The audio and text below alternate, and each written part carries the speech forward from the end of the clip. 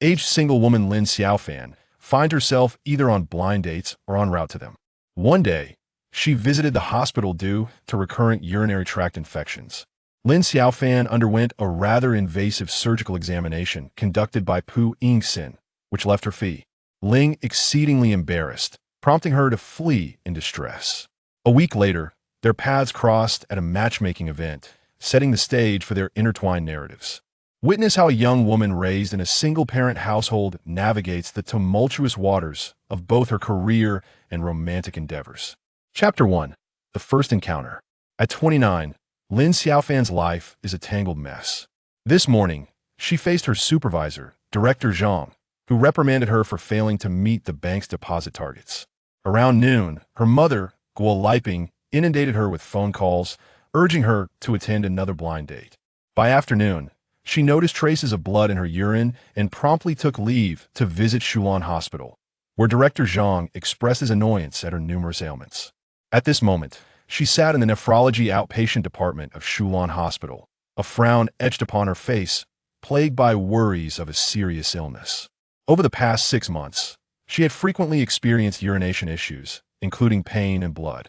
Her first episode had landed her in the emergency room at midnight, followed by 3 relapses, all requiring visits to the nephrology department.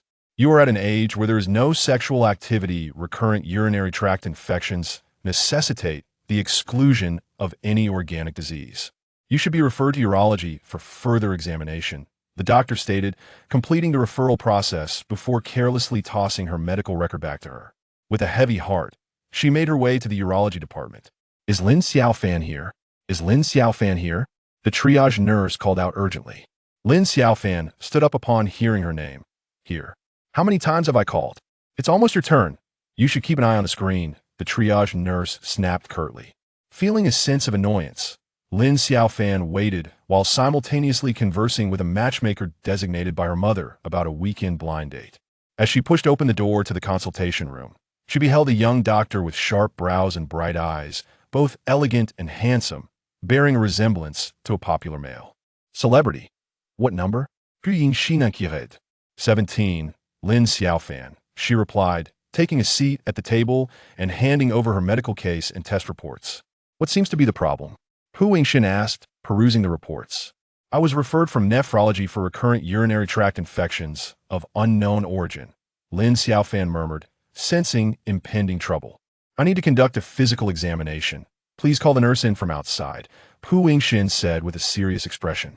Confused, Lin Xiaofan hurried to the triage desk to summon a nurse. Upon her return to the consultation room, she found Pu Yingxin donning medical latex gloves.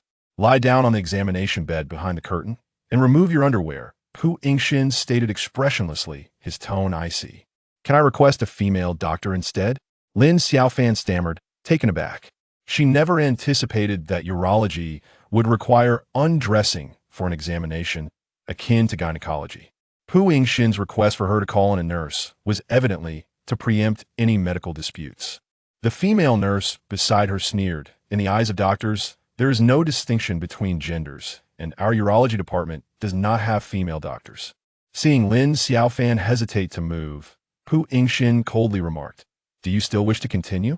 There are many other patients waiting outside." Lin Xiaofan felt a wave of darkness envelop her, realizing she had no choice. Her life was of paramount importance. She disrobed and reclined upon the examination table. However, as she assumed the proper position, the young male doctor began his examination, causing her to blush deeply from head to toe. "Are you married?" Pu Yingxin inquired. "And oh," Lin Xiaofan replied, her gaze fixed on the ceiling, utterly disheartened, filled with resentment over the unfairness of her fate. The nurse stood by the bedside, lost in thought.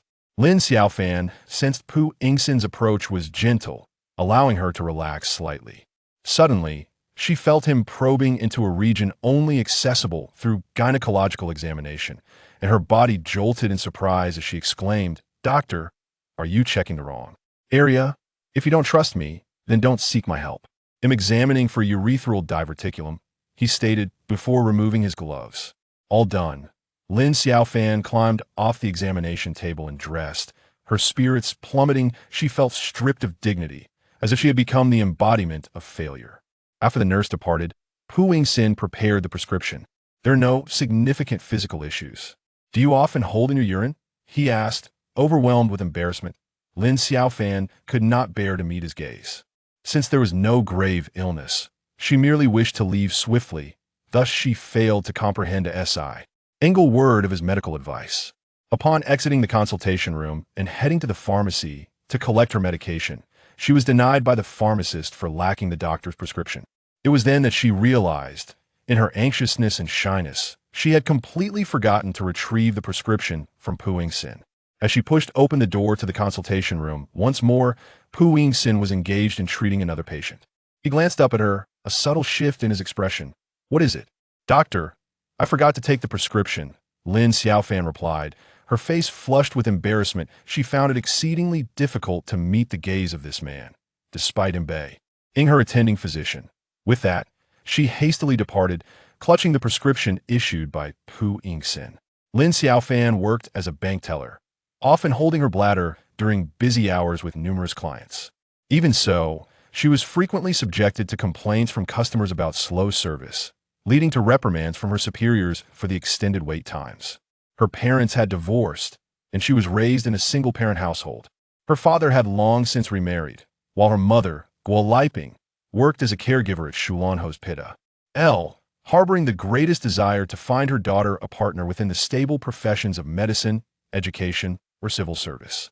Guo Liping believed that at 29, Lin Xiaofan was a woman of advanced age and must be married before turning 30. Consequently, she spent the years seeking matchmaking opportunities for her daughter. Lin Xiaofan grew weary of these pursuits, feeling as if she were perpetually on the road to a blind date rather than actually engaging in one.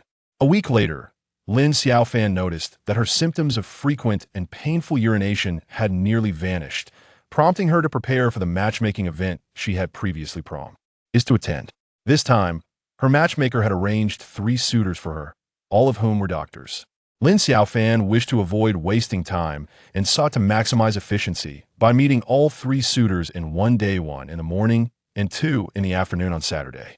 On Saturday morning, Lin Xiaofan adorned herself with light makeup and donned a French floral dress before stepping out. Over the past year, she had encountered countless suitors.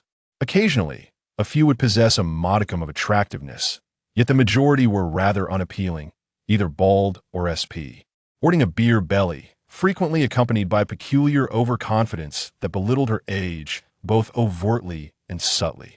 She believed in the adage that good men are not readily available in the marketplace. Thus, she harbored no expectations, merely wishing to fulfill her mother's directive swiftly, so that she might enjoy a day of leisure on Sunday. Subsequently, Lin Xiaofan followed the WeChat prompt sent by her date to find her seat. As she approached a corner by the window, she immediately spotted Pu Yingxin, seated there, sipping coffee. Dressed casually in a white t-shirt and light-colored trousers, he exuded a relaxed and refreshing demeanor, embodying a certain elegance. Lin Xiaofan halted, torn between the impulse to flee and the question of how to proceed. "Hello, I am Pu Yingxin." Noticing her presence, Pu Yingxin expressed mild surprise, rising to graciously pull out a chair for her, displaying commendable gentlemanly conduct. "Hello." Lin Xiaofan's heart raced, her cheeks flushed, and she struggled to articulate her greeting. "You are the little Lin introduced by Director Wang?" Pu Yingxin inquired with a subtle smile. Lin Xiaofan took her seat, unable to meet his gaze. Yes, Director Wang was the wife of the deputy director of Shulan Hospital and the chief physician of the breast surgery department, under whom Lin Xiaofan's mother worked as a nursing supervisor. Oh, I need to introduce myself further? Pu Yingxin's tone carried a hint of playful teasing. "No need." Once Lin Xiaofan managed to utter this response, her mind was occupied solely with thoughts of how to swiftly conclude this farcical encounter. Chapter 2. What to avoid, yet must encounter. In stark contrast to Pu Yingxin's calm demeanor, Lin Xiaofan felt an overwhelming sense of embarrassment, unable to settle comfortably in her seat. The man seated before her had seen her in her most vulnerable state. Both gazing and touching, how could she possibly maintain a composed conversation with him? She felt diminished in spirit, as if she had suddenly lost a measure of her worth.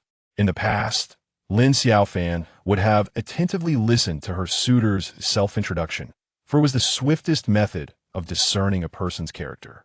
Yet at this moment, she found herself entirely disinterested in Pu Yingxin's background. Her sole aim was to make a hasty exit. "I am 29 years old, a mediocre student from a third-rate university," Lin Xiaofan murmured, her gaze fixed downward. Pu Yingxin chuckled softly. "Does your alma mater agree with that assessment?" His words struck a nerve, plunging her into despondency. She had graduated from the nation's premier financial university, while her peers thrived in the finest financial institutio, NS and large enterprises. Yet she remained an inconspicuous bank teller for 6 long years, without a single promotion. With a hint of sorrow, Lin Xiaofan replied, "I have brought shame upon my alma mater." Noticing her disheartened mood, Pu Yingxin shifted the conversation. "I enjoy attending concerts and playing badminton. What about you?" "I am not fond of physical activity. I am rather pedestrian, allergic to sophistication," Lin Xiaofan remarked, gazing out the window, unleashing her lifelong talent for sarcasm. Seeing her reluctance to engage in conversation, Pu Yingxin fell silent, quietly sipping his coffee. Lin Xiaofan, too, absorbed herself in her phone, sipping her coffee in silence. After a moment, Lin Xiaofan felt she had fulfilled her role and could report back to the matchmaker, Director Wang. She stood up and said, "I won't take up your weekend any longer. I still need to buy a cup. Goodbye." Pu Yingxin hesitated for a moment, failing to respond, as he watched Lin Xiaofan hurriedly depart. Feigning a casual demeanor, Lin Xiaofan purchased a cup at the counter before hailing a cab to leave the CAF. She swiftly blocked Pu Yingxin on WeChat, wishing to sever all ties with him. On Saturday afternoon, Lin Xiaofan met with 2 other individuals as scheduled, both doctors from Shulan Hospital, Peng Qing from a laboratory and Xie Yang from the respiratory department. Peng Qing was quite tall, with an unremarkable appearance. Resembling a warm-hearted man, he was a junior doctor, a year younger than Lin Xiaofan. Xie Yang was slightly plump and somewhat shorter, introverted and awkward, for years her senior. Lin Xiaofan assessed that, in comparison to her previous eclectic array of blind dates, the overall quality of these candidates was considerably better. Thus, she informed Director Wang, the matchmaker, that aside from her inability to connect with Pu Yingxin, she was interested in pursuing further interactions with the other 2.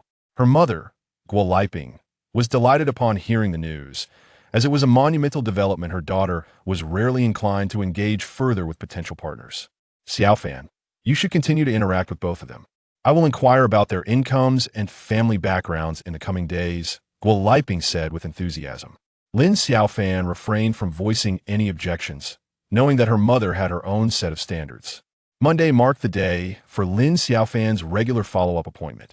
Originally, she was supposed to see her attending physician, Pu Yingxin, but wishing to avoid him, she booked an appointment with another specialist instead.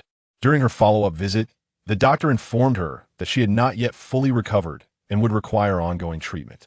The nature of her illness rendered it particularly susceptible to recurrence, necessitating a standardized approach to her care. The physician prescribed additional oral medication for Lin Xiaofan, advising her to take it for a week before her next appointment. "Lin Xiaofan, do you have any idea how busy the front desk is? Today is Monday, the peak of our workload. When you take leave, you must consider your colleagues," admonished Director Zhang, who had always held a low opinion of Lin Xiaofan, perceiving her as inflexible and lacking in psycho-phantic tendencies. Lin Xiaofan quickly acknowledged her error. "I've been unwell lately. I promise to be more considerate when requesting leave in the future." "Will there be another request for leave? Can you not take so much time off?" Director Zhang retorted, visibly agitated. "Understood. They'll keep that in mind." 2 days later, amidst the bustling activity at the front desk, Lin Xiaofan began to feel unwell and made several trips to the restroom.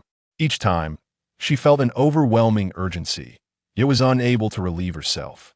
After repeated attempts, a sense of impending mental collapse loomed over her.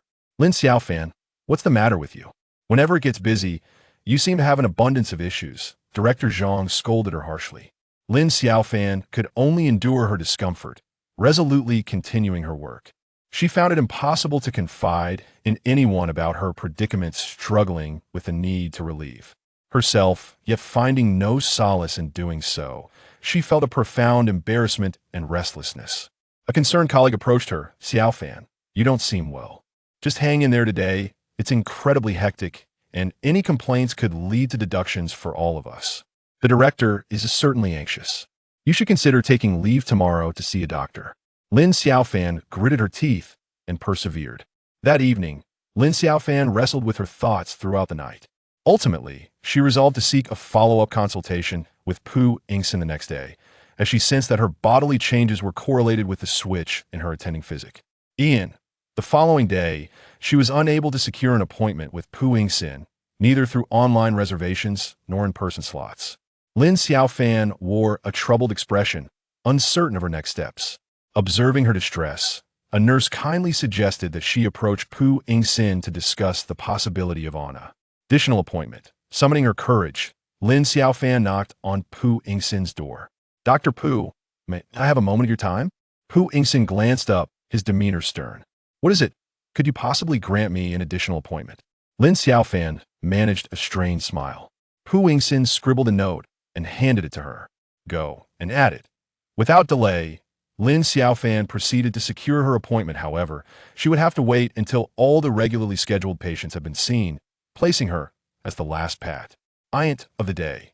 She spent the entire afternoon in the waiting room, making several trips to the restroom, yet faced with difficulties either in urination or a sense of urgency that left her feeling utterly drained.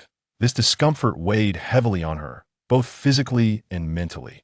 When she finally entered the consultation room, she felt that all other concerns paled in comparison to the significance of her health. "What is your current condition?"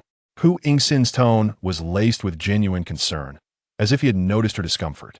In a subdued voice, Lin Xiaofan recounted her feelings and symptoms. After listening, Pu Yingxin coldly inquired, "Why did you change doctors?" "My treatment approach involves inducing continuous urination, allowing urine to incessantly cleanse the bladder and urethra, thereby achieving a state of natural healing. The medication you are currently using suppresses bladder overactivity, resulting in reduced urination. These represent two fundamentally opposing therapeutic philosophies," Pu Yingxin elucidated. Lin Xiaofan came to the realization that her abrupt change of attending physician had led to the recurrence of her ailment, leaving her filled with regret and embarrassment. It's akin to your brain. If you compel it to both slumber and awaken, does it not become disoriented? Currently, your bladder is in a similar state of confusion, uncertain whether it should void or retain. Pu Yingxin continued to expound on the principle. "What should I do then?" Lin Xiaofan finally inquired. A faint smile crossed Pu Yingxin's face. "Since you have come to me, we shall proceed with my method of treatment." Chapter 3. The Unruly Bladder and Life. Did you understand the medical advice? After conveying all the necessary information, Pu Yingxin began to shut down the computer. Lin Xiaofan gazed intently at the prescription. "I understood. After taking this medication, it is imperative to drink plenty of water. If you do not hydrate, you will have no urine to expel, and the efficacy of the medication will diminish." As Pu Yingxin spoke, he leaned in closer, pointing at the prescription with his finger. Lin Xiaofan felt his proximity and her cheeks flushed with embarrassment. "All right, thank you," she replied. "In order to achieve true healing, you must not hold your urine." Pu Yingxin continued. Lin Xiaofan was acutely aware that the nature of her work made it difficult to adhere to this advice, and thus she fell silent. At that moment, Pu Yingxin removed his white coat and leaned closer, whispering in her ear, "Why did you block me?" Lin Xiaofan panicked, unsure of how to respond. "I must have accidentally done it. Let me check my phone." She sought refuge in this excuse. "I heard from Director Wang that you went on 3 blind dates at this hospital, and only I was deemed unsatisfactory." Pu Yingxin's tone carried a hint of provocation. Lin Xiaofan was taken aback by the public nature of this reprimand, her face a mask of forced smiles, wishing she could disappear into the ground. "There must be a misunderstanding, haha." Pu Yingxin stepped forward, cornering her between the desk and the wall. "What misunderstanding?" Flushed and flustered, Lin Xiaofan was rendered speechless. "Am I the worst in your eyes?" Pu Yingxin's words brimmed with reluctance. "Of course not," Lin Xiaofan replied, her embarrassment evident in her smile. She felt Pu Yingxin's body pressed against her, and she noticed his elegant, handsome face was merely a few centimeters away. She could even perceive his scent and hear the sound of his breathing. Suddenly, she realized that this man was refreshing, clean, and irresistibly charming. "Is it because I've seen you?" Pu Yingxin's tone was somewhat audacious. Lin Xiaofan gasped for breath, her heart racing. This ambiguous feeling left her in a state of anxiety. As an older single woman, she had never been intimately close to any man. Pu Yingxin remained motionless beside her, his gaze piercing, as if waiting to see what trick she might employ. Lin Xiaofan curled up between the wall and Pu Yingxin. Too timid to move, you're just too exceptional, I cannot reach your heights. Upon hearing this, Pu Yingxin offered a slight smile. If you have any questions during the medication period, feel free to contact me. All right.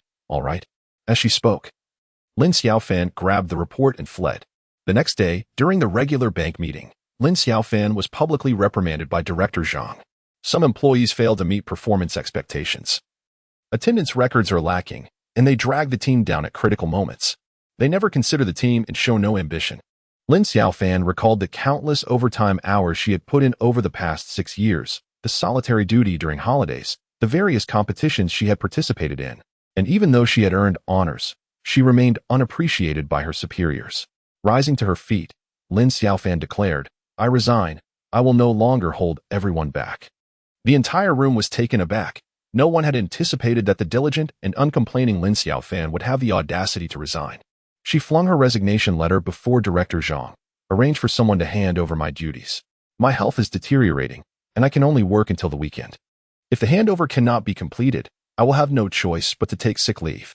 Observing Lin Xiaofan's drastic change in demeanor, Director Zhang feigned concern. "Xiaofan, if you're facing any difficulties, please let me know. Here at our branch, we value personal connections." Lin Xiaofan replied coldly, "No need for personal connections. Legal matters will suffice. Please process my resignation according to labor laws, deduct what needs to be deducted, and I only require a letter of resignation." No problem. Director Zhang replied with a disingenuous smile. When Lin Xiaofan graduated with her bachelor's degree, she had contemplated pursuing further studies. She envied her classmates who traveled abroad or sought advanced degrees. At that time, her mother, Guo Liping, arranged this banking job for her, under the guise of stability. In truth, Lin Xiaofan had been raised solely by Guo Liping since childhood, creating a deep emotional bond that tethered her to her mother. Whether it was choosing a university, pursuing further education, or seeking employment, her foremost consideration was always to remain close to home, ensuring her mother was cared for without adding to her financial burdens. Ready to respond to her mother's needs at a moment's notice. Having toiled throughout her life, Guo Liping believed that stability was the paramount objective.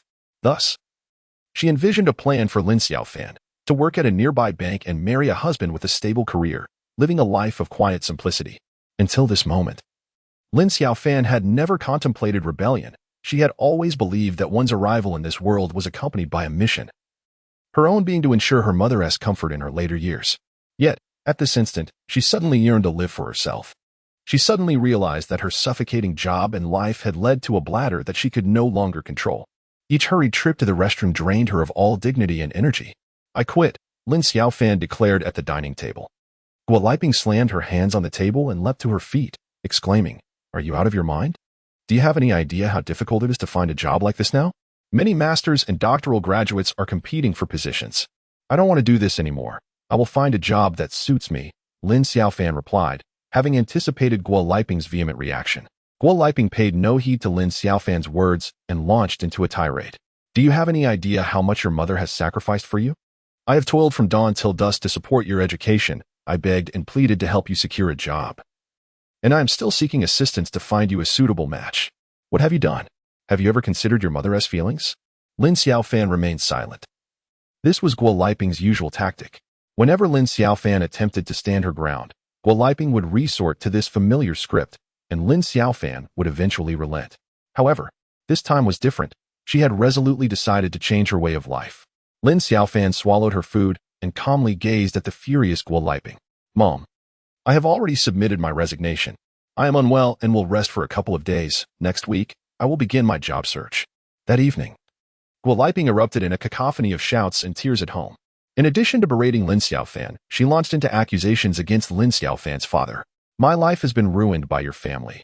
Lin Guoxing has made my first half unbearable, and you, Lin Xiaofan, will not allow me a moment of peace in the latter half of my life."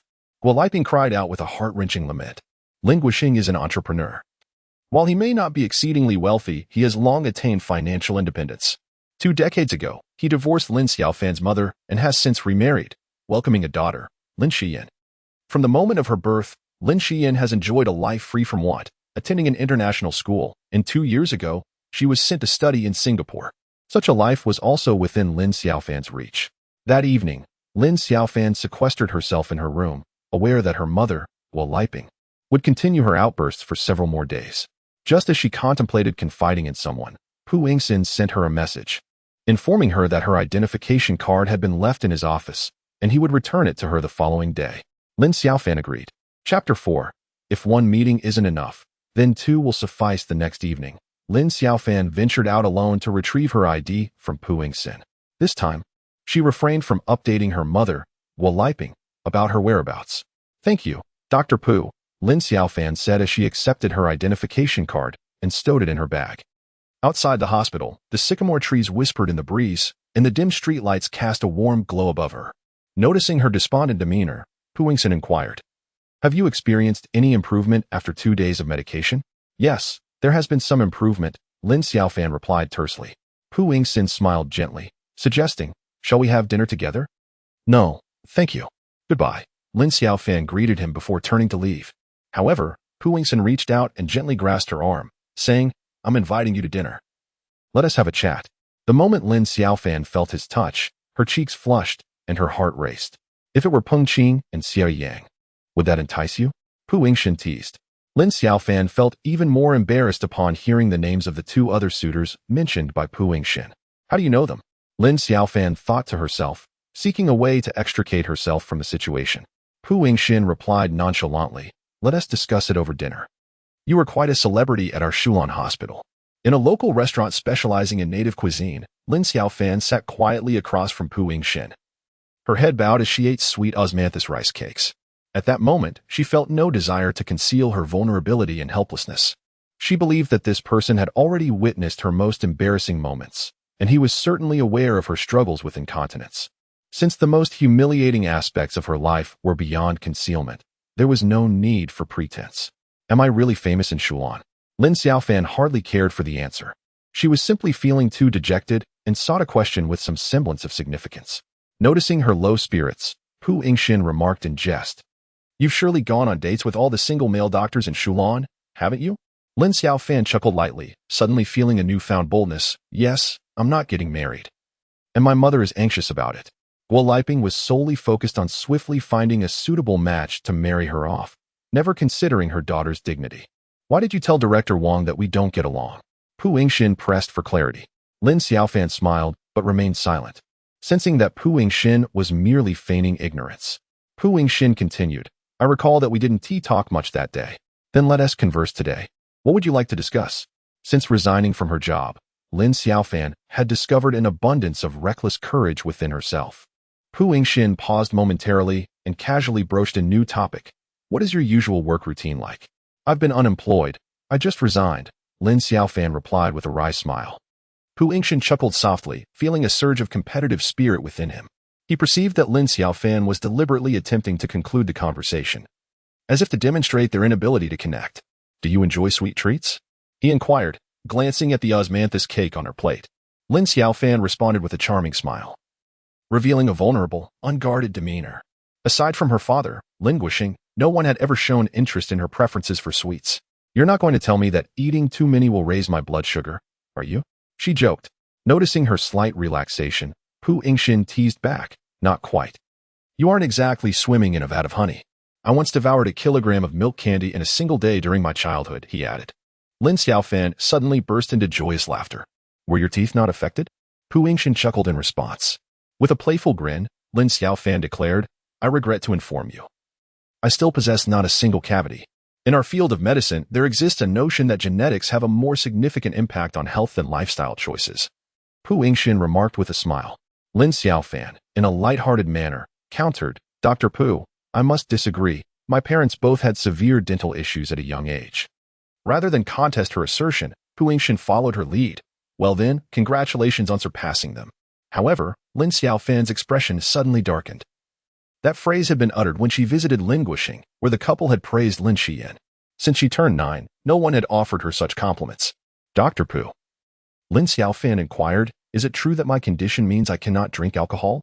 She suddenly felt an overwhelming desire to indulge in a drunken stupor. "It is best to abstain. Alcohol can impair one's control over the sphincter muscles," Pu Yingxin replied. Lin Xiaofan chuckled, Please refrain from using medical jargon, or I might lose my appetite. Last time, a doctor at the dining table told me how many bacteria I ingested in a single bite. Noticing her candidness, Pu Yingxin no longer held back. Do you exclusively date doctors? You underestimate me. I have dated my fair share of teachers, and they are certainly no fewer than doctors. Lin Xiaofan retorted with self-deprecation. Pu Yingxin merely smiled in silence. My mother has given me a task. I must be married within a year, or I shall be deemed expired in her eyes, Lin Xiaofan continued, further mocking her situation. These harsh words left her lips for the first time, and she felt that since Pu Yingxin had seen her at her worst, there was no need for pretense. I find you quite refreshing, Pu Yingxin remarked thoughtfully.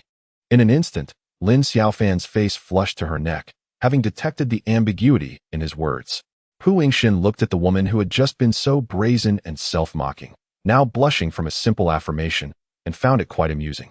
I, too, am of a certain age. Many of my classmates have settled down while I have only just begun my career, Pu Yingxin shared about his life. That is because you have pursued your studies and research too diligently, Lin Xiaofan jested.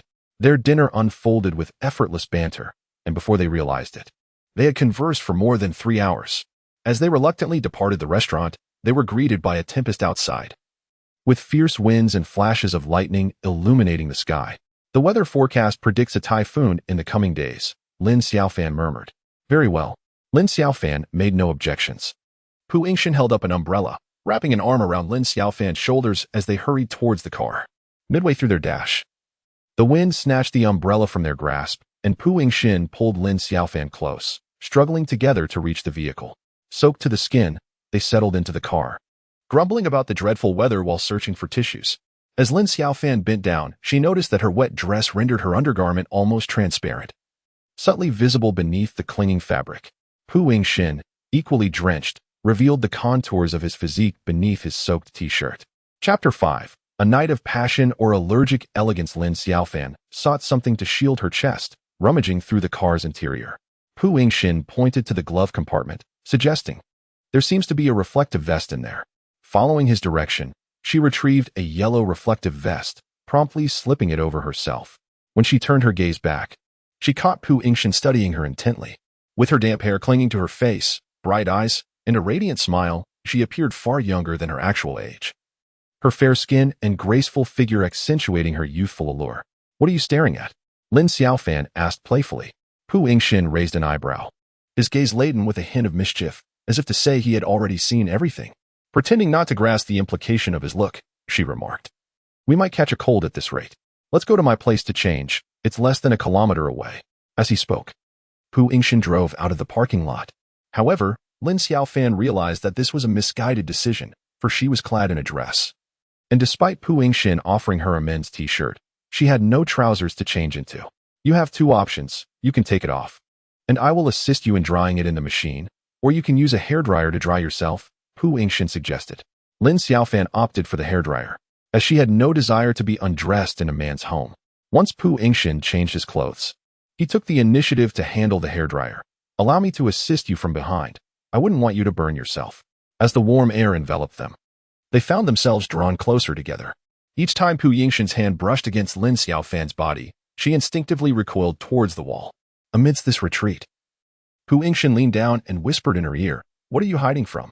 It's not as if I haven't touched you before. Lin Xiaofan's face flushed, her heart raced, and she felt at a loss. Although she was 29, she was as naive as a blank slate when it came to matters of the heart, utterly unprepared for any notion of a one-night stand. I think this wind is a bit too warm, Lin Xiaofan offered as an excuse. Pu Yingxin switched to a cooler setting. What about now? It's a bit chilly, Lin Xiaofan shivered. In no time, Pu Yingxin leaned in to kiss her, and at the moment their lips met, Lin Xiaofan felt a surge of warmth, paralyzed by the unexpected turn of events. When Pu Yingxin reached for the fastening of her dress, she fought against the rising tide of desire and pushed him away, hastily retreating towards the door. Mother, I am 29. Must I report every action to you? Lin Xiaofan uttered those words for the first time. You have grown independent and no longer require my guidance. It seems I have become a source of annoyance. Guo Liping appeared on the verge of tears, lamenting and scolding for over an hour before finally ceasing. Lin Xiaofan quietly resolved to move out and find a job that she truly desires. However, as Guo Liping pointed out, Securing a position that aligns with one's passions is exceedingly challenging. Most of the resumes Lin Xiaofan submitted vanished without a trace. And even the few interview invitations she received were rescinded upon the inquiry regarding her status as an unmarried woman of advanced age. Employers are pragmatic. No one wishes to hire someone who might take marriage leave shortly after being hired, only to follow it with maternity leave soon after.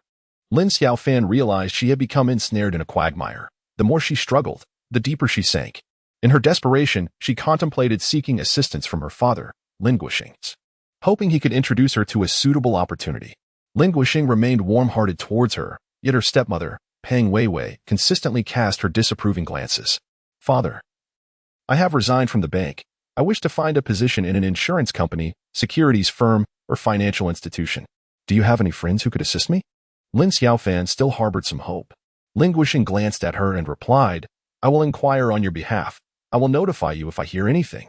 Initially, Lin Xiaofan intended to linger a while longer, but upon noticing that her half-sister, Lin Xian, who was home for the summer, had risen, she decided against staying any longer and bid farewell to Lin Xiaofan. Although Lin Xian's life was vastly different from her own, this half-sister still regarded her with suspicion, fearing that Lin Xiaofan might encroach upon the affection of their father. As Lin Xiaofan aimlessly wandered the bustling streets, she received a phone call from Pu Yingxin. Aren't you coming for your follow-up today? Starting tomorrow, I will be attending an academic conference with my professor, and you won't be able to schedule an appointment with me. Pu Yingxin stated over the line. It was then that Lin Xiaofan recalled her pending follow-up. Recently, under Pu Yingxin's treatment plan, she had felt no discomfort. And preoccupied with job hunting, she had completely forgotten about it. Am I still in time to come over?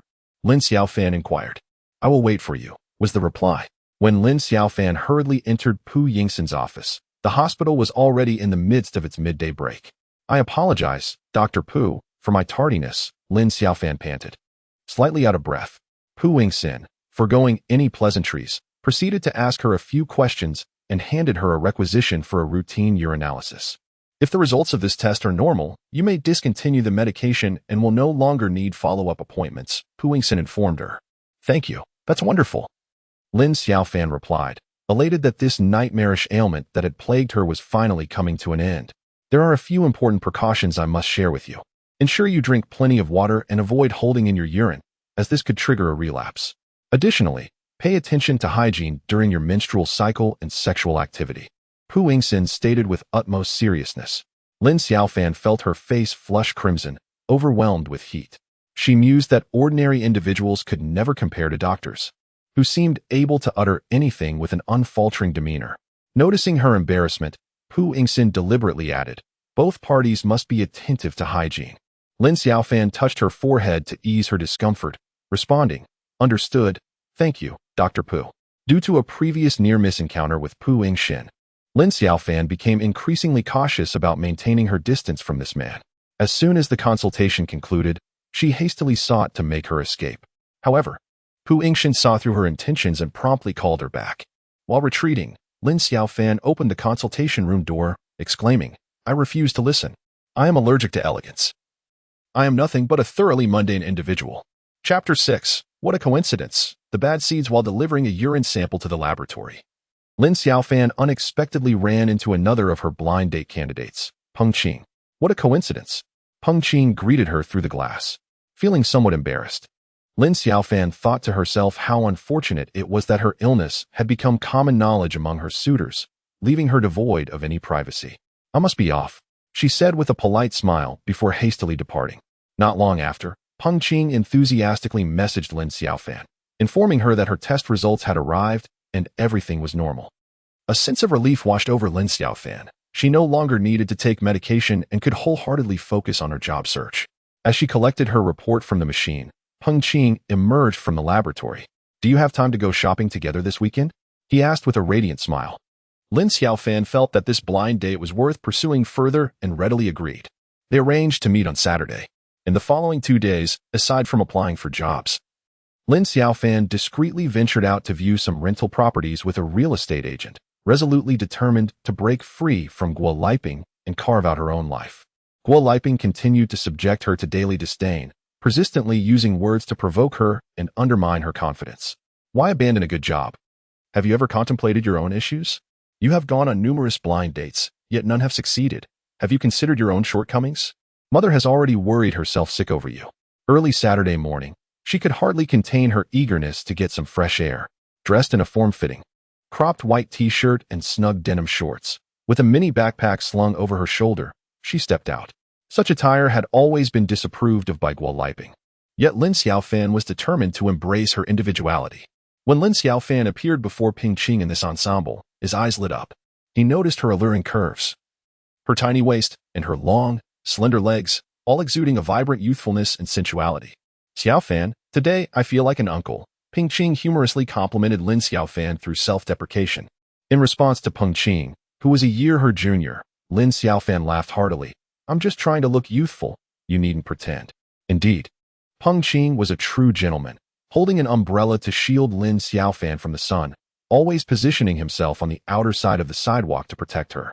They enjoyed trendy tea beverages together, and he guided her through the streets in search of popular delicacies. It's quite hot. Should we find a place to sit and have a drink? Peng Qing suggested. Lin Xiaofan cheerfully replied, I'm already full and satisfied. How about we explore a record shop? I'd love to buy some vinyl. Peng Qing immediately responded with excitement. Let us go. I'll take you to a hidden gem. Soon after, he led Lin Xiaofan to a quaint alley near Shulan Hospital, adjacent to the medical school. This shop has been in operation for over a decade, and the owner is a music enthusiast, possessing many rare records that are not available on the market. Ping Qing smiled cheerfully. As the two leaned together, examining a vinyl record, Lin Xiaofan was suddenly greeted by a familiar voice. What a coincidence, Ping Qing. Are you here to buy records too? Pu Yingxin appeared in the store, his expression icy, casting a glance at Lin Xiaofan, who was leaning beside Peng Qing. Lin Xiaofan felt quite awkward. It seemed fate had conspired against her, as she was finally enjoying a pleasant moment with her blind date, only for the uncomfortable Pu Yingxin to appear. Hello, Dr. Pu. Lin Xiaofan greeted him before burying her head in the record she held. Peng Qing, aware that Pu Yingxin was also Lin Xiaofan's blind date, immediately exhibited a sense of territoriality. I accompanied Xiaofan to look for records, he said, smiling as he placed his hand on the record Lin Xiaofan was holding, as if they were both perusing it together. Pu Yingxin nodded with a smile, glanced at Lin Xiaofan, and then began searching for records on his own. After a while of searching, Lin Xiaofan found nothing. Can't find the record you desire? Would you like me to take you to another place to look? Peng Qing asked kindly. Lin Xiaofan playfully smiled and quipped, I am looking for the bad seeds. Not good. Peng Qing didn't grasp her humor, but continued to gaze at her with a warm smile. Suddenly, Pu Yingxin turned around, pointed to a shelf in the corner, and said, the album by Nick Cave is over there. Lin Xiaofan was momentarily taken aback. She had not anticipated that Pu Yingxin would perfectly catch her playful little jest. This was an album produced by an exceptionally niche artist, catering to a select audience. She approached the shelf indicated by Pu Yingxin and indeed found the record she had been seeking. Peng Qing also appeared quite delighted and promptly purchased it as a gift for Lin Xiaofan. Goodbye, Dr. Pu. Lin Xiaofan greeted him before leaving the record store with Peng Qing. Pu Yingxin, with a stoic demeanor and an expressionless face, merely nodded and resumed examining the record in his hands. Oh dear, why are you dressed like that? Guo Liping exclaimed upon seeing Lin Xiaofan's attire. Lin Xiaofan wished to ignore her. She felt as though she had been treated like a puppet under Guo Liping's strict control since childhood, compelled to adhere to her mother's every whim. Are you going out on a date? What young lady dresses like this for a date? One must be poised and graceful. Guo Liping continued her admonishment. In response, Lin Xiaofan slammed the door shut, isolating herself from Guo Liping. She unwrapped the album and began to listen to the music. As Into My Arms flowed gently, Lin Xiaofan reclined on her bed, closing her eyes. At that moment, the music cleansed her spirit. Suddenly, the phone rang. It was Pu Yingxin. Is there something you need, Dr. Pu? Lin Xiaofan inquired politely. Shall we go out for a stroll tomorrow? Pu Yingxin asked directly, without unnecessary preamble. Lin Xiaofan hesitated for a moment before declining. No, I have plans tomorrow. I will wait for you to finish. Just tell me what time, Pu Yingxin unexpectedly replied, his tone leaving no room for refusal. Lin Xiaofan felt as though she were being scorched over an open flame, perpetually anxious and ill at ease in the presence of Pu Yingxin. How about after 3 in the afternoon? Lin Xiaofan reluctantly proposed. All right, let us not miss each other. Pu Yingxin replied before hanging up. With a sigh, Lin Xiaofan felt her previously relaxed demeanor tighten once more. On Sunday morning, Lin Xiaofan wished for a leisurely slumber. Yet Guo Liping was either sweeping the floor outside or clanging pots and pans. "Mom, could you please be a bit quieter in the morning?" Lin Xiaofan complained. Guo Liping suddenly raised her voice. "Why don't you help out? I cook for you every day, and you still aren't satisfied." "Then I'll take over the cooking on weekends," Lin Xiaofan retorted. Guo Liping's voice grew even louder. "By the time you wake up to cook, I would have starved to death." Lin Xiaofan fell silent, knowing that no matter what she did, Guo Liping would never be pleased. Guo Liping had a long-standing habit of venting her discontent with life onto her daughter. Chapter 7. Only consultations, no clients on a scorching Sunday afternoon at precisely 3 o'clock. The heat was at its peak. Unlike the previous day, Lin Xiaofan was dressed in a manner that concealed her completely. A loose, casual t-shirt paired with long pants, topped with a sun-protective garment, and a hat that left only her eyes visible as she stood before Pu Yingxin. "What can I do? I'm photosensitive," Lin Xiaofan sighed. Pu Yingxin let out a cold laugh. "Didn't you get any sun yesterday?" Lin Xiaofan replied earnestly. "It's different. We were indoors during the hottest part of yesterday. Just look at how hot it is outside now." She then removed her hat and stowed the sun-protective garment into her bag. Upon seeing her clad in a loose-fitting t-shirt and long trousers, a stark contrast to her alluring appearance the previous day, Pu Yingxin leaned closer to her ear and remarked, "You must be allergic to me, right?" His tone dripped with playful sarcasm. Lin Xiaofan offered an awkward smile, retreating a step to maintain some distance. Pu Yingxin, with a hint of dissatisfaction, continued, "When we go shopping, you're simply sensitive. When I invite you to enjoy music, it becomes a matter of sophistication. Is there any other allergy I should know of?" Feeling thoroughly embarrassed by his teasing, Lin Xiaofan opted for silence. "Let us head to the record store," Pu Yingxin suggested. Soon enough, they found themselves at the very record store they had visited the day before. Pu Yingxin pointed to a vinyl record, Cohen's various positions, and inquired, "What do you think of this album?"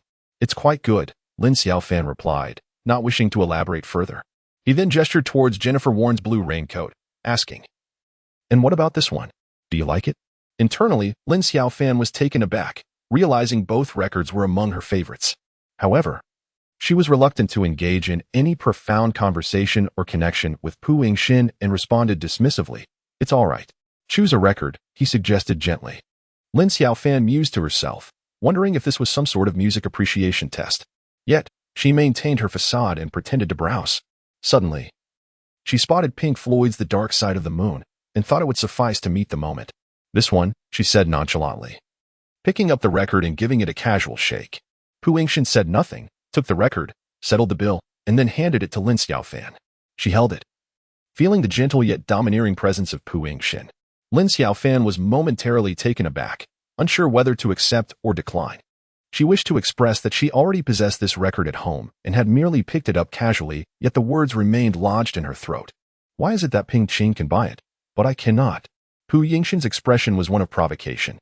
Lin Xiaofan realized she was witnessing the competitive spirit of a man. She stammered slightly and sighed, "Well, I suppose I can." Noticing Lin Xiaofan's reluctance, Pu Yingxin's gaze grew more intense and resolute. "Where did you go yesterday?" he inquired. Lin Xiaofan inhaled sharply, thinking the question was rather intrusive. "I didn't ask what you did, merely where you went," he pressed, his eyes locked onto hers. Lin Xiaofan, unwilling to be further interrogated, adopted a stern demeanor. "It's not convenient to say." Seeing Lin Xiaofan enter a defensive stance, Pu Yingxin relinquished his line of questioning. Upon exiting the record store, they wandered into a narrow alley beside the medical school, where several vendors had begun to set up their stalls. This street thrived with activity and vibrancy at night, featuring barbecue stands, crepe vendors, fruit stalls, and various booths selling trinkets. The medical students often gathered here, lining up for a bite to eat. The aroma of grilled lamb wafted through the air, enticing Lin Xiaofan. Pu Yingxin pointed to a distant barbecue stall. "That one is the best. Would you like to try it?" "Absolutely." Lin Xiaofan beamed, hastening towards it. Pu Yingxin recommended both the original and cumin-flavored options, to which Lin Xiaofan readily agreed. By the roadside, after savoring 2 boxes of grilled meat purchased by Pu Yingxin, Lin Xiaofan felt that she need not have dinner, as she was thoroughly satiated. Observing her carefree demeanor, reminiscent of a student untouched by worldly desires, Pu Yingxin found himself quite fond of her. He was indifferent to the cost of their meal, its sophistication or lack thereof. "Shall we indulge in a drink to cleanse the palate?" Pu Yingxin inquired gently. Sure. Lin Xiaofan beamed, realizing that Pu Yingxin was indeed considerate. They first enjoyed a refreshing iced lemon tea, which was delightful but left them yearning for more. Subsequently, Lin Xiaofan suggested cocktails, to which Pu Yingxin readily agreed. After consuming several drinks, Lin Xiaofan became bolder and more loquacious. Dr. Pu, do you have any siblings? She asked. Pu Yingxin smiled slightly. No, I am an only child. What about you? I have a half-sister, Lin Xiaofan replied, her eyes dimming slightly. Do you resemble each other? Pu Yingxin followed up. Suddenly, Lin Xiaofan playfully tapped the bar's surface, exclaiming with pride, I am far more beautiful than she is. Pu Yingxin chuckled at her adorably candid proclamation. It's the first time I've heard someone boast of their own beauty. With an innocent grin, Lin Xiaofan retorted, Are you not seeing clearly? Am I not beautiful? I used to be the belle of the school, you know? It's just that I've aged a bit. Pu Yingxin gazed at her with a smile, remaining silent. Undeniably, Lin Xiaofan was indeed attractive. She possessed a delicate charm, alluring yet not gaudy, graceful yet not vulgar, with a unique, endearing quality that set her apart. Lin Xiaofan observed Pu Yingxin's silence and playfully remarked, With your looks, you must be the star attraction at Shuan Hospital, right? Pu Yingxin chuckled, I only diagnose, not entertain. Lin Xiaofan laughed freely, and in that moment, the barriers of doctor and patient seemed to dissolve, leaving only an unguarded connection between them. As they exited the bar, Lin Xiaofan felt a slight unsteadiness, not quite intoxicated, yet her limbs felt somewhat uncontrollable. Pu Yingxin appeared to hold his liquor well, as if the several drinks he had consumed had left no effect on him, maintaining his spirited demeanor. Lin Xiaofan did not decline his company. Seated silently in the car, her emotions ebbed and flowed, leaving her feeling lost and helpless. Do you wish to stay a while longer? Pu Yingxin leaned closer, nearly brushing against her face. In the dim light of the car, Lin Xiaofan could only discern the contours of his face. Yes, I'll stay a bit longer, she replied softly. Chapter 8. A night of indulgence, I'll accompany you. Pu Yingxin's voice was laced with allure. Lin Xiaofan's heart raced as she gazed at him in the shadows. He gently tucked a strand of hair behind her ear, leaning in closer. Perhaps due to the influence of alcohol, Lin Xiaofan did not shy away this time. Instead, she quietly admired his features in the faint glow. This man was so remarkable, so enchanting. How wonderful it would be if he were her boyfriend. When Pu Yingxin kissed her once more, she did not retreat, surrendering to the moment. Their bodies brushed against each other. The car filled with a palpable tension of intimacy and excitement. Let's south go to my place. Pu Yingxin's voice was magnetic and tempting. All right, Lin Xiaofan replied softly, lost in the enchantment of the moment. That night, Lin Xiaofan underwent a transformation from girlhood to womanhood at Pu Yingxin's residence. Pu Yingxin was taken aback to discover that it was Lin Xiaofan's first night. He held her tenderly and gently inquired, Does it hurt? After an evening of intimacy, Lin Xiaofan felt as if her body no longer belonged to her, engulfed by a profound weariness. She took a shower in the bathroom, examining her body while also surveying her surroundings. Suddenly, Lin Xiaofan felt an insurmountable chasm between herself and Pu Yingxin, as if they hailed from entirely different worlds. She and Guo Liping still resided in a dilapidated, aging apartment in the old district, one that had seen over 30 years of wear. A deep sigh escaped her lips as she realized that dawn had arrived, and this dream was destined to fade. Upon exiting the bathroom, she found Pu Yingxin clad in sleepwear, his eyes clear and gentle as he extended his hand towards her. Come, let us have breakfast. I shall drive you. Pu Yingxin seized the car keys. A tumult of emotion surged within her. She felt both elated and despondent. Just days prior, during a physical examination on the bed, she had been enveloped in despair and helplessness. Yet last night, as Pu Yingxin once again explored her body, she experienced joy and contentment. Nevertheless, she understood that this chapter was now concluded. She would continue her life, reconnecting with acquaintances and pursuing employment. You little rascal, where have you been? Guo Liping bellowed. Grabbing her arm, Guo Liping insisted, Stop right there. Where have you been? This is my own affair, Lin Xiaofan retorted defiantly. What kind of sin have I committed to raise you like this? A young girl, returning home late at night. Are you even studying properly? Guo Liping exploded with fury. Lin Xiaofan was unaware of the source of her newfound courage when she suddenly declared, I shall live as I please from now on. You need not concern yourself with my choices. With that, she locked herself in her room, hearing Guo Liping outside, weeping and wailing, crying out in distress. Lin Xiaofan lay on her bed, lost in thought. She had spent the entire night entwined with Pu Yingxin, and now her body felt weary while her spirit remained sensitive. She needed to recalibrate her state of mind. Just then, Pu Yingxin's call came through. "Have you arrived home?" His voice was gentle. "Yes," Lin Xiaofan replied, her heart warming at his concern, though she concealed her joy. "Are you still tired?" Pu Yingxin's voice was as soothing as a spring breeze.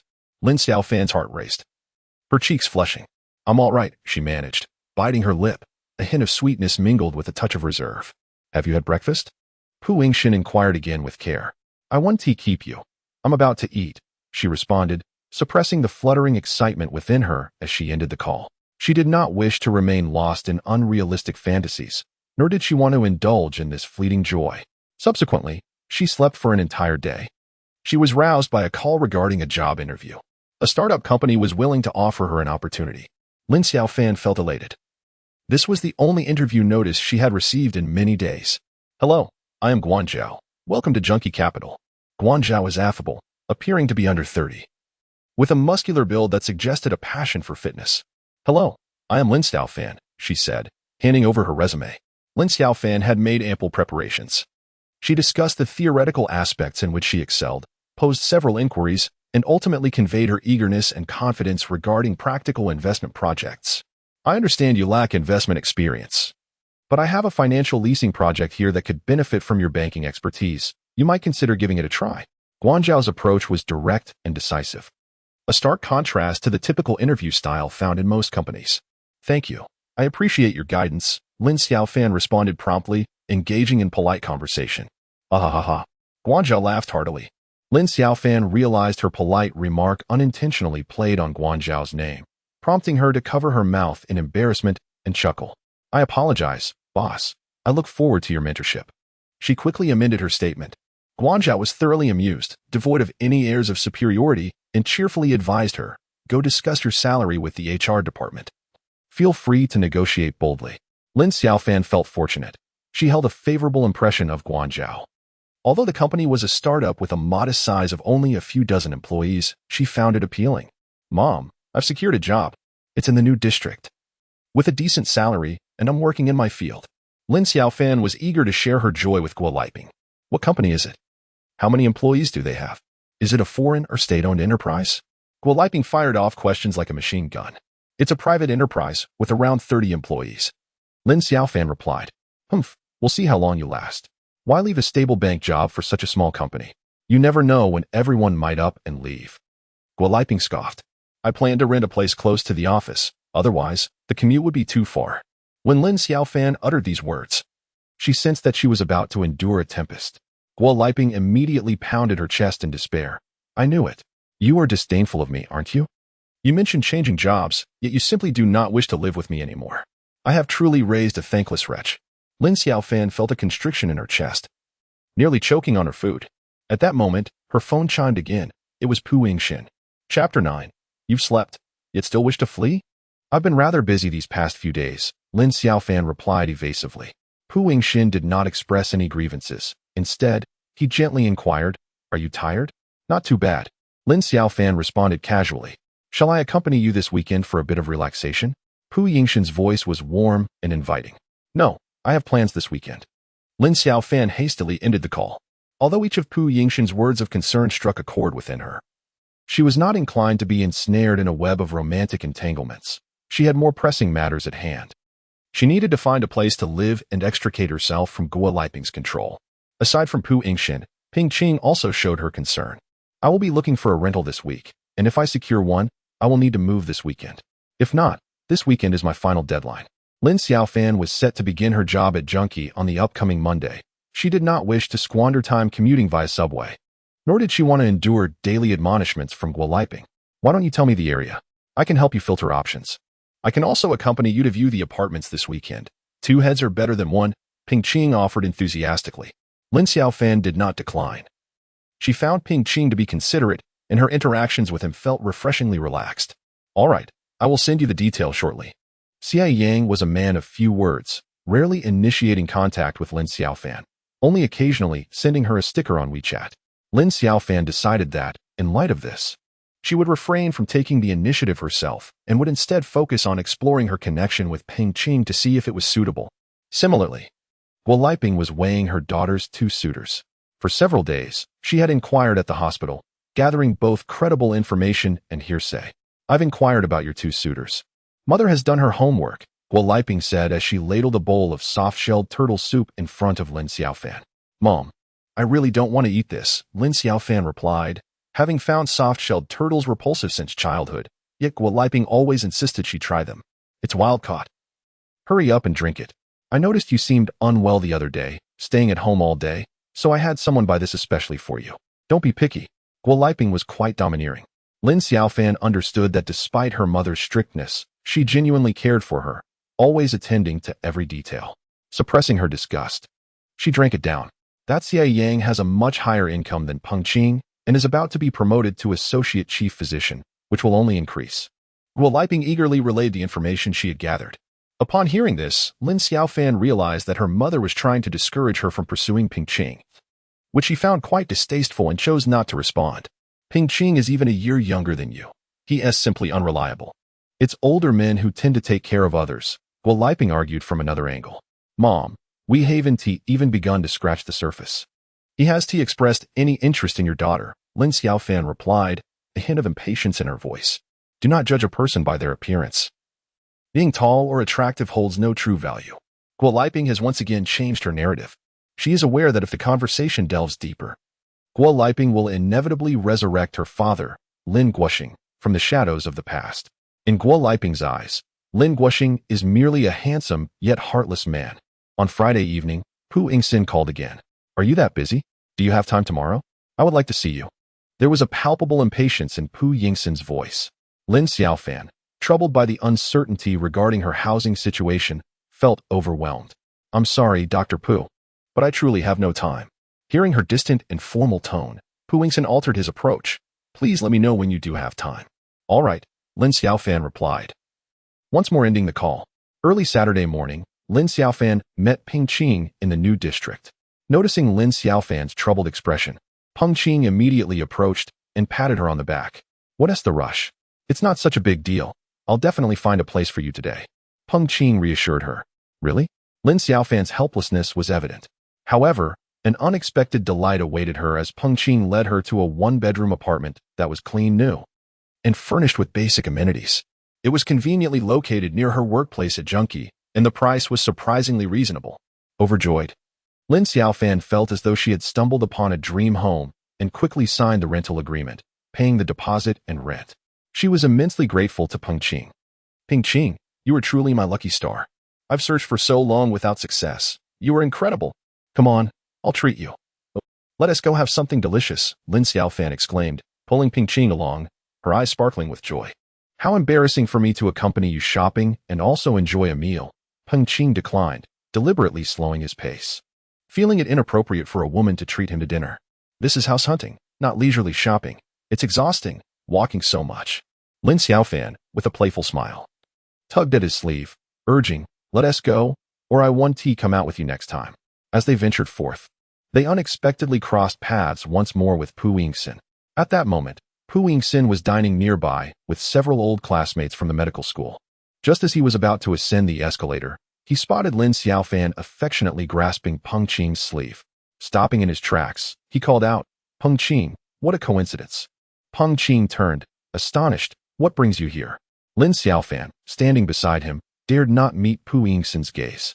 This was their first encounter since that fateful night, and Lin Xiaofan was at a loss for how to face him, especially with Peng Qing at her side. Just here for dinner, Pu Yingxin replied, then fell silent, fixating his gaze on Lin Xiaofan without greeting her or offering a smile. Sensing the unusual tension, Peng Qing quickly interjected, Xiaofan, would you like to eat? Anything, yes, fine, Lin Xiaofan responded. Feeling acutely uncomfortable under Pu Yingxin's stare, her thoughts momentarily jumbled. In an effort to diffuse the awkwardness, Peng Qing chuckled and jested. Are you treating me? If so, I might just order enough to bankrupt you. Lin Xiaofan smiled awkwardly, unsure of how to continue the conversation. I won't disturb you any longer, goodbye. Pu Yingxin nodded gracefully, concealing the turmoil within, as he ascended the escalator. Shall we change venues? Lin Xiaofan murmured. At that moment, her previous cheerfulness had evaporated. She gazed at Pu Yingxin's departing figure, feeling as though her strength had been sapped away. Chapter 10. Whose territory have you invaded? During that dinner, Lin Xiaofan ate absent-mindedly, and Ping Qing noticed the change in her demeanor. Prior to their encounter with Pu Yingxin, Lin Xiaofan had been animated and lively, engaging in light-hearted banter. Now, however, she seemed a different person, taciturn and withdrawn. Do you need my help with your move tomorrow? Peng Qing inquired earnestly. No. You've already been quite a bother today, Lin Xiaofan replied, feeling that moving was a deeply personal affair, fraught with private matters. And she hadn't yet developed that level of intimacy with Peng Qing. You'll tire yourself out doing it alone, Peng Qing persisted with concern. I'll hire a moving company. I'll handle the organization. Don't worry, Lin Xiaofan replied with a faint smile. On Sunday morning, when Guo Liping beheld the numerous bags Lin Xiaofan had prepared, her anger erupted. Lin Xiaofan, no wonder you've been running out every day. You've been planning this all along, determined to leave me. Haven't you? Guo Liping shrieked. Mom, it's because my workplace is too far away. If I take the subway, it will take over an hour, Lin Xiaofan retorted, setting down her packages. Then why would you choose such a distant company? Do you think I'm a fool? Guo Liping obstructed her path. I have been working near my home for 6 years. While many of my university classmates live hundreds or even thousands of kilometers away from their parents. Lin Xiaofan wished to empathize. You must be joking. Your university classmates are already married with children. What about you?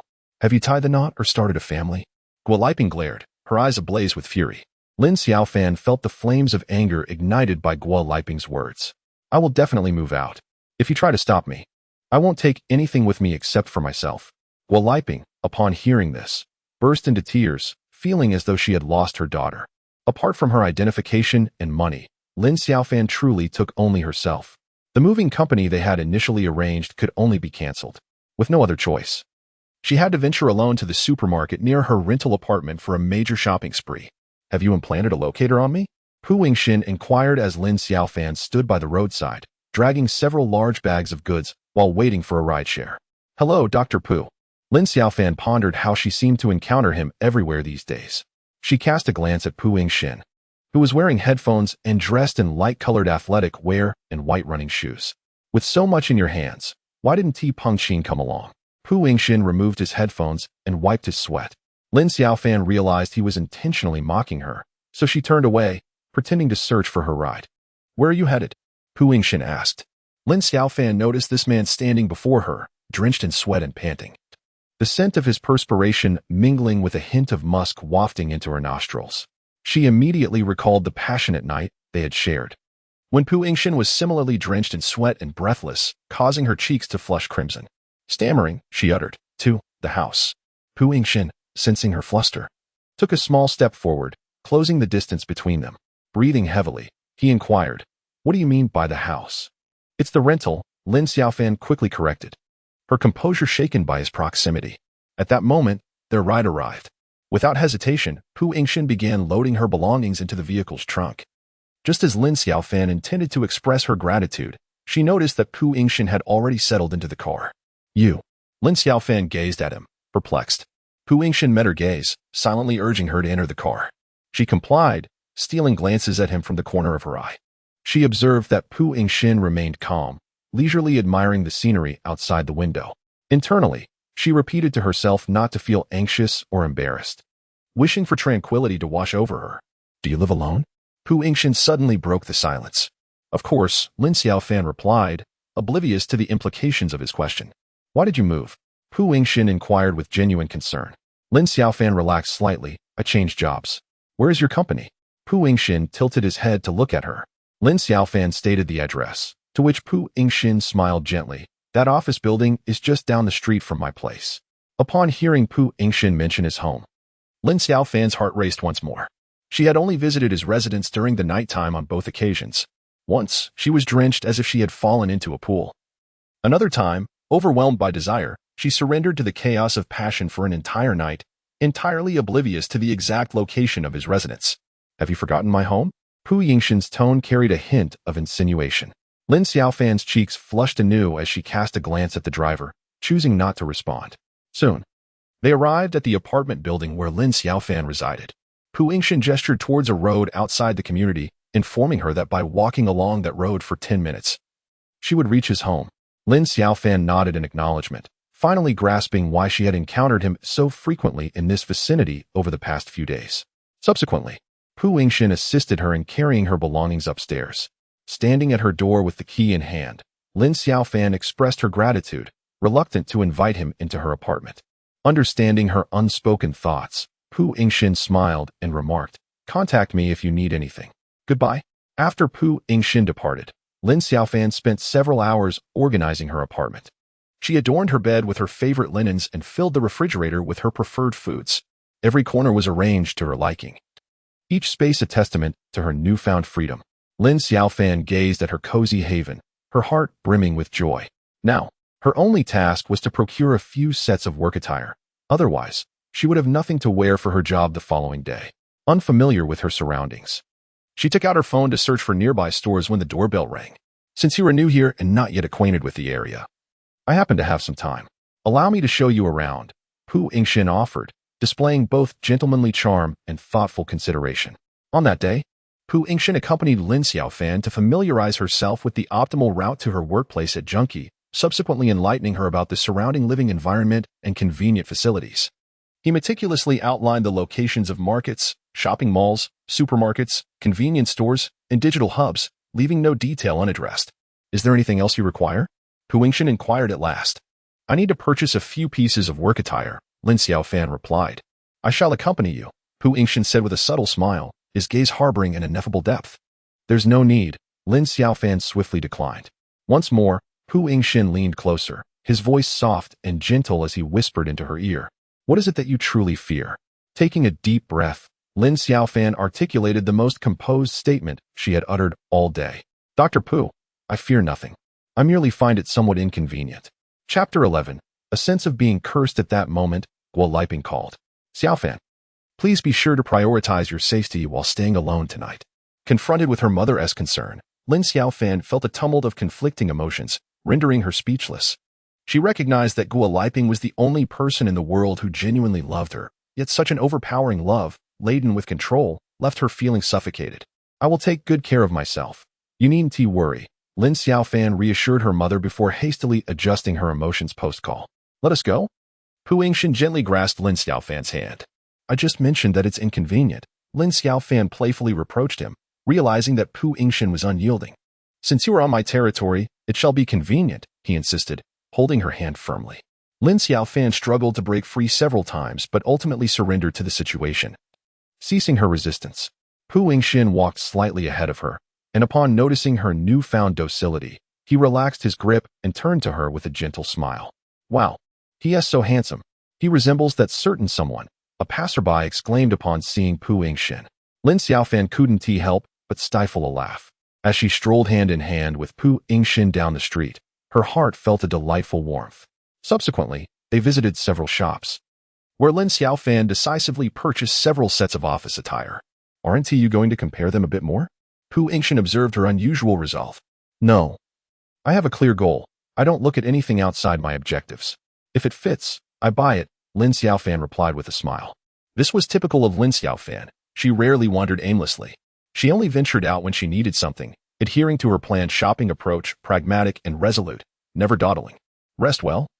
And I wish you a pleasant day at work tomorrow," Pu Yingxin said courteously before taking his leave.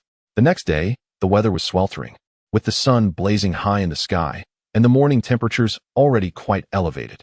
Lin Xiaofan initially planned to ride a shared bicycle to work. But not wanting to arrive drenched in sweat on her first day, she opted for a ride-sharing service. Coincidentally, the driver was in a Porsche Cayenne. So when Lin Xiaofan emerged from the car at the office, her colleagues began to speculate that she had a wealthy boyfriend. "I don't expect you to achieve results immediately. Take your time to learn and gather your experiences. When the moment comes, I trust you won't disappoint me," Guan Zhao advised Lin Xiaofan. Lin Xiaofan quietly encouraged herself. She needed to familiarize herself with the industry and swiftly grasp the business, ensuring she did not squander her boss's appreciation. Transitioning from banking to a corporate environment, she relished the absence of surveillance cameras, the liberty to drink water and use the restroom at will, and the opportunity to engage in casual conversations with colleagues during her free time. The punctuality of the lunch break, devoid of the need for rotating meal schedules or shifts, made her first day at work feel remarkably effortless. After work on Friday, The entire company gathered for a dinner to welcome the new employee, Lin Xiaofan. Before leaving, her supervisor called out to her in the office area. Lin Xiaofan promptly stood and nodded, expressing her gratitude. "Thank you, boss." She eagerly anticipated the dinner as a chance to quickly build rapport and deepen her connections with her colleagues. However, things did not unfold as she had hoped. After a few days of calm work, on Friday morning, Lin Xiaofan suddenly experienced a tightness in her chest and shortness of breath at her workstation. "Are you feeling unwell?"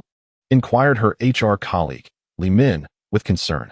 "I feel a bit breathless," Lin Xiaofan replied, struggling to articulate her discomfort, as though her chest were stuffed with cotton. "You should hurry to the hospital. You don't look well," Li Min urged, accompanying Lin Xiaofan to the new Shuan Hospital. The new facility, located in the district, was expansive and equipped with advanced medical technology, with most specialists practicing there. The old Shuan Hospital, situated in the Old Town, retained only a few departments to continue serving patients. Lin Xiaofan's mother, Guo Liping, worked as a caregiver at the old hospital. While waiting in the respiratory department, Lin Xiaofan felt as if she were suffocating, engulfed by despair and frustration.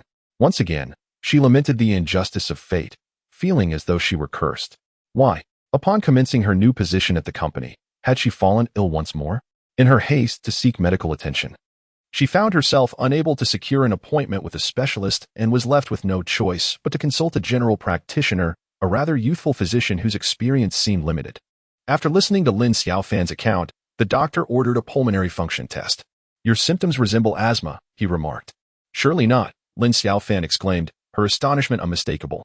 "You might consider seeking a senior physician's opinion, but be warned, this could pose a risk. Do not delay." The young doctor discerned Lin Xiaofan's skepticism regarding his diagnosis. Li Min, anxiously standing nearby, suggested that they reach out to acquaintances. Instantly, Lin Xiaofan thought of Xie Yang. Although he was not on duty that day, upon receiving Lin Xiaofan's call, he rushed to the clinic. With a stethoscope, he meticulously listened to her breathing and reviewed the pulmonary function report. "Did you suffer from asthma as a child? Is there anyone in your family with asthma?" Xie Yang inquired. "No, not at all," Lin Xiaofan replied. "Are you allergic to anything? Perhaps pollen or seafood?" He pressed further. "Neither," she responded, "though excessive sun exposure causes me to break out in a rash." Under Xie Yang's probing questions, Lin Xiaofan felt an ominous sense of foreboding. "Have you recently been exposed to formaldehyde, such as from paint, furniture, or newly renovated homes?" Xie Yang asked with great care. Lin Xiaofan suddenly jolted. "I recently moved into a rental apartment." Xie Yang regarded Lin Xiaofan for several moments before slowly articulating his diagnosis. "It is likely asthma. You will need to undergo a chest CT and an allergy test. One of these procedures requires an appointment, while the other takes time to yield results. You cannot afford to wait. I must prescribe you medication for asthma, otherwise, it could pose a danger." Lin Xiaofan felt as though she had been doused with a bucket of cold water from head to toe. She was utterly despondent, remaining silent. She could no longer stay in her rented accommodation. If the medication failed to alleviate her symptoms, they would only intensify, even in the dead of night. She must go to the emergency room regardless of the circumstances. Xie Yang sternly cautioned her. After collecting her medication, Lin Xiaofan sat in the respiratory department, her mind in turmoil. Xie Yang instructed her on how to use the inhaler and insisted she take a tablet every night before bed for her safety. "Thank you." Lin Xiaofan finally remembered that she had yet to express her gratitude to the hurried Xie Yang. He reiterated his warnings. As she left the hospital, Lin Xiaofan felt akin to the day she departed from Guo Liping. Besides a bag of medication, she possessed nothing. She checked into a hotel. She ordered some personal clothing online and had a courier deliver it to her hotel. The company's welcome dinner had to be cancelled. Alone, Lin Xiaofan lay on the hotel bed, tears unwept. Chapter 12. The cost of one-on-one sessions. The entire afternoon, Lin Xiaofan was restless. Lying flat only made her breathing more difficult. A wave of fear surged within her as she contemplated the possibility of drifting off to sleep and never waking again. She considered calling Guo Liping but hesitated, fearing her mother's worry and reproach, ultimately deciding against it. On Friday evening, Pu Yingxin called. Having not reached out to Lin Xiaofan all week. "Are you free this weekend?" he inquired. "No," Lin Xiaofan replied, feeling a tightness in her chest that made speaking laborious. "Have you made plans with Peng Qing?" Pu Yingxin teased. "No," Lin Xiaofan retorted, a hint of anger lacing her tone. At that moment, her discomfort was overwhelming. "Pu Yingxin, perceptive to her distress, immediately expressed concern. Is something wrong? After a moment's hesitation, Lin Xiaofan confessed her fears of having an asthma attack and dying alone in the hotel. Unnoticed. Before long, Pu Yingxin arrived at the hotel.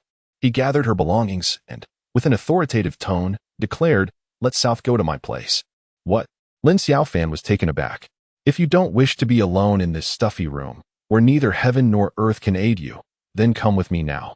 He pulled her up from the bed with a gentle yet commanding demeanor, asking, "Shall I carry you, or can you walk on your own?" "I can walk by myself." Lin Xiaofan replied, flustered, unwittingly choosing to comply, having entirely forgotten her initial intention to decline his invitation. "You'll find this room well ventilated," Pu Yingxin said, opening the door to the guest room and gesturing towards the balcony.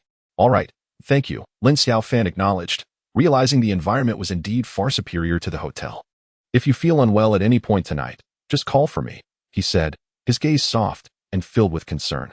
He then pointed towards the bathroom in the guest room, adding, "When you shower, please leave the door open. I worry you might feel suffocated." Lin Xiaofan was obedient. She believed it was wiser to heed Pu Yingxin's advice during her illness, having already suffered once before and wishing to avoid a second misfortune. The following morning, she was roused from her slumber by a call from Ping Qing. Lin Xiaofan disclosed her rental situation and asthma issues to Ping Qing, who was taken aback and assured her that she would promptly verify with the landlord regarding any potential problems with the property. "Where did you stay last night?" Ping Qing inquired with concern. "I stayed at a hotel," Lin Xiaofan fabricated. "Which hotel?" "I will come to see you shortly," Ping Qing responded. Lin Xiaofan hurriedly ended the call, keen to keep her stay at Pu Yingxin's home a secret. That day, Lin Xiaofan enjoyed a sumptuous breakfast at Pu Yingxin's residence. Under the dual influence of medication and an uplifted spirit, she felt a slight alleviation of her symptoms. She waved at Pu Yingxin in greeting. "Are you returning to work on Monday?" Pu Yingxin asked. At that moment, Lin Xiaofan was acutely aware that all her efforts could be in vain.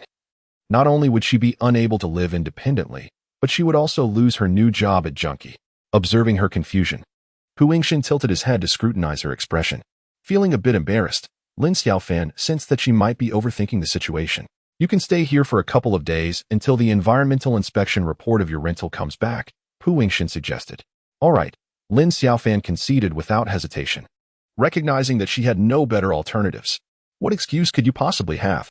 Guoliping pressed relentlessly.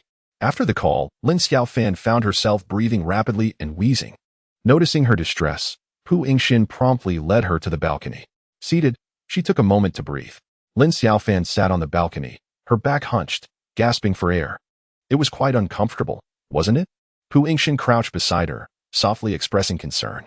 "Yes," Lin Xiaofan replied in a hushed tone. Beyond the physical discomfort, it was her heart that ached even more. She felt an overwhelming sorrow, realizing that in just a single day, she had transformed into a wretched being. Exhausted by mere conversation, Pu Yingxin's gaze was warm, his tone gentle as he brushed aside the disheveled hair from her face.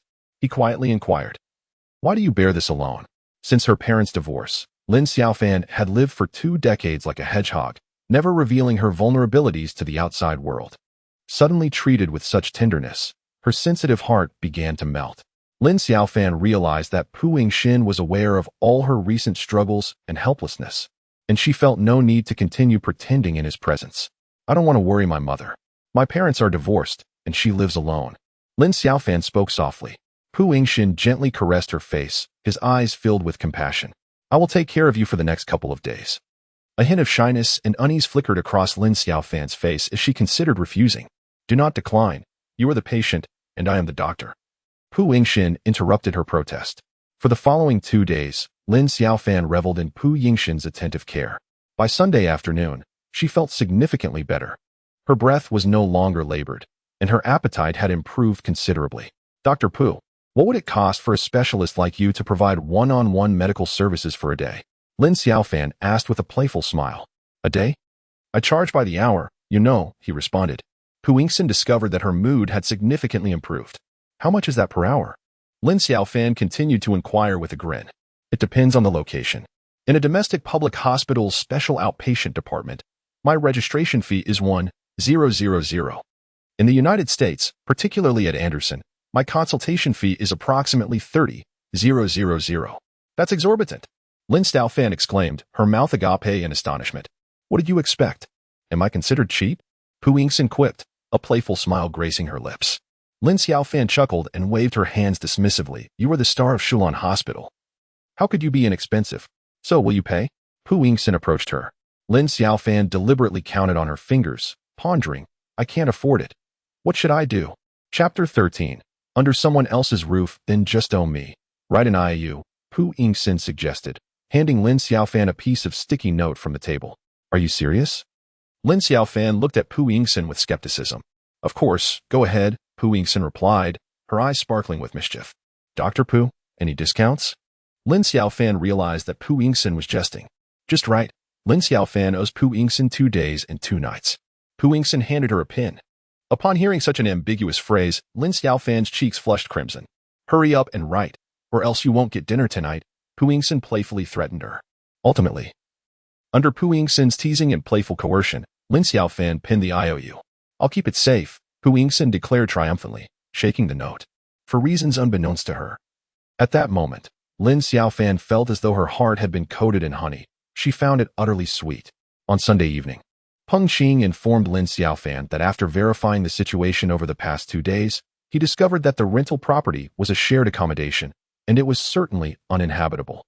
Xiaofan, I apologize. It is entirely my fault for recommending this place to you. Peng Qing expressed his guilt over the phone. It's all right. I don't blame you. Lin Xiaofan replied, reluctantly accepting the reality, recognizing that Peng Qing had intended to assist her, and she herself lacked the experience to identify the issues. After hanging up, Lin Xiaofan felt a wave of anxiety wash over her as she faced the daunting task of searching for a new home, especially while dealing with her health issues. Early on Monday morning, as Pu Yingxin headed to Shulon Hospital for work, she kindly offered to take Lin Xiaofan for a follow-up appointment. Lin Xiaofan first underwent a chest CT scan, followed by an allergy test report, and finally arrived at Xia Yang's consultation room. You should be feeling much better, Xia Yang remarked upon observing Lin Xiaofan's condition. After reviewing all the reports, he utilized a stethoscope to examine her once more. You have bronchial asthma. You need to adhere to the medication for no less than 3 months, gradually tapering off, Xia Yang stated. 3 months? I wasn't prepared for that, Lin Xiaofan replied. Taken aback. This is an acute episode that requires chronic management, Xia Yang responded solemnly, his round face devoid of any smile. Subsequently, he outlined the medication regimen and follow-up care instructions for Lin Xiaofan. Before she departed, Xia Yang unexpectedly suggested they go on a date. Would you like to have a meal together sometime? He asked. Lin Xiaofan secretly regarded Xia Yang as a rather tedious individual, although she was not particularly inclined to agree. Considering his overall attributes and the fact that he was her current attending physician, she acquiesced. Perhaps this weekend, Lin Xiaofan said with a faint smile. Subsequently, the landlord of her rental property, aware of his wrongdoing, refunded both the rent and the deposit to Lin Xiaofan and voluntarily returned her personal belongings. She had no choice but to temporarily store her items in Pu Yingxin's storage room. Meanwhile, she began her search for new housing online. During those days, Lin Xiaofan resided at Pu Yingxin's home without expressing a desire to leave, and Pu Yingxin did not inquire about it either. They coexisted peacefully. 3 days later, on Friday morning, Lin Xiaofan returned to work. How are you feeling? Guan Zhao asked as soon as he saw her. Thank you for your concern, boss. I am much better, Lin Xiaofan replied, feeling somewhat guilty for having taken several days off after only a few days of work. Had she been at the bank, she would have undoubtedly faced scolding from Director Zhang. I heard from Li Min that it's asthma. You need to exercise more, Guan Zhao continued with genuine concern. Lin Xiaofan smiled bashfully, acknowledging her lack of physical activity. There is no rush for the gathering. Let us wait a while. Guan Zhao kindly reassured her. Though our company is small, we certainly prioritize welfare. Lin Xiaofan's recent illness has reminded me to arrange a health checkup for everyone soon at the best hospital in the city, Shulon Hospital. Guan Zhao announced to the entire office, and the staff expressed their gratitude to the boss.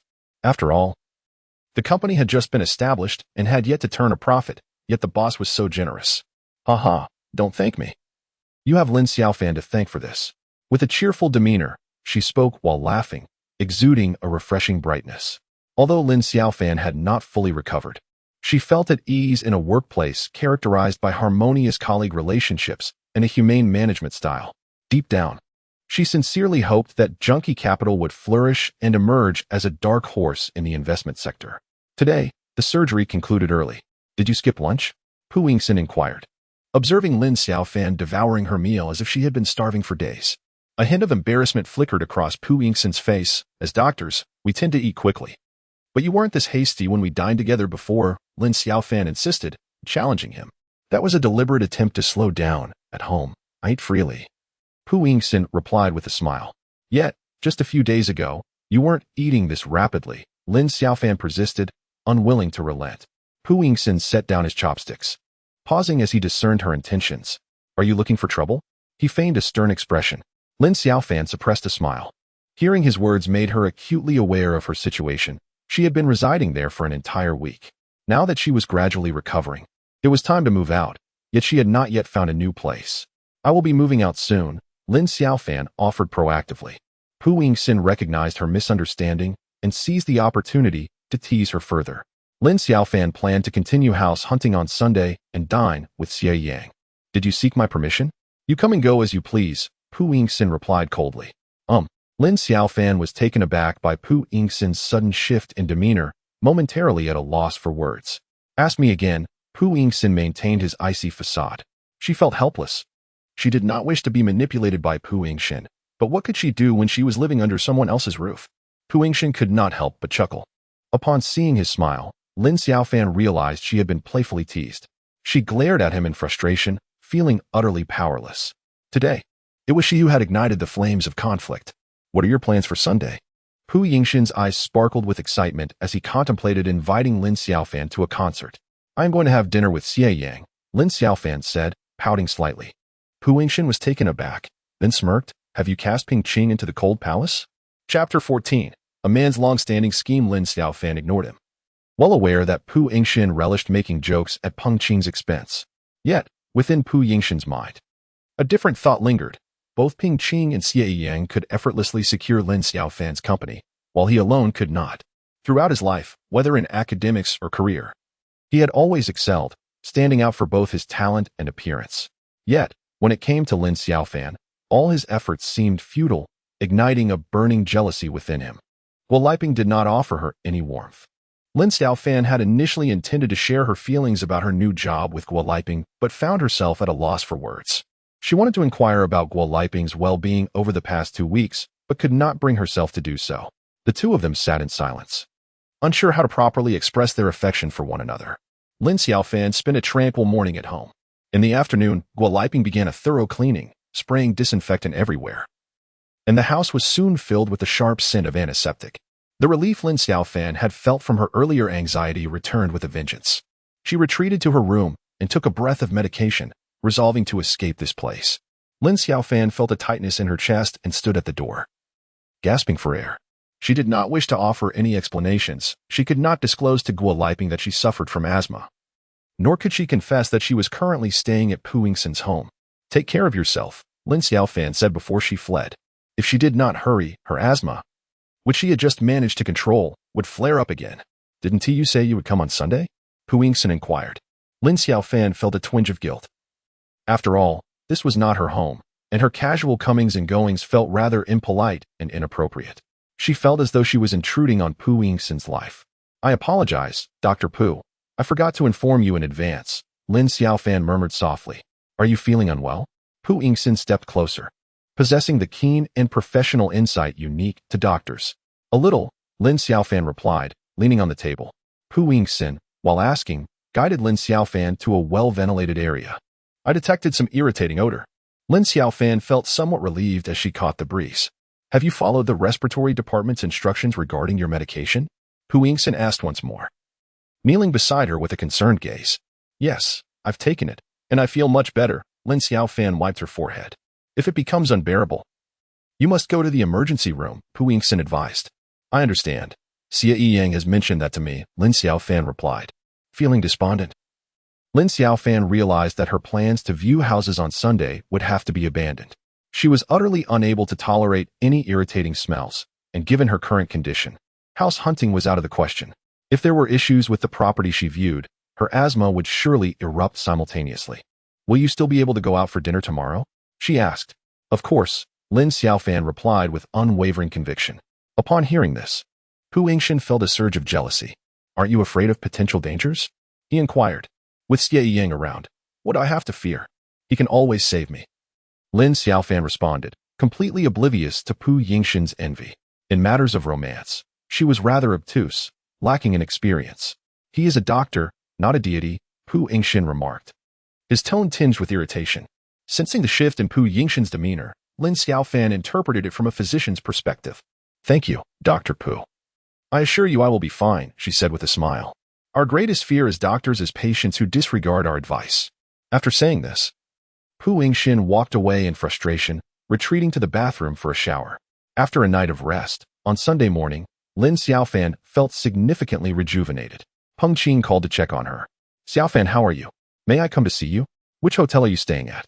Lin Xiaofan, having already declined Peng Qing's visiting requests several times due to her stay with Pu Yingxin, replied, There's no need. I will recover soon. Let's arrange to meet once I'm better. She rejected him once more. Just make sure to stay safe.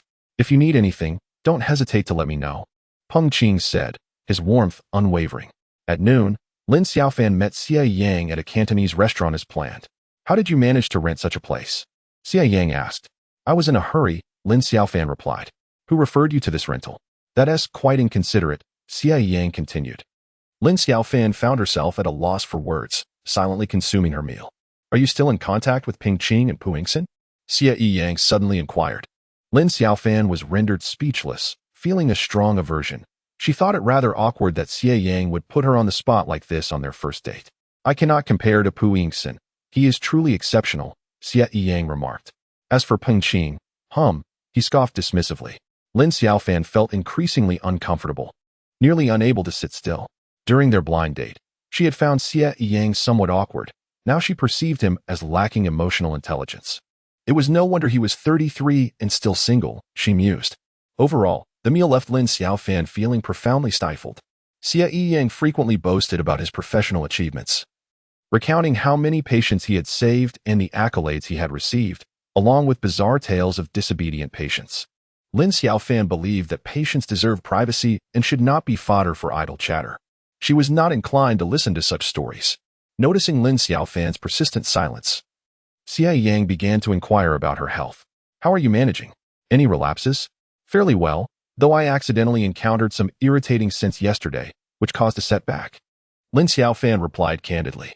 In such cases, you should immediately take an extra puff of the medication I prescribed. If you feel relief within half an hour, all is well. Otherwise, head straight to the emergency room. Xie Yang spoke with newfound professionalism and confidence. Thank you, Lin Xiaofan said politely. No need for thanks, I have a discerning eye. Peng Qing was also diagnosed by me, Xie Yang suddenly added. Lin Xiaofan was taken aback and pressed. Does Peng Qing also have asthma? Xie Yang, with his astute little eyes, articulated the words he had long contemplated.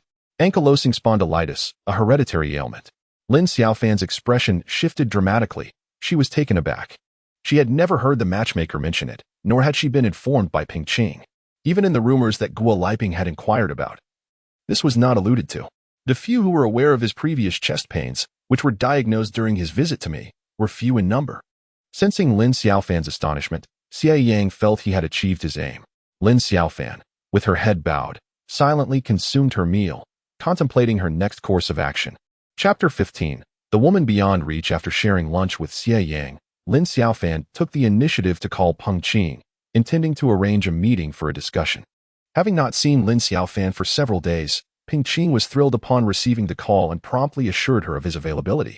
He soon arrived at the agreed-upon CAF. Xiaofan, I've been quite worried about you these past few days. It's all my fault. Peng Qing sincerely apologized. Lin Xiaofan sat in the CAF, quietly sipping cup after cup of coffee while facing Peng Qing, at a loss for words. After much contemplation, she finally spoke. Peng Qing, my asthma might develop into a lifelong condition, one that cannot be cured. Would that concern you? Peng Qing hesitated for a moment before reassuring her. Isn't this the first occurrence? Once treated, it should be fine. You may not necessarily have a relapse. But what if I do? Lin Xiaofan pressed. It's a common ailment. It's nothing to worry about, Peng Qing replied warmly. No one in my family has asthma, and I didn't have it as a child. The respiratory specialist said it's unrelated to genetics and is triggered by acute allergies. Lin Xiaofan deliberately pointed out the matter of genetic diseases. Not only did she wish to disclose her true condition to Peng Qing, but she also sought to ascertain the veracity of Xie Yang's claims.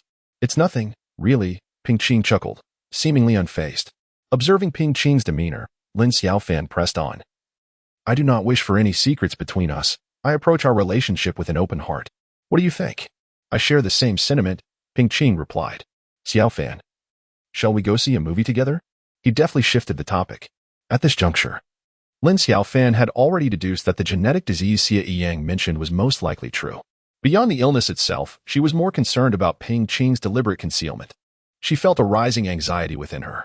She had always perceived Ping Qing as emotionally intelligent, gentle, and considerate, with a pleasing appearance, someone worthy of pursuit in the realm of matchmaking. Yet now, a troubling issue had arisen, leaving her uncertain about how to navigate it. Upon seeing Pu Yingxin cradling a guitar, she exclaimed with a smile, "I just heard Asturias in the corridor. It was you playing. May I request a song?" As she approached, Pu Yingxin retorted coldly, "Aren't you allergic to it?" He was aware that Lin Xiaofan had spent the entire day on a date with her prospective match. "You're going to play anyway. I might as well listen." "I've finished playing," Pu Yingxin stated, setting the guitar down and rising from his seat. "Dr. Pu, you are magnanimous. I am no longer allergic." Lin Xiaofan jested, sensing that Pu Yingxin seemed somewhat irked. With a sudden stride, Pu Yingxin leaned in closer to her, causing Lin Xiaofan to instinctively take a step back. "Am I merely someone you can listen to when you desire or sleep beside at your whim?" Pu Yingxin's gaze was piercing, fixed intently upon Lin Xiaofan, as if he wished to consume her whole. Lin Xiaofan's face flushed a deep crimson, rendering her momentarily speechless. "What is with the blush? Are you too timid to acknowledge it?" Observing Lin Xiaofan's bashful demeanor, Pu Yingxin's tone softened. She felt a tumult of emotions, her heart racing wildly. Recognizing the gravity of the situation, Lin Xiaofan realized she could no longer remain. She must move out swiftly, for she dreaded what might unfold if they continued to coexist so intimately. After a brief interval, Pu Yingxin knocked at the door. "Come out for dinner." In truth, Lin Xiaofan was deliberately avoiding him, reluctant to face him or share a meal. Pu Yingxin persisted, knocking for a while longer, leaving her with no choice but to open the door as she was still under his roof. Pu Yingxin greeted her with a gentle smile, his eyes seemingly piercing through her facade. "Hurry and eat. Once you're finished, I will play something for you." Lin Xiaofan's previously calmed heart began to flutter anew. "What will you play?" she inquired. "Anything you like," he replied with a smile. Keeping her head bowed, she hastily consumed her meal, seeking to evade his gaze. Pu Yingxin regarded her tenderly for a moment, then bowed his head with a smile, beginning to play Oasis's Whatever. As Lin Xiaofan listened and ate, laughter bubbled forth, leaving her utterly helpless. This man had truly played a song titled Whatever for her. "Dr. Pu, you truly are my nemesis," Lin Xiaofan chuckled. At this moment, she no longer wished to resist the deeper self within her. She yearned to share her favorite music and engage in conversation with the man before her. After just one song, did he already deduce that he was her nemesis? A sense of long-lost ease and joy spread across Pu Yingxin's face. "You can play both classical and electric guitar. How is that possible?" Lin Xiaofan inquired, intrigued. To her, someone like Pu Yingxin, an academic overachiever, surely favored serious music predominantly. "Is it difficult?" "I can also play the jazz drums and the violin," Pu Yingxin replied, exuding confidence. "Goodness, studying so much. You must have attended extracurricular classes every day as a child," Lin Xiaofan remarked, astonished. "I don't find it particularly challenging," Pu Yingxin smiled gently. "Enough. Don't provoke this underachiever of mine. I can only play the flute, and now with asthma, I might not be able to play at all in the future." Lin Xiaofan lamented. "Are you actually going to accompany me to the concert?" Pu Yingxin leaned closer to Lin Xiaofan, posing the question that had been weighing on his mind. "Why are you so insistent that I attend the concert?" Lin Xiaofan found his persistence perplexing, unaware that it stemmed from a man's competitive spirit. "Would attending a concert with me cause you to lose 10 pounds? Pu Yingxin teased her. "If I really could lose 10 pounds, I would definitely go," she retorted. "What about Peng Qing? Are you going?" Pu Yingxin once again mockingly inquired. Upon hearing Peng Qing's name, Lin Xiaofan's expression darkened immediately as she set down her utensils. "I'm done eating. I'm going to rest now." Pu Yingxin felt a surge of discontent as he noted Lin Xiaofan's exaggerated reaction at the mere mention of Peng Qing. This was an unfamiliar situation for him. Throughout his time at the medical school and Shulan Hospital, he had always been the one pursued, evading others' advances. Now, it was Lin Xiaofan who seemed to be avoiding him, a notion he found utterly unacceptable. There had yet to be a challenge he could not conquer. Chapter 16. Caught in your trap, father. What brings you here? On a Monday morning, as Lin Xiaofan arrived at Junkie for work, she unexpectedly encountered Lin Guoxing at the entrance. Her mind raced with various possibilities. Was Lin Guoxing seeking her for some matter? Did he have business dealings with Junkie? Did he know someone here? Xiaofan, what are you doing here? Lin Guoxing's expression mirrored her disbelief. I work here, Dad, Lin Xiaofan replied as she approached him. What a coincidence. I brought Shi in here for her internship. She has already gone inside, Lin Guoxing remarked cheerfully. Lin Xiaofan was taken aback by this unforeseen development. Gazing at her father in a daze, her relationship with Lin Xiyin had always been delicate, and she had never envisioned a day when she would find herself working alongside her half-sister. Xiaofan, Xiyin is younger, so please look after her, Lin Guoxing specifically instructed. Understood. Dad, Lin Xiaofan responded, feeling a weight of melancholy. She sensed the stark contrast in the treatment she and Lin Xiyin received. Lin Guoxing exhibited no concern for her, failing to inquire about how long she had been employed there or whether she was adjusting well. Soon after, Lin Xiaofan spotted Lin Xiyin in the office area. She initially intended to greet her, but Lin Xiyin quickly averted her gaze, behaving as if they were complete strangers. Come, let me introduce our new colleague Lin Xiyin, who is here for an internship. She is my junior from the National University of Singapore. Guan Zhao cheerfully presented her to everyone. Lin Xiaofan suddenly realized why Lin Xiyin was present. Like the other colleagues, she immediately echoed, "Welcome, welcome." That day, Lin Xiaofan found the work environment quite irksome. Each time she observed Lin Xiyin wandering about the office, memories of Lin Guoxing, her childhood, and a myriad of family troubles flooded her mind. Before the end of the workday, Guan Zhao announced that the entire company would gather for a dinner the following evening to welcome Lin Xiaofan and Lin Xiyin. Upon hearing the news, everyone in the company appeared delighted, except for Lin Xiaofan and Lin Xiyin, whose spirits were notably low. Lin Xiaofan was perplexed about the state of her life. She felt ensnared, constantly being propelled forward, forced to make choices she did not necessarily want. Are you feeling unwell? Pu Yingxin inquired with concern. Indeed, she felt discomfort within. At that moment, Lin Xiaofan realized that Pu Yingxin was the only person she could confide in. Sensing Lin Xiaofan's rare display of vulnerability, Pu Yingxin gently sat beside her and said with a smile, "I can be your sounding board."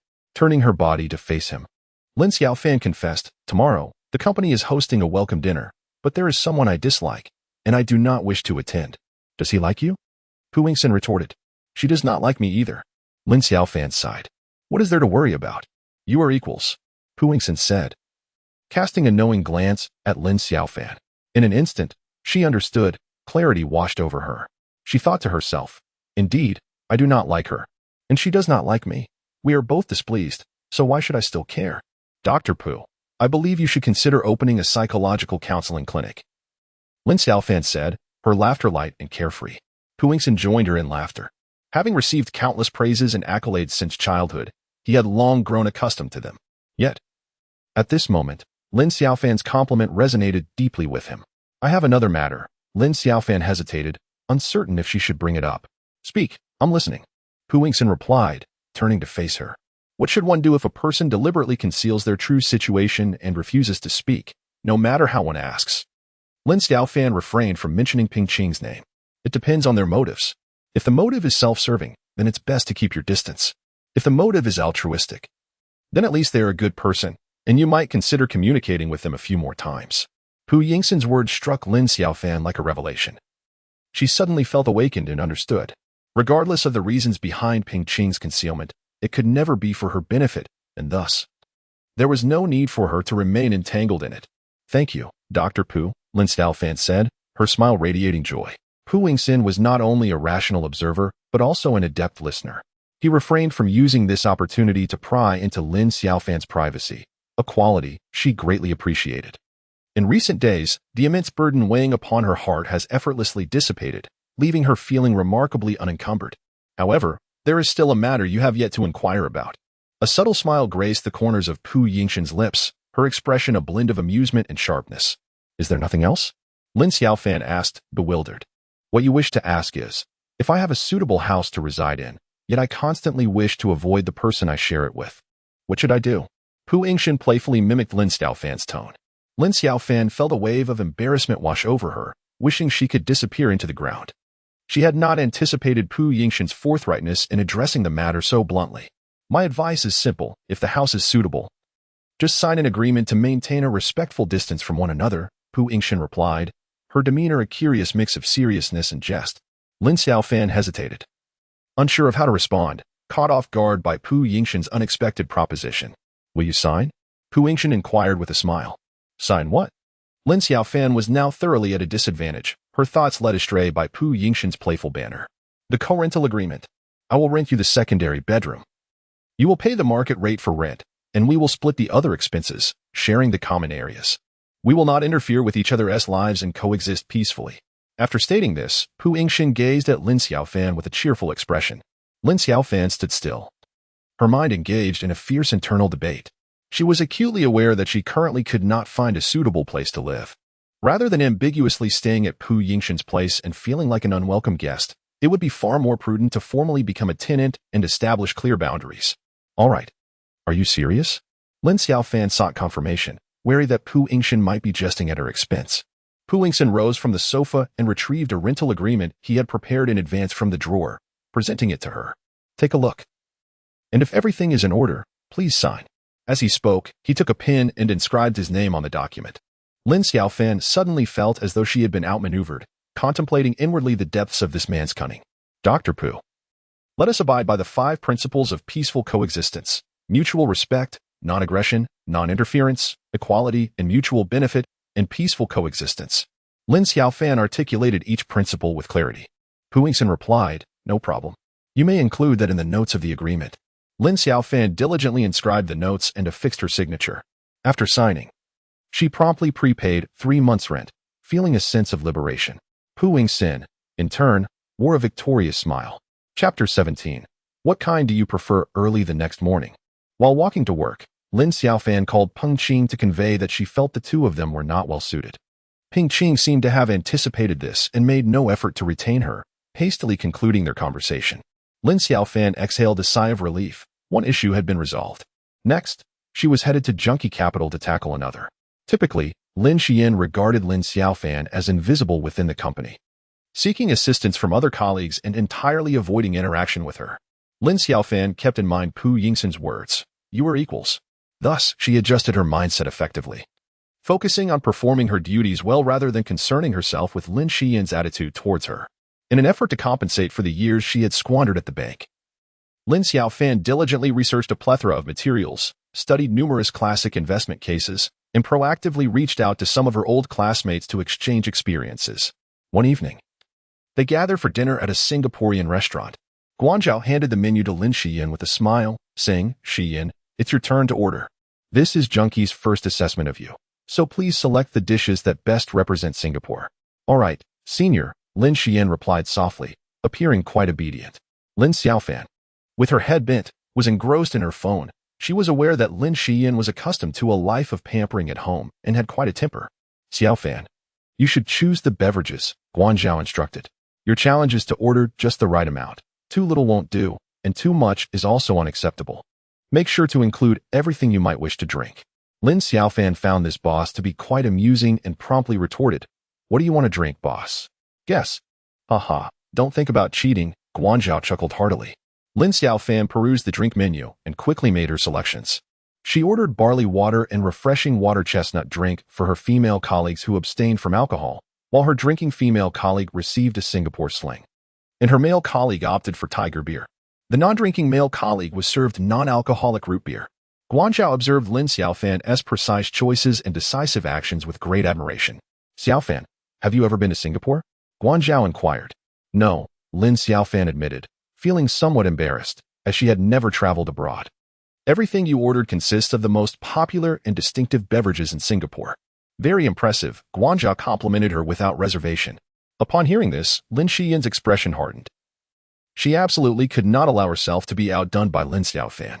Without hesitation, Lin Xian promptly placed an order, requesting an array of spicy crabs in various flavors, as well as bok kut-teh, rainbow fish, caviar, and of course, black truffles. The group devoured the feast, and when it came time to settle the bill, it totaled over 7,000 per table. Naturally, financial concerns were trivial for Guanzhao, yet the employees whispered amongst themselves, believing that Lin Xian, as an intern, had overstepped her bounds. As the gathering concluded, Lin Xiaofan was in high spirits. Pu Yingxin smiled and seized the moment, asking, "So, how would you like to thank me?" "Of course. How do you wish for me to express my gratitude?" Lin Xiaofan replied, unable to conceal her joy, standing there like a rose swaying in the wind. "I performed 6 surgeries today and am quite exhausted," Pu Yingxin admitted, revealing a hint of fatigue. "You wouldn't expect me to give you a massage, would you? That would violate our mutual respect agreement," he teased. Since signing the lease, Lin Xiaofan had gained confidence. "Could you fetch me a vinyl record from that shelf and play it for me?" Pu Yingxin pointed towards his record collection wall. He then leaned back on the sofa, closing his eyes. In truth, he had arrived home only a few minutes before Lin Xiaofan, for being a surgeon demanded not only skill but also physical endurance.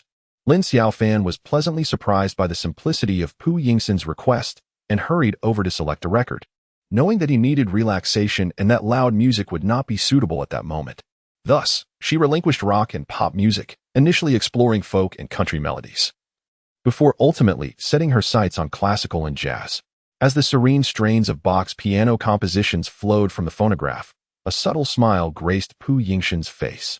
Lin Xiaofan perceived that Bach's music encapsulated both humanity and divinity. She had countless times listened to his works on her way home from work, cleansing her weary soul from the day's toils.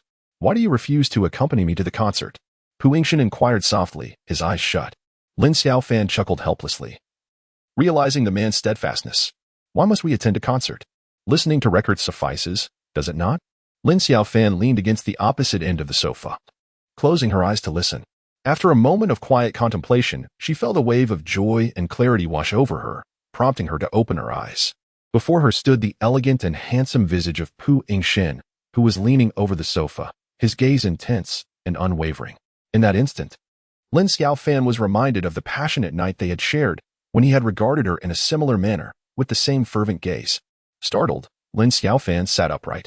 "Dr. Pu, it's getting late. I must rest. Why do you evade me?" Pu Yingxin's hands remained firmly planted on the sofa. "I'm not evading." Lin Xiaofan felt her breath quicken. "Is that so? Then why did you flee after I fell asleep?" Pu Yingxin's eyes shimmered with ambiguity, his tone suggestive. Lin Xiaofan was taken aback by his directness, her cheeks flushing. "I was a bit preoccupied at that moment." "Preoccupied with what?" Pu Yingxin continued to inquire, a hint of reluctance in her voice. "Looking for a place to stay?" Lin Xiaofan was perplexed as to why she was being so candid. She answered every question posed by Pu Yingxin without hesitation. Now that she had found a place, why was she still avoiding me? Pu Yingxin's tone grew fervent. Lin Xiaofan felt her mind teetering on the brink of chaos, sensing that the situation was spiraling out of control. After much contemplation, she finally mustered an excuse. "Dr. Pu, I am currently a patient." Upon hearing this, Pu Yingxin reined in the desire reflected in her eyes and rose to her feet. "When do you plan to revisit the respiratory department?" "I will accompany you." No, Lin Xiaofan replied, her anxiety mounting at the thought of facing both Pu Yingxin and Xie Yang simultaneously, prompting her to refuse repeatedly. "Then I shall inquire with Xie Yang," Pu Yingxin stated. "Please don't. I dislike this arrangement." Lin Xiaofan was at a loss for words. Each time Pu Yingxin applied pressure, she became flustered and lost her composure. "What is it that you prefer?" Pu Yingxin gently cupped Lin Xiaofan's face. "Is it like this?" He leaned down and kissed her. Chapter 18. Dangerous Relations. Pu Yingxin relentlessly explored Lin Xiaofan's lips, indulging in the moment. Soon, Lin Xiaofan found herself breathless from the kiss. "I shall let you off today." Pu Yingxin finally released her, his gaze still ablaze with passion. Lin Xiaofan stood there, gasping for air, unsure whether her breathlessness was due to her asthma or the overwhelming excitement. "You should go rest," Pu Yingxin said with a slight smile, playfully brushing her nose before turning to retreat to her own room. Her heart raced with a fervent desire, tempered by restraint. She perceived this man as perilously captivating, akin to the legendary heartthrob. Yet, Lin Xiaofan always felt an insurmountable chasm between herself and Pu Yingxin, believing they were not of the same ilk. Rather than entangling herself in this ambiguity, it seemed wiser to refrain from embarking on such a path. On the eve of slumber, Guo Liping called, elated to learn from the matchmaker, Director Wang, that Lin Xiaofan had declined Ping Qing. "Xiaofan, my dear, I knew you would be sensible. That Ping Qing is not worth lamenting. You should explore your connection with Xie Yang instead." Lin Xiaofan chose not to disclose her concerns regarding the hereditary illness that might afflict Peng Qing, reasoning that since he was merely a fleeting presence, they should part ways without a trace. Mom, I truly do not fancy Xie Yang. Lin Xiaofan could not help but voice her discontent. What do you know? He is on the verge of becoming an associate director, and in a few years, he shall ascend to directorship. How could he possibly be unworthy of you? Guo Liping's tone shifted to one of sternness. Understanding that further dissent would only serve to undermine her self-esteem, Lin Xiaofan opted for silence. One must discern a man's essence. It is not about frivolous affairs, but about one's ability to provide for a family. Everything else is inconsequential. Guo Liping continued her admonishment. Mother, I comprehend. I must retire for the night. Otherwise, I shall struggle to rise in the morning. Irritation bubbled within Lin Xiaofan as she hastily sought an excuse to terminate the call.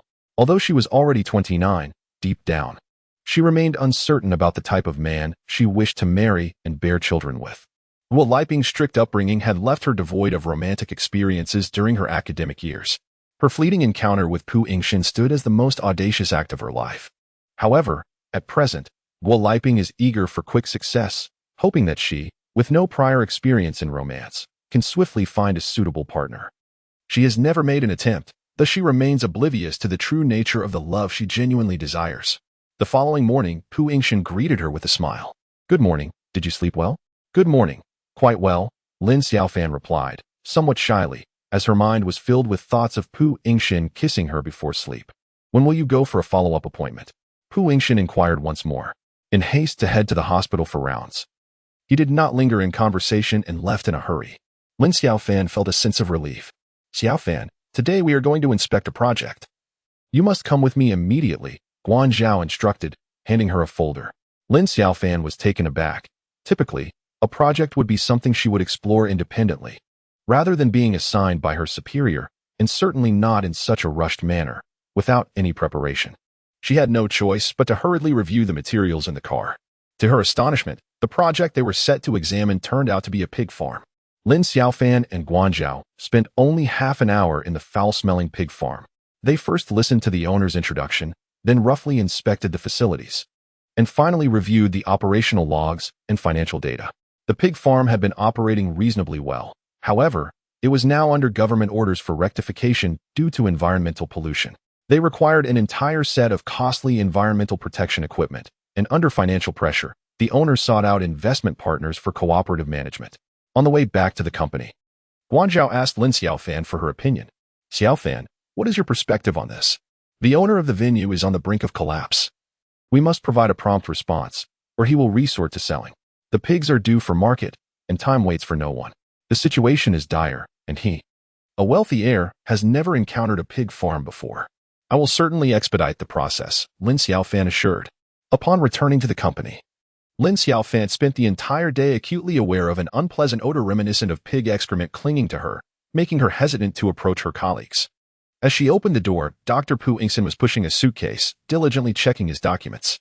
Dr. Pu, are you heading out? Lin Xiaofan greeted him warmly. Yes, I am accompanying my teacher to a conference, he replied, tucking away his papers. Safe travels. Lin Xiaofan smiled and waved. Remember to check the water, electricity, and gas switches before you sleep each night.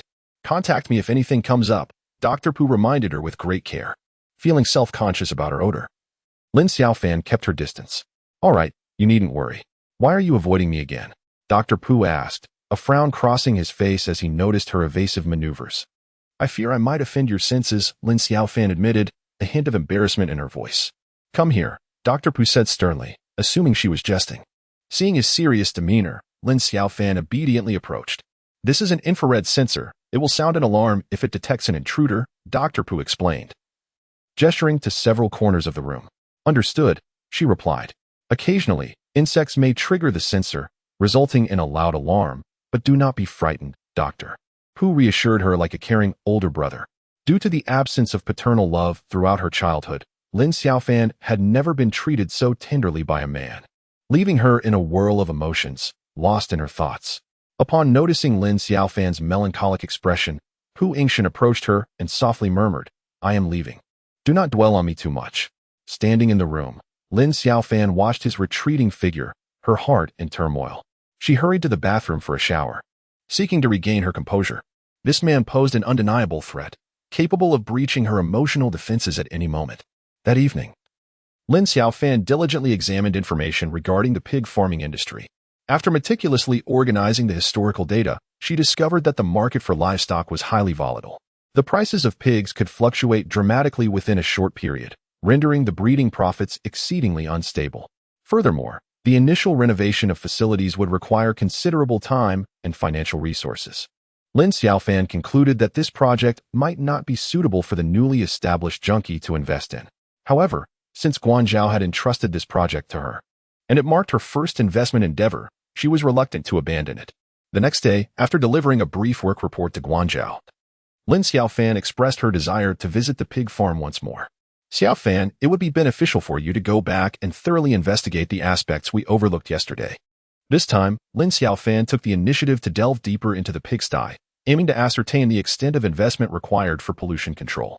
Yet, shortly thereafter, she began to feel a tightness in her chest and weakness in her limbs, realizing that the odor from the pigsty had likely triggered her asthma. Without delay, she inhaled her portable albuterol and swiftly moved to a well-ventilated area outdoors. However, due to the exceedingly harsh environment of the pig farm and the inhalation of a substantial amount of microbial deodorant used within the pigsty, these rudimentary treatments proved inadequate in alleviating her condition. Ultimately, she was transported by ambulance to the emergency department of Shulan Hospital. Where have you been? I am receiving intravenous treatment in the emergency department, Lin Xiaofan replied intermittently. What happened? Pu Yingxin's tone was filled with concern, as he discerned the disjointedness in Lin Xiaofan's speech. Asthma attack. Lin Xiaofan felt an immense effort was required to articulate even a single sentence. Understood. Pu Yingxin uttered just 3 words before hastily ending the call. Lying on the hospital bed, Lin Xiaofan stared blankly at the ceiling, unaware that she had narrowly evaded death that day.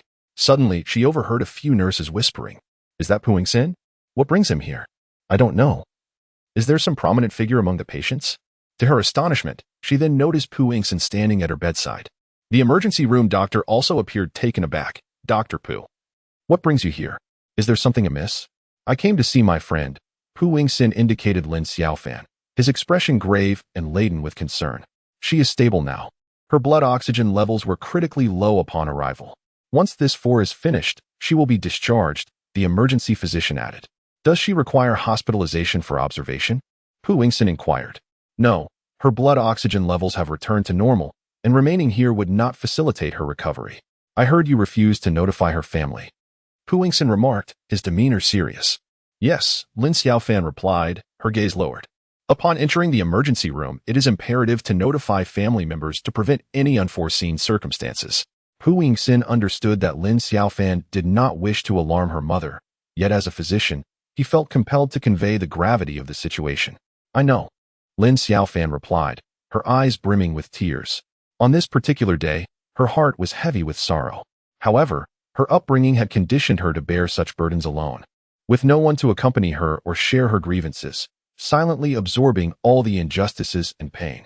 "All right, stop crying," Pu Yingxin said, noticing her silent tears and suddenly feeling flustered, fearing he had come across as too harsh. "Thank you, Dr. Pu," Lin Xiaofan said, wiping her tears as she spoke. "Do not cry.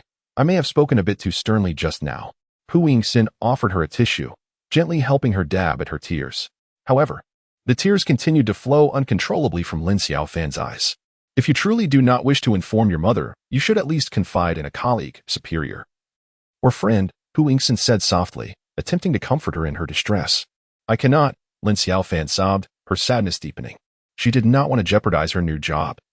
She felt that having taken several days off so soon after starting rendered her unfit for the role, making it impossible for her to trouble her colleagues or superiors. "Then let me know, and I will inform you," Pu Yingxin said earnestly.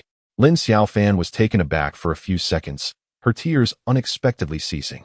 She realized that in her moments of helplessness, this man consistently stood by her side. "I will get you something to eat." "You must be starving staying here alone in the emergency room," Pu Yingxin said before rising to head to the kitchen. During the usual lunch and dinner, a maid comes to prepare meals, and Lin Xiaofan shares the expenses with Pu Yingxin. This is the first time Lin Xiaofan has seen Pu Yingxin in the kitchen. "No need. I'll just order takeout." Lin Xiaofan feels quite embarrassed. "Go ahead and eat. I have surgery tomorrow, so I won't accompany you. Just call me if you need anything." Before long, Pu Yingxin placed a plate of pasta in front of Lin Xiaofan. "Thank you, Dr. Pu." She consumed the bowl of noodles with tears in her eyes, feeling that Pu Yingxin was a remarkably kind person. Early the next morning, Pu Yingxin knocked on her door, needing to check on Lin Xiaofan's health. "Good morning, Dr. Pu." Lin Xiaofan, bleary-eyed, opened the door wearing a loose nightgown, forgetting that she had not worn a bra to bed. Pu Yingxin immediately caught sight of her modesty, but he pretended not to notice. "How are you feeling? Do you need a ride to get your four?" Lin Xiaofan, still half asleep, replied, "No, I'll go this afternoon. Then I'll take my leave," Pu Yingxin said. Promptly heading to Shulon Hospital, she covered her flushed face, repeatedly murmuring, "Oh no, oh no, oh no." That day, Lin Xiaofan applied to work from home. As she could no longer take leave, the pig farm project could not afford any further delays. "Lin Xiaofan, are you hiding something from me?" Guo Liping called during lunch. "No, not at all. Our new caregiver at the hospital saw you yesterday. Are you feeling unwell?" Guo Liping pressed on. "No discomfort," Lin Xiaofan hurriedly denied. Was that to find Xie Yang? Guo Liping's primary concern remained her daughter's blind date. Lin Xiaofan responded with silence. "My mother isn't pressuring you. But I remind you to cherish this opportunity. Once this chance passes, it may never return. If you exceed 30, men with such qualities will be out of reach." Guo Liping began to belittle her daughter once more. "I understand. I'm busy with work," Lin Xiaofan replied, abruptly ending the call. She realized that as long as she refrained from dating a suitor approved by Guo Liping, her mother would perpetually impose her expectations upon her. After a moment of contemplation, Lin Xiaofan concluded that it would be wiser to engage with Xie Yang first, thereby avoiding unnecessary complications. Consequently, she called Xie Yang, inquiring if he would be at the clinic in the afternoon, as she intended to receive an infusion and follow up on her treatment. Upon noticing Lin Xiaofan's initiative, Xie Yang felt a surge of pride. He had already learned that, thanks to his efforts, Peng Qing was no longer a contender. Chapter 20. One Mountain Higher Than Another, Competition. Upon discovering that Lin Xiaofan had been transported to the emergency room by ambulance the previous day, Xie Yang began to showcase his sense of superiority. "You should have had them contact me when you arrived at the emergency room. The plan I provided would undoubtedly suit you better than their emergency treatment." Ever since the last incident in the urology department, Lin Xiaofan had been apprehensive about changing doctors and promptly acquiesced to his suggestions. Xie Yang was pleased to hear this, instructing Lin Xiaofan to complete the infusion of the medication prescribed by the emergency department today before switching to the medication he had recommended. While fetching her medication, Lin Xiaofan discovered that she was prescribed 4 types of inhaled drugs, along with a substantial package of oral medications. "Dr. Xie, do I need to inhale all these medications simultaneously?" Lin Xiaofan inquired, furrowing her brow. Xie Yang promptly produced a nebulizer, enthusiastically guiding Lin Xiaofan through its operation. The 160 and 320 refer to the dosage levels. Use the 160 when you're stable and the 320 during exacerbations. He clasped her hand tightly, demonstrating the rotation technique. "You only need to use this ipratropium bromide for about a week to 10 days, like this." As he maintained his grip on her hand, his body leaned in closely, causing Lin Xiaofan to feel an uncomfortable proximity. Unlike the excitement and nervousness she felt around Pu Yingxin, this closeness made her feel uneasy and nauseated. "The method for using salbutamol remains unchanged," Xie Yang concluded. Upon releasing her hand, their expressions contrasted sharply. Lin Xiaofan looked pale, while Xie Yang appeared elated. "Once you feel better, let me treat you to dinner this weekend," he said, shedding his usual somber demeanor for one of warmth. "All right," Lin Xiaofan replied, feeling a profound reluctance. She sensed an innate physical aversion towards Xie Yang, yet she decided to heed Guo Liping's advice and give it a try. "Did you go for a follow-up?" Pu Yingxin's expression was somewhat cold. "Yes, I went after finishing my 4 drip, Lin Xiaofan explained. She didn't want Pu Yingxin to think she was intentionally withholding the follow-up appointment, especially since he had previously offered to accompany her. Were these medications prescribed by Xie Yang? Pu Yingxin glanced at the medicine box and then shot a look at Lin Xiaofan. "Is such a large dosage truly necessary?" he inquired again. "I am merely following the doctor's advice," Lin Xiaofan replied with utmost seriousness. Pu Yingxin chuckled, promptly retorting, "When I was treating you, you disregarded my counsel. Now you are so obedient?" Feeling a bit embarrassed, Lin Xiaofan could only manage a sheepish smile, attempting to deflect the conversation. "Do you heed everyone else's words, yet ignore mine?" Pu Yingxin was determined not to let this opportunity slip away. "Not at all. I simply didn't understand back then, but I do now," Lin Xiaofan clarified. "Understand what?" Pu Yingxin probed sharply. To heed the doctor's advice, Lin Xiaofan murmured softly. Has Xie Yang informed you that these medications, in excessive doses, could lead to tachycardia? Pu Yingxin continued his inquiry. No, he hasn't. Lin Xiaofan replied, her panic evident. She had developed an inherent trust in Pu Yingxin's medical knowledge. And even though he was not a pulmonologist, she felt assured in his assertions. Remember, during your next follow-up, I shall accompany you. That is the doctor's order. Pu Yingxin stated with a slight smile. All right, Dr. Pu, Lin Xiaofan readily accepted. At that moment, the awkwardness of being caught between two suitors was entirely forgotten. After all, life was of paramount importance. How exactly did this incident occur? He asked. I visited the pig pen, Lin Xiaofan replied casually, causing Pu Yingxin to laugh uncontrollably. What on earth were you doing in the pig pen? Dr. Pu, could you please manage your expression? I was there for work. Lin Xiaofan began to chide Pu Yingxin. Observing his laughter. What work? Are you raising pigs? Pu Yingxin's laughter only grew more exuberant. Oh, please stop laughing. With a playful smile, Lin Xiaofan picked up the tissue box from the table and playfully tapped him. All right, I shall refrain from laughter. You speak. Although Pu Yingxin verbally agreed to cease his mirth, his face and eyes still sparkled with amusement. I am currently employed at an investment firm, evaluating projects. I am visiting a pig farm that requires ecological renovations to assess its investment viability. Lin Xiaofan engaged in a serious discussion about her work with Pu Yingxin. Akin to conversing with an old friend. You should refrain from going. Your asthma could exacerbate into a chronic condition. Pu Yingxin's demeanor shifted to seriousness. However, I must fulfill my work responsibilities. Wait until you are completely recovered before you go, he insisted firmly. But then the project will be missed, Lin Xiaofan countered anxiously. You disregard medical advice once again. Pu Yingxin shot her a knowing glance. Is there a way to be flexible? Lin Xiaofan asked, her expression one of flattery. Recognizing he had a solution but was reluctant to divulge, she promptly altered her approach. The 5 principles of peaceful coexistence include equality and mutual benefit. Dr. Pu, please help me brainstorm. That must entail mutual benefit. Pu Yingxin chuckled lightly. What do you require of me? Lin Xiaofan replied earnestly. Join me for a concert. Pu Yingxin maintained a serious facade. Lin Xiaofan, hands on her hips and exhaling a sigh, found herself exasperated with this man, who was resolute in his pursuit of attending the concert. Very well, I shall accompany you. You should purchase a respirator mask with an automatic ventilation system, otherwise, you may suffer from oxygen deprivation, Pu Yingxin advised. All right, Lin Xiaofan responded with a cheerful disposition. However, it should only be utilized when absolutely necessary, such as during visits to the pigsty. Try to avoid it, Pu Yingxin cautioned her once more. Understood. Thank you, Dr. Pu. Lin Xiaofan beamed at Pu Yingxin. A smile that resonated deeply within him. He perceived this woman as both charming and delightful, yet she often cloaked herself in an impenetrable facade, appearing distant and unapproachable. I will determine the timing for the concert, Pu Yingxin said, his face illuminated with joy. The following day, Lin Xiaofan returned to work at Junkie, where Guanzhao promptly summoned her to the office. Xiaofan, your health is more important than the project. We at Junkie prioritize a humane approach, he remarked. Boss, it was my own negligence and protection. The company has already been exceedingly considerate towards me, Lin Xiaofan replied, feeling somewhat embarrassed. I have begun to compile some data and materials. I assure you, the feasibility analysis report for this project will be completed this week. There is no rush. The aquaculture industry is indeed a complex field for many, Guanzhao reassured her. As a returnee from overseas, Guanzhao placed great emphasis on corporate culture.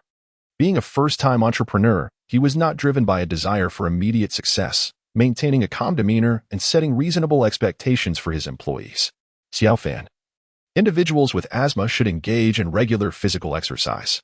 I enjoy fitness. Once your condition stabilizes, I would love for you to join me, Guanzhao suddenly proposed. Chapter 21. This man is quite intrusive. Had it been anyone else suggesting exercise to Lin Xiaofan, she would have surely declined, for she had never harbored an affinity for sports since childhood. However, now that the boss has brought it up, Lin Xiaofan can only regard this request as part of her work responsibilities, unable to refuse. I might infuriate you to the point of causing a hemorrhage, she self-deprecatingly mused. That is of no concern to you. If I cannot teach you well, it is my failing as your instructor. Just focus on practicing. Guanzhao replied with a hearty laugh, his demeanor reflecting that of a healthy, radiant man. Lin Xiaofan acquiesced, reminding herself to treat this as overtime. Due to her illness, Lin Xiaofan received considerable care from her colleagues. Whether it stemmed from insincerity or genuine concern, it was still a form of camaraderie. Only Lin Xian remained indifferent, treating Lin Xiaofan as though she were invisible, neither speaking to her nor glancing in her direction. Once, a loquacious colleague remarked, "You both share the surname Lin. How rare." Before Lin Xiaofan could respond, Lin Xian rolled her eyes dismissively and walked away. Lin Xiaofan felt no anger towards this. Pu Yingxin's words, "You are equals," became her inner anchor. Nevertheless, whispers circulated within the company, with many believing that Lin Xiaofan and Lin Xian were at odds, though the reasons varied widely. These discussions soon reached Guan Zhao's ears. As the boss, he considered this a troubling trend. Both were newcomers, and such discord would be detrimental to the overall atmosphere of the company. As she was writing, Lin Xiaofan succumbed to slumber, resting her head on the desk. She paid no mind to it, merely adjusting her posture to continue her nap. "You cannot sleep here. Your cold will exacerbate your asthma," Pu Yingxin admonished, pulling her upright without mercy. "Dr. Pu, I am utterly exhausted," Lin Xiaofan lamented. Lin Xiaofan, with her eyes still heavy with sleep, complained, "If you're tired, just go to bed." Pu Yingxin was resolute and refused to engage in any bargaining with her. Like a petulant child, Lin Xiaofan sulked, feeling exceedingly uncomfortable at being awakened. Reluctantly, she exited the study, only to bizarrely wander into the wrong room, Pu Yingxin's bedroom. With a playful grin, Pu Yingxin looked at the dazed Lin Xiaofan and teased, "Are you planning to sleep with me? Think it over," he added, his eyes twinkling with mischief. Lin Xiaofan jolted awake, suddenly alert. "I'm so sorry. I must have lost my mind. I walked into the wrong room." Panic-stricken, she swiftly fled from Pu Yingxin's room. Standing at the doorway, he jested, "Is this your subconscious at play?" Silently, Lin Xiaofan hurriedly shut the door, feeling a profound sense of embarrassment. The following morning, at breakfast, embarrassment lingered as she couldn't bring herself to meet Pu Yingxin's gaze. "Did you sleep well?" he inquired with a mischievous smile, deliberately scrutinizing her. "Quite well," she mumbled, her face involuntarily flushing again. Leaning slightly closer, Pu Yingxin whispered, "Why are you blushing?" "The milk is too hot," Lin Xiaofan stammered, hastily offering an excuse. Pu Yingxin chose not to press the matter further, merely watching her with a knowing smile. "Why do you keep staring at me?" Lin Xiaofan felt increasingly uneasy. "You're beautiful," Pu Yingxin remarked with a devilish grin. "I've always been beautiful. It's you who has just realized it." Lin Xiaofan felt as though she was being scrutinized to madness. In a moment of desperation, she lifted her head and boasted to ease the awkwardness. Suddenly, Pu Yingxin grasped her chin. "I have noticed it long ago." As their eyes locked, an atmosphere of ambiguity and desire permeated the air. Just as Pu Yingxin leaned in to kiss her, Lin Xiaofan, overwhelmed with excitement, knocked over the milk in her hand. She hastily seized the opportunity to flee the restaurant and did not dare to leave her bedroom until Pu Yingxin departed for work. Consequently, she was late. "Xiaofan, are you feeling unwell again?" her colleague, Li Min, inquired with concern. "No, I was just delayed by some matters," Lin Xiaofan replied, feeling embarrassed. Upon noticing this, Lin Xian felt a surge of delight and specifically informed Guan Zhao of the situation. "Xiaofan, are you rushing to submit a report?" "Yes. I will strive to send it to you by tomorrow," Lin Xiaofan promised. "There is no need to rush. I am not pushing you. Tomorrow is only Thursday. You can send it to me as planned on Friday," Guan Zhao said with understanding. However, Lin Xian's little report led him to believe that mending their relationship could not wait any longer. "I will treat you to dinner on Friday evening," Guan Zhao proposed. Lin Xiaofan was taken aback, unsure of the reason behind this invitation. "Don't overthink it. Just showing up is sufficient." "Do you have time?" Guan Zhao added. "Of course," Lin Xiaofan replied, confused yet compliant. That evening, Lin Xiaofan took the initiative to call Guo Liping. After all, Lin Xiaofan had gone on a date with a suitor at her mother's behest, and she deemed that more significant. "Mom told you that Xie Yang is quite a catch. He is from Changzhou, Jiangsu. Both of his parents are retired, and he is an only child. It sounds promising. Mom has already inquired about him." Upon hearing Guo Liping's pressure, Lin Xiaofan felt a pang of distress and fell silent. "He has a house in the new area. Should you two become a couple, your housing situation would be resolved," Guo Liping calculated. "Mother, you are overthinking this. I have hardly met him a few times. You should see him more often. Do not adopt such an arrogant demeanor. He is more than suitable for you." Guo Liping continued her relentless criticism of her daughter. Anticipating a torrent of negativity to follow, Lin Xiaofan hastily ended the call. She realized that meaningful communication with Guo Liping was nearly impossible. Her mother was akin to a fierce guard dog, perpetually watching her, poised to strike. Following the call, Lin Xiaofan felt a cloud of frustration enveloping her. In her study, she found herself restless, unable to concentrate, and unable to write a single word of her report. Thus, she hurried to the living room to brew a cup of coffee. "You cannot drink coffee," Pu Yingxin interjected. "Why not?" Lin Xiaofan retorted, her mood sour and tone sharp. Having just endured her mother's reprimand, she was already irritable. And now this man was telling her what she could consume. "Medical advice," Pu Yingxin replied coolly. Chapter 22. Why compete for a man? Lin Xiaofan wanted to resist, but hesitated before resigning herself to the situation. "Then what can I drink?" she asked, frowning. "Avoid anything stimulating. Coffee, strong tea, alcohol." Pu Yingxin stated calmly. "So I am to be like a vulture, relegated to consuming carrion?" Lin Xiaofan lamented. "Did Xie Yang not inform you?" he inquired. "No." Lin Xiaofan replied, her spirits dampened. Pu Yingxin found the situation somewhat peculiar. Generally speaking, such elementary inquiries are typically addressed by the attending physician. "Do you have WeChat to contact him?" Pu Yingxin asked. Upon hearing this, Lin Xiaofan felt a surge of resistance within her, wondering if this man was channeling Guo Liping, always meddling in affairs that did not concern him. "No," Lin Xiaofan replied curtly. "What is the matter?" Pu Yingxin approached her gently, softly stating, "I didn't ask you to contact him." "Then why do you ask?" Lin Xiaofan retorted, annoyed. "I believe he is awaiting your inquiry before he divulges any information." Pu Yingxin replied with a dismissive smile. Lin Xiaofan was taken aback by this, feeling it contradicted the ethical standards of the medical profession. "Is it really so?" she lamented. "Only he knows. I will accompany you to the next follow-up appointment. You are not to go alone," Pu Yingxin asserted seriously, his tone authoritative. "I have dinner plans with him this weekend," Lin Xiaofan confessed. "You certainly lead a life of luxury, never a moment of idleness," Pu Yingxin teased her. Lin Xiaofan chuckled innocently, jesting, "If I truly had such a lavish lifestyle, I would have a different partner every day. Is that so?" Pu Yingxin gazed at her with a playful glint, stepping closer. Realizing she had perhaps taken the joke too far, Lin Xiaofan quickly exclaimed, "I'm off to write my report." She hurried into the study and locked the door behind her. Lin Xiaofan felt an undeniable allure emanating from Pu Yingxin. Often lost in daydreams about him, she had to constantly remind herself to maintain a safe distance from him. "After work, get in my car and let's depart together." Guanzhao smiled warmly. Before long, the office area emptied as everyone cherished their weekend time. "Xiaofan, let's go," Guanzhao called out. Lin Xiaofan lifted her head and noticed Lin Xiyin following closely behind Guanzhao. Subsequently, the two of them entered Guanzhao's vehicle, settling into the back seat. At that moment, Lin Xiaofan realized that Guanzhao's invitation was indeed due to Lin Xiyin. In a hot pot restaurant, Lin Xiaofan and Lin Xiyin immersed themselves in cooking a variety of ingredients. Observing their lack of conversation as they focused solely on eating, Guanzhao decided to break the silence. "Xiyin, what do you love most about Singapore?"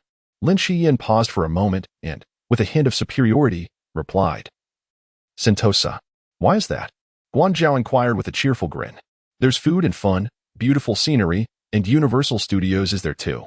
Lin Xiyin, aware that Lin Xiaofan had never been there, deliberately boasted, always seeking to overshadow Lin Xiaofan. "Do you know what I love most about Singapore?"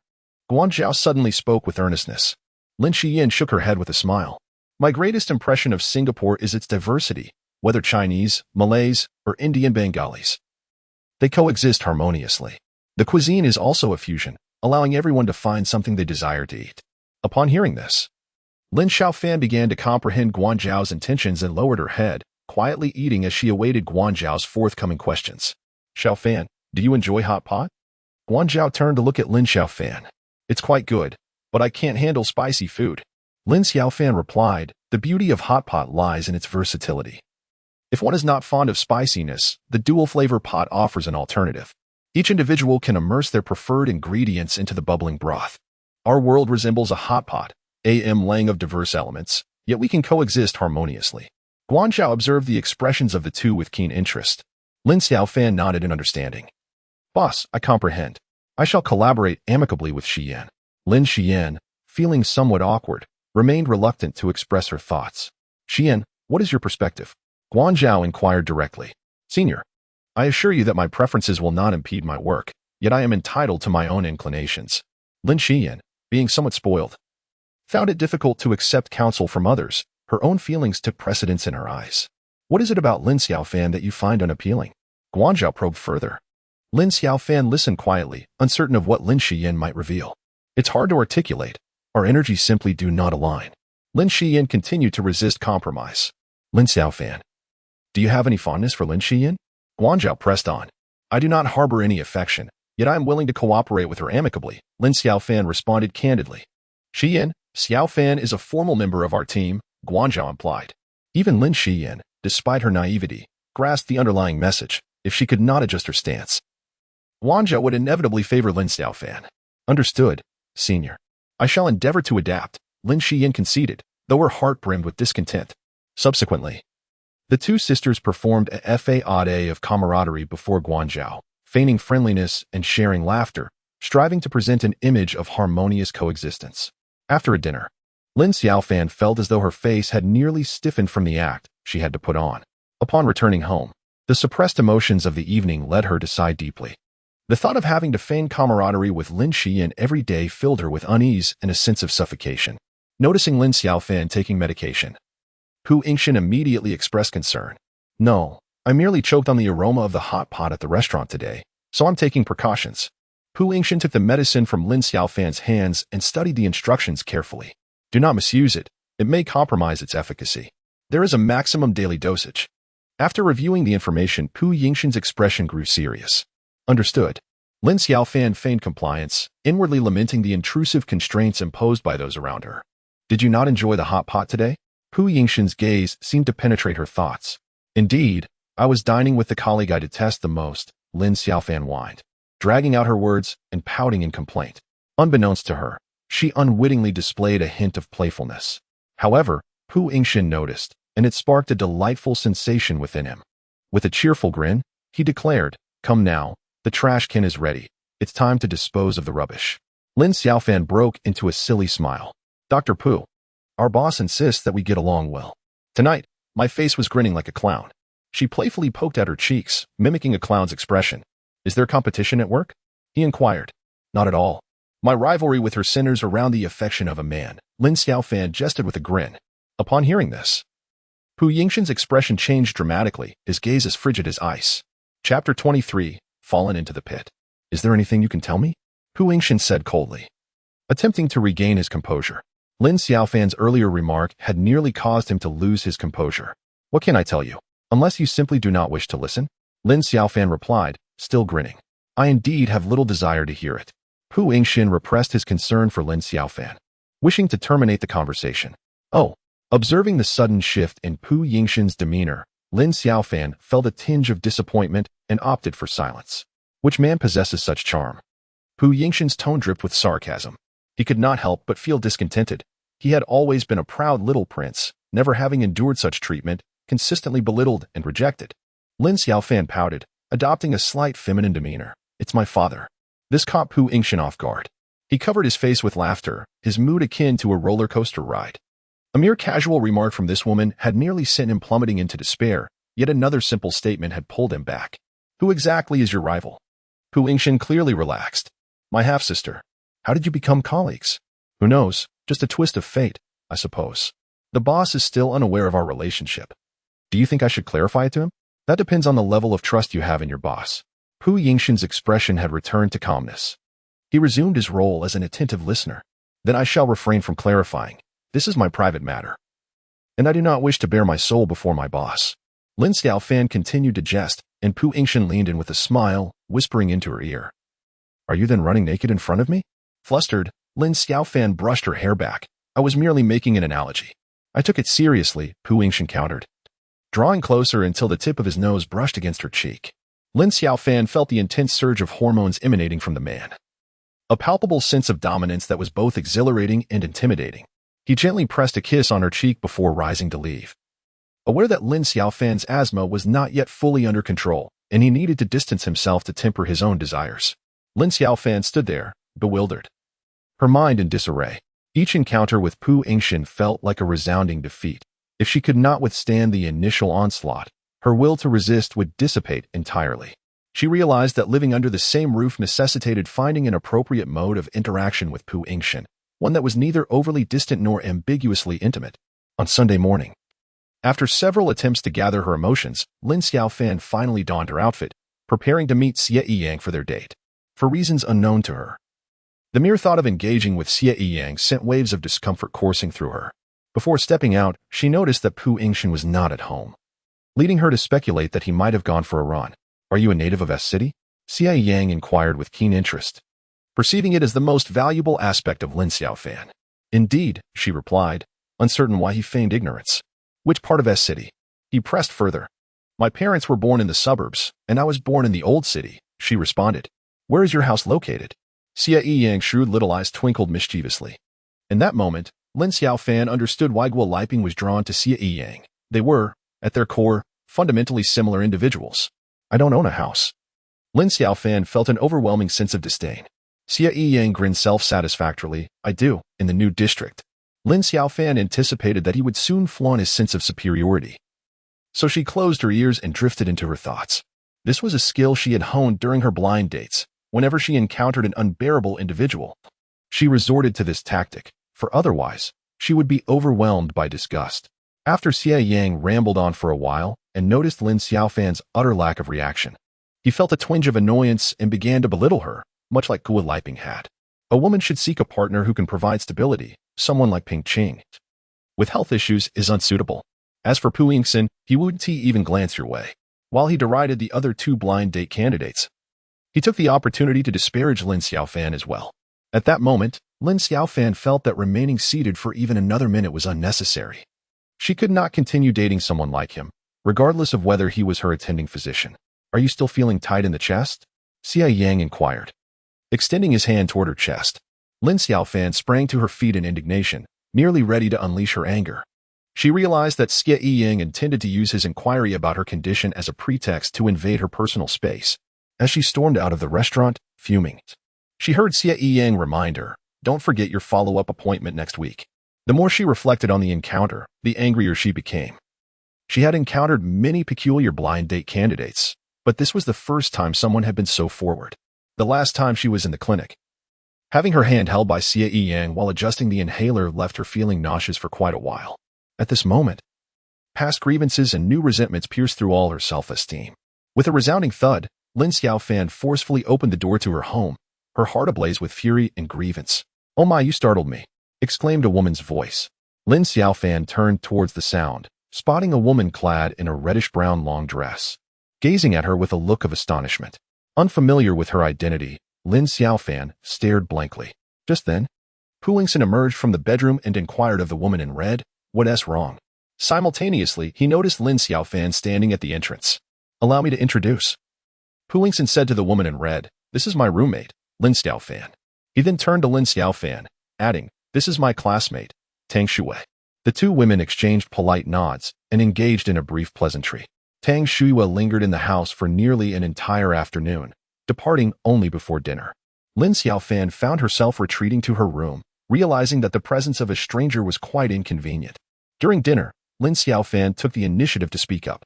"Dr. Pu, I believe we should establish some cohabitation rules," she stated with utmost seriousness. Pu Yingxin chuckled lightly at her earnestness, opting not to respond. He sensed the emotional turmoil within her. "Whenever we invite friends over, we ought to inform each other in advance, out of mutual respect," Lin Xiaofan said, her tone laced with resentment. Pu Yingxin maintained a gentle smile, his voice calm. However, upon the mention of Xie Yang, Lin Xiaofan could no longer contain her emotions. "Do not mention him," she retorted, filled with indignation and frustration. Was this yet another situation destined for the cold palace? Pu Yingxin made a sarcastic remark, indicating that she had fallen into a pit of filth. Lin Xiaofan, upon hearing this, set down her half-eaten meal and departed from the dining table. Chapter 24. A single move to defeat the enemy. That evening, Lin Xiaofan was engulfed in anger. She attempted to soothe her emotions by listening to music, watching films, and scrolling through comedic videos, all to no avail. Ultimately, she found herself contemplating food. Searching through the refrigerator yielded nothing of substance. Aside from a few cartons of milk and some eggs, Pu Yingxin's fridge was nearly barren. "What are you looking for?" Pu Yingxin inquired from a distance. "Something to eat and drink," Lin Xiaofan replied. "The snacks and beverages are in that liquor cabinet fridge." Pu Yingxin gestured towards a corner of the dining room. which housed a variety of alcoholic drinks and beverages, along with a small assortment of snacks and fruits. Lin Xiaofan's instinct told her that the items in that fridge would be rather expensive. Not wishing to appear opportunistic to Pu Yingxin, she shut the refrigerator door. Forget it. It's too cold. I want to eat after all, she offered as an excuse. You have asthma. You shouldn't consume anything too cold, Pu Yingxin reminded her. Got it, Lin Xiaofan replied, her tone tinged with impatience. The mention of asthma brought to mind Xia Yang. Dr. Pu, may I change my doctor? Lin Xiaofan, haunted by the thought of switching physicians, hesitated to make a decision without seeking Pu Yingxin's perspective. Pu Yingxin regarded her with a puzzled expression. Why do you want to change doctors again? It's nothing, Lin Xiaofan responded evasively. Why did you say you fell into a pit of filth? Are you implying that Shulan Hospital is a pit? Pu Yingxin was direct, leaving Lin Xiaofan somewhat embarrassed by the blunt inquiry. Dr. Pu, I am not referring to you. Please do not misunderstand. Then who are you referring to? Lin Xiaofan responded with silence. If you do not clarify, I will assume you are including me in your remarks. Pu Yingxin stated earnestly. Lin Xiaofan observed Pu Yingxin closely and noted his serious expression, which suggested he was not jesting. Ping Qing had concealed his hereditary illness. And Xia Yang had harassed me, Lin Xiaofan confessed, her head lowered. Come here, Pu Yingxin gently beckoned her. His tender call breached the psychological barriers Lin Xiaofan had erected, creating a fissure in her hardened exterior. Hesitantly, she moved her feet and approached him. Pu Yingxin tenderly embraced her, softly patting her back. This silent solace was immensely powerful. Leaning against him, Lin Xiaofan experienced, for the first time, a sense of being protected, a sensation she had not felt since she was 9 years old. She felt an overwhelming warmth, an unparalleled safety, and a solid reassurance. Dr. Pu, I have a follow-up appointment on Monday afternoon, Lin Xiaofan murmured against his embrace. Pu Yingxin smiled gently. All right, just call me when you arrive, and I will accompany you. With that, he kissed her lips. She clutched his back, caressing the muscles beneath.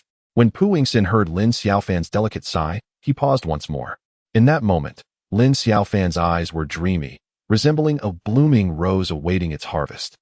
Pu Yingxin restrained his burning desire and softly said, You must first attend your follow-up appointment.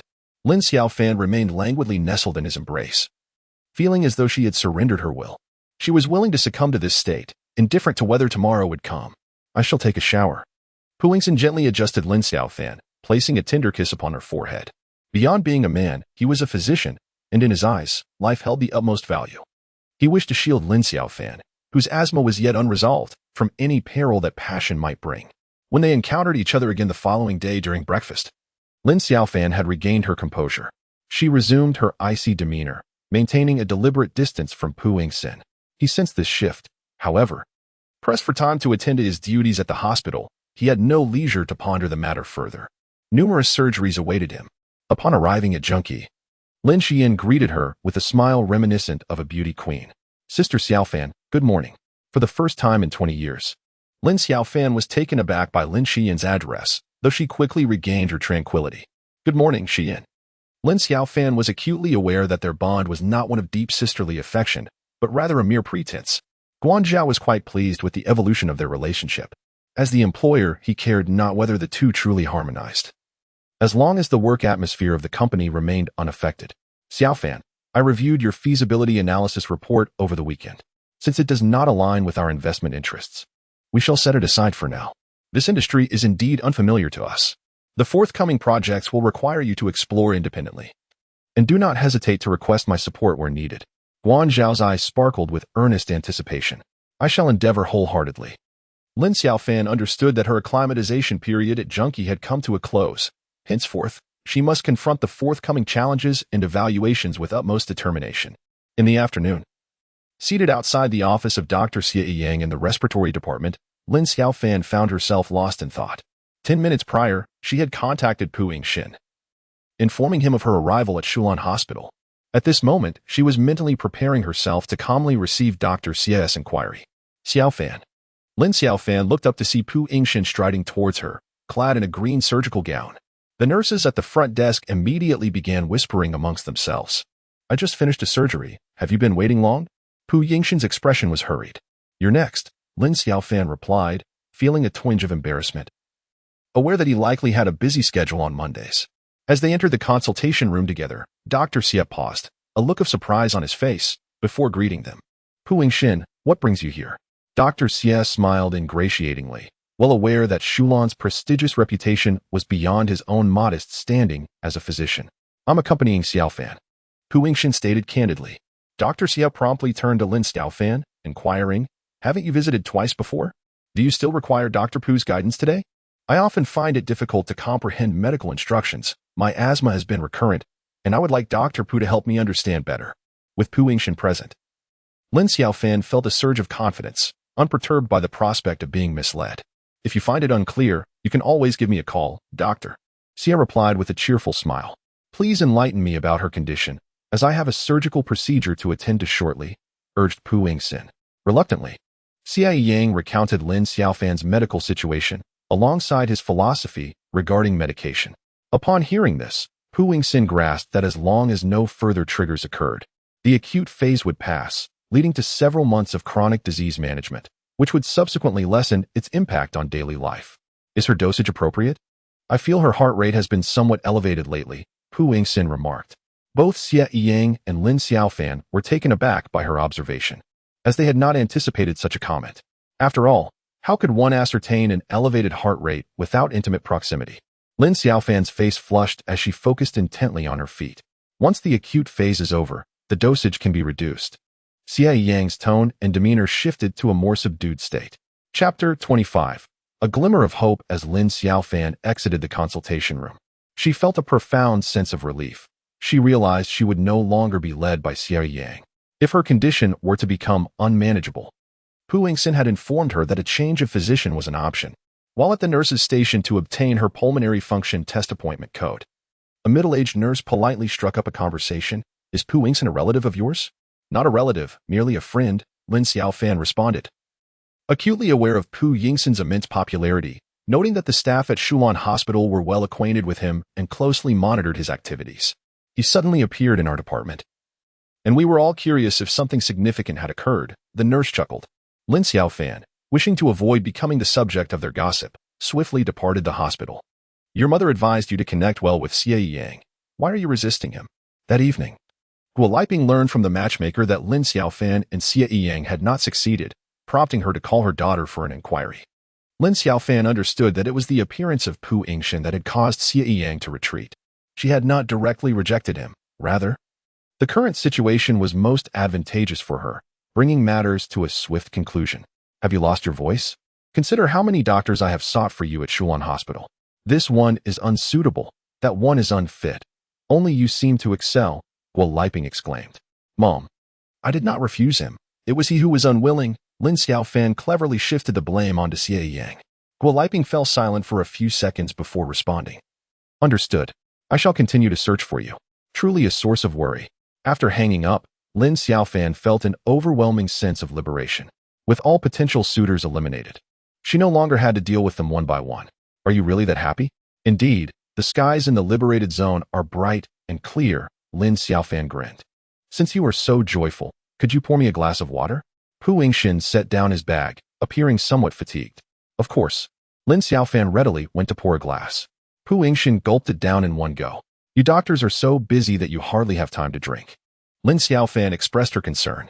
Such is the nature of surgery. Not only is eating and drinking restricted, but so too are other bodily functions. Pu Yingxin replied with a resigned smile. What type of surgery do you perform? Lin Xiaofan inquired, her eyes glimmering with curiosity.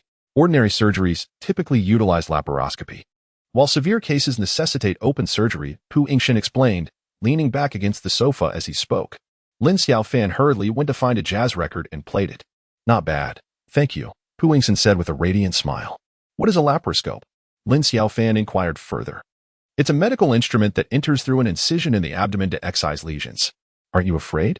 How can you bring yourself to do it? Lin Xiaofan sought to understand Pu Yingxin's feelings. Some people are indeed frightened. They opt for internal medicine.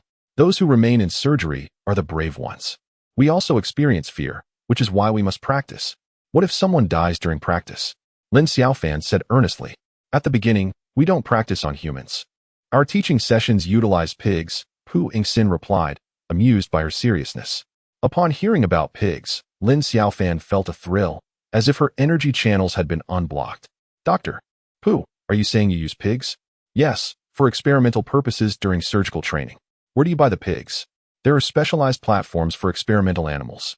Pu Yingxin noticed her inquisitive nature and anticipated her intentions. Sitting upright, Lin Xiaofan's mind raced as she recalled the pig farming project. I can take you to visit the animal platform, Pu Yingxin offered eagerly. Really? Lin Xiaofan's face brightened as she grasped Pu Yingxin's arm. Do I seem like a liar? Pu Yingxin teased her. Not at all. When shall we go? Lin Xiaofan eagerly asked. Only on the weekends. I cannot cancel my clinic without cause. All right. I will await your notification. Lin Xiaofan felt that the day was truly wonderful, as every circumstance seemed to take a turn for the better. Each turning point was marked by Pu Yingxin's presence. Dr. Pu, thank you, Lin Xiaofan said with a sweet smile, her demeanor charmingly innocent. Mutual benefit, Pu Yingxin subtly hinted. What do you wish for me to do? At this moment, Lin Xiaofan was devoid of any vigilance. Come here and give me a hug, Pu Yingxin gently suggested. No. Lin Xiaofan replied, her smile vanishing as she reverted to her usual aloofness. Typically, Pu Yingxin was a person of stable emotions, embodying the decisive, calm, and serene qualities of a surgeon. Since last night, he had believed he and Lin Xiaofan had made a step closer in their relationship. However, he was taken aback to find himself still at a standstill, with Lin Xiaofan again distancing herself and rejecting him.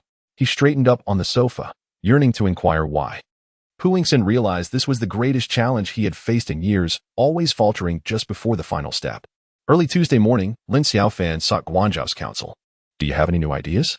I have acquired some new information that is quite valuable, but I must wait until the weekend to gain first-hand insight. If possible, I would like to prepare a new feasibility analysis report next week. Lin Xiaofan was determined to retain the project, feeling that opportunities like this must not be squandered.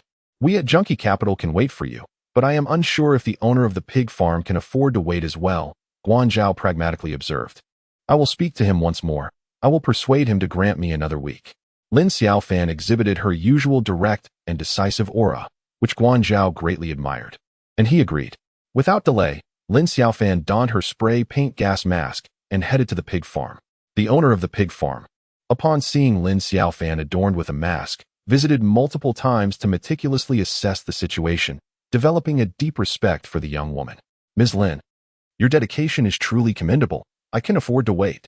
I firmly believe that if you were to invest in us, we would undoubtedly succeed. Thank you for your trust.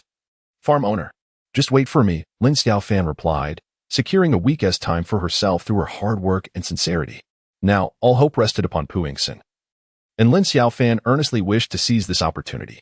Come, join me for a workout, Guanzhao called out to Lin Xiaofan, who was preparing to leave for the day. Is tomorrow suitable? I am unprepared with workout attire. Lin Xiaofan hesitated.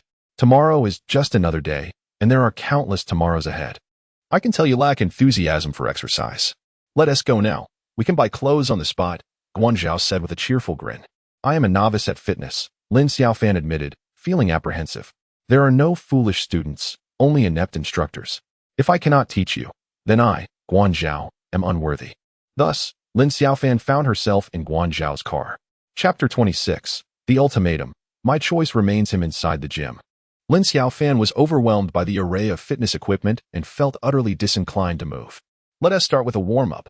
Guanzhao guided her to the elliptical machine. Lin Xiaofan had no choice but to comply. She pedaled for a while on the machine, then jogged for a few minutes on the treadmill, and finally pulled a few strokes on the rowing machine. Now we begin the real workout. Guanzhao instructed her to lie on a yoga mat, urging her to engage her core and hold a plank position. Lin Xiaofan struggled to comprehend and could not maintain the posture. May I touch you? Inquiring with concern. Lin Xiaofan was uncertain about the extent of the contact he referred to. However, she reasoned that the mere act of asking suggested he was a person of discretion. Very well. Subsequently, Guanzhao supported her abdomen with his hand, stating that this area was the core, and that the muscles here needed to engage while ensuring the lower back did not sag. This particular spot had only been touched by Pu Yingxin before, and now, with Guanzhao's gentle pressure, Lin Xiaofan felt a twinge of shyness. Again, Guanzhao, resembling a strict instructor, repeatedly encouraged her to practice. Ultimately, Lin Xiaofan, utterly exhausted, collapsed onto the mat. Unexpectedly, Guanzhao's hand, which had rested on her abdomen, remained in place. When their eyes met, both felt a hint of embarrassment. After their workout, Lin Xiaofan took a shower at the gym, feeling significantly lighter. By the way, drive carefully, it's getting late, and I must ensure your safety. Guanzhao gestured for Lin Xiaofan to follow. Xiaofan, you will train with me from Monday to Friday. While driving, Guanzhao cast a cheerful glance her way. Boss, this intensity is too much for me. Could we perhaps take it slow? Lin Xiaofan's apprehension grew as she recalled how even a brief session had left her limbs trembling with fatigue. Then we shall take a day to rest tomorrow. And resume the day after, Guanzhao replied, his laughter resonating with joy. He was passionate about fitness and particularly enjoyed guiding others through their training with Lin Xiaofan. A novice, now following his lead, he felt a profound sense of fulfillment in his role as a mentor. Have you showered outside? As Lin Xiaofan stood at the doorway changing her shoes, Pu Yingxin appeared behind her. He noticed her hair, damp in parts and dry in others, and caught a whiff of the fragrant shampoo. With whom? Pu Yingxin's voice carried a note of caution. Lin Xiaofan turned to face him, smiling as she replied, You sound just like my mother, always meddling in everything. Pu Yingxin's expression grew serious. He braced himself against the wall, cornering Lin Xiaofan between the wall and his body. In a low, rumbling voice, he urged her, Speak. Seeing the feral aggression reflected in Pu Yingxin's eyes, Lin Xiaofan felt a wave of panic wash over her. A colleague. Is it a male or a female colleague? Pu Yingxin pressed, urgency lacing his tone. As he perceived her hesitation, he surmised it was a male colleague. Igniting his jealousy anew. This woman rarely rebuffed others, yet consistently turned him away. At his words, Lin Xiaofan suddenly felt a pang of bitterness. She had repeatedly rejected this man before her, striving to close off her heart, convinced that they inhabited different worlds and needed to establish boundaries. Yet now, confronted with this reality, she found herself reluctant to part ways. It's my boss, Lin Xiaofan confessed, a hint of grievance in her tone. Do you not wish to go? Pu Yingxin's voice softened. No, I don't. I regard it as work. I am exhausted. Leaning against the wall, Lin Xiaofan felt utterly drained. Pu Yingxin released his grip on the wall and gently wrapped his arm around Lin Xiaofan's shoulders. Did I frighten you just now? He asked softly. Lin Xiaofan's heart ached and tightened, leaving her in silence. I have arranged to visit the animal testing platform this Saturday, where they will schedule staff to work overtime for our arrival. Pu Yingxin gently guided her to the sofa, and they sat down together. Thank you, Lin Xiaofan murmured. Her gaze cast downward. I apologize. I was too harsh earlier and failed to consider your feelings. Pu Yingxin, still holding her shoulder, spoke in a soft tone. Suddenly, tears streamed down Lin Xiaofan's face like a torrential downpour. No one had ever cared about her feelings, nor had anyone ever apologized to her in such a manner. Guoliping often reprimanded her mercilessly over trivial matters, and for the past 20 years, she had been the one overlooked in both work and life. Please don't cry, Pu Yingxin said, visibly flustered. He cupped Lin Xiaofan's face, realizing for the first time how fragile and sorrowful she appeared, all because of his earlier words. Don't cry. I'm sorry. He gently kissed the tears from her cheeks and embraced her tightly. Dr. Pu, thank you, Lin Xiaofan whispered as she leaned against his chest. Deep within her heart, she felt immense gratitude for this man, like a ray of light in her dim world, always appearing in her moments of helplessness. No need to thank me. Just forgive me, Pu Yingxin replied, stroking her back tenderly. Lin Xiaofan managed to smile through her tears. Dr. Pu, are you perhaps a little son? What do you mean by a little son? Pu Yingxin inquired, seeing her smile and returning it. A heater that warms others on a chilly winter day, Lin Xiaofan replied, straightening her posture and momentarily breaking free from his embrace, her eyes still glistening with tears. Am I like that? Pu Yingxin was aware that Lin Xiaofan was praising him, which brought him great joy. In truth, Pu Yingxin had always been a proud and aloof individual, having stood atop the pyramid since childhood. At times, he felt as though he looked down upon the world. Before encountering Lin Xiaofan, he had never tasted the bitterness of rejection. His clinic attracted a multitude of patients. Yet only Lin Xiaofan expressed a desire to switch to a female doctor. By compromising the dignity of Vice President Zhang's wife, he found himself participating in a matchmaking event for the first time, only to become the sole man among 3 doctors at Shuan Hospital to be rejected by Lin Xiaofan. At that moment, this woman referred to herself as his little son. Receiving such a compliment felt akin to a young boy finally acquiring the toy of his dreams, filling him with unbridled delight. Lin Xiaofan gazed at him, her eyes radiating clarity and brightness. Then I shall be your little son, he replied gently, playfully tapping her nose. Chapter 27. You have your path. I have mine that evening. Lin Xiaofan laughed and cried. conversing with Pu Yingxin as if they were old friends. She realized that the protective shell around her heart had begun to crack, allowing something to seep in, nurturing her soul. Xiaofan, what is the matter with you today? The following day during the lunch break, Li Min observed Lin Xiaofan attempting to pick up a piece of paper from the floor, struggling to squat multiple times. My muscles are sore. I can't squat, Lin Xiaofan lamented. That's a normal reaction, Guan Zhao chimed in cheerfully as he approached. Boss, why not skip the workout tomorrow? Lin Xiaofan felt a growing fear of exercising. You must persist. We have to train, Guan Zhao insisted, unwilling to concede. Lin Xian observed that Guan Zhao was taking the initiative to accompany Lin Xiaofan to the gym, and a pang of jealousy surged within her. She could tolerate losing to anyone, but not to Lin Xiaofan. Senior, I also wish to train. Could you include me? Lin Xian approached with a cheerful smile. Of course. Guan Zhao replied, delighted to see another student joining. Is there anyone else interested in training? You can all join after work, he announced once more in the office area. The silence in the office was unervingly profound, with no one responding. At that moment, Lin Xiaofan's phone rang. Seeing it was Guo Liping. She immediately surmised the reason for the call and dashed into the corridor. I've arranged everything for you. There's a blind date this Saturday, Guo Liping commanded over the phone. Lin Xiaofan felt utterly helpless upon hearing this. She was in awe of her mother's astonishing efficiency, managing to find her a new suitor in merely 2 days. Mom, I have to work this Saturday. Can we reschedule? Lin Xiaofan could only remain silent, unwilling to argue with her mother in the company corridor. Understood. Lin Xiaofan felt as though a knife was poised at her throat. No matter how unsatisfactory life might be, she resolved to face it with a smile. That evening, when Pu Yingxin saw Lin Xiaofan waddling around her home like a duck, he couldn't help but burst into laughter. What are you laughing at? Lin Xiaofan feigned ignorance. I laugh because I wish to, Pu Yingxin replied while eating. Dr. Pu, please do not revel in my misfortune. I am in excruciating pain, Lin Xiaofan pouted, displaying a touch of feminine vulnerability. This is lactic acid accumulation. It will take a few days to alleviate. Pu Yingxin's eyes sparkled with mirth as he found Lin Xiaofan's pout adorably charming. However, my boss insists that I must practice again tomorrow, and I truly wish to avoid it. Unconsciously, Lin Xiaofan began to act coyly towards Pu Yingxin. Do you need my assistance? Pu Yingxin replied with a mischievous glint in his eyes. Dr. Pu, can you really help me with that? Lin Xiaofan's eyes widened in surprise. Of course, but it must be a mutually beneficial arrangement. Noticing the cunning glimmer in Pu Yingxin's gaze, Lin Xiaofan understood he was concocting a plan, yet she trusted him. What do you need me to do? She asked with a sweet smile. Just follow my lead this Sunday, Pu Yingxin said, his gaze intense. The mere thought of a blind date on Sunday darkened Lin Xiaofan's expression. Observing her dismay, Pu Yingxin softened his stance. Then let's postpone it to next Sunday. All right. Do you have a strategy? Lin Xiaofan inquired anxiously, tilting her body to look into Pu Yingxin's eyes. If lactic acid accumulation is severe, it could lead to acidosis and blood in urine.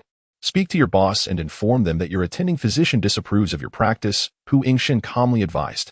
Lin Xiaofan couldn't contain her joy, her smile beaming brightly as she exclaimed, Dr. Pu, you are incredible. You have saved me. Now you recognize my prowess? Pu Yingxin replied with a hint of pride. I was blind to your greatness. May you forgive my ignorance, Lin Xiaofan chuckled. Just as they shared laughter, Pu Yingxin's phone rang. Shuwei, what is it? He answered, holding the phone in his left hand while continuing to eat with his right. I am free this Sunday. I will come to pick you up, he added. Tang Shuwei possessed a tall and graceful figure, complemented by a visage that exuded the sophistication of an erudite intellectual, radiating wisdom and poise. Lin Xiaofan perceived that such a woman was indeed a kindred spirit to Pu Yingxin. However, on that fateful day, her delightful reveries regarding Pu Yingxin were once again shattered by a phone call from Tang Shuwei. She resolutely closed her heart once more. Subsequently, Lin Xiaofan, adhering to Pu Yingxin's medical advice, successfully deterred any further attention. Although Guan Zhao boasted extensive fitness experience and was aware that the lactic acid buildup most often alleviated after a few days, he dared not disregard the professional counsel. Upon learning that Lin Xiaofan had ceased her training, Lin Xian promptly decided to withdraw as well. Senior, I find it rather dull to practice alone. I shall wait for Sister Xiaofan to join me next time. Lin Xiaofan's heart was as clear as a mirror. She recognized that Lin Xian was subtly challenging her.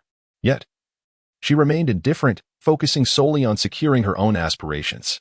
On Saturday morning, Lin Xiaofan rose early, making meticulous preparations, yet Pu Yingxin lingered in bed, unhurried.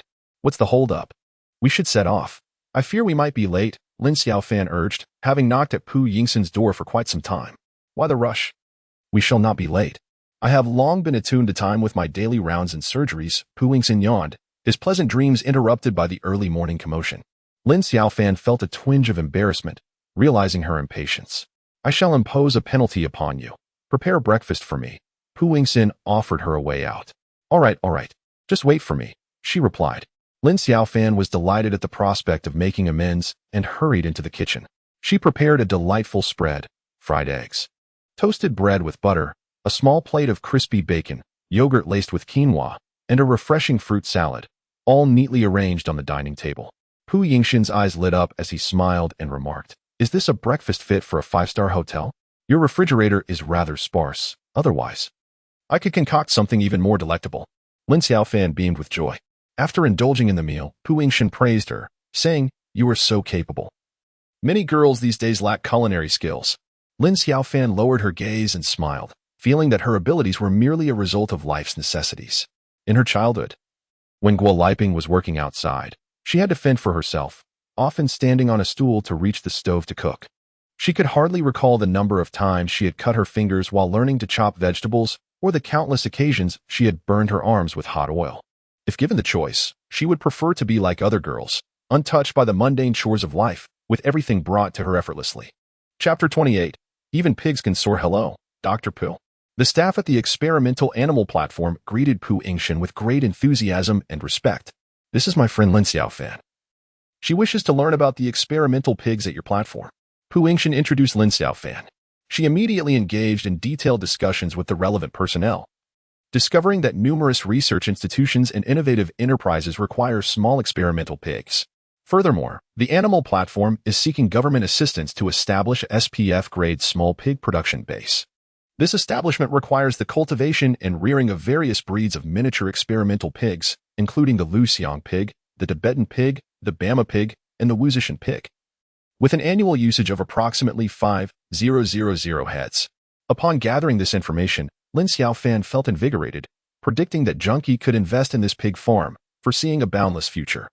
What she urgently needed to do now was to provide a feasibility analysis report to the authorities, proposing an environmentally friendly upgrade for the pig farm while transforming it into an SPF-grade production base, along with a profitability calculation model. Dr. Pu, I invite you to dinner.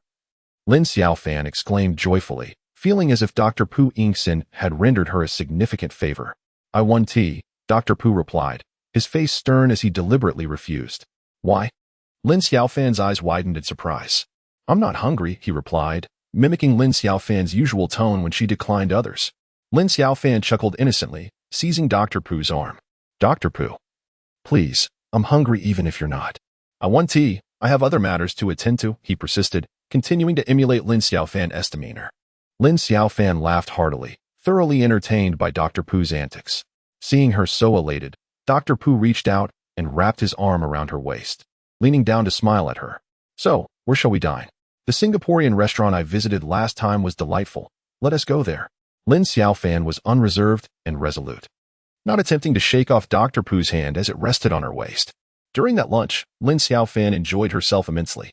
It was the first time she realized she could share such joyous moments dining alone with a man in a restaurant, unrestrained and unencumbered. With aspirations and hopes still lingering in her heart, Pu Yingxin discovered that Lin Xiaofan could indeed embrace such a carefree and joyous existence, devoid of any defenses or pretense.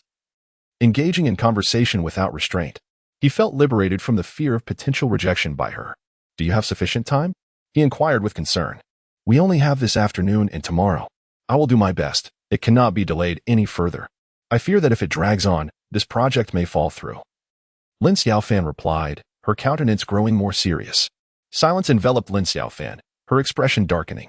Pu Yingxin, not one to be easily deceived, was already well aware of Guo Liping's fervent matchmaking tendencies. He understood that Ping Qing and Xie Yang were out of the picture.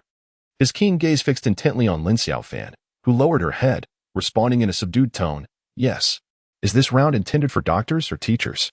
Pu Yingxin remarked with a faint smile. Lin Xiaofan sighed. Dr. Pu, please refrain from your sarcasm. As long as it is not a battlefield, I shall be content. Thus, both fell into a dismal silence, ceasing further communication. Upon returning home, Lin Xiaofan locked herself in her study, diligently writing her report until late into the night. Not emerging for dinner until 10 o'clock. Aren't you hungry? Pu Yingxin knocked on her door. He recognized her as a remarkably resilient individual, seldom complaining, industrious, and unwaveringly dedicated to her established goals, reminiscent of himself. At 11 o'clock, Lin Xiaofan finally exited her study, spotting Pu Yingxin still seated in the living room.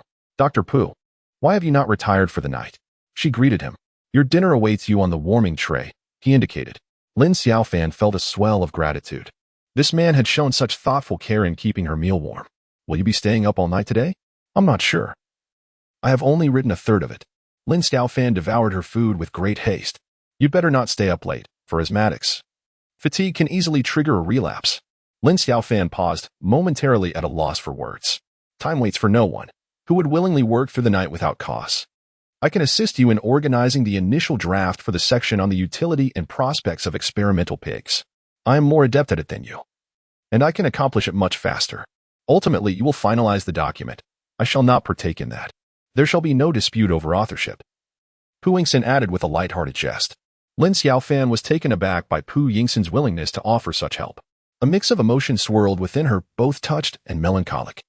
She silently mused once more how wonderful it would be if this man were her boyfriend. Finish your meal and then sleep. I will provide you with the draft tomorrow, Pu Yingxin said, gently ruffling her hair. That tender gesture reminded Lin Xiaofan of her father, Lin Guoxing, who would often stroke her head in such a manner before she turned 9. She replied hastily, stuffing another mouthful of food in, feeling a lump in her throat that nearly brought her to tears. This time, Guo Liping had arranged for her to meet 2 grassroots civil servants, one a doctor at a community health service station, and the other a staff member at the street office. Lin Xiaofan was entirely preoccupied. Her mind was consumed by the feasibility analysis report for the pig farm, to the extent that she scarcely noticed what her companions looked like. Nodding and murmuring affirmations throughout the morning, she finally managed to fulfill Guo Liping's matchmaking task. How did it go with the 2 today? Guo Liping inquired eagerly. Lin Xiaofan hesitated for a moment, feeling rather indifferent. You tell me what you desire, and I shall scour the world with a lantern to find it for you.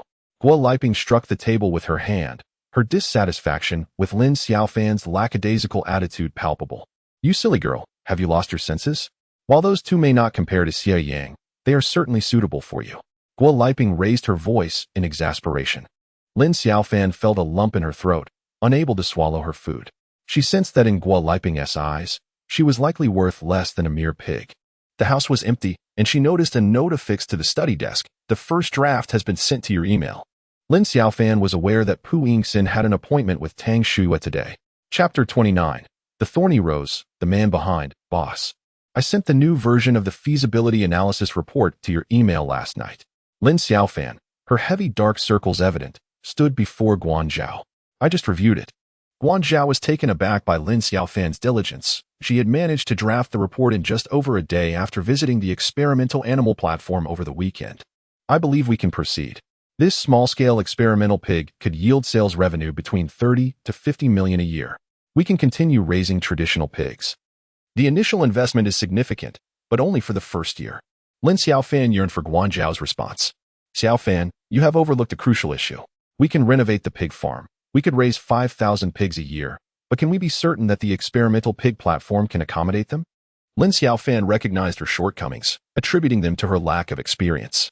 She had been overly fixated on the collection, organization, and analysis of data and information, neglecting the most crucial aspect. The project must be implemented. Boss, grant me a little more time, and I shall see it through. Without hesitation, Lin Xiaofan prepared to advance to the next step. Guanzhao displayed an appreciative smile. He admired such tenacious individuals, especially as this was his first venture. Engage with them, and if you require my support, do not hesitate to speak. Guanzhao gestured with his hand, indicating he was ready to assist. Lin Xiaofan understood perfectly. As she waited in vain, fatigue took hold, and she succumbed to slumber at the dining table, utterly exhausted after working until midnight the previous night. Upon awakening, she found Pu Yingxin gently stroking her hair. Why not sleep in bed? He asked, weariness evident on his face, yet concern for her still shone through. I was waiting for you to eat. Lin Xiaofan rubbed her eyes, momentarily dazed. Pu Yingxin paused, his gaze warm and touched. Aren't you hungry? Not really. I didn't feel hungry while I was asleep, she murmured, still half asleep. Today's dishes are made by you, right? Pu Yingxin sampled a bite and confirmed. Yes, is it good? Now fully alert, Lin Xiaofan had her own plans. It's quite delicious, she replied. Pu Yingxin smiled gently. Dr. Pu, I would like to ask for your help once more. As she spoke, she carefully gauged his reactions. Pu Yingxin, being exceptionally astute, had already discerned that Lin Xiaofan sought something from him. Nevertheless, he found the dinner delightful. Speak your mind. Our employer wishes to discuss a potential collaboration with the experimental animal platform and has asked me to initiate contact. Lin Xiaofan smiled, her eyes sparkling with enthusiasm. You want me to take the lead in negotiations, correct? Pu Yingxin inquired directly. Is that possible? Lin Xiaofan's expression was one of eager anticipation. Unfortunately, it is not permissible. That would contravene the ethical standards of a physician, Pu Yingxin replied. Lin Xiaofan's demeanor fell, realizing she could not impose upon him. However, I can find someone to assist you in private negotiations, Pu Yingxin quickly added, noticing her despondence. Really? Would you like me to accompany you? Lin Xiaofan exclaimed with delight. No need. Simply await my notification, and I shall expedite the process. Pu Yingxin responded with a smile, gently patting Lin Xiaofan's head. Overjoyed, Lin Xiaofan felt that this man was always ready to fulfill her requests. She gazed at Pu Yingxin with a dreamy expression, momentarily forgetting to eat. Do eat. Pu Yingxin interrupted her reverie, noticing her distraction. Lin Xiaofan flushed and lowered her head to resume her meal. How did your blind date go yesterday? Pu Yingxin asked intentionally, having discerned her daydreaming about him. What? You sound just like my mother, Lin Xiaofan retorted. Pu Yingxin chuckled softly and fell silent, wary of provoking another emotional outburst from this sensitive woman. Yesterday, all I could think about were pigs, so I can hardly recall what either of those individuals looked like. To me, they might as well have resembled pigs, Lin Xiaofan candidly declared, despite her earlier complaints about Pu Yingxin's concern. He understood the importance of patience and a gradual approach. And how about you, Dr. Pu? How was your day yesterday? Lin Xiaofan casually inquired. But as soon as the words slipped from her lips, regret washed over her. She had no desire to pry into Pu Yingxin's private life. Nor was she interested in discovering what he was up to with Tang Shuwei. She had already realized that such knowledge would only bring her discontent. Did you go play badminton? She asked. No, I don't enjoy sports, he replied. Lin Xiaofan recalled how, during their blind date, Pu Yingxin had introduced himself by mentioning his hobbies included attending concerts and playing badminton. She felt that aside from her interest in music, their preferences diverged significantly. For us surgeons, maintaining physical fitness is crucial. I try to exercise whenever I find the time, he added. I usually see you running, Lin Xiaofan interjected. Running is a solitary activity. Badminton requires a partner, Pu Yingxin remarked nonchalantly. A wave of melancholy washed over Lin Xiaofan, and she found herself inexplicably envious of Tang Shuwei. Yet, she quickly quelled the turmoil within her heart, repeatedly admonishing herself not to harbor illusions about Pu Yingxin. He was not hers to claim, merely a roommate. 2 days later, Lin Xiaofan received notification from the animal experimentation platform, expressing their willingness to collaborate on establishing a small-scale pig production base. Without delay, she and Guanzhou swiftly signed an investment cooperation agreement with the pig farm. Thus, Lin Xiaofan successfully secured her first investment project, which also marked the inaugural investment for Junkie Capital. Overnight, she ascended to prominence within Junkie, and the attitude of those around her shifted dramatically. With newfound respect directed her way. All, that is, except for Lin Xiaofan. On Saturday, Junkie Capital hosted a celebratory banquet, inviting everyone to revel for an entire day, with the option to bring family members along. In the office area, Guanzhou exclaimed, while Lin Xiaofan smiled with her eyes narrowed amidst the rising cheers. She was acutely aware that she had taken another step closer to her dreams, all thanks to Pu Yingxin's silent support behind her. Xiaofan, how did you manage it? It's typically challenging to negotiate in a government-backed platform like this, Guanzhou mused, marveling at Lin Xiaofan's immense energy. Achieving such a feat in such a short time with apparent ease. Lin Xiaofan smiled without responding, knowing that this success was entirely due to Pu Yingxin's efforts. She promptly shared the good news with Guo Liping. Mom, I will be receiving dividends in the future. Lin Xiaofan attempted to persuade her further. Just wait for fortune to fall from the sky. It would be even better if a suitable husband were to descend as well, sparing me the worry. Guo Liping began to scold her again. After hanging up the phone, Lin Xiaofan inwardly chided herself. If I ever bring up work matters to my mom again, I will be like a pig in a sty. Besides Guoliping, there was another person with whom she wished to share her joy. Dr. Pu, my project has succeeded. Lin Xiaofan danced around her home, joyfully akin to a rabbit. Pu Yingxin looked at her with a warm smile, his eyes filled with tenderness. Let's celebrate by attending a concert this Saturday evening. I cannot, Dr. Pu. I have a company celebration that evening, Lin Xiaofan replied, her face falling as she declined his invitation. Previously, she had already agreed to attend the concert with Pu Yingxin, allowing him to choose the time. Yet, at the last moment, she found herself unable to go. Is it so difficult for you to attend a concert with me just once? Pu Yingxin shook his head in disappointment. Chapter 30, Cinderella and the Prince. Early Saturday morning, Lin Xiaofan arrived at Junkie to gather with everyone. Guanzhao had arranged several luxury vehicles to transport the staff. As the protagonist of the day, Xiaofan enjoyed the full range of services I provided while seated in my car. With a disdainful expression, Lin Xian secretly wished misfortune upon Lin Xiaofan, hoping she would encounter a series of unfortunate events, choking on her meal, sputtering on her drink, and stumbling while walking. Xiaofan, can you guess what activities I've planned for today? Guanzhao inquired with a cheerful smile towards Lin Xiaofan, who occupied the passenger seat. I'm not sure. It wouldn't happen to be a day at the gym, would it? Lin Xiaofan responded, anxiety evident on her face. If that were the case, it would not be a celebration but rather a punishment. Am I truly that miserly of a boss? Celebrating at the gym? Guanzhao chuckled, shaking his head, feeling a bit embarrassed. Lin Xiaofan attempted to justify her words. I only said that to motivate you. One should be generous even during workouts. I was too lenient when I took you to the gym, right? Next time, I'll have you do crunches directly to show you what generosity really means. Guanzhao jested. Please no, I'll end up injured. Lin Xiaofan quickly protested. You cheeky monkey, don't think you can escape my grasp, Guanzhao teased, playfully gesturing a five-finger mountain towards Lin Xiaofan. Seeing Guanzhao act like a child amusing her, Lin Xiaofan's laughter brightened her eyes. That day, Guanzhao took all the employees to Disneyland, providing each with an exclusive guided tour service worth 5,000 yuan per person, allowing everyone to indulge freely without the nuisance of long queues. This marks Lin Xiaofan's inaugural visit to Disneyland, where she, like many other girls, harbors a dream of being a princess. Although her childhood was reminiscent of Cinderella's humble beginnings, she yearns to encounter her own prince. In the souvenir shop of Disneyland, Lin Xiaofan selects a pumpkin carriage and a pair of crystal shoes, fulfilling a childhood aspiration that has only materialized at the age of 29. Today, I shall cover all of Lin Xiaofan's desires. Guanzhao cheerfully announces to the group. Xiaofan, seize the moment. Choose quickly. Li Min promptly hands her a large shopping basket. The colleagues begin to cheer. Hurry and buy. Empty the entire store. Max out the owner's card. Meanwhile, Lin Xian stands off to the side, her eyes ablaze with indignation. She is reluctant to join in the revelry, nor does she wish to extend her congratulations to Lin Xiaofan. The latter's success in securing the pig farm project has garnered recognition and attention from the entire company, inciting Lin Xian's utmost disdain. She wishes nothing more than for Lin Xiaofan to meet a dire fate. I will certainly strive to secure another project next time, Lin Xiaofan beams. Upon hearing this, Lin Xian rolls her eyes behind a shelf. Xian, what's wrong? A colleague inquires. Oh, there are just too many people here. I feel a bit dizzy. Lin Xian can only offer as an excuse for her behavior.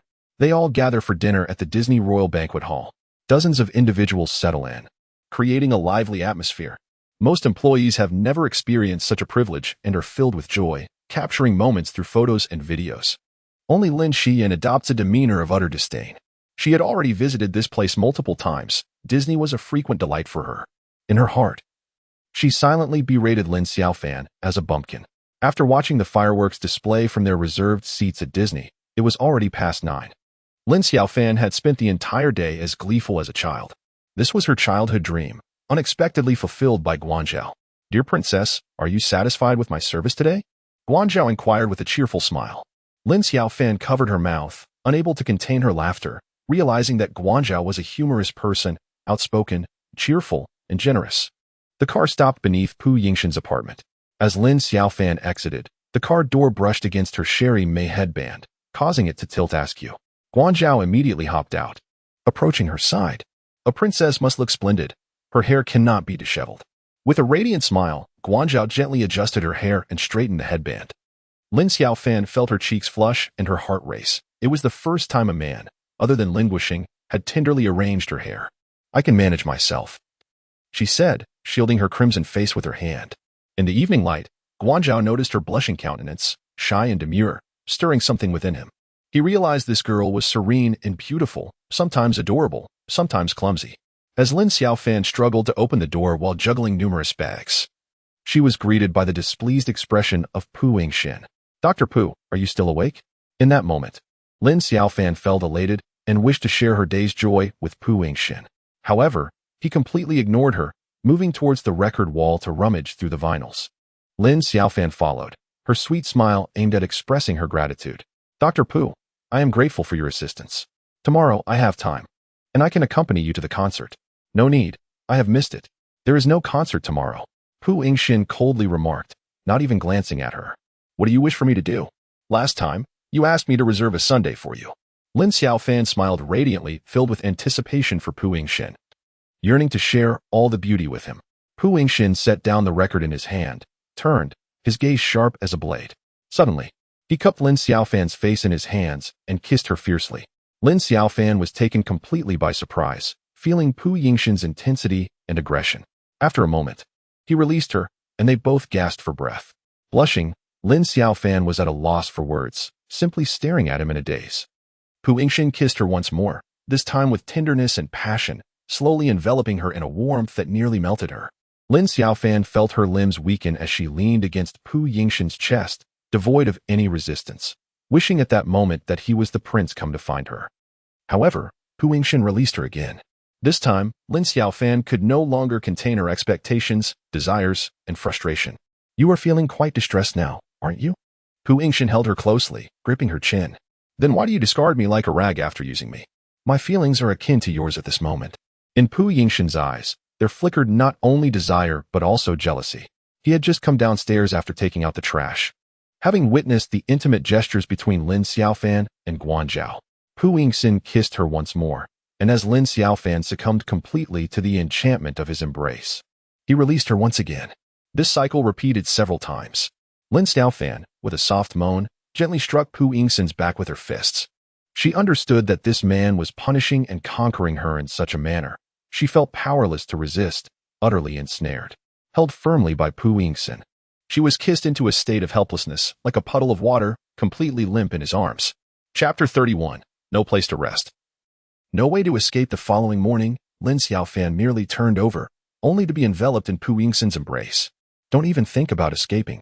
I can hardly move," Lin Xiaofan shyly replied, burying her face in Pu Yingxin's chest. Last night, he had swept through her body like a tempest, leaving her thoroughly exhausted. "Who was it that styled your hair yesterday?" Pu Yingxin whispered softly in her ear. "My boss," Lin Xiaofan said, gazing dreamily at Pu Yingxin's face, which bore an air of scholarly elegance, striking handsomeness, and undeniable sensuality. "The one who takes you to the gym?" Pu Yingxin asked, a hint of jealousy lacing his tone. "Yes," Lin Xiaofan confirmed. She began to explore Pu Yingxin's chest and abdominal muscles with her fingers, tracing and pressing gently. "Do you even realize what you're doing?" Pu Yingxin's voice grew muddled. "It's permissible for the officials to set fire, but forbidden for the common people to light a lamp," Lin Xiaofan replied with a shy smile, playfully swatting away Pu Yingxin's wandering hands. "I truly wish to ignite another fire," she confessed, as Pu Yingxin grasped one of her ankles. Immediately, Lin Xiaofan nestled against him, twisting her body in a playful manner. "Please, Dr. Pu, my waist hurts. The discomfort in my lower back is inconsequential. I am merely exhilarated, as there is pelvic congestion. As long as the pain does not manifest elsewhere, I am content." Pu Yingxin clings to her, refusing to let go. "Why? Pain in other areas would indicate a personal issue. However, the last time I experienced pain was entirely different. It was all-encompassing." Lin Xiaofan, observing Pu Yingxin's serious demeanor, couldn't help but chuckle. "As a doctor, I am merely enlightening you. I shall also conduct a brief tutorial shortly." Pu Yingxin playfully rolled over, pinning Lin Xiaofan against the bed. They became lost in a whirlwind of passion and fervor. Just then, an untimely call from Guo Liping interrupted their moment. Lin Xiaofan stole a glance at the screen and chose not to answer. At that moment, all she desired was to scale new heights with Pu Yingxin. She was utterly entranced, oblivious to the notion of tomorrow. Nevertheless, Guo Liping persisted, bombarding her with calls from morning until noon without respite. While Lin Xiaofan and Pu Yingxin were ravenously enjoying lunch together, Pu Yingxin inquired, Shouldn't you answer that call? It might be urgent. Lin Xiaofan sighed. You truly underestimate my mother. Her definition of urgency revolves solely around matchmaking. Will you go? If I don't answer, it means I have no intention of attending. Lin Xiaofan unconsciously revealed a hint of playfulness. Why not find yourself a boyfriend? Pu Yingxin suggested with a smile. It dawned on her that their relationship was merely a mutual arrangement. Mom, what is it? Lin Xiaofan realized the situation and answered the call. The blind date your mother arranged cannot wait. If you do not attend, another girl may seize the opportunity. Who do you think you are? Some celestial being. Guo Liping analyzed the pros and cons while simultaneously undermining Lin Xiaofan's confidence. Upon hearing Lin Xiaofan's change of attitude and her lack of resistance, Guo Liping ceased her reprimands and ended the call. Pu Yingxin paused his meal, casting a disapproving glance at Lin Xiaofan. He realized that the gentle and endearing woman who had nestled in his embrace that morning had vanished, replaced by a cold and distant stranger. Are you trying to avoid me again? Pu Yingxin asked seriously. I am not. Lin Xiaofan feigned ignorance, with her head bowed in silence. She felt overwhelmed by Pu Yingxin's brilliance. He embodied the essence of an exceptional man. Her insecurities and fears found no refuge. Are you merely a casual acquaintance? Pu Yingxin inquired. Lin Xiaofan felt a pang in her heart. She never intended to be just a casual fling for Pu Yingxin, yet she increasingly resembled one. The discomfort rendered her unable to eat, her heart aching. In the afternoon, Tang Shuwei unexpectedly paid a visit. Pu Yingxin, what poundage is your Yonex racket? It's quite stiff. Jolting to the hand, Tang Shuwei remarked as she picked up Pu Yingxin's racket. 30 pounds. 26 is sufficient for you, Pu Yingxin replied, handing her another racket. Do you still think you're several years younger? It's easy to get injured this way, Tang Shuwei said with a playful smile as she tapped the strings. Showing concern for Pu Yingxin. Are you coming with us? Tang Shuwei suddenly invited Lin Xiaofan, who was caught off guard and left speechless. She won't, Pu Yingxin stated flatly. Upon hearing Tang Shuwei's words, Lin Xiaofan felt a pang of embarrassment and forced a smile, suggesting they could hang out together in the future. However, her heart felt like it had been pierced by a thorn. She was plagued by feelings of inferiority and sensitivity. Tang Shuwei, with a bright smile, leaned towards Pu Yingxin, her face radiating admiration and approval. As Lin Xiaofan waited by the water dispenser in the restaurant, she realized that the conversation between the two was entirely beyond her comprehension. This only solidified her belief that she and Pu Yingxin were destined for no future together. After Pu Yingxin and Tang Shuwei departed, Lin Xiaofan stood by the floor-to-ceiling window in the living room, tears streaming down her face. She had lived her life in constant trepidation, fearing loss, which rendered her incapable of truly grasping anything. Every little gift from Guo Liping came with the reminder of her unworthiness. She was unworthy of a toy, unworthy of a beautiful dress, unworthy of adornment, and unworthy of love and a suitable partner. She was destined to be a wooden puppet, obediently following Guo Liping's plans. Enduring a lackluster job, marrying another lackluster individual, and leading a lackluster existence. To Guo Liping, this was the epitome of a stable and uneventful life. She had thought that moving out and finding a new job would grant her freedom and the life she desired. Now, she realized that while changing her residence and job was feasible, she remained shackled by the constraints of her own spirit. She could never be as bold as Lin Xiaofan, who challenged her boss with confidence, asserting, I deserve to have my own preferences. So what? Pu Yingxin's gentle voice suddenly broke through her thoughts, appearing behind Lin Xiaofan. Chapter 32. A Desire for Recognition. It's nothing much. Upon sighting this man, Lin Xiaofan felt her tears swell even more. Her heart yearned for him so profoundly. Yet she was engulfed in self-doubt and sensitivity, perpetually suppressing her emotions and exhausting herself in an internal struggle. As music played, Pu Yingxin, witnessing her tear-streaked face, played Neil Young's Heart of Gold for Lin Xiaofan. Are you deliberately crying for my sake? He teased. Lin Xiaofan wiped her tears and turned her head away. Every time you cry, my heart aches, Pu Yingxin said, enveloping her from behind and gently rubbing the top of her head with his chin, exuding tenderness. Now, tell me about yesterday's celebration, he suggested, leaning back on the sofa with Lin Xiaofan nestled in his embrace. I want to speak of it. I've forgotten, she pouted. Last night, when she wished to share her thoughts with Pu Yingxin, he had completely ignored her. Here we go again, right? Once I leave, you'll start crying. Pu Yingxin observed, a glimmer of affection in his eyes. I am not crying just because you are leaving, Lin Xiaofan replied, her spirits low. Then why? Pu Yingxin cupped her face in his hands. I lack the courage to live in the moment, unafraid of the future, as embodied in Heart of Gold. Lin Xiaofan expressed, her voice resonating with the music. Do you think I casually played a song for you? Pu Yingxin tightened his hold on her, unwilling to grant Lin Xiaofan any chance to retreat. At this moment, he realized that his mission extended beyond healing her body. He aimed to mend her heart as well. I, Pu Yingxin, have never pursued anyone in this manner, he confessed, his gentle tone laced with a hint of reluctance. Are you pursuing me? Lin Xiaofan immediately raised her gaze to meet Pu Yingxin's, her expression one of utter bewilderment. She had just heard a statement she found utterly astonishing. I am not pursuing you. What am I doing then? Seeing Lin Xiaofan's dazed demeanor, Pu Yingxin couldn't help but chuckle. Lin Xiaofan stared at him in shock. Her ability to think momentarily suspended. She considered herself a failure in life, overlooked and disregarded by others. How could such an outstanding and charming man possibly be interested in her? She had always thought their interactions were merely transactional. Be my girlfriend, Pu Yingxin declared, his gaze fervent and his tone resolute. No, I won't, Lin Xiaofan insisted, attempting to push him away with all her might. She had long fantasized about this man. But when he explicitly stated his desire to be her boyfriend, she felt an urge to flee. Why? Pu Yingxin held her tightly, refusing to let her escape. I am not suitable for you. Do not move. What gives you the right to judge my suitability? Pu Yingxin replied with a smile. My intuition. Realizing her resistance was futile, Lin Xiaofan ceased her struggles and allowed herself to be embraced by Pu Yingxin. Our medical thinking as doctors is rooted in intuition. My intuition tells me you are a perfect fit. Pu Yingxin was unyielding, catching her off guard. Lin Xiaofan recognized she was losing the verbal battle and chose to remain silent, her mind a tumultuous mess, unsure of how to proceed. Deep down, however, she felt a surge of happiness, for she had finally confirmed that Pu Yingxin harbored feelings for her. Yet, she feared that her current irrationality might lead to greater suffering in the future. In the embrace of Pu Yingxin, she found herself lingering, reluctant to depart, yet incessantly admonishing herself to leave swiftly. Our debate, it seemed, would yield no resolution. Practice is the sole criterion for testing truth. A mischievous smile crept across Pu Yingxin's face. How do we practice? Lin Xiaofan stammered. Let us grant each other a trial period of 1 month. If it works, we shall formalize it. If not, we will continue as roommates. Pu Yingxin smiled, lips pressed together. A month is too brief. Let us make it 3. Lin Xiaofan began to negotiate. Agreed. Shall we draft an agreement? Pu Yingxin replied with a grin.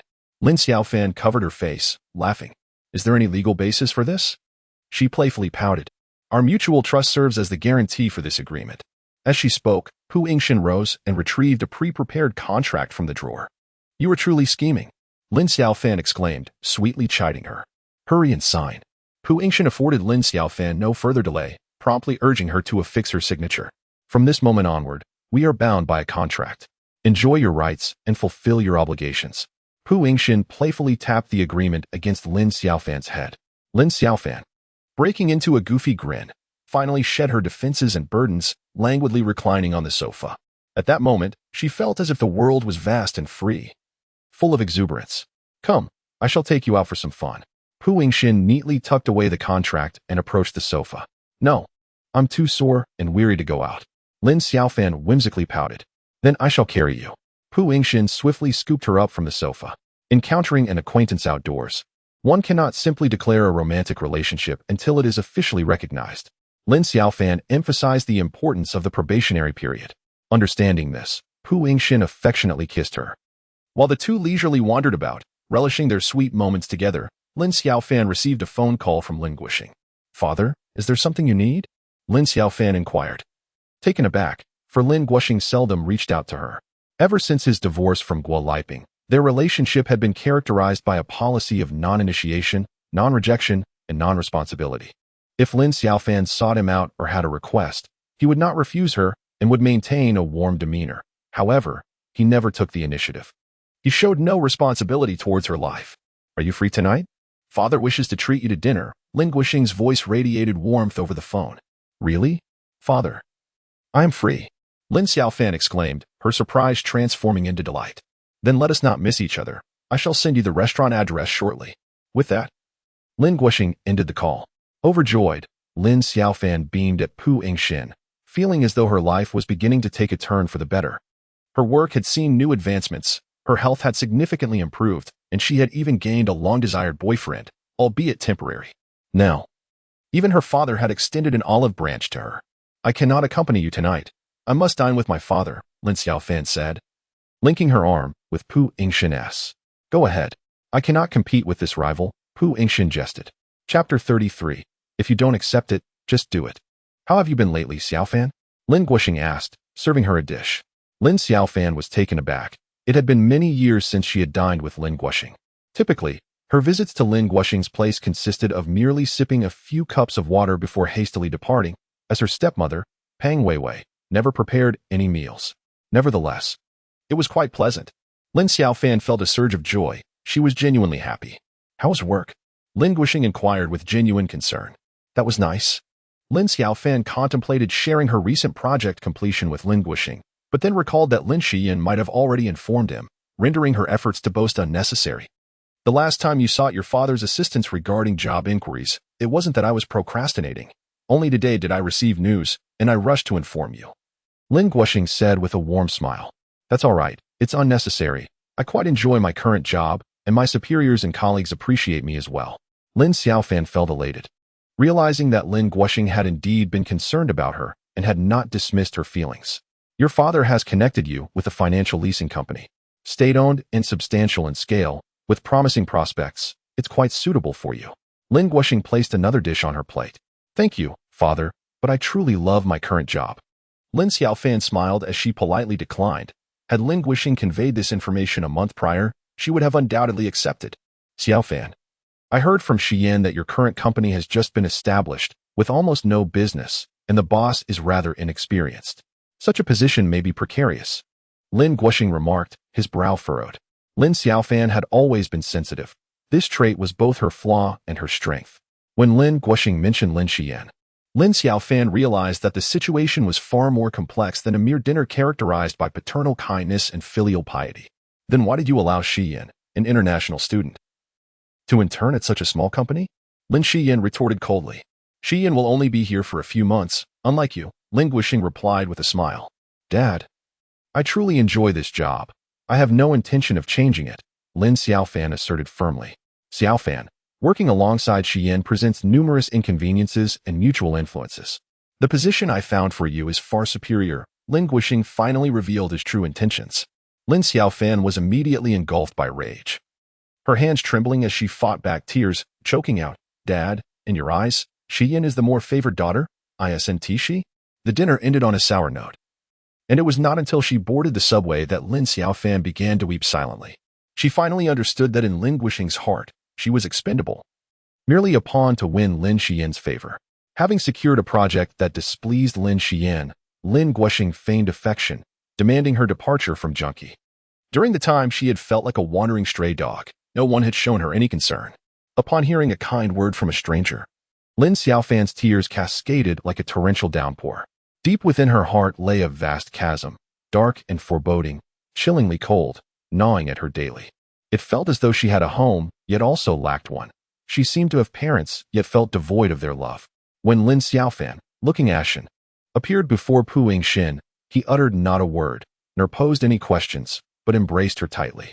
In that moment, Lin Xiaofan realized that this embrace was the only sanctuary she possessed, albeit for a fleeting 3 months. Hold me tightly. Do not let go, she whispered gently. That night, nestled in Pu Yingxin's arms, she slept soundly throughout. Initially, she trembled, her limbs quaking with insecurity. Gradually, the warmth of Pu Yingxin's embrace enveloped her, allowing her to relax into a deep slumber. As he gazed down at the shivering woman curled up in his arms, a surge of compassion welled within him. She appeared so despondent, so mournful, that even in sleep, tears lingered at the corners of her eyes. Awake now? On the following morning, Lin Xiaofan opened her eyes and, in a haze, heard Pu Yingxin speaking. She discovered herself lying in his embrace, resting upon his arm. My arm is quite numb. It has several surgeries to attend to today, Pu Yingxin remarked with a smile. Immediately, Lin Xiaofan sat up, a hint of shyness in her demeanor. Let me massage it for you. No need for that. I must hurry, or I shall be late. With a gentle kiss on Lin Xiaofan's cheek, Pu Yingxin leapt from the bed. As a surgeon, he could not indulge in the luxury of sleeping in. Each weekday required him to rise early. Arriving at the hospital by 7 for rounds, consultations, and surgeries, his schedule brimming with responsibilities. Concerned that Lin Xiaofan might be startled by his departure, he lingered a moment longer. In his haste, he neglected breakfast, hastily grabbing a piece of bread before darting out the door. Before leaving for work, Lin Xiaofan took a moment to check the inventory in her refrigerator. The office on Monday had returned to its usual tranquil state of productivity. In order to advance the implementation of the pig farm project, Guanzhao established a small team. This was Junkie's inaugural project, and he placed great importance on it, hoping to build a reputable name within the industry. For now, I shall temporarily serve as the team leader, acting merely in a supportive capacity, Guanzhao said with a smile. The project operated on a responsibility system, where whoever secured the contract would be fully accountable.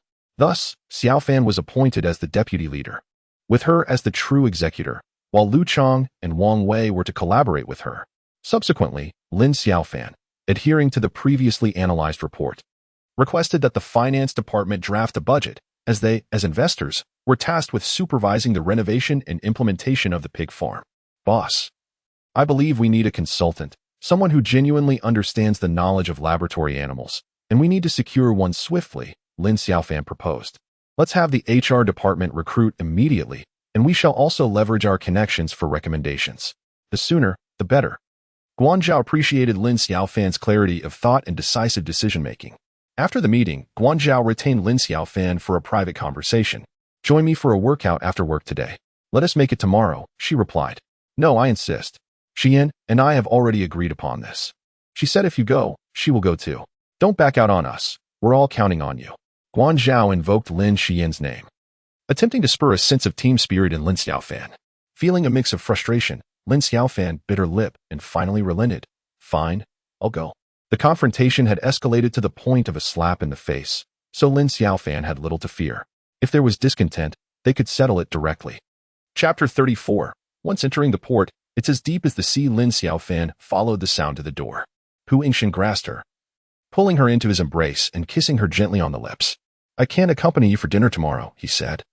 As Lin Xiaofan placed the glutinous rice and red date dessert she had prepared on the table, she asked, Will you be working late? Pu Yingxin affectionately ruffled her hair. I'm going to the gym. Lin Xiaofan's face fell, a hint of disappointment shadowing her features. Has the doctor's advice expired? Should I arrange another appointment? With a cheerful smile, Pu Yingxin replied, No, I must attend the gym tomorrow. Lin Xiaofan understood that Lin Xian was always competing with her, and while she could evade the initial confrontation, she could not escape the ensuing challenge. Why? Pu Yingxin asked earnestly. He was wary of Guanzhao's attention and preferred that Lin Xiaofan not engage with him beyond professional boundaries. After your workout tomorrow, I will come to pick you up. Lin Xiaofan hesitated, unsure how she would introduce Pu Yingxin to Guanzhao and Lin Xian. Do you think I am unpresentable? Pu Yingxin teased, eliciting a laugh from Lin Xiaofan. You are the star of Shulan Hospital. How could you be unpresentable? It's just that there will be others besides the boss tomorrow, making it a bit inconvenient. She provided an explanation but still wished to avoid mentioning Lin Xian. All right, if you need anything, just call me. Pu Yingxin did not press her further. That night, as she lay in her room, Lin Xiaofan felt uncertain about how to navigate her relationship with Pu Yingxin and where she should sleep. Will you flip my card today? Pu Yingxin pushed open the door. Lin Xiaofan covered her face and laughed. She truly felt helpless against this man. Every word she had uttered was firmly etched in his memory, ready to be brought up at any moment for his amusement. I won't flip it. I need to conserve my energy for the gym tomorrow. Lin Xiaofan replied with a smile. Is your workout more important than flipping my card? Pu Yingxin inched closer to her. Yes, it is indeed crucial, Lin Xiaofan asserted earnestly. While Lin Xiaofan was determined not to lose to Lin Xian, Pu Yingxin pondered how her concern for him was so prominent. He chuckled softly and turned to leave. This is the IOU you wrote. I expect you to repay it now. Pu Yingxin waved the note in his hand. Lin Xiaofan placed a hand on her forehead, refraining from responding. She realized she had once again fallen victim to this arrogant man's schemes. I, Lin Xiaofan, owe Pu Yingxin 2 days and 2 nights. With all rights to interpretation reserved for Pu Yingxin. Pu Yingxin deliberately read aloud the IOU that Lin Xiaofan had pinned herself, adopting a mock announcer's tone. Do you wish for me to perish from longing in those 2 days and 2 nights? Lin Xiaofan's face flushed crimson. Consider whether you will fulfill this IOU or if you will flip my card today. After speaking, Pu Yingxin tucked the note away, confident in his strategy to handle this woman. Just let me off this time. I truly won't be able to work out tomorrow. Lin Xiaofan pleaded, wrapping her arms around Pu Yingxin's waist with a playful demeanor. Now, you must choose. Either I pick you up after your workout tomorrow, or you flip my card. Of course, you could opt for 2 days and 2 nights as well. I could request a break from my duties. With a smile that hinted at his unwavering determination, Pu Yingxin gazed at Lin Xiaofan. Upon hearing him mention his decision to suspend his medical practice, she realized the seriousness of his intentions, having previously experienced his relentless pursuit of his goals. Then you may come to pick me up tomorrow, but let us not disclose our relationship, she stated. Very well. Pu Yingxin replied with a devilish grin, lifting Lin Xiaofan into his arms. What are you doing? Lin Xiaofan's heart raced with apprehension. Did we not agree to refrain from any overt displays? She sat anxiously on Pu Yingxin's bed. Refrain? That merely means we lie down together to sleep, he declared, as he began to disrobe. In no time, he stood before her, completely bare, before casually lying down under the covers, feigning slumber. Lin Xiaofan observed him for a while, noting his closed eyes and stillness, seemingly in genuine repose. Eventually, she joined him beneath the covers, as she felt the heat radiating from Pu Yingxin's body pressed against hers. She dared not move, fearful of igniting a fervor. Yet, she soon realized she had overestimated her self-control. Faced with such a handsome and enticing figure, her resolve crumbled, and she succumbed to temptation. You initiated this. Pu Yingxin opened his eyes, capturing her in his gaze, his intense stare nearly consuming her. That night, he achieved all that he desired. The following morning, as she prepared for the day, Lin Xiaofan discovered a conspicuous mark on her neck, unmistakably a kiss. Was this intentional?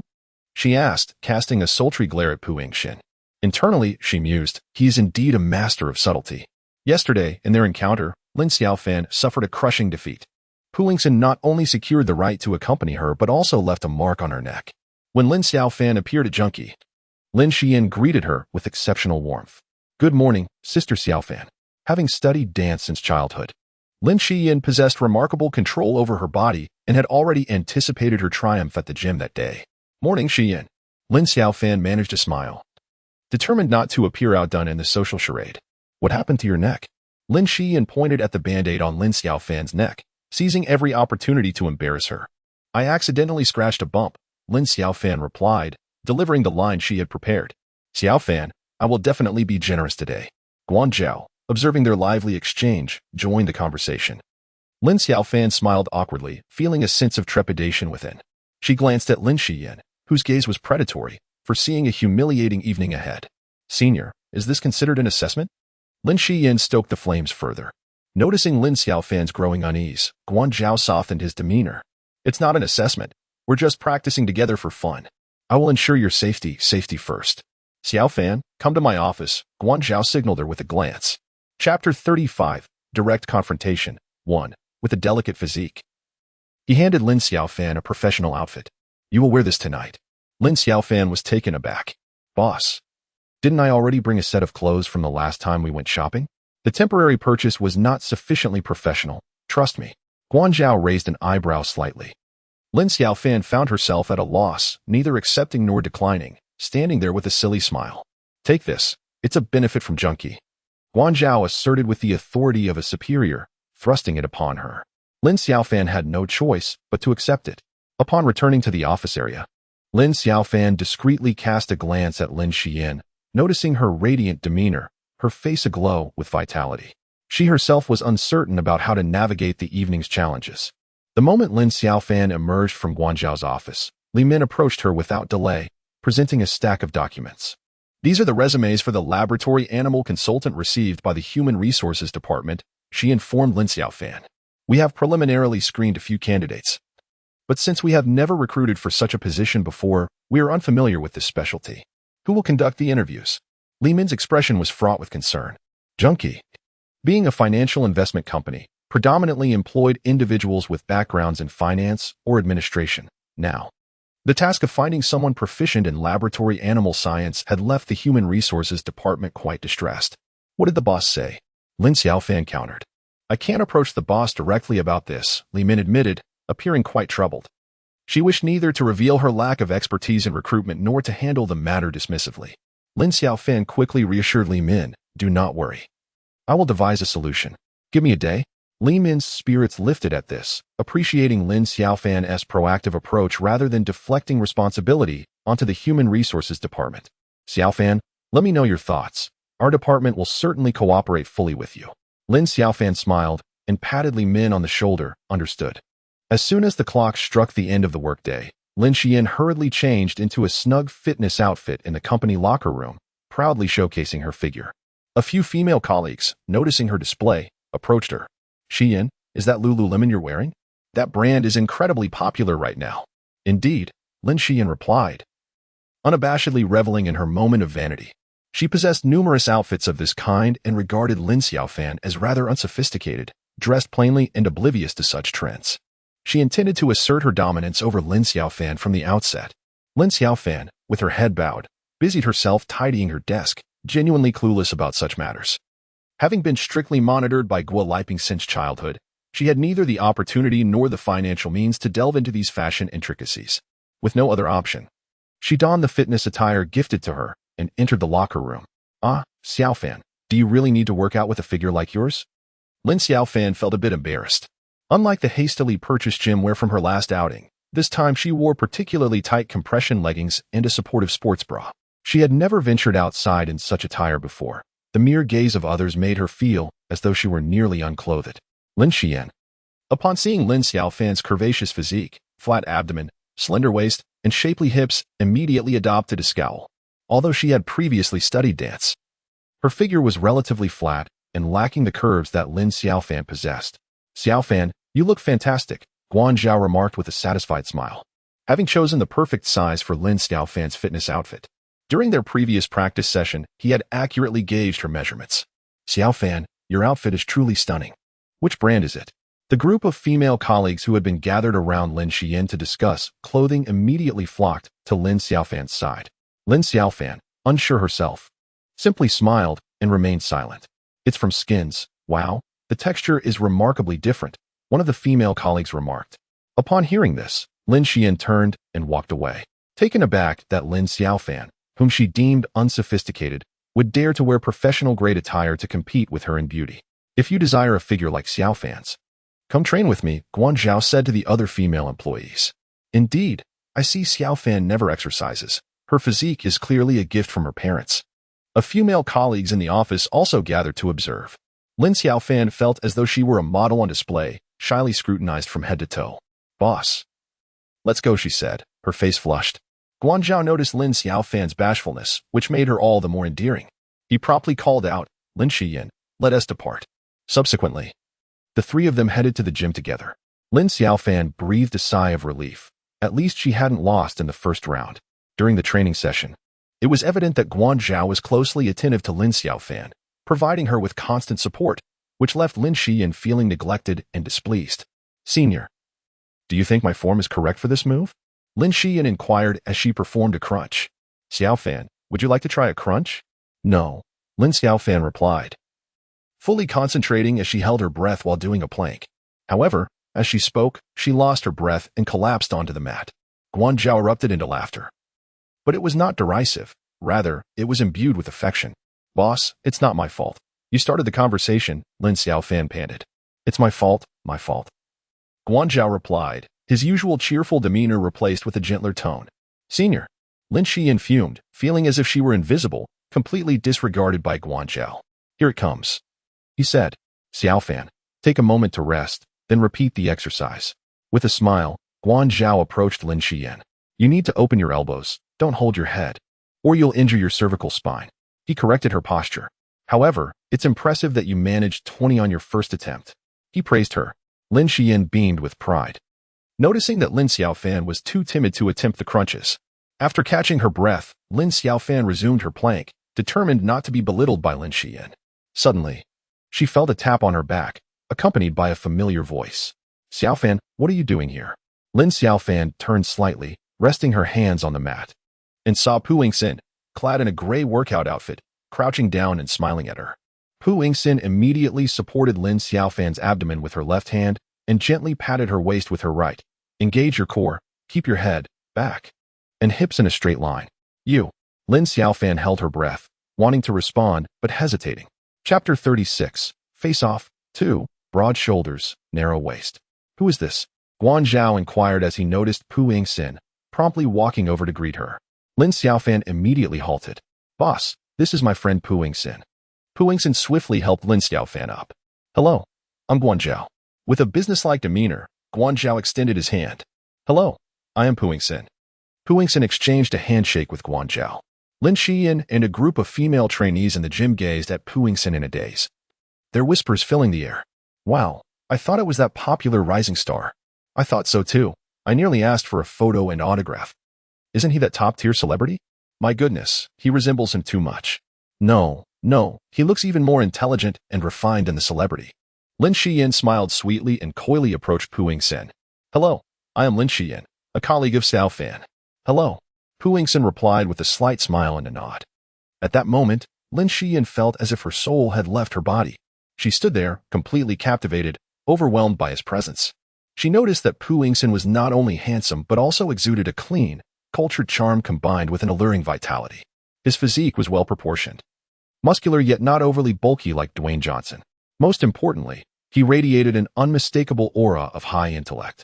For Lin Xian, still a university student, this was profoundly impactful. She felt as if she were witnessing a deity descend from the heavens, her dream man. Seeing Lin Xian's starry-eyed admiration for Pu Yingxin made Lin Xiaofan feel uneasy, prompting her to turn away. Shall we practice together? Guan Zhao suggested to Pu Yingxin. I just finished a round. You all may continue, Pu Yingxin replied, waving his hand as he settled onto a nearby resting bench. Xiaofan, let us resume, Guan Zhao said. Now, with Pu Yingxin observing them from the side, Lin Xian felt a wave of discomfort wash over her. As Lin Xiaofan practiced her movements under the guidance of Guan Zhao, Pu Yingxin stood nearby, seemingly unperturbed, his expression indifferent. Hello, could you teach me a bit? Lin Xian approached with a bright smile, addressing Pu Yingxin. Of course, he replied without hesitation, rising to follow her. What are you practicing? Which movement? Pu Yingxin inquired. Lin Xian, with a cunning glimmer in her eye, hesitated to be too explicit about her intentions, suggesting, perhaps waist and hip exercises, though I am uncertain which movement would be appropriate. She feigned a delicate laugh. Perform deep squats, 20%, Pu Yingxin stated flatly.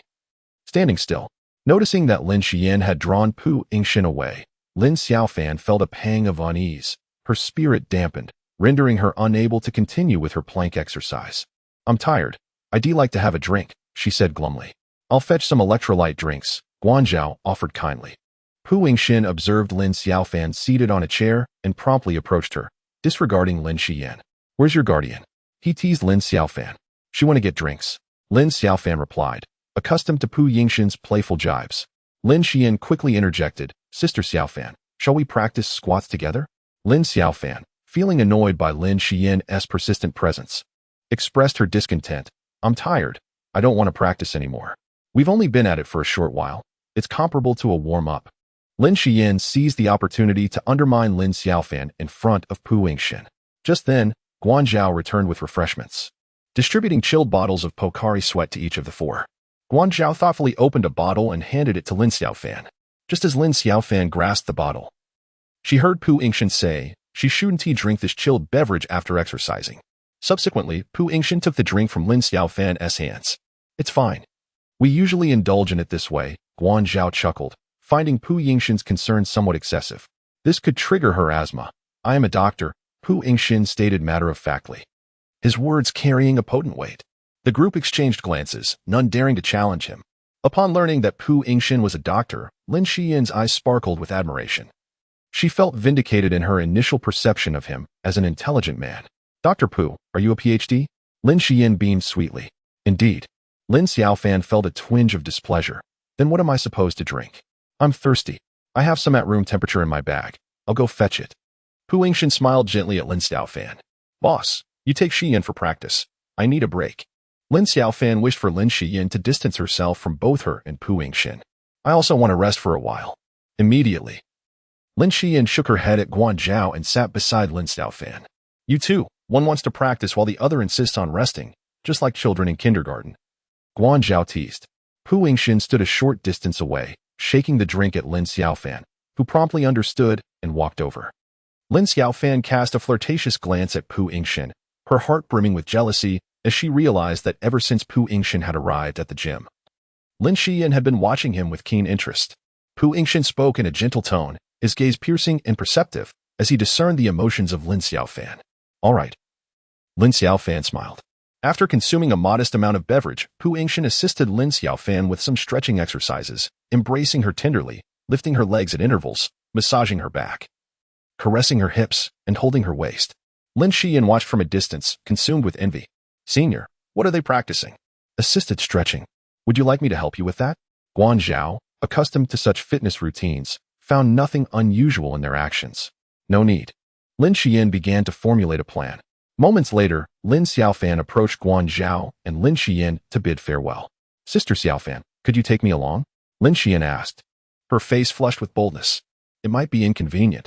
I cannot make that request, Lin Xiaofan replied, perceiving Lin Xiaofan as utterly infatuated.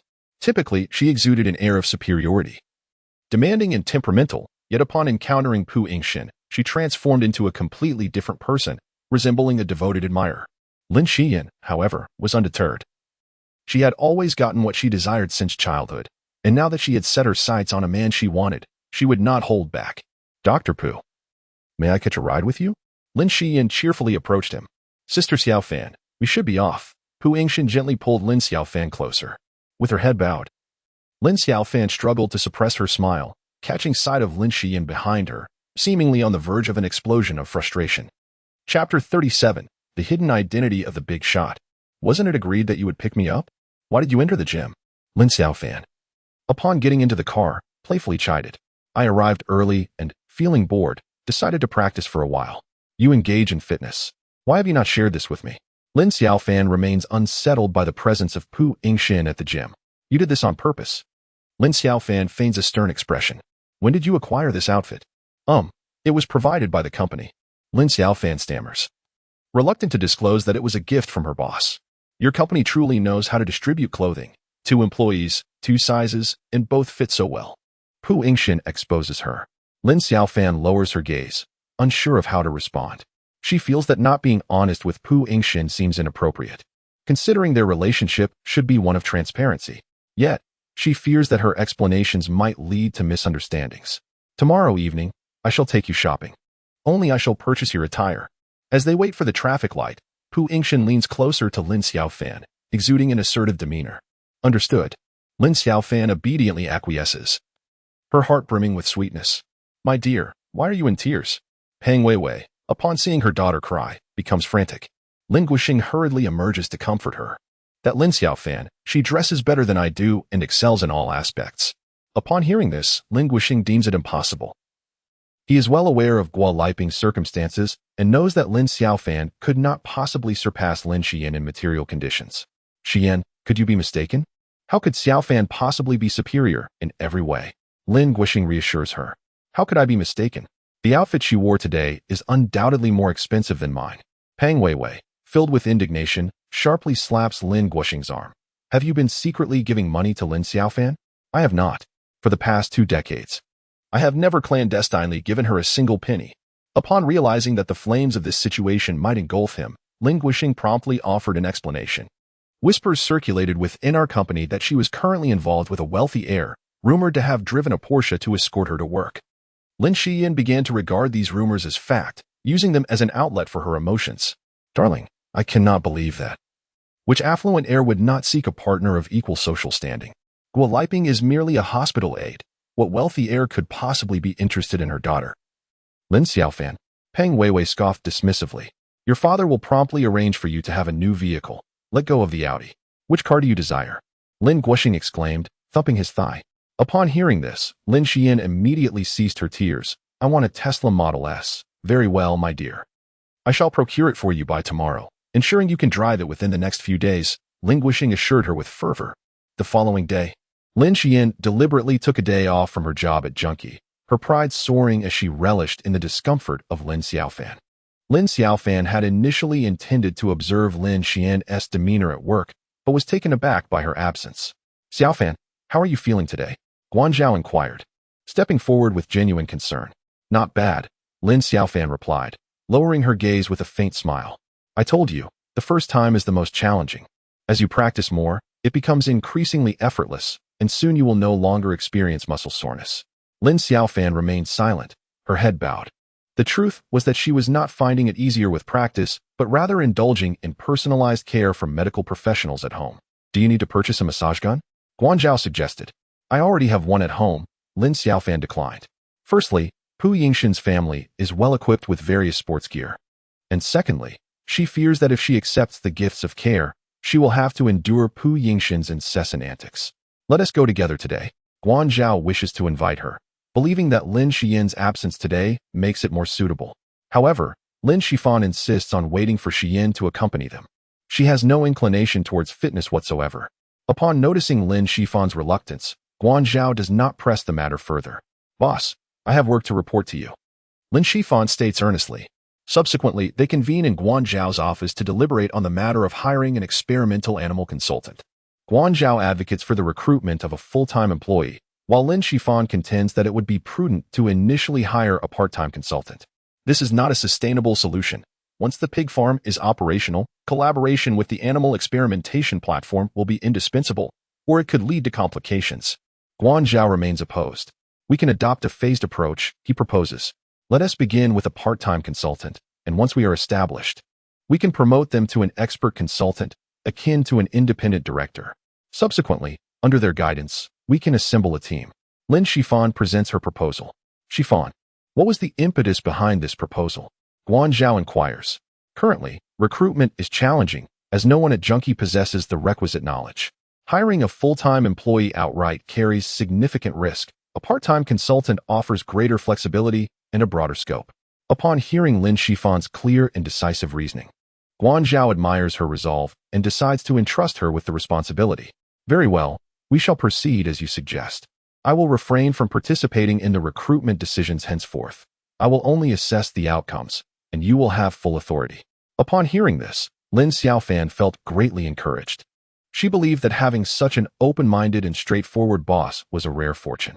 Boss, you are the best, she remarked with a smile. The boss, Guan Zhao, was overjoyed.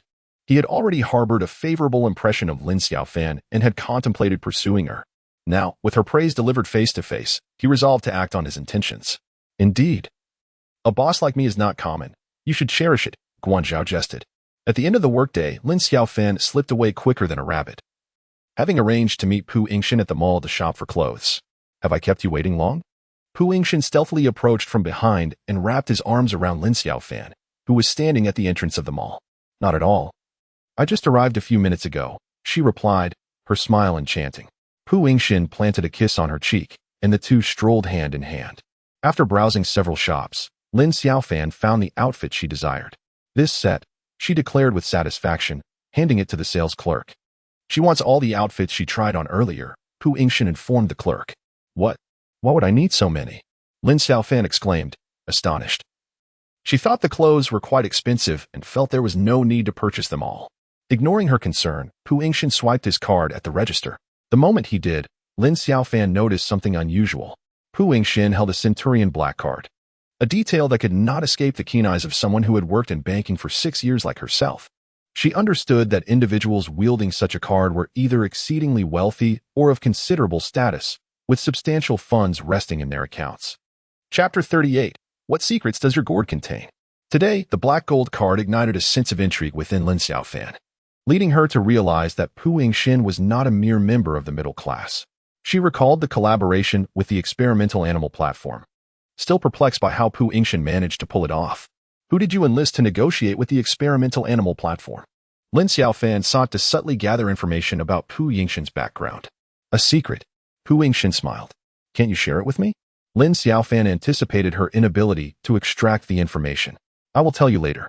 During the probationary period, there should be no secrets. We must be forthright with each other. Lin Xiaofan mimicked Pu Yingxin's approach, attempting to gain the upper hand. Is Lin Xian your sister? Pu Yingxin countered. Yes. Lin Xiaofan realized that he was indeed highly intelligent, having deduced it after a single encounter. Besides me, who else knows your measurements? Pu Yingxin inquired again. How would I know? Lin Xiaofan's mind became a whirlwind, bewildered by Pu Yingxin's two seemingly unrelated questions. You still haven't told me where your workout attire came from. Is that what you call having no secrets? Pu Yingxin gazed at Lin Xiaofan with a knowing smile, aware that he had won this round. It was a gift from the boss. Lin Xiaofan quickly confessed. Did he give clothes to Lin Xian as well? How would I know if he did? Lin Xiaofan felt inexplicably guilty under Pu Yingxin's probing. So, what do you plan to do with that outfit? Pu Yingxin grinned, having caught her off guard. I won't wear it anymore. You've bought so much today. Lin Xiaofan smiled in response. No, you must put it on now. Pu Yingxin wore a mischievous smile. Huh. Lin Xiaofan was utterly perplexed, unable to fathom what scheme this man was concocting. Hurry and dress. Pu Yingxin urged. Why? I wish to see how this attire differs from the one I purchased.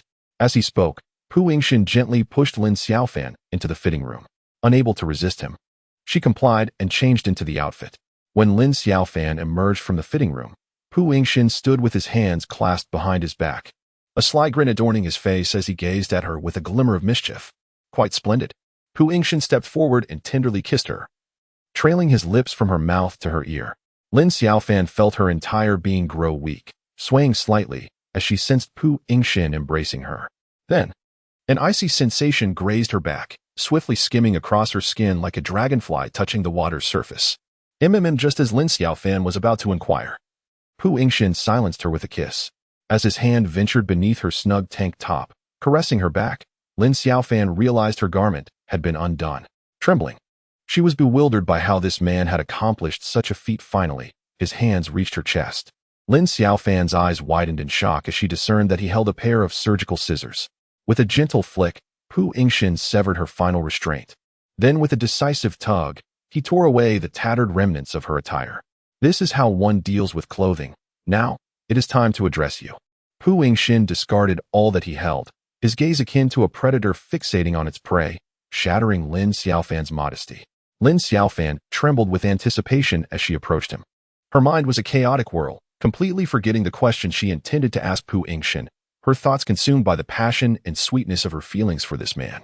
The following morning, as they emerged from the bedroom to find the room in disarray, strewn with tattered fabrics, Lin Xiaofan felt a wave of shyness wash over her. Aren't you afraid of injuring me? She playfully raised her hand to lightly strike Pu Yingxin. If I lacked such skills, I wouldn't dare to cut those veins.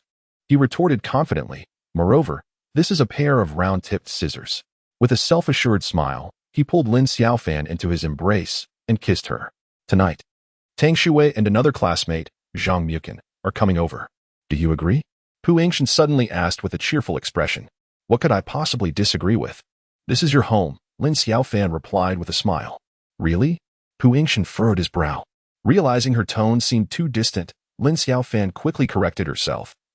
I have no objections. What would you like me to do? You are also involved, he stated firmly.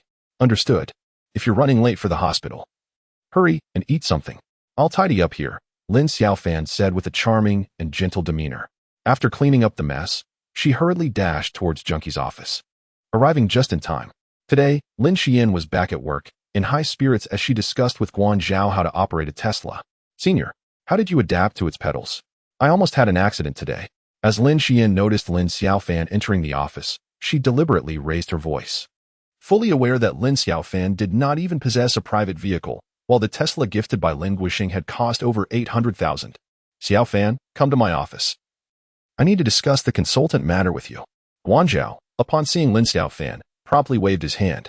This is a candidate recommended by a friend of mine, currently. He is a doctoral student specializing in animal experimentation. Take a look and see what you think. The decision is yours. As Guan Zhao spoke, he handed Lin Xiaofan a resume. Continuing your fitness routine today? Guan Zhao inquired enthusiastically. I can't today. I have a gathering with friends at home, Lin Xiaofan replied candidly. How about tomorrow? I will coordinate with Xian as well. Guan Zhao was equally persistent. Let's discuss it tomorrow. Lin Xiaofan believed this was not a sustainable solution. She needed to devise a plan to extricate herself from these obligations and refrain from attending the gym again. Just as she reached the doorway, she encountered Lin Guixing. Xiaofan. Lin Guixing displayed the same superficial warmth as always. Lin Xiaofan ignored him entirely and departed the company. She had come to realize that she no longer needed to vie for this man's affection. She was unwilling to squander any more time on someone unworthy, even if that person was her own father. Now, she had someone she was eager to pursue. As Lin Xiaofan surveyed the guests in the living room, she discovered she was the last to arrive. Tang Shuiwei, dressed in a white shirt and denim long skirt, exuded grace and elegance. Beside her sat a slender young man with black-framed glasses, presumably Zhang Mukin. "Hello, I am Lin Xiaofan," she said, quickly nodding in greeting. Zhang Mukin rose enthusiastically, introducing himself. "Hello, I am Zhang Mukin. I've heard about you from Tang Shuhe." Lin Xiaofan and Pu Yingxin exchanged glances, sensing an unusual tension in the air. Chapter 39. A complicated situation? Lin Xiaofan donned a French-style dress, exuding a relaxed elegance, her loosely gathered hair revealing her graceful neck. She took a seat beside Tang Shuhe, while Pu Yingxin sat across from her. Both Pu Yingxin and Zhang Mukin found themselves captivated by Lin Xiaofan's allure. Tang Shuhe rose with a smile, suggesting, "Xiaofan, let us switch seats." Lin Xiaofan was uncertain of her intent, but chose to respect her wishes and stood up. "I'll switch with you," Pu Yingxin said to Tang Shuhe. Upon hearing this, Tang Shuhe chuckled and furrowed her brow playfully. "Oh no, let us not change after all." She shot a look at Pu Yingxin that hinted at his lack of understanding of the situation. In an instant, Pu Yingxin grasped the real intention behind their gathering. Tang Shuhe aimed to place Lin Xiaofan directly across from Zhang Mukin, hoping to encourage a connection between them. Zhang Mukin, a former classmate from their medical school days, was still single and possessed a charming conversational flair. "What line of work are you in, Xiaofan?" Tang Shuhe initiated the conversation. "I work in an investment firm, seeking valuable projects for venture capital," Lin Xiaofan replied. "Come invest in us. We specialize in genetic testing and are currently looking for institutions for series of funding." Zhang Mukin exclaimed, his eyes sparkling with excitement. "Really? What a coincidence. Please send me the details of your company. I'd like to learn more," he added eagerly. Lin Xiaofan beamed with joy, feeling as though a pie had fallen from the sky. "Come, let us add each other on WeChat. We can chat leisurely later," Zhang Mukin said with a grin as he took out his phone. Lin Xiaofan promptly added him, her happiness evident. Tang Shuhe, with a radiant smile, felt she had done a good deed. Only Pu Yingxin was deep in thought. "Mu Chun, now that you've added Xiaofan on WeChat, be earnest about discussing work. Don't harbor any improper thoughts, she has a boyfriend," Pu Yingxin remarked teasingly, laying bare the situation. Zhang Mukin chuckled awkwardly, brushing it off. Upon hearing this, Lin Xiaofan felt a twinge of embarrassment and quietly began to eat. "Last time I asked you, didn't you say she was single?" Tang Shuhe replied in surprise, not wishing to incur Zhang Mukin's ire. "At that time, she was single. She recently just started dating. Otherwise, you can ask her," Pu Yingxin conveyed to Lin Xiaofan. Lin Xiaofan turned even redder, feeling increasingly awkward. "Please, stop joking about me." Tang Shuhe, abandoning her previously refined demeanor, swiftly kicked Pu Yingxin under the table. "Why didn't you say so earlier?" Just then, Pu Yingxin's phone rang. After answering, he immediately stood up and said, "The emergency room has admitted a car accident patient. They cannot handle it, and I must go in for a surgery." With that, he gathered his things and vanished into the night like a gust of wind. Lin Xiaofan, encountering such a situation for the first time, looked on in astonishment as Pu Yingxin hurriedly left. "It must be a complicated surgery. They must have called him in the middle of the night," Tang Shuhe muttered. Lin Xiaofan listened quietly before interjecting, eager to glean more about Pu Yingxin. "Are you all medical students?" she inquired. "All three of us have backgrounds in clinical medicine. I switched careers after completing my studies, while Tang Shuhe has abandoned clinical practice for research," Zhang Mukin explained. Lin Xiaofan, feeling somewhat perplexed, persisted in her inquiry. "Isn't the income in the medical field quite high?" Both Tang Shuhe and Zhang Mukin erupted into laughter. "Xiaofan, you must be studying finance. Let me illustrate. The most accomplished among us in medicine might toil for 20 years just to earn the annual salary of the lowest paid graduate in your investment banking circle." Zhang Mukin chuckled resignedly. "But do you know how arduous it is to be a doctor? I left for the corporate world precisely because I couldn't endure the hardship," he added with a hint of self-deprecation. Pu Yingxin harbors ambitions in medicine, possessing a heart dedicated to healing the world, Tang Shuhe remarked with evident admiration. "Indeed, otherwise, Master Pu could simply inherit the family business without enduring such struggles," Zhang Mukin replied with a playful grin. Upon hearing this, Lin Xiaofan was convinced of Pu Yingxin's distinguished background. She was certain she had not misjudged that card. And Zhang Mukin's mention of inheriting the family business only reinforced her belief. "Xiaofan, how did you come to know Pu Yingxin?" Tang Shuhe suddenly asked. "My mother works at Shulan Hospital." Lin Xiaofan quickly formulated a response in her mind. "No wonder," Tang Shuhe murmured. She speculated that Pu Yingxin If not for unique social circumstances, would certainly not share accommodations with anyone. She could not help but speculate about Lin Xiaofan's background. Lin Xiaofan personally sent off Tang Shuiwei and Zhang Mukin, tidied up the restaurant, and waited for quite a while. Finally, she lay down on Pu Yingxin's bed, fully clothed, and drifted off to sleep. Pu Yingxin smiled as he embraced her. Despite his fatigued appearance, he seemed genuinely delighted. Was your surgery successful? Lin Xiaofan inquired with a smile. Yes, Pu Yingxin replied, inhaling the fragrant scent of her hair. You should rest. Do you have to work tomorrow? Lin Xiaofan began to help him remove his clothes. Yes. I have surgery and outpatient hours tomorrow. Pu Yingxin responded with a nonchalant demeanor, harboring no complaints. Suddenly, Lin Xiaofan felt a pang of sympathy, calculating. She realized that Pu Yingxin had barely 3 hours of sleep left. She had always perceived the medical profession as glamorous, but through her deeper interactions with Pu Yingxin, she discovered the arduous reality faced by a surgeon. Early the next morning, Lin Xiaofan prepared a sumptuous breakfast for Pu Yingxin. Thank you, he said, planting a kiss on her cheek, relishing the warmth of this caring life. Do you have something to ask me? Pu Yingxin inquired with a twinkle in his eye. How did you know?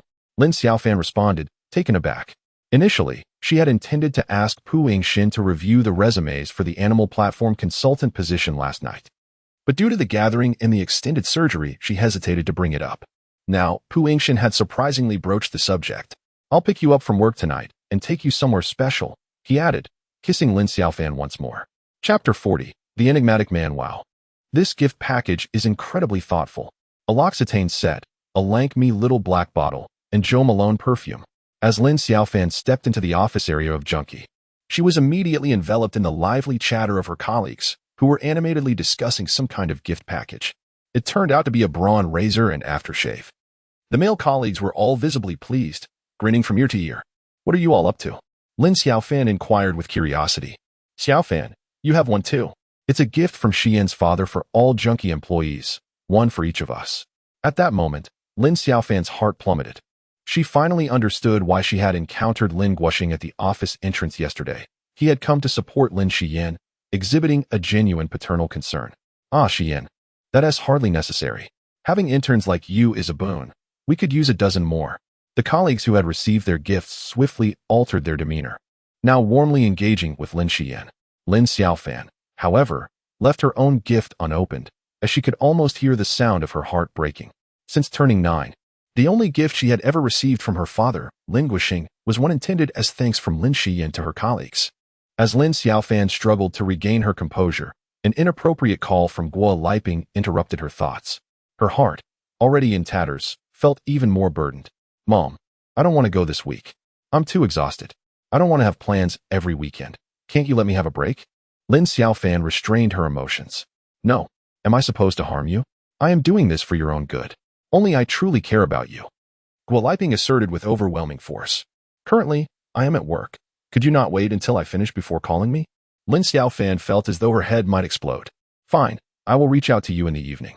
Guo Liping said fiercely, leaving Lin Xiaofan with no room for retreat. Despite her efforts to adjust, the relentless barrage from her parents that morning shattered all her FAAs. In truth, she was merely a lost and helpless little girl. Xiaofan, are you free this evening? Guanzhao summoned Lin Xiaofan to his office. Huh, I am not going to the gym today.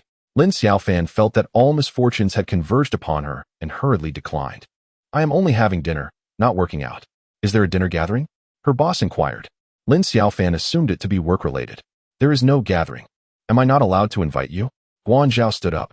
I have plans today. I've already made arrangements with friends. Lin Xiaofan refused. What about tomorrow or the day after? Tell me when you are free. Do not say you have absolutely no time at all. Guanzhao approached her, gazing intently into her eyes. I. Lin Xiaofan was at a loss. How about this? Prioritize your own matters. And let me know when you have some free time. If you truly have no time at all, do keep in touch, all right? Guanzhao spoke gently. Okay. Lin Xiaofan felt ensnared by Guanzhao's meticulous words. At the end of the workday, Pu Yingxin parked the car at a distance as Lin Xiaofan had instructed, waiting for her. Have a pleasant weekend. Pu Yingxin cheerfully kissed Lin Xiaofan as she climbed into the car. Hee, have a pleasant weekend. Upon seeing Pu Yingxin, Lin Xiaofan's spirits lifted considerably. Throughout the day, she was enveloped in a somber mood, lacking the enthusiasm to engage in any pursuits, finding solace only in her work. However, upon the arrival of this man, who exuded warmth akin to a gentle spring breeze, her spirits were instantly lifted. Subsequently, Pu Yingxin escorted Lin Xiaofan to a private dining establishment, an exquisite ancient structure set within a garden, with winding pathways leading to secluded corners, rendering it remarkably discreet. "How did you discover such a place?" Lin Xiaofan inquired, her eyes sparkling with the thrill of newfound discovery. "I have been here before. I know the owner." Pu Yingxin replied with a smile. "Young Master Pu, it has been a while." A lady dressed in an elegant black ensemble entered their private room to attend to their needs. "Please bring in the reserved menu for us to review once more." Pu Yingxin instructed the lady with a nod. "May I inquire which esteemed family you hail from, young Master Pu?" Lin Xiaofan seized the opportunity to jest, hoping to pry more information from him. Pu Yingxin merely smiled in response, choosing not to disclose anything, and countered her query. "What were you intending to ask me yesterday?" "Oh, we are looking to hire a part-time laboratory animal consultant.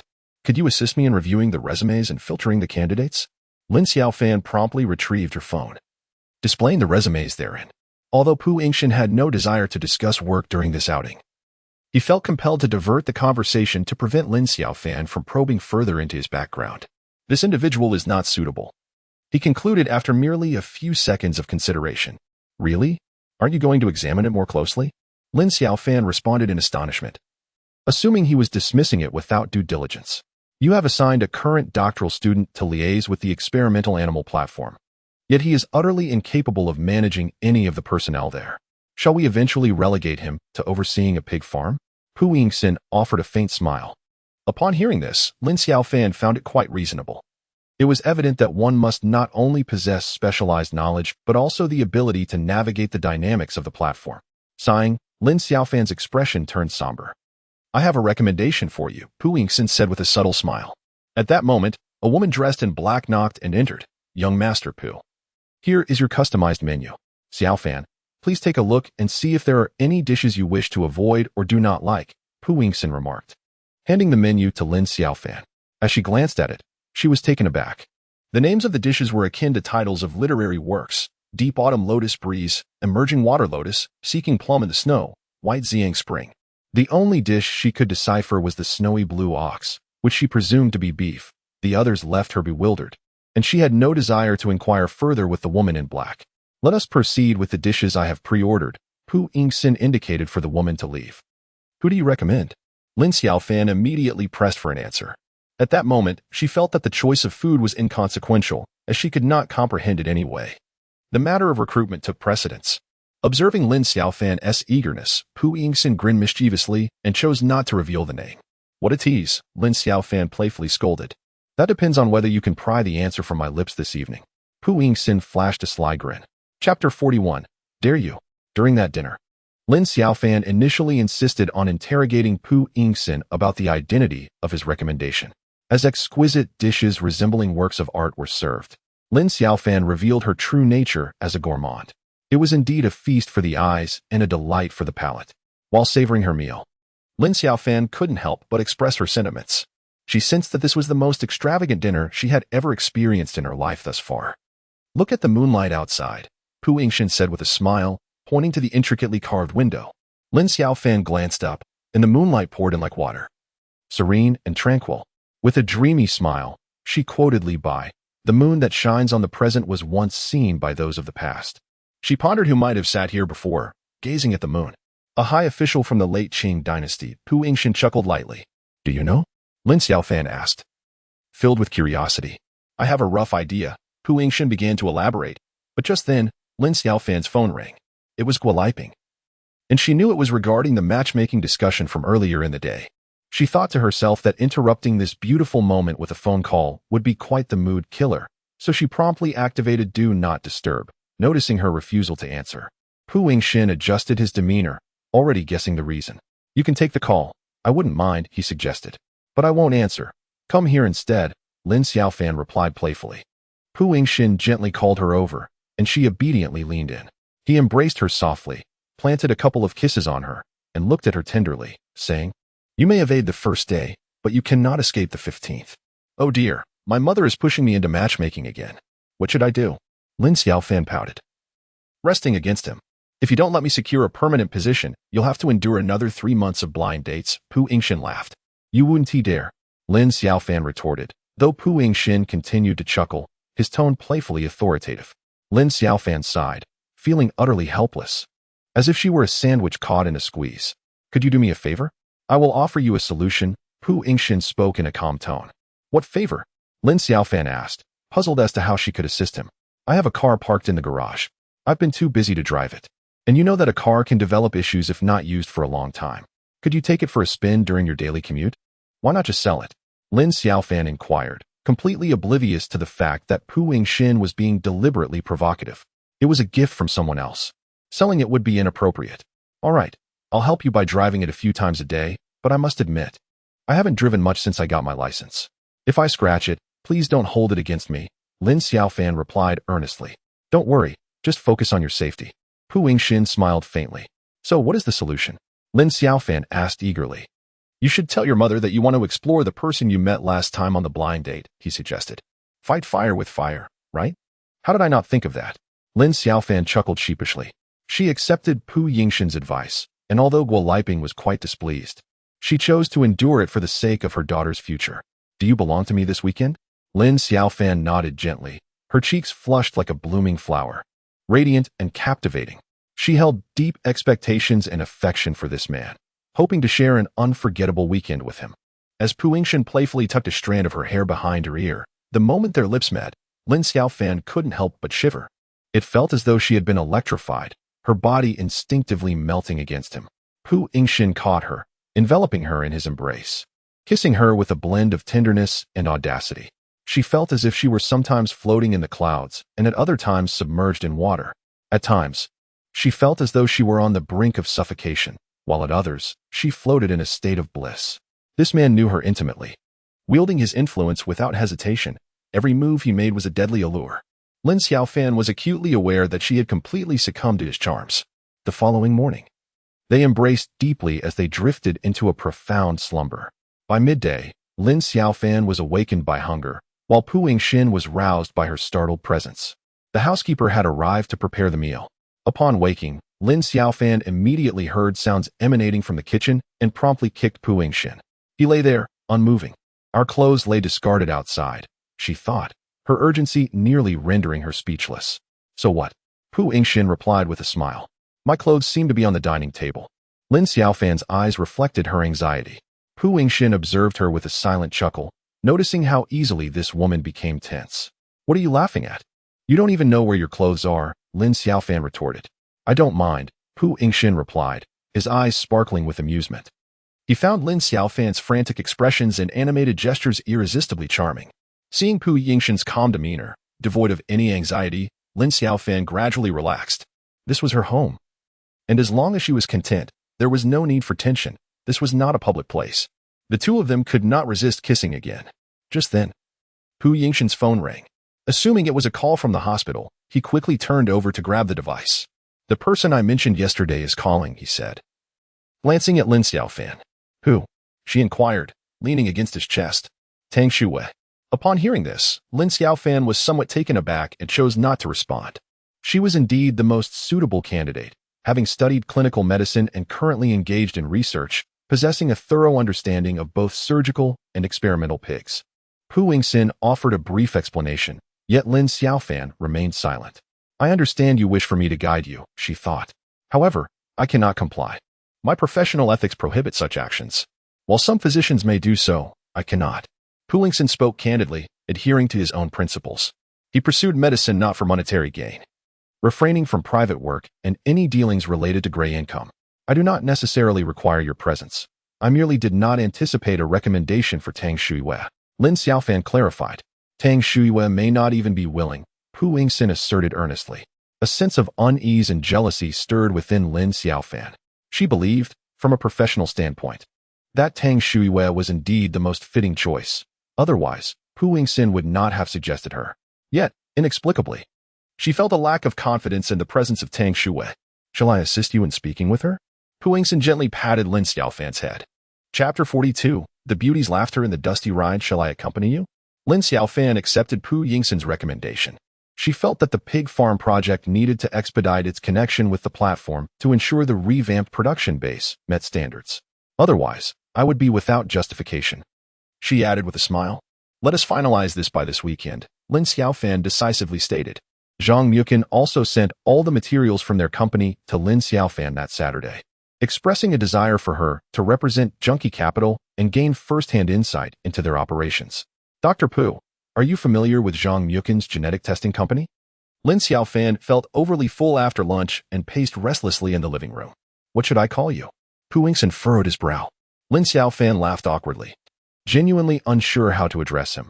Calling him by name seemed unwelcome, and referring to him as doctor was similarly unappealing. Then what should I call you? You call me by name as well, she said with a sweet smile. Lacking experience in romance, she was at a loss on how to navigate such situations. When it's just the two of us, I don't call you by name, Pu Yingxin replied with a playful grin. My dear, are you acquainted with Zhang Muqin's genetic testing company?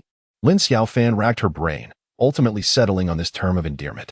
As she and Pu Yingxin spent time together and embarked on a close relationship, she gradually became aware of her own shortcomings.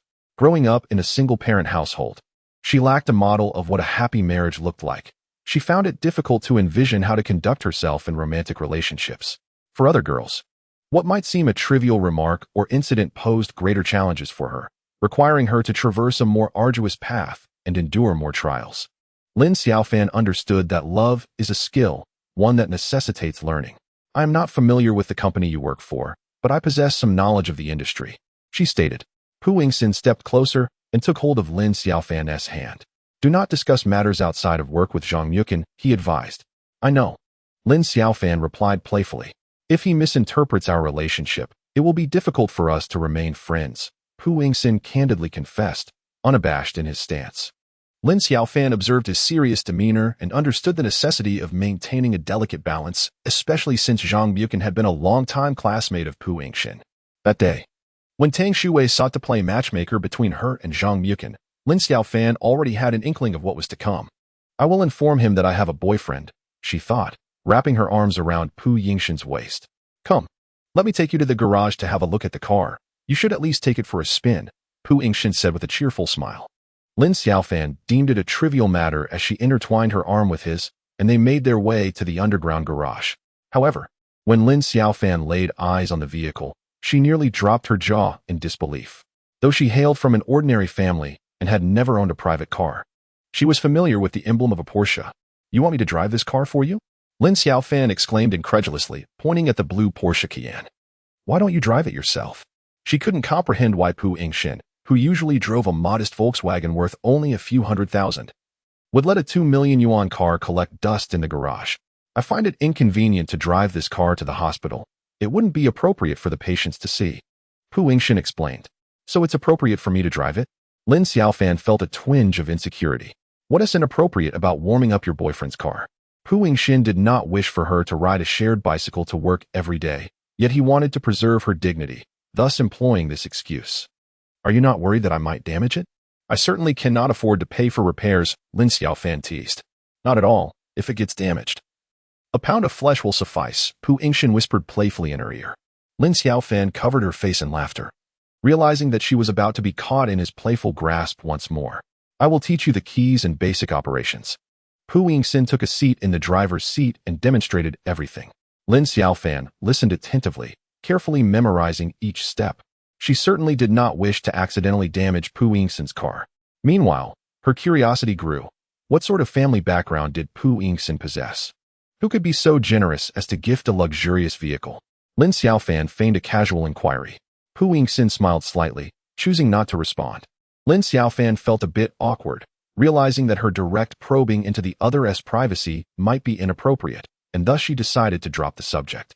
In an upscale Northwest cuisine restaurant, Tang Shuiwei was pleasantly surprised as she examined a dish called a gallant horse amidst the dust, a concubine's smile. The dish resembled a small tree, adorned with red spheres nestled among green leaves, resembling lychees in their vividness. It was so exquisitely presented that it hardly resembled Northwest cuisine. Tang Shuiwei appeared particularly delighted. Can you guess what this red lychee is made of?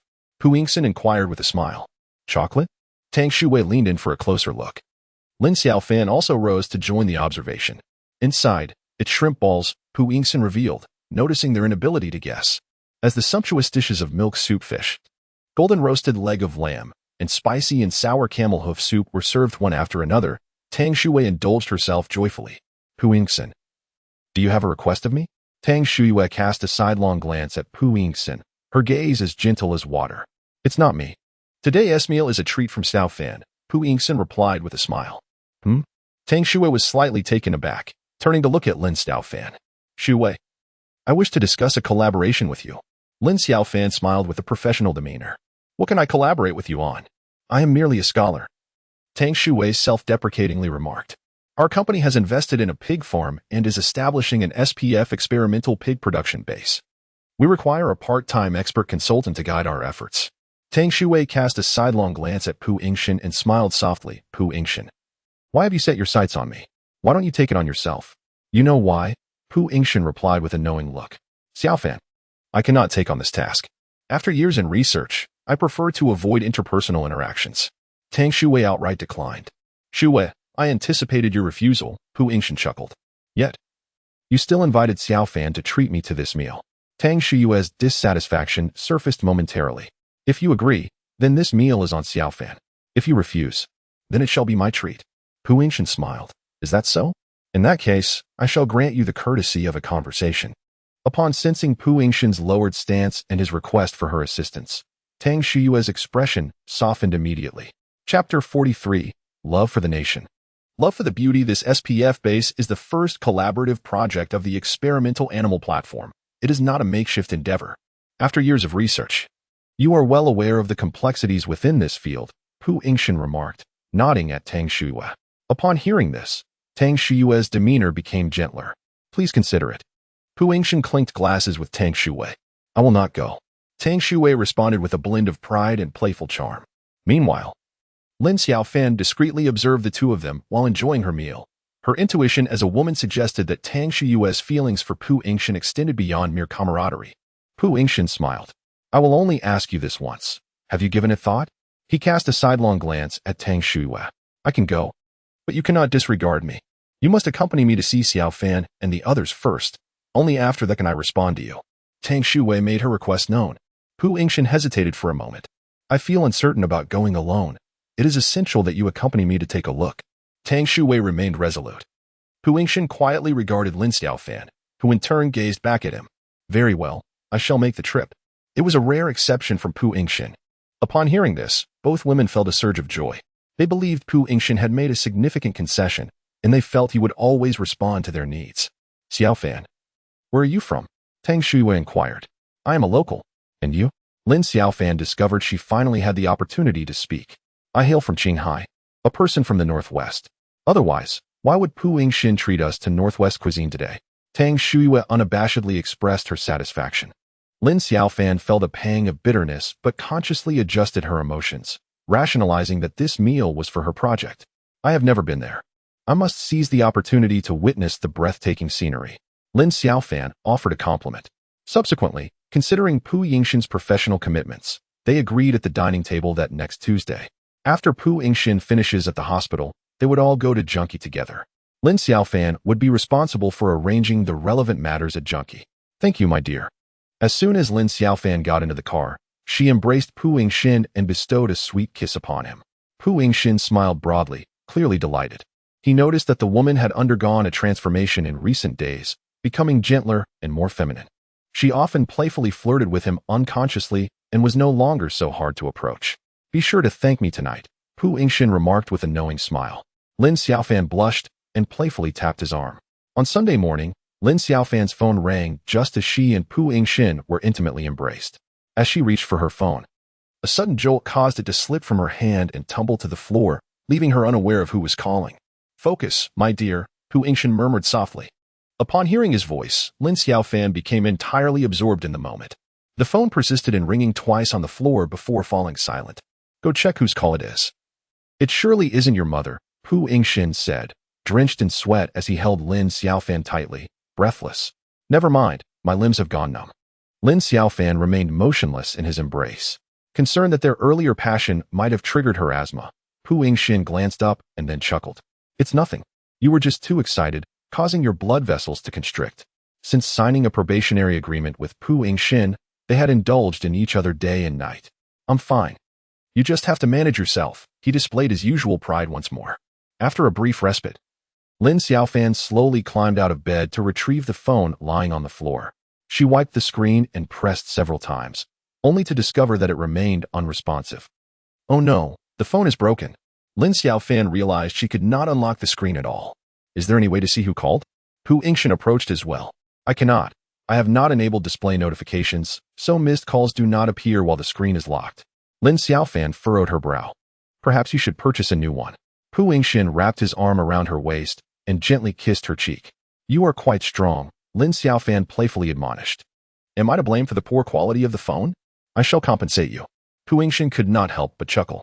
They exchanged smiles, deciding to venture out for a revitalizing meal and to acquire a new phone. Subsequently, they headed to the nearby CBD and entered the Apple flagship store, where they promptly purchased the latest high-end iPhone. Do you have your data backed up? Pu Yingxin inquired. Yes. Why would you compensate me for such an expensive phone? Lin Xiaofan replied, not wishing for Pu Yingxin to feel as though she had taken advantage of him. If I buy one of inferior quality and it breaks again, I would still owe you. Pu Yingxin affectionately ruffled her hair. Under Pu Yingxin's attentive care, Lin Xiaofan's self-esteem was well preserved, and she gracefully accepted everything. After several hours of data downloading, by evening, Lin Xiaofan finally began using her new phone. She discovered that Guanzhao had sent her a WeChat message. Realizing that the call she had missed was from him. Boss, I apologize. I broke my phone today and only just got it sorted out. No worries. As long as you are well, Guanzhao replied gently, showing no signs of annoyance.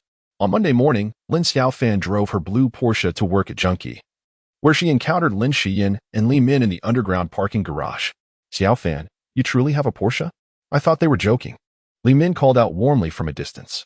Lin Xiyin was originally accompanying Li Min, but upon witnessing the scene, she slowed her pace, unwilling to greet Lin Xiaofan.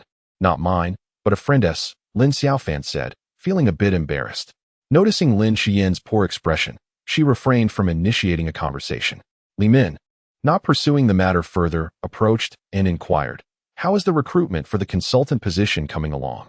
Any progress? Lin Xiaofan entered the elevator alongside Li Min. After they departed, Lin Xiyin slowly approached the blue Porsche, meandering around the car. Chapter 44. The Porsche incident. Li Min was notorious for her loose lips, and before long, the entire Junkie had learned that Lin Xiaofan had driven a Porsche to work that day. Observant colleagues also noted that Lin Xiaofan had changed her phone. Xiaofan, do you have a mine at home? Wang Wei, a single mother who joined the relatively lenient and humane Junkie capital for the sake of her child, stood beside Lin Xiaofan with a cup of coffee. Now, she was a member of Lin Xiaofan's team. What? My home is bare, you know? Lin Xiaofan guessed that her choice of vehicle had sparked this inquiry. Do you have any high-quality men in your circle? Please introduce me, Wang Wei said with a grin. Trying to get closer. She had long heard about Lin Xiaofan's wealthy boyfriend and now sought to meet some promising prospects herself. What? I can't even keep up with my own matchmaking efforts. Lin Xiaofan couldn't help but laugh. She was already exhausted from her own dating endeavors and had no resources to offer Wang Wei. No pressure, but if you do have someone, don't forget me, please. Wang Wei said, looking at Lin Xiaofan with an ingratiating expression.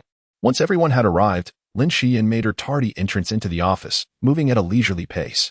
Boss, I have identified a suitable candidate for the consultant position, and I would like to report the details to you. Subsequently, Lin Xiaofan recounted Tang Shuyue's resume and specific circumstances, informing Guanzhao that the entire team would need to work overtime on Tuesday to await Pu Yingxin and Tang Shuyue. I require your support. We must prepare for the overtime. Being a new employee, Lin Xiaofan was not in a position to make such decisions. No problem. I will notify the HR department to arrange for the team to work on Tuesday. Guanzhao was very supportive of her. Thank you, boss. Lin Xiaofan's eyes sparkled with joy. I will treat you to dinner after work today. Please do not refuse again. I have waited an entire weekend for this. Guanzhao gazed at her intently. After a moment's hesitation, Lin Xiaofan acquiesced. The dinner took place at a French restaurant, where they indulged in silver cod, wagyu beef, caviar, and lobster truffle. Having lived for 29 years, she had never frequented upscale dining establishments so often. Boss, you wouldn't be assigning me performance targets, would you? Lin Xiaofan joked. If I were to assign targets, I would hold a meeting. Would I then treat you to dinner? What a daydream that would be, Guan Zhao responded playfully. With a mouthful of food, I now feel guilty, he added.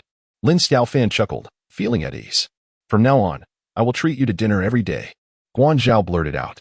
Lin Xiaofan paused momentarily before retorting with humor. Are you referring to the convenience store cafeteria in the office building? No, I mean an actual restaurant. I have taken charge of your dinner, she replied, feeling somewhat unsettled by Guan Zhao's words. If she were to dine with Guan Zhao every day, it would become inexplicable in the case of Pu Yingxin. That proud man would not know how to handle her. She would tell her family it was a business dinner, mandated by her boss, and absolutely necessary. Guan Zhao was also someone who would not relent easily. Boss, are you serious? Indeed, and attendance will be monitored, Guan Zhao replied with a smile. Lin Xiaofan lowered her head in silence, feeling coerced. After a moment's contemplation, she resolved to express her thoughts courageously, just like Lin Xiaofan. Boss, I also need to have my own life after work, Lin Xiaofan summoned her courage to say. In this matter, I cannot adopt a humane management approach, Guan Zhao remarked, adopting a surprisingly serious demeanor. Lin Xiaofan felt a wave of frustration. She could not fathom what had caused Guan Zhao's sudden shift in temperament, becoming so unapproachable. She buried herself in her meal. All right, enough of the jesting. From now on, you will join me for dinner once a week to report on your work. Guan Zhao reverted to her usual jovial self. Okay, no problem, Lin Xiaofan exhaled in relief. Before they had finished their meal, a call from Pu Yingxin came through. Lin Xiaofan hesitated to answer, fearing the revelation of his identity. As dinner concluded, it was already quite late. In both life and work, Lin Xiaofan had always been a serious person, diligently attending to every matter without any negligence. Since she had promised to warm up the car for Pu Yingxin daily, she was determined to fulfill that commitment. After bidding farewell to Guan Zhao in front of the office building, Lin Xiaofan made her way to the garage alone. The garage was dimly lit, with the motion sensor light flickering intermittently. As it was late, there were few cars and no one around. Lin Xiaofan could hear the sound of her own footsteps echoing in the silence. Faintly, she also caught the sound of creaking metal and the splashing of water, leading her to suspect a leak in the garage. Following the noise, she peered into the shadows and was startled by what she saw. Two men clad in dark clothing were vandalizing Pu Yingxin's blue Porsche with paint. What are you doing? Lin Xiaofan shouted, momentarily forgetting her own safety as she rushed towards them. Upon reaching the car, her heart sank. The entire body was marred with deep, coarse scratches, and paint had been splattered across the windows, roof, and sides, rendering it a mess. Terrified, Lin Xiaofan immediately pulled out her phone to call Pu Yingxin. Hurry, your car has been damaged. Within 10 minutes, Pu Yingxin arrived. Upon entering the garage, he saw the shaken and trembling Lin Xiaofan. He rushed over and enveloped her in a tight embrace. Don't be afraid. As long as you're safe, that's what matters. What should I do? It's my first day driving for you, and it's turned out like this, Lin Xiaofan said, guilt welling up inside her, nearly bringing her to tears. This has nothing to do with you. You're merely a victim of circumstance, Pu Yingxin reassured her, gently ruffling her hair with a smile. He then proceeded to call the police. The officers arrived to collect evidence and took statements from both Lin Xiaofan and Pu Yingxin. Given the substantial value of the damage and the severity of the incident, they decided to initiate an investigation. This was a gift from someone to you. It's my fault for not taking it out after dinner today, Lin Xiaofan lamented as she sank into the sofa, feeling dejected. It's all right. We can simply repaint it, Pu Yingxin replied with a sense of optimism. In the face of such incidents in the future, you must seek refuge and alert the authorities. Do not attempt to intervene yourself, Pu Yingxin admonished. He had always been a composed and tranquil individual, having long grown accustomed to the comings and goings of life and death within the hospital. His heart had been tempered through years of experience. However, the terror-stricken visage of Lin Xiaofan on the phone today still managed to startle him. Xiaofan, only life holds true significance, he reiterated, enveloping her tightly in his embrace once more. Chapter 45. Who is the true culprit? On Tuesday evening, when Pu Yingxin and Tang Shuwei made their appearance at Junkie, all the female colleagues in the company were taken aback. They had anticipated the visiting expert to be a portly middle-aged man, yet to their astonishment, he turned out to be a young gentleman whose allure rivaled that of a star. What a divine man. He is exceedingly handsome. Oh my, I had thought those pursuing a doctorate were merely bookworms. Why does he resemble that celebrity so much? I can't handle it. I must feign an illness just to consult him. As Lin Xiaofan observed the excited reactions of her female colleagues, she recalled the treatment Pu Yingxin received at the gym, and for the first time, she grasped the essence of being a heartthrob. Upon seeing Pu Yingxin, Lin Xiaofan felt a mix of surprise and anxiety. She had not expected him to visit Junkie. She called out Dr. Pu with such enthusiasm that it created quite a commotion. Xiaofan, look at Pu Yingxin's popularity, Tang Shuwei remarked with a hint of sarcasm. Lin Xiaofan chuckled softly, casting a glance at Pu Yingxin. Unfazed by the attention, he remained remarkably composed. Guanzhao cheerfully jested. Dr. Pu is the top star of Shulan Hospital, isn't he? He excels in skill and possesses striking looks, making him a sensation in both realms. Tang Shuwei replied with a smile. I am not involved in any of your matters. I am here today solely to accompany Tang Shuwei. Pu Yingxin distanced himself completely. Wishing to avoid any entanglement with Junkie and not wanting to involve Shulan Hospital either. Upon hearing this, Guanzhao assumed that Pu Yingxin was Tang Shui's boyfriend. Shuiwei, allow me to introduce you to the details of our company and its projects, Lin Xiaofan said as she led them into the conference room. Followed by Wang Wei and Lu Chang. One female colleague remarked, is the boss keeping us here to work overtime just to admire handsome men? There are few people from Junkie. With all of us present, we can create a semblance of a crowd. Otherwise, when the experts arrive, it would appear utterly vacant. Li Min added. Lin Xiaofan felt a surge of delight, grateful that she had chosen to stay. Initially, she harbored a wealth of mischief, plotting to hinder Lin Xiaofan. But now she deemed that causing trouble was of little consequence. What truly mattered was acquiring Pu Yingxin's contact information. Dr. Pu, this is Longjing tea, Lin Xiaofan cheerfully offered, bringing a cup into the conference room. Please do not interrupt us. Tang Shuwei shot her a side glance, her tone sharp. Upon hearing this, Guanzhao quickly interjected. She is an intern and still learning. Tang Shuiwei, a proud and capable young woman from the Northwest, was direct and generous, embodying the spirit of the Qin people. In the conference room, they deliberated for a full 2 hours, during which Pu Yingxin remained silent, merely sitting quietly and listening, akin to a talisman. As the meeting concluded, Guanzhao took the initiative to engage Pu Yingxin in conversation. Dr. Pu, let us exchange contact information and add each other on WeChat. Pu Yingxin did not refuse and took out his phone. Rest assured, I shall not seek your assistance unless it pertains to medical matters. With a jovial demeanor, I jested. As for medical inquiries, do not look to me. Instead, consider scheduling an appointment online at the Shulan Hospital. Pu Yingxin offered a dry wit, eliciting a quiet laugh from Tang Shuwei. Observing this, Lin Xiaofan sought to establish rapport, inquiring, Shuwei, has he always maintained such an aloof demeanor? At a chilling -50 degrees, Tang Shuwei retorted. What is your perspective, Pu Yingxin? Tang Shuwei asked as she entered the vehicle, seeking his opinion. You may certainly give it a try. The decision rests with you, Pu Yingxin replied, unwilling to elaborate further. Shuwei, we shall honor your preferences and endeavor to align our arrangements with your work schedule. Our employer has also indicated that you will serve as an expert consultant and will be assigned subordinates, Lin Xiaofan quickly added. At that moment, Lin Xiaofan rushed over. Breathless and beaming. Dr. Pu, might I request her contact information? Noticing this, Lin Xiaofan averted her gaze, while Tang Shuwei disdainfully turned away. They exchanged knowing glances and stifled laughter. Is there something you require? Pu Yingxin initially contemplated a direct refusal, but, considering her connection as Lin Xiaofan's sister, he opted for patience. Nothing significant, just a means to reach you for future inquiries. Lin Xiaofan persisted, undeterred. Lin Xiaofan inwardly mused that she wished she could possess Lin Xiaofan's boldness. She often found herself mired in concerns for others, whereas Lin Xiaofan lived entirely for herself. For any matters, please consult Xiaofan. She can reach me. Pu Yingxin deftly declined.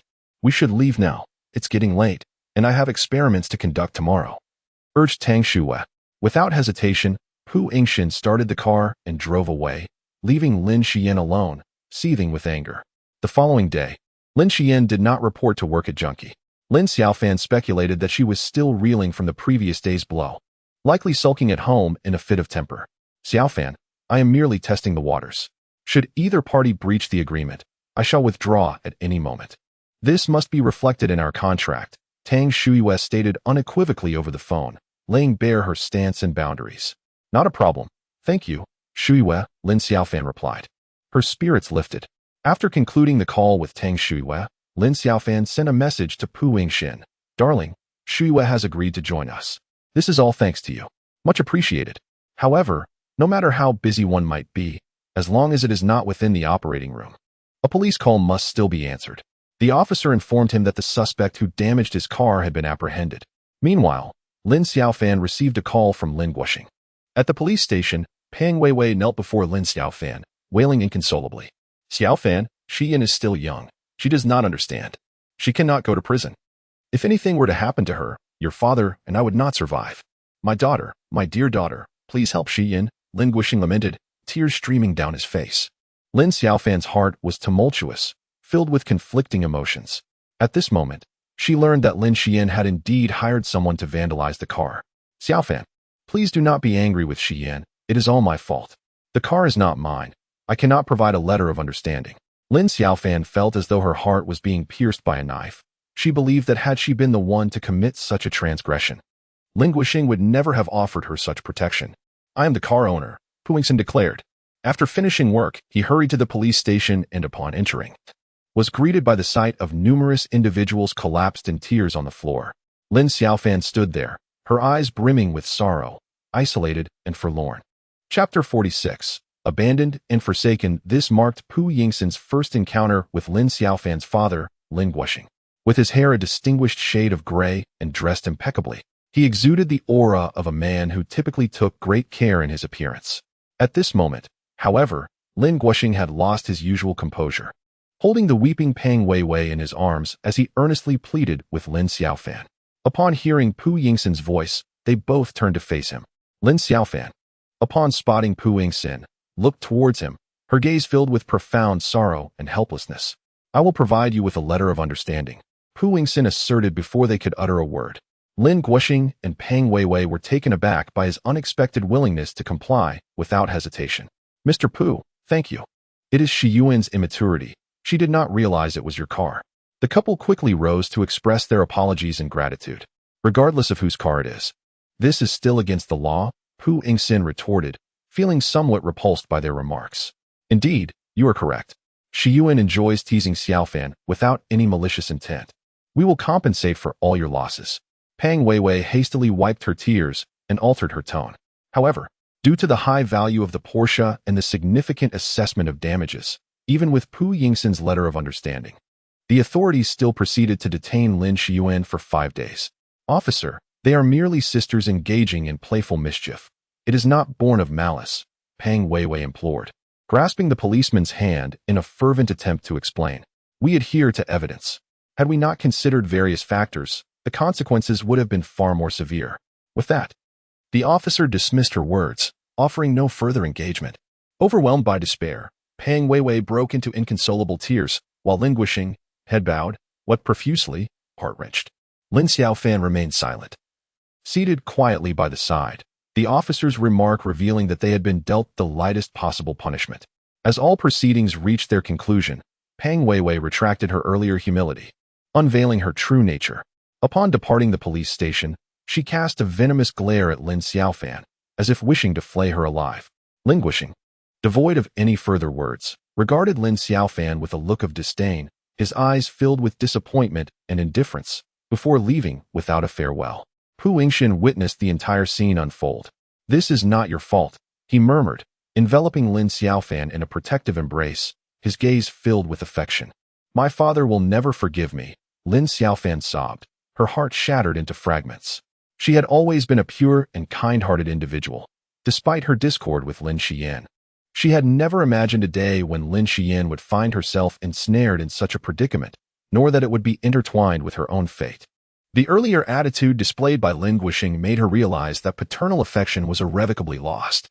The warm memories of fatherly love from her childhood, before the age of 9, had long served as one of the pillars of her enduring spirit.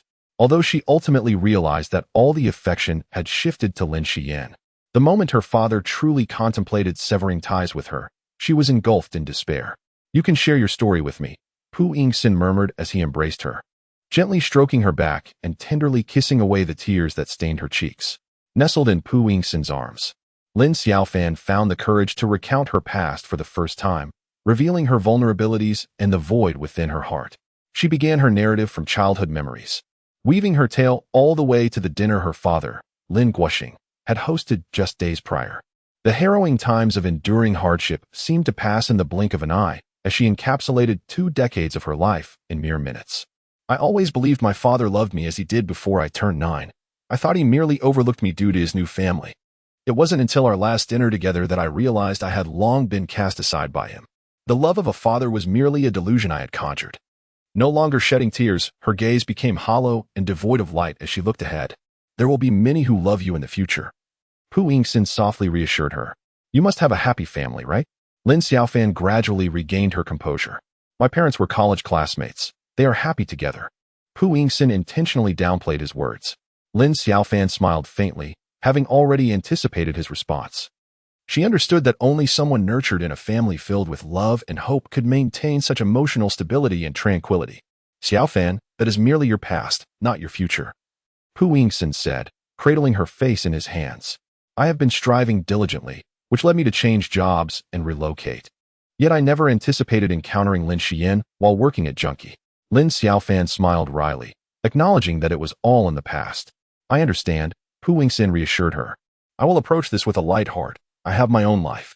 Lin Xiaofan's gentle words seemed to serve as encouragement to herself. During those days, she was filled with resolve, working tirelessly, constantly reminding herself that retreat was not an option, only relentless forward movement.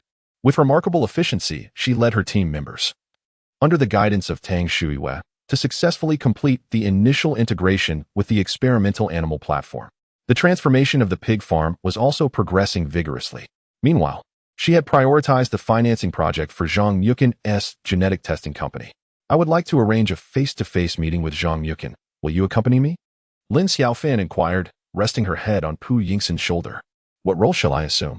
Pu Yingxin noted that Lin Xiaofan's spirits had considerably improved. The situation with Lin Xian had revealed to Pu Yingxin the indomitable spirit of the woman before him. Even in the face of such distressing matters, she remained wholly dedicated to her work. You can go as a classmate of Zhang Yukin, Lin Xiaofan asserted firmly. What purpose would I serve as a mere classmate in your negotiations? Pu Yingxin retorted. I have already asked you, since you choose not to participate. I shall arrange the meeting myself. Lin Xiaofan cleverly turned the tables on Pu Yingxin. Oh, just accompany me, she implored. Realizing that she could not easily sway him and resorting to playful coaxing, Pu Yingxin smiled without responding, withholding his stance. I truly find myself perplexed by your industry. Despite my extensive research, I remain utterly bewildered. Why not accompany me for a private meal where we can converse? As Lin Xiaofan spoke, she sent a delicate kiss. At that moment, a call from Guo Liping interrupted. Chapter 47. Then let us sever ties completely. No, you must refrain from involving yourself in this matter. Lin Xiaofan firmly rejected. She surmised that Lin Guoxing's visit was undoubtedly related to Lin Xian, and she wished to spare Pu Yingxin from becoming entangled in her family's myriad troubles. Please, drop me off at the foot of my building, wait for me downstairs, and do not come up. If I need you, I shall call. Lin Xiaofan felt a sense of security and gratitude towards Pu Yingxin, who was evidently trying to protect her. With a furrowed brow, Pu Yingxin consented. On the way home, Lin Xiaofan engaged in considerable mental preparation. She contemplated reconciling with Lin Xian and braced herself for Lin Guoxing's reprimands. However, she never anticipated that the moment she stepped into her home and called out father, she would receive a resounding slap across the face from Lin Guoxing. You beast, Lin Guoxing. You dare strike my daughter. I shall not let this go unchallenged. Guo Liping exclaimed as she rushed in, brandishing a broom, and unleashed a flurry of blows upon Lin Guoxing. Lin Xiaofan stood frozen at the doorway, her cheeks stinging. Yet not a single tear fell. She watched as Lin Guoxing cowered, clutching his head, unable to straighten his back under Guo Liping's assault. This was a scene she had witnessed frequently before the age of 9. She had always believed that Guo Liping's temper was the cause of Lin Guoxing's inability to endure their marriage, ultimately leading to their divorce. In this moment, she finally comprehended that Guo Liping's violent temper may have been a result of the relentless pressure exerted by Lin Guoxing day after day. Father, with this slap today, I hereby sever the ties of the 9 years you have nurtured me, Lin Xiaofan stated coldly. This was the first time Lin Guoxing had physically struck her. Upon hearing these words, Guo Liping paused in her sweeping. In her eyes, this daughter rarely defied her parents, making such a declaration seem improbable. Lin Guoxing raked his fingers through his disheveled hair, courtesy of Guo Liping's earlier actions, and pointed at Lin Xiaofan, exclaiming, Do you not realize that Xian will be affected by this for the entirety of her life? As her elder sister, do you possess even the slightest shred of conscience? If I lack conscience, Then you may inquire with a lawyer about the potential sentence for Lin Xian, Lin Xiaofan retorted, striving to maintain her composure. I have nurtured Xian for 20 years. Her education is complete, and she aspires to build a family and a career. How can she secure her place in this society? Lin Guoxing bellowed, his eyes wide with fury, his body trembling with rage. Guo Liping, though unaware of the specifics of the incident, felt compelled to defend her daughter. Lin Guoxing, individuals like you will ultimately bring harm to your daughter. You, so young yet misguided, seek to attach yourself to the wealthy. In a fit of exasperation, Lin Guoxing spoke indiscriminately. Guo Liping stood momentarily stunned, turning to glare at Lin Xiaofan. What wealthy individual? Father, not only do you lack any paternal affection, but you are utterly malicious. If you continue to slander me, I will take legal action, Lin Xiaofan declared, her teeth clenched in indignation. Lin Guoxing, inherently a bully of the weak, faltered at Lin Xiaofan's fierce demeanor, retreating from his reckless words. You beast, to even fabricate scandalous tales about your own daughter, get out. Guo Liping seized a broom and unleashed a flurry of blows upon Lin Guoxing, who, clutching his head, fled from her home. This marked the first occasion in 20 years since Lin Guoxing's divorce that he had ventured into Guo Liping's abode. Reluctantly, he had come, compelled by Pang Weiwei's relentless insistence that he seek retribution for Lin Xian, prompting him to confront Lin Xiaofan, the unwitting target of his ire. Mom, Lin Xiaofan uttered softly, tears welling in her eyes. She acknowledged her annoyance with Guo Liping's overbearing nature. Yet, when faced with adversity, Guo Liping transformed into a protective hen, shielding her from harm. Do not despair. I have long warned you that Lin Guoxing is not worth your time. In the future, choose your partners wisely. Do not be swayed by superficial allure as I once was, for it will lead to a lifetime of regret, Guo Liping declared vehemently. Meanwhile, Pu Yingxin anxiously awaited in his car below, deeply concerned for Lin Xiaofan's well-being. He yearned to be by her side, yet felt compelled to respect her autonomy, recognizing that this was ultimately her familial affair. As Lin Xiaofan emerged slowly from the corridor, Pu Yingxin immediately discerned her distress and rushed towards her. The vivid red imprints of fingers marred her face, one side swollen and bruised. Pu Yingxin clenched his fists, struggling to maintain composure. Regardless of the situation, I will not allow you to face this alone any longer, he vowed, his eyes brimming with compassion as he enveloped her in a tight embrace. In the warmth of this spring-like man's arms, Lin Xiaofan's hardened exterior shattered. Leaning into Pu Yingxin, she wept inconsolably. It is my fault. Had I not asked you to drive my car, this would not have happened, Pu Yingxin lamented, engulfed in guilt. I cannot escape it, in their eyes. I am unworthy of possessing anything. Even if it is not a car, troubles will find me in other ways. Lin Xiaofan gradually regained her composure. Throughout the night, Pu Yingxin had applied ice packs to her face several times, and it had improved significantly. It seems I shall have to work from home tomorrow, Lin Xiaofan mused as she gazed into the mirror. Pu Yingxin, overwhelmed with concern, found himself at a loss for words. He had been raised in a loving household and could never fathom that a father would inflict such harm upon his daughter. It's all right. Has your car been repaired? Lin Xiaofan feigned nonchalance, wishing to alleviate Pu Yingxin's worry. Well, I've been notified to pick it up, but I haven't had the time. Pu Yingxin's expression remained troubled. Do you still trust me? Would you like me to drive for you? Lin Xiaofan responded playfully. You shall not drive this car anymore. It appears I have lost your trust, she jested. I shall purchase a new car for you to atone for my transgressions, Pu Yingxin declared earnestly. He had resolved in his heart to prevent her from recalling painful memories associated with that blue Porsche. Oh, is that really necessary? Lin Xiaofan exclaimed in surprise. Indeed. If you refuse, I shall never forgive myself. Pu Yingxin gently caressed her swollen face, his eyes filled with compassion. Lin Xiaofan bowed her head in silence, unwilling to accept the car. You may choose to bleed my wallet or bleed my heart. The decision is yours. Pu Yingxin's demeanor was serious, yet his tone remained remarkably calm. Lin Xiaofan remained silent for a full 5 minutes as she pondered her next course of action. Very well. But when I eventually purchase my own car, I shall return this one to you. No problem. Thank you for accepting my apology. Pu Yingxin gently kissed her. The following day, Lin Xiaofan worked from home throughout the day. In the evening, as she entered the restroom, she glanced into the mirror and noticed that the redness and swelling on her face had significantly diminished, lifting her spirits considerably. When the doorbell rang, Lin Xiaofan joyfully rushed to open the door, for it was Friday, and she and Pu Yingxin could enjoy a delightful weekend together. Upon opening the door, she was met by a middle-aged woman, elegantly dressed in a modest yet sophisticated manner, exuding an unmistakable charm. "Hello, who are you looking for?" Lin Xiaofan inquired politely. "I am Pu Yingxin's mother." Upon seeing Lin Xiaofan in her casual home attire, Mrs. Pu's eyes reflected a moment of surprise. Chapter 48. Beautiful cars and elegant women. A shock coursed through Lin Xiaofan as she quickly greeted her. Mrs. Pu was tall and fair-skinned, her voice gentle, and her gaze conveyed a sharp intelligence, reminiscent of a refined intellectual, much like Tang Shuiwei. "Auntie, I am Lin Xiaofan, Pu Yingxin's roommate." Realizing she had forgotten to introduce herself, Lin Xiaofan hurriedly welcomed her into the house and rushed to prepare tea. "No need to fuss, I can manage myself, Mrs. Pu replied with a warm smile. Lin Xiaofan had never anticipated meeting Pu Yingxin's mother under such circumstances. Overcome with nervousness, she nearly dropped the cup she was holding. At the moment Pu Yingxin opened the door, the trio displayed three distinct expressions. Lin Xiaofan averted her gaze, Pu Yingxin looked astonished, and Mrs. Pu radiated maternal affection. "Mother, what brings you here?"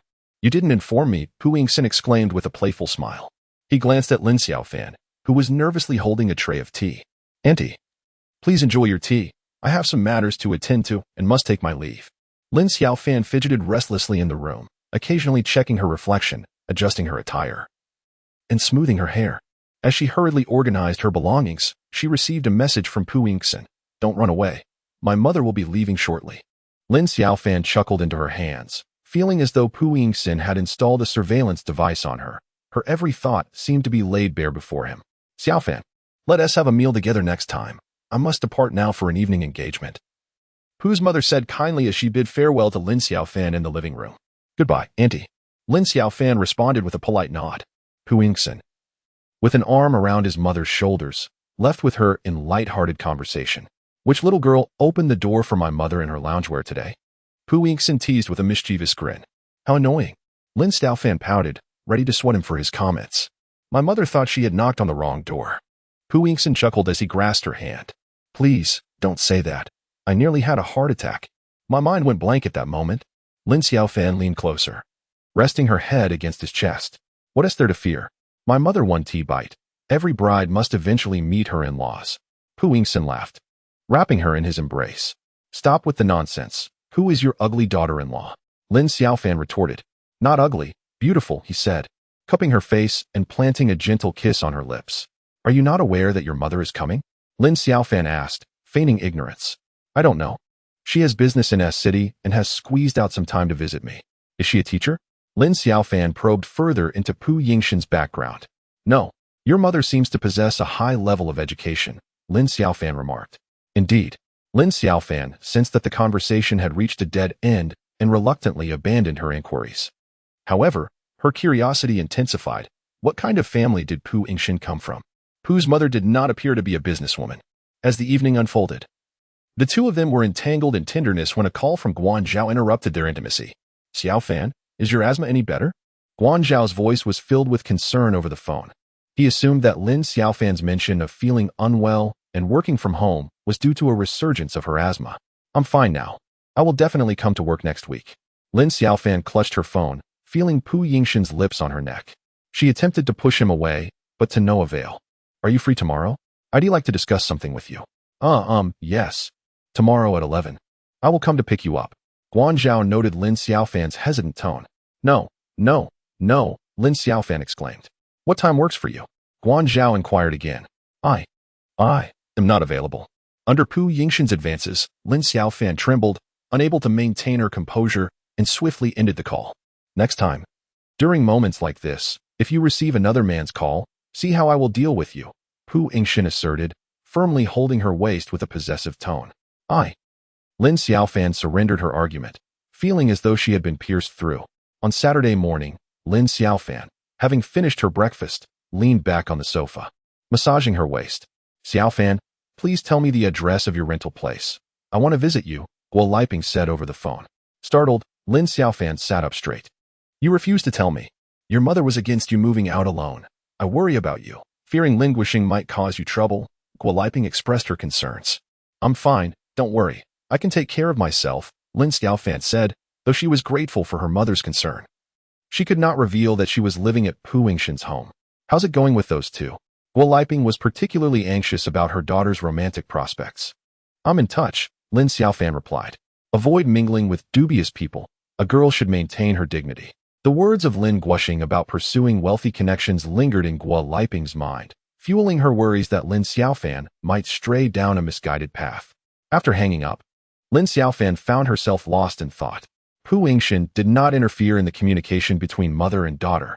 Regarding their relationship, if it were up to him, he would have disclosed it at the first opportunity. However, Lin Xiaofan was not ready, and he respected her wishes.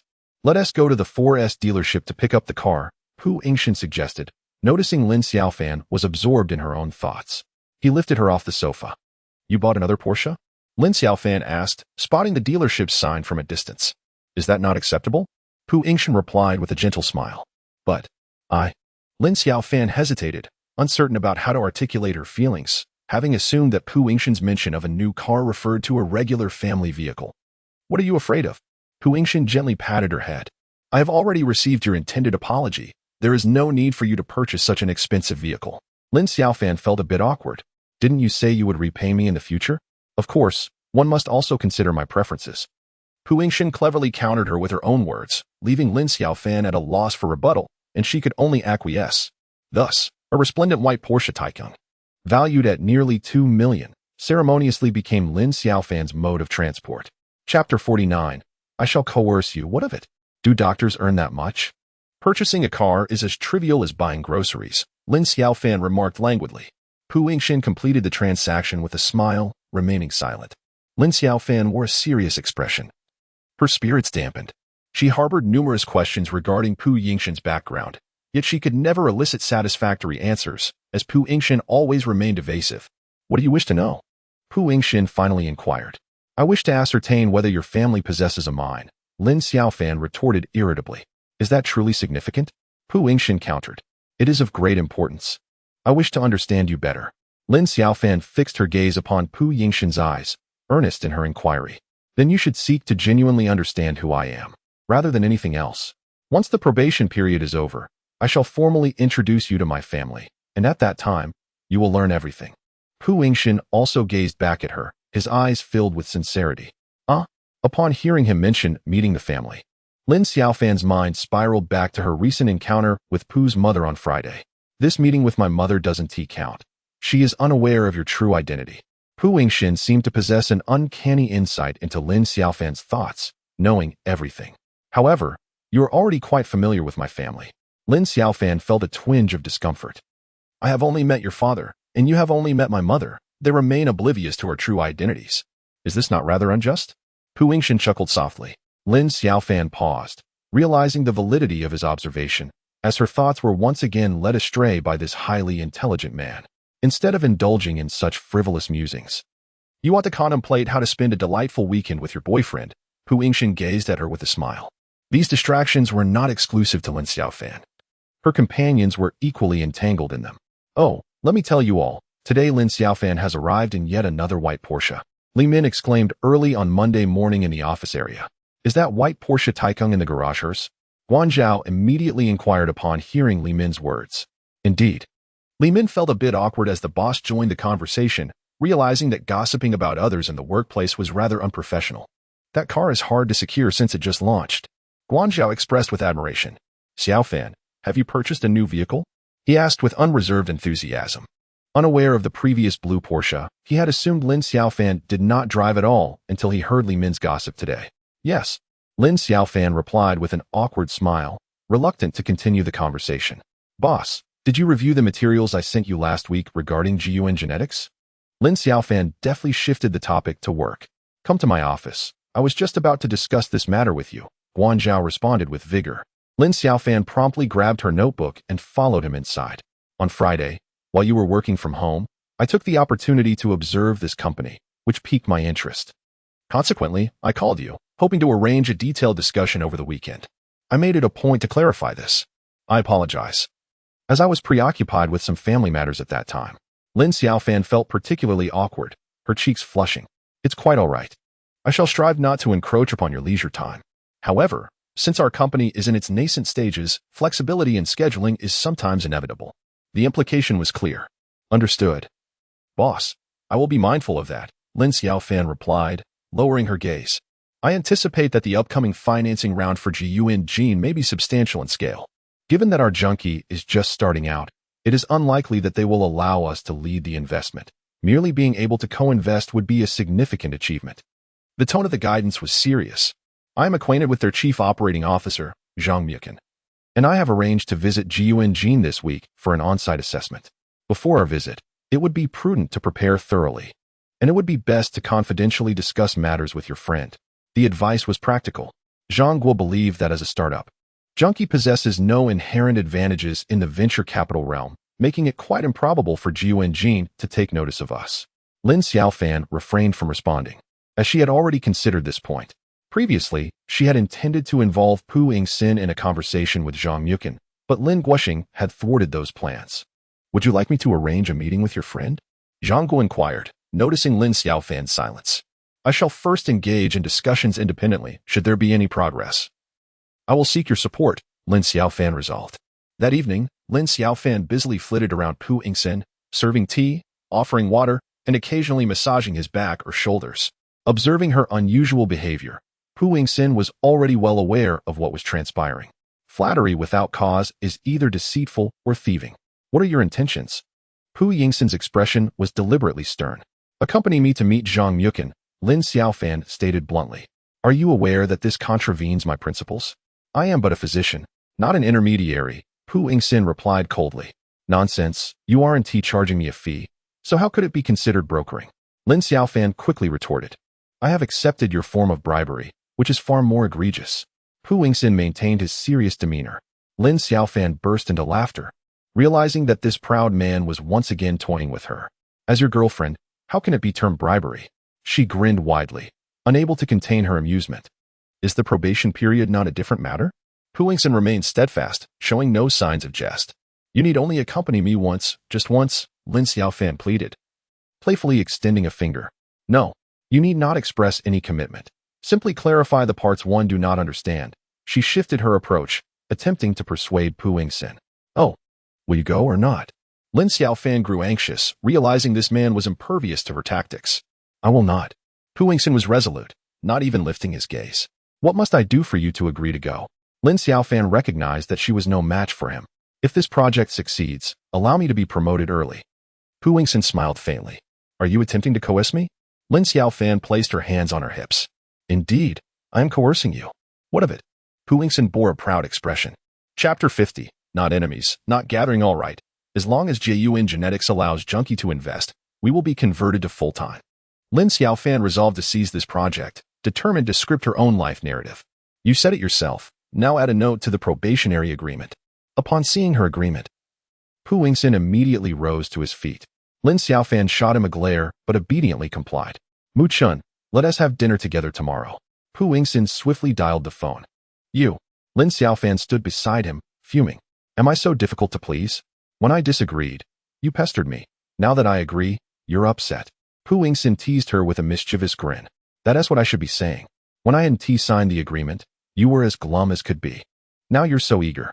While Lin Xiaofan retorted, she couldn't help but chuckle. Of course, shouldn't I strive for my own happiness? With a bright smile, Pu Yingxin embraced Lin Xiaofan. The two shared laughter and a kiss. With Pu Yingxin's support, Lin Xiaofan grew increasingly confident. She felt ambitious, convinced that she would undoubtedly secure JUN Genetics this time. The following morning, brimming with aspirations and joy as she stepped into Junkie, she unexpectedly encountered the last person she wished to see. Lin Xian, with sunken eyes and a gaunt figure, was exchanging pleasantries with colleagues in the office area. Xian, where have you been lately? A colleague inquired. Have you been on a diet? You look so slender. I truly envy you. I have taken a leave of absence. I will officially work here now. Please lend me your support. After a few days apart, Lin Xian seemed to have transformed entirely. Her demeanor and speech had become significantly more composed. Good morning, Sister Xiaofan, Lin Xian greeted, turning around to initiate a conversation. Lin Xiaofan was taken aback. Mustering a professional smile, she replied, Good morning, Xian. Xiaofan, please come to my office, Guan Zhao called out. Seizing the opportunity, Lin Xiaofan hastily excused herself. I cannot agree. She firmly declined. She wished to avoid any work-related entanglements with Lin Xian. Guan Zhao was momentarily taken aback, not expecting Lin Xiaofan to be so unyielding. I respect your thoughts, but it is essential to maintain team spirit, he asserted from a managerial perspective, completely unaware of the sisters' underlying issues. Throughout the day, Lin Xiaofan felt increasingly anxious, realizing she was in the open while Lin Xian lurked in the shadows. Being in the same company inevitably led to potential conflicts. After work, on her way to meet Zhang Yukin, Lin Xiaofan first met up with Pu Yingxin. What troubles you? Pu Yingxin immediately sensed her unusual demeanor. He remained silent, not responding. Do you have any advice? Lin Xiaofan looked at him with hopeful eyes. Focus on your own responsibilities and remain steadfast amidst change. Pu Yingxin gently patted her head. His eyes filled with concern. I truly feel cursed, Lin Xiaofan lamented. Xiaofan, Lin Xiaofan. Zhang Yukin called out from a distance. Upon hearing his voice, Lin Xiaofan quickly distanced herself from Pu Yingxin to avoid any implication. Xiaofan, you possess quite a talent, Zhang Yukin jested as he settled into his seat. What do you mean? Lin Xiaofan pretended not to understand. I mentioned Pu Yingxin, saying that I was discussing matters concerning Jiyuan, and it was he who had called me out for a conversation, which felt rather absurd. Zhang Yukin chuckled, his gaze surveying the two of them. There was nothing I could do. I had leverage in her hands. Pu Yingxin smiled calmly. Lin Xiaofan awkwardly laughed, at a loss for words. Let us discuss serious matters. Zhang Yukin suggested. Your IVD is indeed for in vitro diagnostics, correct?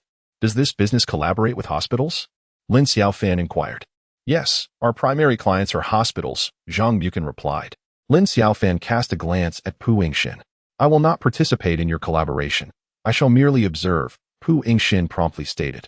Despite his words, when Zhang Yukin began to deliver a barrage of professional insights to Lin Xiaofan, Pu Yingxin found himself acting as a translator, converting complex biomedical knowledge into layman's terms for her understanding. You must keep Xiaofan thoroughly perplexed, Pu Yingxin remarked with a smile. You should go ahead, Zhang Yukin urged, passing the responsibility back to him. They clinked their glasses together, laughing. The market is vast, isn't it?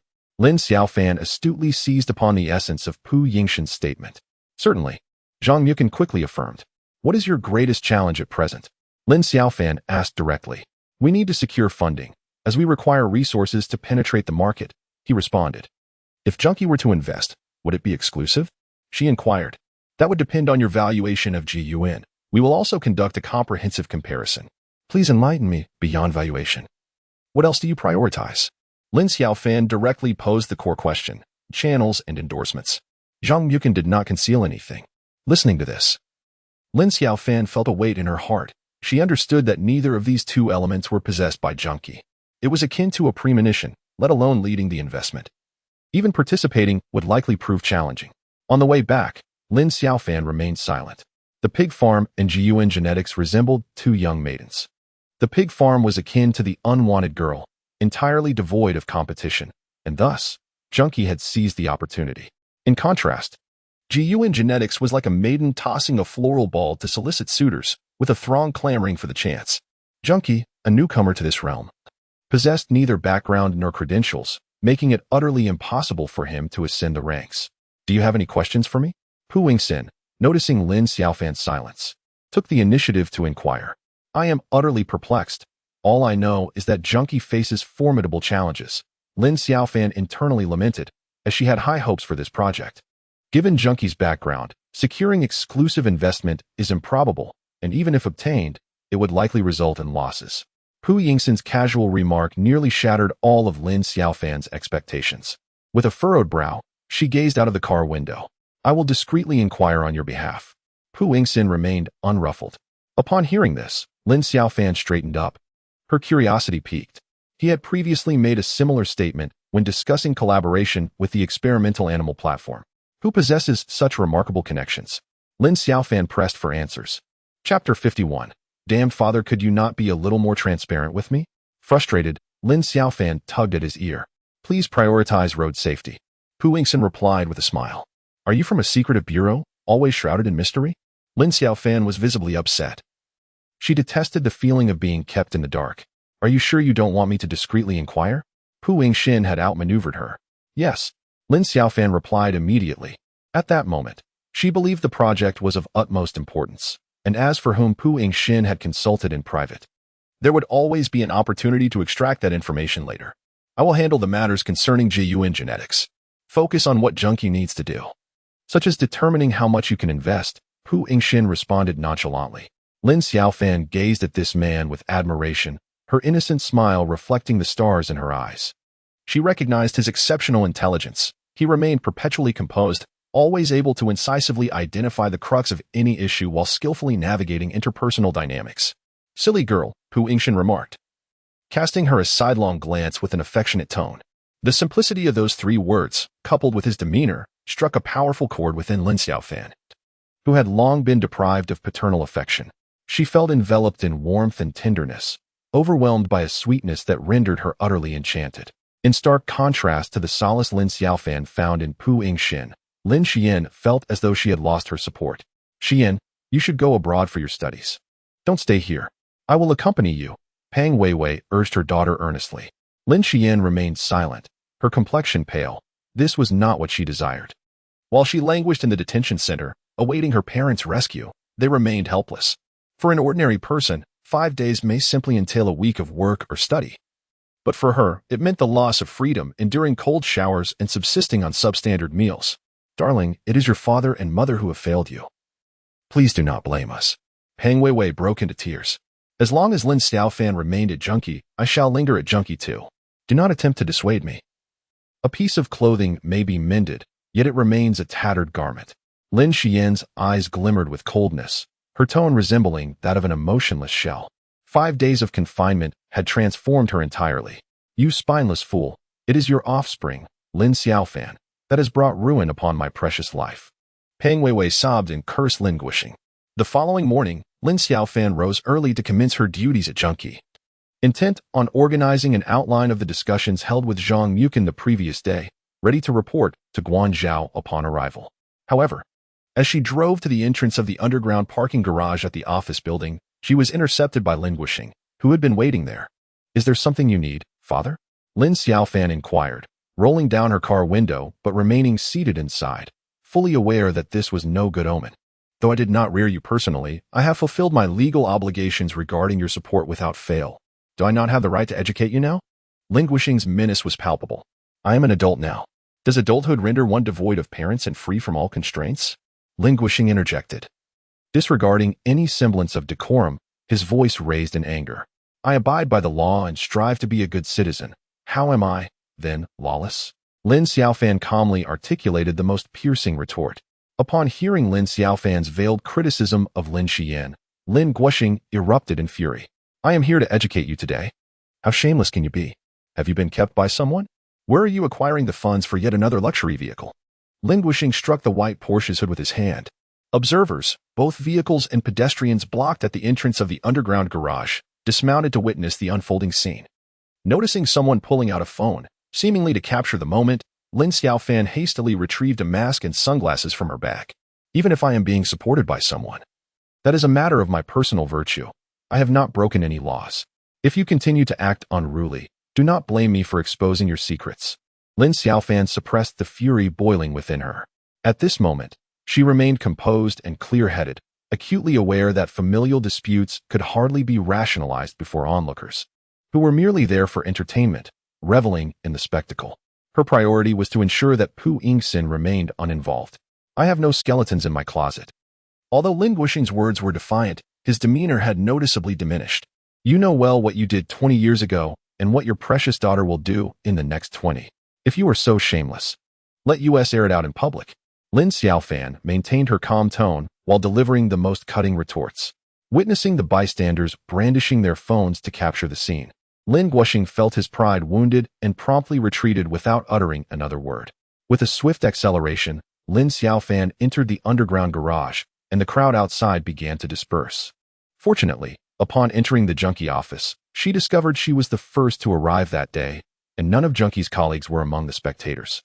Lin Xiaofan exhaled in relief and immediately immersed herself in her work. She understood that she might frequently confront such issues in the future. Recalling the words of Pu Yingxin, focus on your own matters, and respond to change with steadfastness. in stark contrast to the confrontational demeanor of Lin Xiaofan. Lin Xiaofan has undergone a remarkable transformation. Sister Xiaofan, have you had breakfast yet? I brought you some red bean dumplings along the way. Lin Xiaofan cheerfully placed a portion of breakfast on Lin Xiaofan's desk. Lin Xiaofan, engrossed in her work and staring intently at the computer, paused momentarily and managed to muster a professional smile. Thank you. This type of food causes a rapid spike in blood sugar, Xiaofan. You should eat less. One meal requires 3 days of exercise, Guan Zhao interjected. Senior, I don't think so, Lin Xiaofan replied with a smile. Sister Xiaofan enjoys sweets. Xiaofan, you've lost quite a bit of weight recently. Being too thin isn't good either. Let me treat you to something delicious tonight.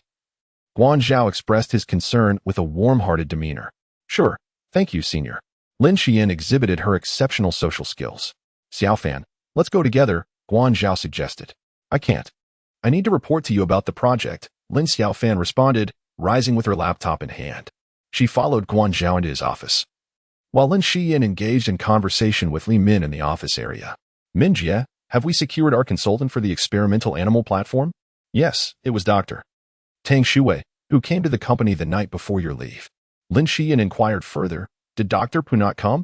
Chapter 52. The frenzied mother. I have already assessed Jie Yuan's situation. The market is larger than initially anticipated. Lin Xiaofan turned her laptop screen towards Guan Zhao. Currently, the domestic IVD market is predominantly occupied by foreign enterprises, while local companies hold a minimal share. In the past 2 years, the nation has initiated centralized procurement, which has become a significant opportunity with vast potential. However, they require an investment institution that can provide channel support and endorsement. Lin Xiaofan diligently reported all relevant information to Guan Zhao, indicating that our entry into this market is quite challenging, as we lack any foundation in the healthcare sector. Guan Zhao made a judgment. If we are to invest, how much capital can Junkie contribute? Lin Xiaofan has no intention of conceding. She must prepare herself and Junkie thoroughly. Boss, are you determined to invest in Jie Yuan? Lin Xiaofan observed Guan Zhao's ambiguous attitude. Tomorrow, I will accompany you to Jie Yuan for a face-to-face discussion, after which we can finalize our plans. Furthermore, you have been promoted. Your position at Jie Yuan tomorrow will be that of a senior manager in our investment department. Guan Zhao smiled broadly. Thank you, boss. Lin Xiaofan was astonished, as she had started as a mere associate and was now elevated by 2 ranks. Salary adjustments are forthcoming, and your business cards are already being printed. You will have your own private office, Guan Zhao added, his eyes radiating warmth. Thank you, boss. Lin Xiaofan beamed with delight. Let's have lunch together tomorrow. The weekly work report meals you promised have yet to be arranged. Guan Zhao rose and approached Lin Xiaofan. No problem. Without a hint of hesitation, Lin Xiaofan gazed at Guan Zhao with a radiant smile. Good luck. Guan Zhao gently patted Lin Xiaofan on the head, causing her face to flush, and she hurriedly exited the office. Sister Shuwei, you're here. Lin Xiaofan was the first to notice Tang Shuwei entering the office area and immediately rose with enthusiasm to greet her. Although Tang Shuwei harbored little fondness for Lin Xiaofan, she believed in the adage that one should not strike a smiling face. Thus, she reciprocated the warmth with courtesy. Sister Shuwei, would you like to drink coffee or herbal tea? Lin Xiaofan inquired once more. I'll have herbal tea. Where's Xiaofan? Tang Shuwei scanned the surroundings, failing to spot Lin Xiaofan. Sister Xiaofan has been promoted. She's over there organizing the office, Lin Xiaofan replied with a smile, pointing discreetly. Tang Shuwei made her way directly towards Lin Xiaofan. Xiaofan, congratulations. Does your promotion mean we get a celebratory meal? Tang Shuwei announced as she knocked lightly on the half-open door of the office. Shuwei, you're here. We'll celebrate this weekend, Lin Xiaofan said, straightening her posture and beaming. I have some unfortunate news to share. There's a rather obstreperous individual at the animal experimentation platform with significant connections who is proving uncooperative, which may delay our progress beyond our initial expectations, Tang Shuwei candidly stated. What do you need me to do? Lin Xiaofan countered. Subsequently, Tang Shuwei elucidated the peculiarities and complexities of the animal experimentation platform to Lin Xiaofan. It was then that Lin Xiaofan comprehended that while the acquisition of this SPF production base was swift, the transition from construction to operation would likely require a protracted duration. This elucidated why Pu Yingxin had remarked that the platform was challenging to manage. Xiaofan, how did you manage to establish cooperation with the animal platform initially? It might be prudent for the lead individual to make an introduction, Tang Shuwei suggested. All right, I will reach out, Lin Xiaofan replied. This intricate dilemma that even Tang Shuwei finds insurmountable has left Lin Xiaofan in a state of helplessness. While others may abandon their responsibilities, she has no option for retreat. After a tumultuous morning, an even more dramatic incident awaited her in the afternoon. Her fabricated story was unveiled by Guo Liping. With a resounding bang, the office door was kicked open, and Lin Xiaofan looked up to find Guo Liping's face contorted with rage. "What brings you here?" Lin Xiaofan exclaimed, startled and sensing trouble was brewing. "This class is quite impressive, complete with an office," Guo Liping remarked sarcastically. "My boss just promoted me," Lin Xiaofan quickly replied, rising to close the office door. "When will your boss find you a suitable husband?" Guo Liping positioned herself in front of Lin Xiaofan. "Mom, what are you talking about?" Lin Xiaofan murmured softly. "I arranged blind dates for you, yet you dismissed every candidate. Your sole focus is on work. So surely you are waiting for your boss to provide one," Guo Liping retorted, her eyes wide with disbelief. Earlier that day, the matchmaker informed Guo Liping that both suitors had already found girlfriends, neither of whom was Lin Xiaofan.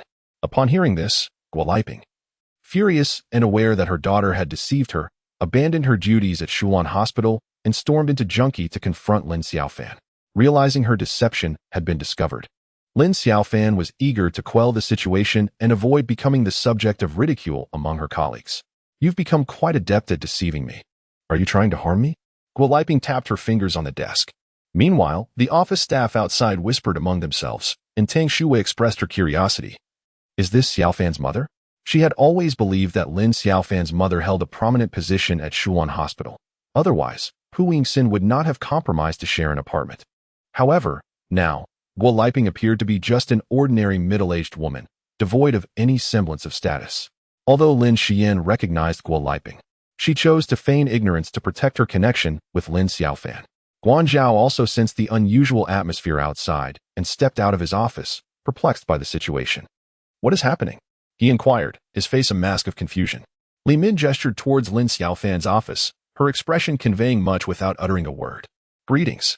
I am Guan Zhao, Lin Xiaofan's employer. May I assist you?" he cheerfully announced as he opened the door. He felt that such disturbances during work hours were disruptive and wished to alleviate Lin Xiaofan's predicament. Lin Xiaofan's face was pallid, overwhelmed by embarrassment. Guo Liping showed no consideration for her feelings, confronting her publicly at Junkie. Casting a glance at Guan Zhao, Guo Liping, with an irate expression, queried, "Is your company advocating for employees to dedicate their lives to the organization?" "Mother, what are you saying?" Lin Xiaofan tugged at Guo Liping's arm. "If there are areas where I have fallen short, please feel free to mention them, Aunt." Guan Zhao replied politely. "Oh, this matter. Aunt, you need not worry. I will certainly ensure she finds a suitable partner." Guan Zhao chuckled heartily. Lin Xiaofan's face flushed crimson as she exclaimed, "Boss." Guo Liping was taken aback by Guan Zhao's demeanor, rendering her momentarily speechless. "Please have a seat and enjoy some tea. Tell me what kind of person you envision for Xiaofan, and I will make the arrangements." Guan Zhao continued to smile jovially. Chapter 53. The supportive figure. Upon hearing this, Guo Liping did not hesitate. Teachers, doctors, civil servants, or those with stable careers are all acceptable. Lin Xiaofan leaned against the wall, her forehead resting on her hand, wishing she could vanish into thin air. "Auntie, I can only do my best regarding this profession, but I assure you I will find a reliable boyfriend for Xiaofan." "Would that be acceptable?" Guan Zhao sincerely proposed. "What do you mean by reliable?" "Spare me the platitudes. You need to show concern for your employees. Look at how overwhelmed she is." Guo Liping thought to herself that it would be best to use this opportunity to undermine Lin Xiaofan's job, as it was inconvenient for her to be living so far away in the new district without any support. Lin Xiaofan was well aware of Guo Liping's intentions. Thus she chose to endure, not wanting to escalate the situation, as she still wished to continue her work there. "How about this, Andy? Give me some time, and I will ensure Xiaofan has adequate rest, allowing her the chance to meet some promising young talents. Let us connect on WeChat. You can supervise me. What do you think?" Guan Zhao suggested, attempting to mediate. "Xiaofan, you should also adopt a more proactive attitude and address your personal issues, all right?" Both sides encouraged her. "All right." Lin Xiaofan could only acquiesce, hoping for a swift resolution to this matter. Seeing that Lin Xiaofan had not resisted much today, Guo Liping felt reassured. She understood that Lin Xiaofan's vulnerability lay in her dedication to work. From now on, she could easily use work as a means to control her daughter. After finishing her statement, Guo Liping added Guan Zhao on WeChat and promptly left, disregarding everyone else in the company. Boss, I apologize for the disruption. Lin Xiaofan hurriedly expressed as Guo Liping departed. Guanzhao appeared utterly indifferent, yet he seemed quite pleased as he observed the flustered Lin Xiaofan. Do not worry. I shall fulfill the promise I made to your mother, he said gently, patting her shoulder. He then proceeded to the office area, advising everyone to refrain from discussing others' private matters and to focus on their work. Lin Xiaofan sat alone in the office, engulfed in despair. From being scolded by Lin Guixing in the morning to receiving distressing news from Tang Shuai, followed by an inquisition from Guo Liping, she felt as though she had hit the jackpot of misfortune. The fleeting joy of a potential promotion and raise had long been washed away. Not feeling well today?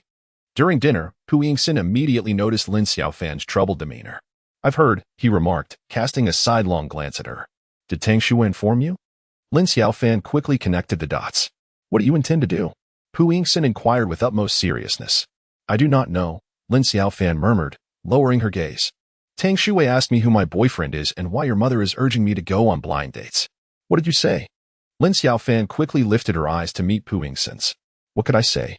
I could only respond with uncertainty. Pu Yingxin observed her flustered expression, understanding her unease. He had no desire to pressure Lin Xiaofan into revealing her boyfriend's identity and could only hint at it indirectly. However, the chaotic matters arising in her family had left her feeling immensely insecure and anxious. She feared that disclosing her relationship with Pu Yingxin would inevitably bring him trouble. Do not feel pressured. Relax a little, Pu Yingxin said softly, wrapping his arm around her shoulder. Lin Xiaofan discovered that this man had seen through her once again, and she couldn't help but smile, no longer wishing to conceal her vulnerabilities. My father confronted me this morning and scolded me, and my mother cornered me this afternoon for a reprimand. Truly, the day has begun with calamity. The flow of time does not rush, but rather flows ceaselessly. Pu Yingxin smiled faintly. I understand. You may consider me your therapist. Lin Xiaofan playfully wrapped her arms around Pu Yingxin's neck. I am quite precious. Pu Yingxin displayed a proud smile and embraced her in return. I have no money, but I can certainly write you several IOUs. For the first time, Lin Xiaofan acted spoiled in front of her beloved. In the past 20 years, being spoiled was a foreign concept to her. She had never possessed the privilege to do so, nor had anyone afforded her such an opportunity. Now, she could freely be herself before this man. She could act coy, be unreasonable, make mistakes, and indulge in whims. I won't go easy on you, Pu Yingxin teased. Bring it on, Lin Xiaofan shot him a glance. In an instant, Pu Yingxin rose and carried her to the bedroom. Oh, let go of me. That's not what I meant, Lin Xiaofan exclaimed in a playful tone. Too late. Pu Yingxin locked the door behind them. Once again, they indulged in reckless abandon, the bed resonating with joy. I didn't even finish my dinner, Lin Xiaofan panted, lying against Pu Yingxin's chest, feigning annoyance. What's wrong? Did it affect your performance? Pu Yingxin smirked mischievously. You are truly infuriating, Lin Xiaofan replied, gazing at him with flirtation. By the way, did Tang Shuai mention anything about the animal platform? Lin Xiaofan recalled her work. No. Subsequently, Lin Xiaofan conveyed to Pu Yingxin the issues that had arisen from Tang Shuai's connection with the animal platform. Do not concern yourself with her. Let Tang Shuai resolve it on her own. That is the essence of your role as a consultant. But what about the progress? We are rather anxious. Lin Xiaofan furrowed her brow. You represent the company and should urge Tang Shuai. If she cannot manage it, she will find a way. How can you allow her to press you instead? Pu Yingxin chuckled, gently ruffling Lin Xiaofan's hair. I am not afraid of her abandoning her responsibilities. Do not fear. If she truly does, I shall assist you, Pu Yingxin promised earnestly. Really? Lin Xiaofan's eyes sparkled with hope. Silly girl, of course it is true. With profound affection, Pu Yingxin enveloped Lin Xiaofan in her embrace. In that moment, Lin Xiaofan realized she had newfound confidence and support. Once, Lin Xiaofan had toiled for a decade, longing for a promising future.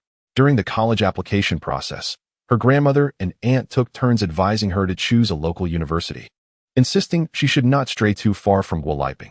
From the age of 9, she had been burdened with heavy shackles, perpetually running under the weight of expectations. This was her first encounter with the realization that she could charge forward wholeheartedly, unencumbered by doubts, bolstered by a steadfast ally at her back. Will this not conflict with your principles? Lin Xiaofan was deeply moved. This is my concern, not yours. Pu Yingxin softly kissed her forehead. I am just. Lin Xiaofan's eyes brimmed with tears, rendered speechless by her emotions. Before her stood a man who consistently alleviated her burdens.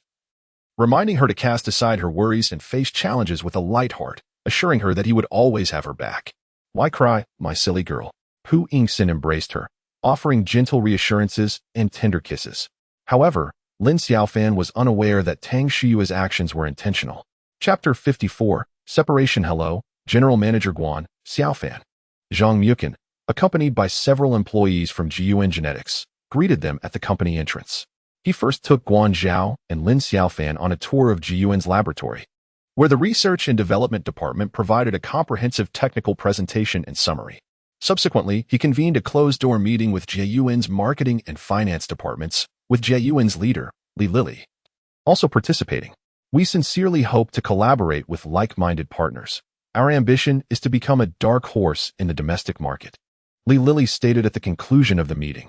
We hope for opportunities to create a bright future together. Guan Zhao stood to shake hands with him.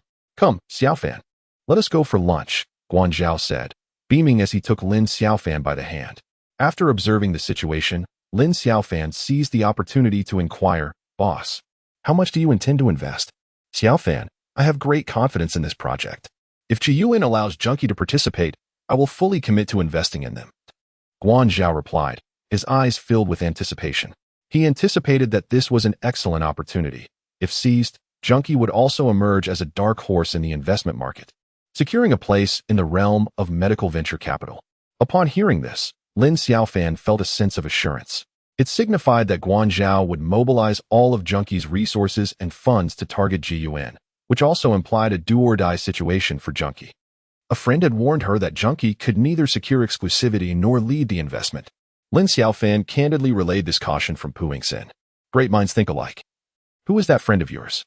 Guan Zhao chuckled, clearly amused. It's not convenient to disclose, Lin Xiaofan stammered. If the lead investor is a heavyweight in the industry, then our participation would be a guaranteed profit. I suspect many are vying for this opportunity, and we, Junkie, possess no inherent advantage, Guan Zhao pointed out astutely. Lin Xiaofan, still awaiting a response from Pu Yingxin, refrained from making any further comments, though her mind was abuzz with thoughts. Remaining silent, Xiaofan, do you have resources in the medical industry? A little, Lin Xiaofan replied with a faint smile, reluctant to elaborate further. I promised your mother I would find you a suitable husband. Tell me, what are your requirements? Guan Zhao inquired, his gaze fixed upon her. Boss. Please don't take my mother's words too seriously. Lin Xiaofan blushed deeply, resembling a ripe apple. If I make promises I cannot keep, your mother might not want you to continue your service at Junkie. Thus, we must achieve a win-win collaboration. Realizing Guan Zhao's straightforwardness, Lin Xiaofan understood there was no evading the matter. My mother simply hopes I marry before turning 30. There is nothing more to it. What are your requirements? Guan Zhao asked, his gaze unwavering. No specific demands, just a good person will suffice. Lin Xiaofan replied dismissively. Then you shall heed my instructions. I will take charge. Guan Zhao remarked with a smile. Are you arranging a blind date for me? Lin Xiaofan inquired, her expression one of bewilderment. From this moment on, you will join me for workouts every Monday, Wednesday, and Friday. Our company has just opened a gym in the office building, which is quite convenient. Lin Xiaofan groaned at the mention of exercise. As long as you comply, I will manage things with your mother, Guan Zhao asserted confidently. Lin Xiaofan remained silent, lost in thought. She had never been fond of working out. Guan Zhao, understanding Lin Xiaofan well, chose not to press further, knowing she would ultimately prioritize her work despite her hesitation. If you can truly persuade my mother, then I shall give it a try. But could the training intensity be somewhat reduced? Lin Xiaofan contemplated, perceiving Guo Liping as a ticking time bomb, liable to explode at any moment. Allowing Guan Zhao to partake in this matter felt akin to acquiring insurance for herself. Should Guo Liping create a scene at Junkie in the future, Guan Zhao would be an informed witness, ensuring she could continue her work without jeopardy. Absolutely, Guan Zhao accepted with great enthusiasm. I will be going to the gym every Monday, Wednesday, and Friday from now on. Why? Pu Yingxin detected an anomaly. My boss has promised to resolve the issue of my mother causing a scene at the company, Lin Xiaofan replied candidly. Pu Yingxin appeared displeased, remaining silent. My intention is for the boss to be aware of this situation to prevent my mother from jeopardizing my employment, Lin Xiaofan said, observing Pu Yingxin's reaction closely. Have you made up your mind to inform me, or do you wish to hear my opinion? Pu Yingxin said coldly. I had a conversation with my boss. Lin Xiaofan spoke in a voice barely above a whisper. Pu Yingxin cast a cold glance in her direction, refraining from responding. Lin Xiaofan sensed that Pu Yingxin seemed to be upset, yet she lacked the experience to navigate such a situation. The two of them exchanged no words, remaining silent throughout the night. In the depths of the night, Pu Yingxin broke the silence. If I cannot bring any value to your work, do I hold any worth in your eyes? His tone was calm, devoid of expression, as he gazed intently into Lin Xiaofan's eyes.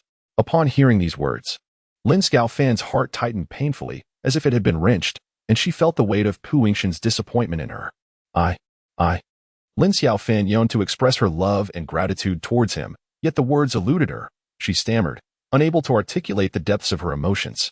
Tears streamed down her face as she stood in the living room, reflecting on the endless sweetness and warmth she had savored in this man's embrace over the past month.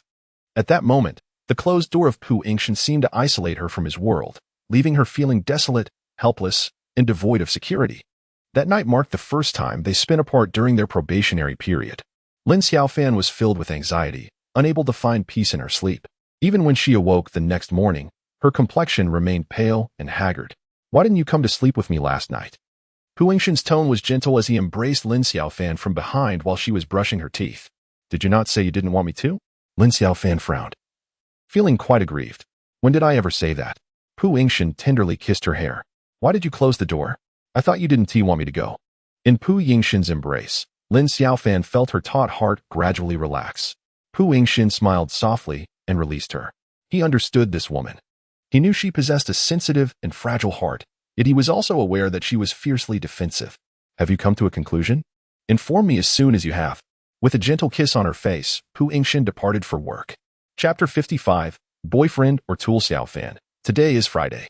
Early in the morning, just after starting her shift, Guanzhao deliberately waved a cup of coffee in front of Lin Xiaofan. Already in a sour mood, Lin Xiaofan felt even worse upon hearing Guanzhao hinting at a gym session after work. Tang Shuiwei once again approached Junkie to confront Lin Xiaofan. Xiaofan, have you followed up on what we discussed last time? I cannot manage that difficult platform representative.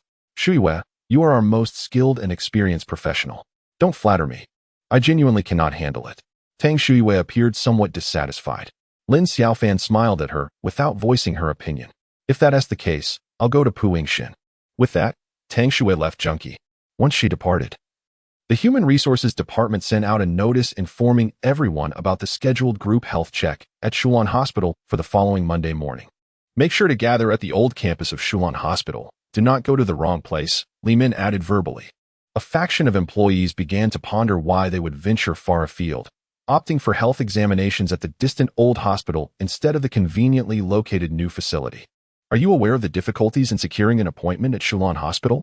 Were it not for Xian's brilliant suggestion to go to the old campus, one would be queuing until next year at the new one. Li Min, overhearing the employees' private grievances, felt a twinge of irritation. She deemed the work thankless. Lin Xiaofan secluded herself in her office, diligently crafting a feasibility analysis report for Ji Yunjin throughout the day, entirely engrossed and oblivious to the world outside. When the workday concluded, she remained unaware that her colleagues had departed. She believed that only her labor could validate her efforts. Thus she immersed herself in work to fill the void within her heart. Observing Lin Xiaofan's deep commitment, Guanzhao chose not to disturb her, quietly waiting outside her office. It was not until around 8 or 9 in the evening that Lin Xiaofan emerged from her haven.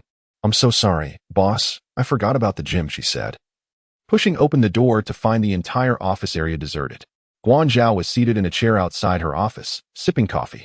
As the boss, I truly need to reflect on this, Guanzhao chuckled, rising to his feet. Lin Xiaofan, still lost in her report, did not immediately register his presence. Guanzhao approached her, gently placing his hand on her shoulder. Let us go. All right, Lin Xiaofan replied, feeling a sense of relief at the prospect of skipping the gym. What would you like to eat? Guanzhao inquired softly, leaning closer. Lin Xiaofan, feeling a wave of discomfort from such proximity, instinctively took a step back. Subsequently, the two dined together at a Hong Kong-style tea restaurant within the office building, where Lin Xiaofan, feeling downcast, scarcely uttered a word. Guanzhao, noticing her unusual demeanor, refrained from prying into her private matters and quietly accompanied her throughout the meal. Xiaofan, remember that whether in life or work, you can always reach out to me if you encounter difficulties, Do not regard me merely as your boss, Guanzhao remarked as they parted ways. All right, thank you. Lin Xiaofan replied somewhat dismissively. Once Lin Xiaofan had adjusted her mindset and summoned the courage to push open her front door, she discovered that Pu Yingxin was not at home. She promptly checked her phone for any missed messages or calls, finding none. After taking a warm shower and listening to music for a while, she continued to wait until the late hours of the night.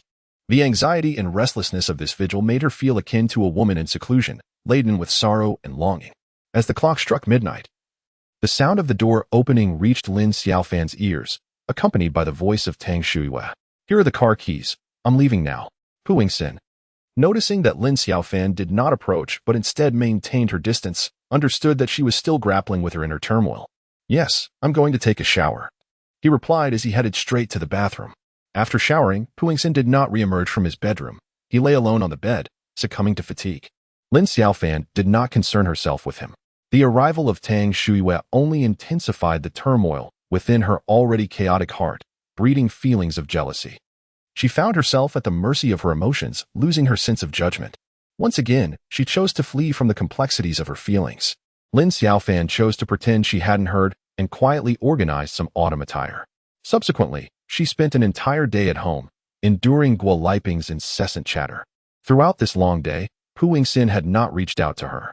Lin Xiaofan felt as if Pu Yingxin's gaze served as a mirror, revealing her true self. Come here, Pu Yingxin called softly with a smile. Lin Xiaofan did not resist. She slowly approached, nestling against Pu Yingxin like a little kitten. Having waited far too long for this call, have you figured it out? Am I your boyfriend, or merely a tool? Pu Yingxin chuckled softly, enveloping her in his embrace. You misunderstand me. I have never regarded you as a mere tool, he reassured her. Snuggled in his arms, Lin Xiaofan finally voiced her feelings. Given this, I will not allow you to bypass me by seeking assistance from others to persuade your mother. Pu Yingxin held Lin Xiaofan tightly against his chest, his demeanor gentle yet composed. I'm afraid of your mother's temper. I might lose my job, Lin Xiaofan replied with a woeful expression. What are you afraid of? If you lose it, I will help you find another, Pu Yingxin asserted with a commanding tone. Lin Xiaofan smiled shyly. To prevent your mother from interfering. The only path is for us to make our relationship public. Otherwise, you insist on traversing this precarious path alone. Pu Yingxin playfully tapped Lin Xiaofan's nose with a grin. In truth, Pu Yingxin had intentionally left Lin Xiaofan to her own devices for an entire day. He understood that sometimes this woman needed to be applied with pressure, while at other times, she required gentle nudges to confront her own heart honestly. When do you think it would be appropriate for us to go public? Lin Xiaofan looked at Pu Yingxin with a flirtatious gaze. At any moment, he replied, as Pu Yingxin lowered his head to kiss her. Lin Xiaofan gently pushed him away after a brief moment. Where did you and Tang Shuiwe go yesterday? She inquired, her tone laced with both accusation and lingering grievances. Over the course of that day and night, her heart had been in turmoil, nearly driving her to the brink of irrationality. Are you feeling jealous? Pu Yingxin responded with a playful smile. Adopting the demeanor of a concerned girlfriend, Lin Xiaofan sought to interrogate him. How did you know that she and I were alone together? She told me yesterday that she would reach out to you, Pu Yingxin explained, as Lin Xiaofan extended her hands, gently tugging at his earlobes. This was a cherished childhood habit of hers. In moments of insecurity, she would grasp her parents' ears, softly kneading the lobes. For this, she often faced the ire of Guo Liping. Before she turned 9, it was Lin Guoxing who endured her playful grips, while Guo Liping would frequently retaliate, leaving her hesitant to reach out freely. I accompanied her to communicate with the platform representatives, Pu Yingxin stated, not resisting as Lin Xiaofan continued to manipulate his ears. Weren't you the one who said you wouldn't get involved? Lin Xiaofan exclaimed, astonished. For she knew Pu Yingxin to be principled, unlikely to respond to a mere call from Tang Shuiwe to engage in such matters. It was not in my personal capacity. It was with my teacher's endorsement. Lin Xiaofan's surprise deepened, as she had never anticipated that such a trivial matter would capture the attention of a venerable figure of over 80 years of age. Goodness, what a clever scheme. Doctor Pu, what grand strategies you have devised, akin to celestial beings in combat. I truly admire it, Lin Xiaofan remarked with a wry grin. She discovered that this man possessed an exceptionally high intellect, calculating his moves with meticulous precision. One day, should you betray me, I would still assist you in counting the profits. Then you ought to gain a little weight. Otherwise, you won't fetch much, she retorted playfully. How rude. I am not a pig, Lin Xiaofan exclaimed, tugging at Pu Yingxin's ear with playful force. The two shared a laugh, embracing once more before succumbing to a passionate kiss. As their bodies entwined, they surrendered to their desires, and Lin Xiaofan felt rejuvenated, liberated from her previous anxieties. She understood that unless she departed from this man, she would inevitably confront reality. Evasion was futile. Am I some kind of spiritual root? Pu Yingxin mused as he noticed the woman nestled in his arms, gradually awakening with sleepy eyes. That night, as Lin Xiaofan drifted into slumber, she found herself caressing his ear, still holding on to it as the sun ascended high in the sky. I had long since realized that in the depths of the night, a hand would often reach out to me, Pu Yingxin remarked, grasping Lin Xiaofan's hand in response. I must have been asleep and unaware, she replied, a shy smile gracing her lips, as she playfully pretended to bite his hand away. Pu Yingxin gently nibbled on her finger in return. Their gazes locked, igniting an instantaneous spark between them. Just as they were about to embark on an escapade of passion, Pu Yingxin's mother called. Exiner, the water pipe at U2 Garden has burst. Could you take a moment to inspect it? Pu's mother spoke with calm resolve over the phone. Isn't the butler available? Pu Yingxin, still enveloped in desire, felt a twinge of irritation at such mundane matters. The butler just contacted me. There must be some damages. Pu's mother maintained her steady tone, exuding tranquility. I will check it when I have time, Pu Yingxin replied before ending the call. Why is it that every time we share an intimate moment, someone calls? Lin Xiaofan gazed at Pu Yingxin with eager anticipation, playfully pouting. Pu Yingxin couldn't help but chuckle, subtly hinting, do you think it's due to the frequency of calls? Lin Xiaofan shyly smiled in response.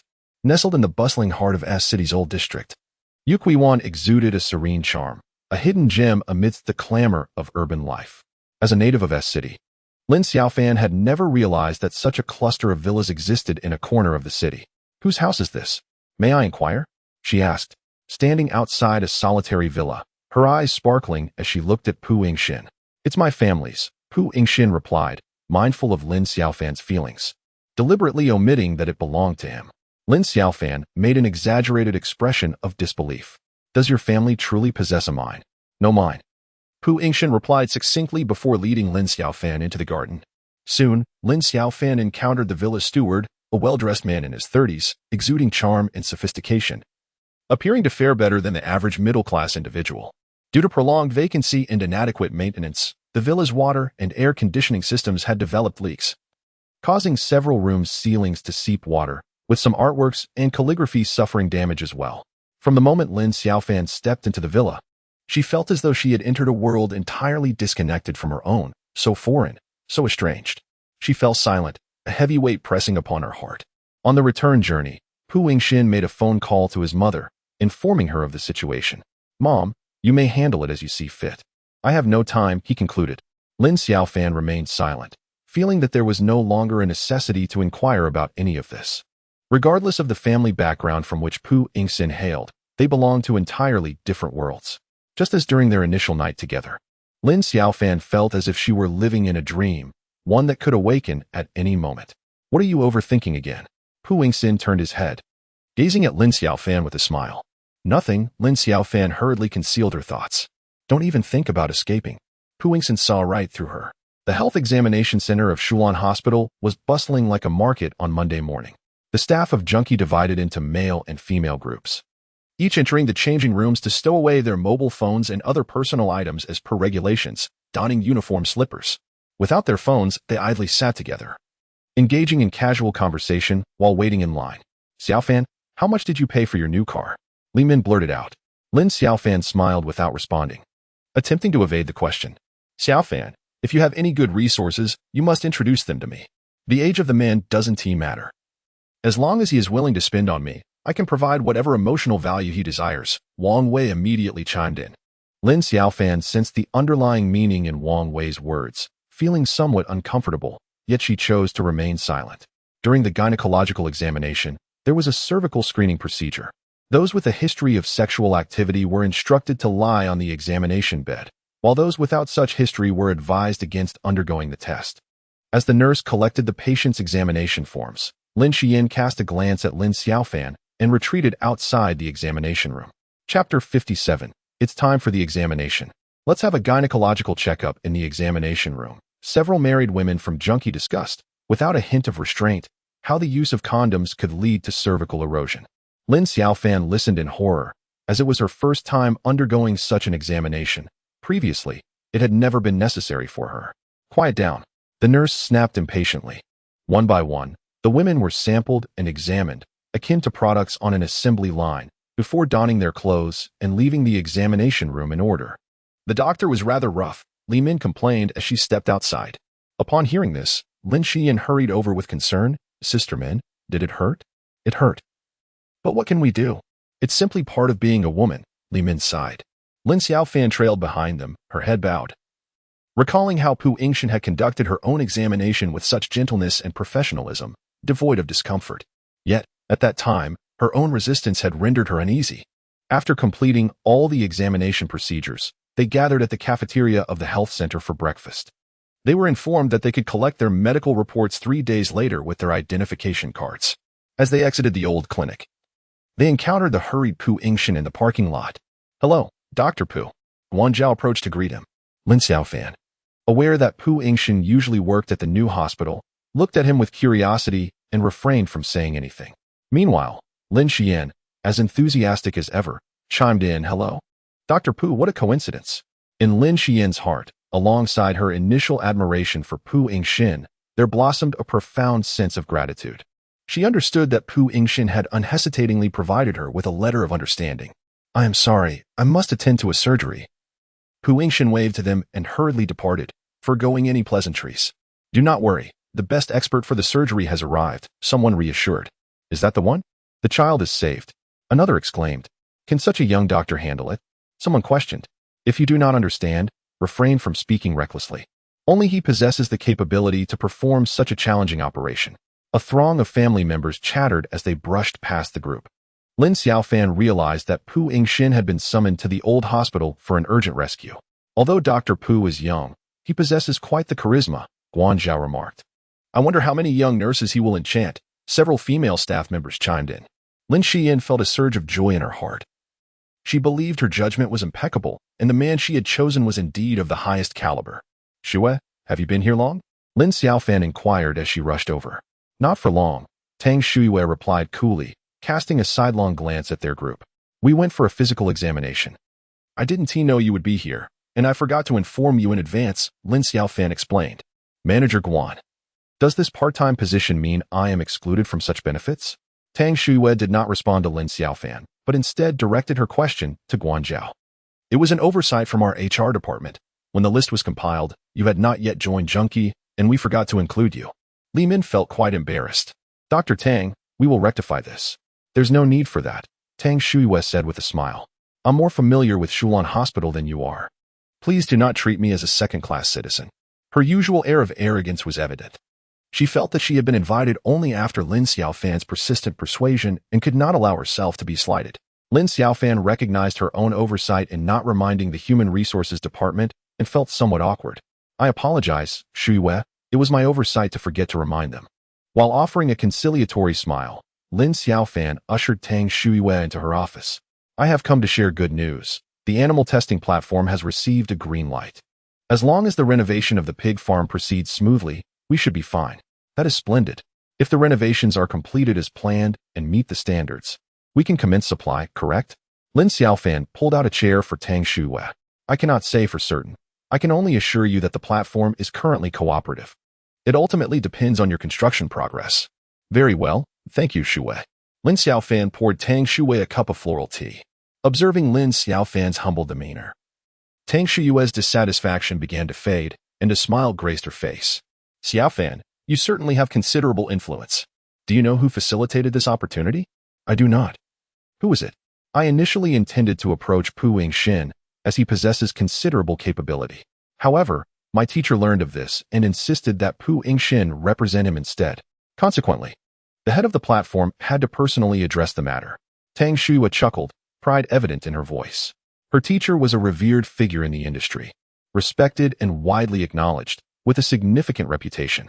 Lin Xiaofan, fully aware of this, smiled silently. At this moment, Lin Xiaofan was unaware that in the near future, she would have the privilege of meeting this esteemed elder in person. Are you feeling tired today? After dinner, Lin Xiaofan proactively began to massage Pu Yingxin's shoulders. Are you seeking something from me again? Pu Yingxin replied with a hint of vigilance. Not at all. I noticed you rushed to the old hospital today in an emergency.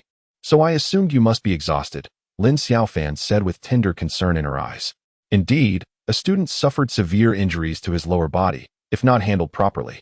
He may face permanent loss of sexual function, Pu Yingxin remarked, touching his forehead. Is it that serious? Was the surgery successful? Lin Xiaofan's eyes widened in alarm. I managed everything I could. As for his full recovery, it remains to be seen, he responded gravely. This pertains to a person's lifelong happiness. Don't you doctors feel immense psychological pressure? Lin Xiaofan expressed her concern for him. Yes, at times, the feeling of powerlessness can be quite guilt-ridden and disheartening. Pu Yingxin rarely revealed his inner feelings about his profession. Patients and their families will understand that you have done your utmost. Lin Xiaofan embraced Pu Yingxin and placed a gentle kiss on his cheek, wishing to comfort him. Not necessarily, he replied with a faint smile. Pu Yingxin was acutely aware of the myriad issues and chaos within the medical field. His ambitions extended beyond merely healing. He aspired to bring clarity amidst the confusion. You are remarkable, Lin Xiaofan gazed at him with admiration. I am merely a plumber for the human body, Pu Yingxin joked. Lin Xiaofan leaned against him, laughing joyfully. You are far more interesting than the doctors I met on blind dates. To compare me with them is to overestimate my worth, he replied with a chuckle. Pu Yingxin raised an eyebrow and became a bit haughty. Today, our company conducted health checkups at the old hospital campus, and I underwent a cervical scraping examination. Lin Xiaofan sat on Pu Yingxin's lap. What are you worried about? Pu Yingxin asked, smiling at her, upon hearing her words. He realized that this woman had begun to overthink again. Lin Xiaofan leaned closer to Pu Yingxin's ear and recounted the comments made by their married colleagues. Then anxiously gazed into his eyes. Pu Yingxin chuckled helplessly. Stop saying nonsense. It's not what you think. You'll know once you receive the health report. Chapter 58. Baby, dinner. Jim Guanzhao cheerfully took a seat across from Lin Xiaofan's desk, displaying no semblance of a boss. Boss, I won't be going. Lin Xiaofan intended to clarify her reasons to Guanzhao. I was supposed to go yesterday on Monday, but considering you were tired from the health check, we cannot postpone it any further today, Tuesday. I have never been fond of exercising. I would prefer to have more time to rest, and I hope you can understand. Lin Xiaofan spoke candidly. At this moment, she had made up her mind. She did not want to continue entangled with Guanzhao over this fitness matter. She also wished to avoid any unpleasantness with Pu Yingxin regarding it. Seeing her determination, Guanzhao realized he could no longer insist. Then, what do you enjoy doing during your free time? He countered. Lin Xiaofan, for some inexplicable reason, found her thoughts drifting into inappropriate territory, recalling her fondness for engaging in intimate activities with Pu Yingxin. However, she quickly recognized her wayward thoughts and realized she had let her imagination run wild. I enjoy peace and quiet. Lin Xiaofan felt her cheeks flush all the way to her neck as she lowered her head.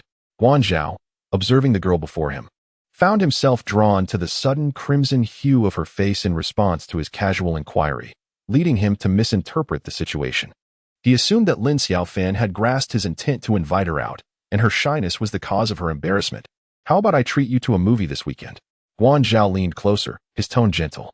I have plans this weekend, Lin Xiaofan replied, feeling increasingly flustered. Silently chastising herself for her own thoughts, realizing how indiscreet she had become.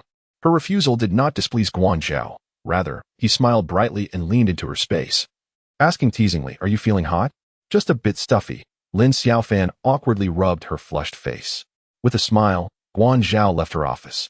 At midday, Lin Xiaofan unexpectedly received a call from the man she had been thinking about. During work hours, they rarely communicated, as Pu Yingxin was either in the operating room or busy with consultations. Darling, come to Shuan Hospital and have lunch with me. Pu Yingxin's voice on the phone was tender and suggestive. Upon hearing this, Lin Xiaofan felt her heart melt. This man possessed an irresistible charm. Am I supposed to come to the hospital? Aren't you working? Lin Xiaofan was somewhat puzzled but undeniably elated. No more questions, just hurry over. Pu Yingxin commanded softly yet assertively before hanging up. I'm stepping out to discuss some business matters, Lin Xiaofan informed Li Min before leaving Junkie. Lin Xian quietly observed everything, as Lin Xiaofan's every action had become her focal point, harboring her own schemes in her heart. You call me to the cafeteria at Shuan Hospital? Lin Xiaofan held the hospital's standard tray, squeezed into the bustling staff canteen of Shuan Hospital, standing in line. Are you going to eat? Pu Yingxin raised an eyebrow, a subtle smile gracing his lips. I eat anything. Just curious to see how the chef's skills measure up here. Lin Xiaofan replied with a naive grin. What exactly did you summon me for? She inquired. Just a meal, and to give you a little warning, Pu Yingxin replied nonchalantly. What warning? Lin Xiaofan asked, her face a picture of bewilderment.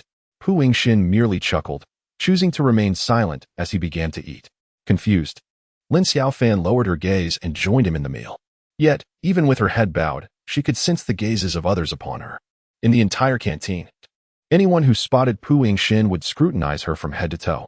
Each pair of eyes held a different expression, but they all shared a common thread of curiosity. After their meal, they departed the crowded and noisy canteen together. What is it really about? Lin Xiaofan asked playfully, knowing that this man would not have called her over for no reason. I missed you. Is it wrong to ask you to join me for a meal? Pu Yingxin suddenly spoke sweetly. Lin Xiaofan's cheeks flushed crimson. Although they were outdoors and no one was around, the setting was still a hospital, and her embarrassment was overwhelming. Zhiyuan Genetics will have a state-owned pharmaceutical enterprise leading the investment. I cannot elaborate further. Keep a close watch on them and ensure Junkie participates. If necessary, arrange a meeting with General Li, Pu Yingxin whispered softly in her ear. Lin Xiaofan stood frozen, her eyes wide, unable to comprehend the incredible news she had just heard. Am I dreaming? Pu Yingxin gazed at her with a beaming smile. Goodness, am I dreaming? Lin Xiaofan chuckled. Perhaps you should bump into that wall and see if it hurts, Pu Yingxin suggested. Standing in the hospital garden, Lin Xiaofan was overwhelmed with joy. She could hardly fathom how this had come to pass, yet she knew that this man had once again rekindled hope within her. Pu Yingxin, with a gentle smile, watched her bask in the autumn sunlight, her radiance outshining even the sun itself, as if she were aglow. Their eyes met, and they longed to share a passionate kiss. Yet both restrained their fervent hearts. Thank you, Lin Xiaofan said with a tender smile, her gaze filled with affection. Understood, she added sweetly, her eyes lingering on Pu Yingxin, yearning for a moment of intimacy with him. You'll be coming here for meals often in the future, Pu Yingxin remarked, giving her shoulder a light pat before departing with a smile. What is this all about? Lin Xiaofan observed Li Min and a male colleague dragging an appliance into her office. The boss mentioned that your office lacks windows and feels stifling. So he arranged for an air purifier, Li Min explained courteously, aware of Lin Xiaofan's newfound prominence in the company. Lin Xiaofan paused for a moment before promptly attending to her office. Thank you for the concern, boss, she said as she entered, maintaining her polite demeanor. It's nothing, Guanzhao replied, lifting his gaze to meet hers. There have been advancements with Zhiyuan Genetics. We have a chance to invest. Lin Xiaofan could hardly contain her excitement and promptly briefed Guanzhao on the situation at hand. Xiaofan, you truly astonish me. It is impressive that you were able to uncover such significant news. I am both pleased and appreciative of your diligence. Boss, has there been any change regarding Junkie's full investment in Zhiyuan, as you previously mentioned? Lin Xiaofan inquired. No. I will promptly arrange for the finance department to estimate all available funds. You are responsible for liaising with Zhiyuan. And do not hesitate to communicate if you require my support, Guanzhao said, looking at her with trust. Upon entering her office, Lin Xiaofan noticed her phone vibrating incessantly on the desk. It was a call from Guo Liping. She chose not to answer. At that moment, her mind was consumed with work, and she did not wish to be distracted. With a loud thud, as Lin Xiaofan pushed open the door to her home, a medical report struck her. Guo Liping glared at her. Chapter 59. I am a woman, not a cheap person. Where exactly do you live in that rented apartment? Guo Liping shouted. Lin Xiaofan opened the medical report and realized it was from the health check she had undergone at Junkie a couple of days prior. Mom, do you have any sense of boundaries? This is my medical report. Why did you go to retrieve it? Lin Xiaofan was infuriated. Fortunately, I want to get it. As an unmarried young woman, why are you getting a cervical check? Why does it state that you have a sexual history? Guo Liping snatched the report and slapped it against Lin Xiaofan's shoulder a few times. I'm 29 years old. What era are we in? What is wrong with having a sexual history? Lin Xiaofan was on the verge of exploding with anger. Do you realize that a woman must maintain her dignity? If you become pregnant out of wedlock, do you understand what you will have to face? You are just a fool. With tears streaming down her face, Guo Liping began to weep uncontrollably. Upon witnessing this scene, Lin Xiaofan understood that unless Guo Liping vented her anger today, she herself would not escape unscathed. Thus, she sat in silence, refraining from uttering a word. In this world, while many might assert that it is inconsequential. Only a mother would convey to her daughter the profound significance of such matters. Guo Liping cried out, her voice breaking with anguish. A man can leave at any moment. What will you do then? Tell me the truth. Did Lin Xiaofan speak the truth? Have you been consorting with wealthy men? Wiping her tears, Guo Liping forcefully shoved Lin Xiaofan, who nearly stumbled to the ground. Overwhelmed by despair, Lin Xiaofan felt as if she had committed some unforgivable sin in her parents' eyes. Then where are you living now? You must clarify this at once. After her tears subsided, Guo Liping resumed her thunderous tirade. Yet, no matter how relentlessly Guo Liping pressed, Lin Xiaofan remained resolute in her silence. Her unwavering principle was to keep Pu Yingxin out of this turmoil. She was uncertain how Guo Liping's volatile temperament might manifest. Very well, let us see whether your tongue is firmer than my temper, Guo Liping calmly declared as she rose to retreat to her bedroom. Mother, please open the door. I have work tomorrow. It is of utmost importance. The thought of the Zhuan Jin project filled Lin Xiaofan with urgency. If you wish for me to open the door, you must tell me with which wretched man you are living. Guo Liping hissed through clenched teeth. Is it that scoundrel Escall you are avoiding, out of guilt? Guo Liping charged forward, seizing Lin Xiaofan's bag as she spoke. Having honed her skills as a caregiver, Guo Liping was more than capable of handling patients weighing over 100 pounds. Thus, it was effortless for her to overpower the fragile Lin Xiaofan. In an instant, she pinned Lin Xiaofan down and grasped her bag. Aware of her mother's fierce determination and her own physical inferiority, Lin Xiaofan quickly devised a plan. She inverted the bag, causing its contents to spill chaotically onto the floor. Utilizing her agility, she swiftly bent down, snatched her phone, and nonchalantly tossed it into the toilet that she had been eyeing for some time. You little wretch, you've gone too far, Guo Liping exclaimed, pointing at Lin Xiaofan as she glared at the phone submerged in the toilet. Dream on. Do you really think you can act like a shameless harlot and get away with it? Guo Liping's eyes narrowed, resolute in her intention to confine Lin Xiaofan within their home. I am a woman, not a harlot. If you refuse to open the door, I will jump out of the window, Lin Xiaofan retorted, gesturing towards the balcony.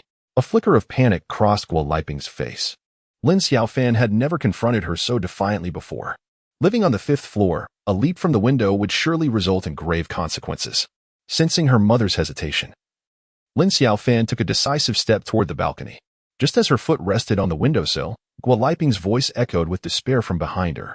Guo Liping retrieved her keys, unlocked the door, and seated herself in the living room. Lin Xiaofan cast a glance at her mother, whose face was ashen, realizing that she could not afford to show weakness at this moment. Otherwise, all her resistance would be rendered futile. Now she can only walk alone to the entrance of the community to hail a taxi. As she reached the lamppost by the greenery, she heard that warm voice. Xiaofan. Pu Yingxin pressed the car horn. What are you doing here? Lin Xiaofan ran over and climbed into Pu Yingxin's car, which was parked outside the community. I couldn't reach you all evening. First, you didn't answer your calls, and then your phone was off when I tried to call on my way here. How could I rest easy without coming? Pu Yingxin wore a strained smile, clearly worried. Under the gaze of this man's concern, Lin Xiaofan momentarily forgot all her worries. This warm affection nourished her spirit, and she broke into a silly grin. Look, I fished it out of the toilet. Lin Xiaofan mischievously presented her filthy phone to Pu Yingxin. Just buy a new one. Pu Yingxin looked at her indulgently. I threw it in the toilet myself, Lin Xiaofan proudly declared. Is this a case of the city gate catching fire and implicating the phone? You are quite clever. You answered correctly. Lin Xiaofan realized she could not hide anything from him and sighed. Half an hour later, Lin Xiaofan successfully acquired a new phone. She muttered to Pu Yingxin. My mom questioned whether I am being kept by someone. Upon hearing this, Pu Yingxin burst into laughter. Indeed, the joys and sorrows of people do not resonate. I am nearly suffocating from gloom, and you are still laughing, Lin Xiaofan remarked with a frown. Feeling a bit awkward, she chuckled bashfully. When do you plan to tell your mother? Pu Yingxin turned to ask. After everything with Jiyuan is settled. She was enveloped in fear and unease about the future, uncertain of the situation she would face once her relationship with Pu Yingxin was made public. With a temperamental and emotionally unstable mother, an unreasonably hostile father, a sister casting watchful eyes, and countless unknowns looming ahead, escape seemed impossible. Pu Yingxin smiled gently, his tone resolute. After Lin Xiaofan left home, Guo Liping pondered deeply before picking up the phone. The confrontation with Lin Xiaofan that day had made her realize that her daughter was gradually slipping from her grasp. It had become increasingly difficult to bind Lin Xiaofan with familial affection and maternal love. Xiaofan, While Ji Yuan's project is indeed crucial, so too is life. The next day, before the end of the workday, Guan Zhao summoned Lin Xiaofan to his office for a discussion. Lin Xiaofan silently reflected on whether she had fallen short in any aspect, making her superior dissatisfied. I have already communicated with the finance department and coordinated with Zhang Mukin from Ji Yuan. Tomorrow, I will return with Wang Wei once more. I have reviewed your latest feasibility analysis report. It is excellent, and I am very pleased. Noticing that Lin Xiaofan was still engrossed in her work, Guan Zhao promptly conveyed his recognition of her efforts. Have you finished the tasks at hand? He inquired again. I've completed today's tasks. Li Yuan Lane. Guan Zhao smiled slightly. Huh. I went to go. Upon hearing that it was her family home in the old city, Lin Xiaofan immediately withdrew her hand from Guan Zhao's grasp. This is work. Guan Zhao asserted his authority as a superior. She no longer wished to comprehend what had transpired, nor why Guan Zhao would involve himself in this matter. The mere thought of Guo Liping induced a headache. Lin Xiaofan felt an overwhelming pressure. Having long sought to extricate herself from Guo Liping by changing jobs, to bid farewell to the past. Yet now, Guo Liping had once again ensnared her through their employer, leaving her powerless to break free, utterly despondent. Trust me, do not be afraid, Guan Zhao gently reassured, sensing the tension in Lin Xiaofan's rigid arms, her entire being brimming with defensiveness. Lin Xiaofan remained motionless, rooted in the office, unable to fathom how the embarrassing altercation with Guo Liping yesterday would evolve with Guan Zhao's involvement today. Xiaofan, trust me, Guan Zhao implored, bending slightly to meet her gaze, offering her solace once more. Auntie, you may simply call me by my name, Lin Xiaofan replied, as Guan Zhao seated himself beside her. He discreetly surveyed the living conditions, taking note of the modest furnishings, quickly forming a foundational understanding of Lin Xiaofan's background. With her head lowered, Lin Xiaofan felt as if she were on pins and needles, envisioning numerous scenarios, including how she would confront Guo Liping's forthcoming reproaches. Xiaofan intends to work in the new district, but I have always opposed it. It is too far from home and lacks proper support. I cannot rest easy with a girl living alone outside, her aunt lamented. Auntie, please let me know if there is anything I can do. Guan Zhao swiftly grasped the underlying implication of Guo Liping's words. Could you assist Xiaofan with her accommodation issue? Guo Liping cast a glance at Lin Xiaofan, who was lowering her head in silence. Her primary objective was to separate her daughter from the enigmatic man with whom she was cohabiting. No problem, a trivial matter. I shall arrange it. Guan Zhao readily agreed. Throughout the process, Lin Xiaofan remained uncommunicative, unwilling to escalate tensions or expose her private affairs in front of Guan Zhao. Ultimately, Guo Liping and Guan Zhao reached a consensus. Junkie would provide Lin Xiaofan with accommodation, the expenses to be borne by Junkie. Guan Zhao's willingness brought great joy to Guo Liping. Little Guo, do come by whenever you have the time, Guo Liping said as she escorted Guan Zhao to the staircase. Are you blaming me? Guan Zhao inquired, leaning in to look at Lin Xiaofan. She turned her head away, disinclined to engage in conversation. At that moment, even though the person before her was her employer, she could no longer restrain her emotions. A stalling tactic. One should not confront elders directly. Trust me, I will handle it. Your mother will certainly not interfere with your work in the future. Guan Zhao placed a hand on her shoulder, his tone gentle. With a smile, he grasped Lin Xiaofan's shoulders, playfully shaking her like a child. Stop frowning, smile a little. There's a dog over there watching you intently. Lin Xiaofan let out a chuckle, amused by Guan Zhao's antics. Beneath the street lamp, a dog sat still, its gaze fixed upon them. Xiaofan, difficulties are merely temporary. If we succeed in securing the Ji Yuan project, you could purchase a home in the new district. I understand, boss. I leave my mother to you, and I will devote myself wholeheartedly to the Ji Yuan project. Lin Xiaofan opted for the lesser of two evils, her current focus being Ji Yuan. Upon seeing Lin Xiaofan open the door, Pu Yingxin immediately rose to greet her with a kiss. Lin Xiaofan's gaze flickered as she offered an explanation. This time, she chose to conceal her involvement in the familial matters. She was still haunted by the memory of her previous separation from Pu Yingxin, and she wished to avoid any further conflict arising from family concerns.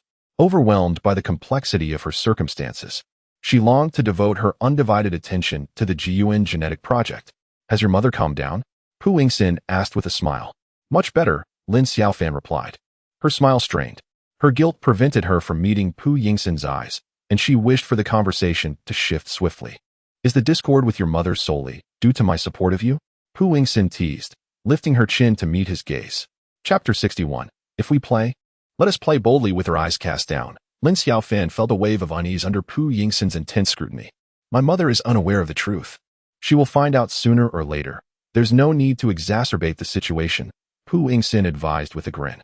Lin Xiaofan sighed, wishing to foster a better relationship with Guo Liping, yet feeling oppressed by her formidable nature, particularly regarding her romantic endeavors. The matters concerning Jiyuan need to be expedited, Pu Yingxin noted, sensing her discontent and redirecting the conversation to work. I will be meeting Zhang Mukin tomorrow, Lin Xiaofan stated, her thoughts sharpening with clarity at the mention of work. At a crucial moment, we must consult Li Lily, Pu Yingxin hinted. Who exactly are you? Where do you come from? Lin Xiaofan immediately smiled and wrapped her arms around Pu Yingxin's waist. This man was enigmatic and remarkably capable. Her curiosity about his abilities was insatiable, yet she found herself unable to voice her inquiries. I am Pu Yingxin, hailing from Hangzhou. Subsequently, the two shared a tacit understanding, exchanging smiles. Well, in that case, let us allow everything to unfold naturally, Lin Xiaofan mused. That evening, without delay, she promptly contacted Zhang Mukin as per Pu Yingxin's suggestion, informing him of her intention to visit Li Lily the following day. Hello, Ms. Lin. I have been eagerly awaiting your arrival, Li Lily greeted her with warmth, their handshake laden with unspoken meaning. Greetings, Mr. Li. We at Junkai are preparing for collaboration. Lin Xiaofan sought to ascertain the situation. We have been eagerly anticipating this.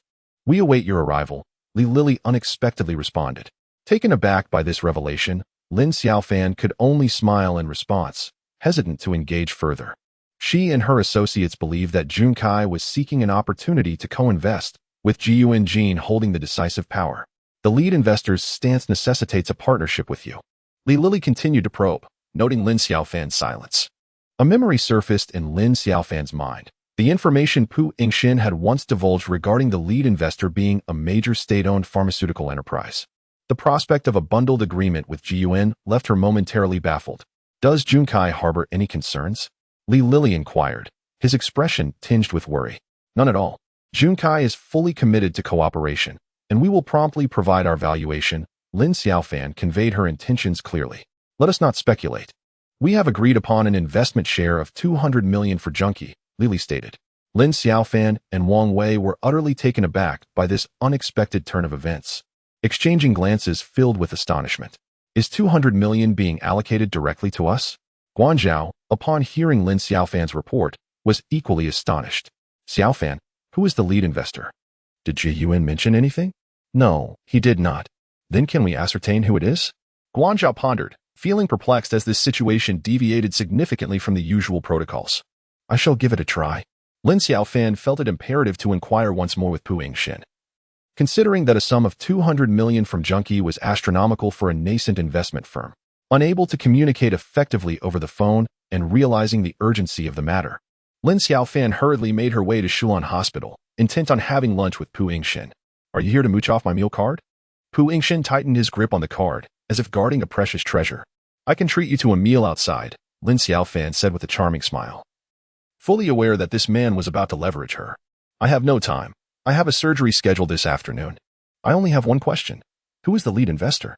You're quite the strategist, coming here to use my meal card and hoping to extract more information. Just tell me, and I will certainly express my gratitude. As they engaged in this playful exchange, Lin Xiaofan suddenly felt a tap on her back. Tang Shuyue's eyes were filled with suspicion and scrutiny as she observed the two of them closely. Xiaofan, what brings you here? Tang Shuyue's tone was laced with doubt. She is seeking my assistance, Pu Yingxin interjected. Regarding the animal experimentation platform, Tang Shuyue still wore a skeptical expression. Her high intelligence could not be deceived by the demeanor of the two individuals. Indeed, I had come to gather some clinical data and information. Tang Shuyue's topic was deftly diverted by Pu Yingxin. Subsequently, the three of them found themselves seated at the same dining table, partaking in lunch together. Throughout the meal, Pu Yingxin and Tang Shuyue engaged in a lively discussion about research, leaving Lin Xiaofan to eat in silence. She felt a sense of urgency, yearning for a prompt answer from Pu Yingxin, yet the sudden appearance of Tang Shuyue rendered her helpless. Lin Xiaofan sensed that the moment was not conducive to inquiring about Jie Yuan, and thus, she refrained from doing so. Do not ask anything. Simply inquire if Junkai is on board, whispered Pu Yingxin softly in Lin Xiaofan's ear before departing the cafeteria. This was a true test of Lin Xiaofan's trust in Pu Yingxin. She was tasked with persuading her superior to invest 200 million without any prior knowledge of the leading party. This monumental decision rested solely upon the light, airy words of this man. From her perspective, Lin Xiaofan deemed Pu Yingxin entirely trustworthy. However, out of concern for his well-being, she could not bring him into the fray. She would have to rely on her own persuasive abilities to convince Guanzhao. Xiaofan, you need not say anything. I see that you have someone formidable behind you. Junkie is in, and I will secure the funding immediately, Guanzhao interjected, cutting short the multitude of thoughts Lin Xiaofan had been mulling over.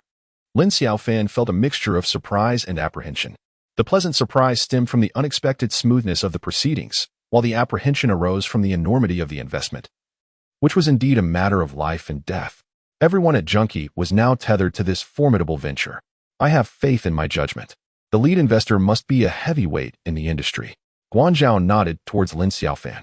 In truth, Lin Xiaofan, like Guanzhao, was not privy to the details. She had made her decision based solely on her trust in Pu Yingxin and her instincts. I will be involved in all subsequent communications with Jiyuan, Guanzhao instructed. In the days to follow, Junkie was bustling with activity. Wang Wei relayed the investment news regarding Jiyuan to Li Min. Thanks to Li Min's loose lips, everyone at Junkie was now aware that Lin Xiaofan had secured a significant project worth 200 million. What is her background? I see her mother comes from an ordinary family, yet she drives luxury cars. Indeed, she has only been here for a few months. Yet she commands the atmosphere in project negotiations. It's quite remarkable. Lin Xian listened quietly, her concern for the unfolding events surpassing that of others. Chapter 62. Is there a husband?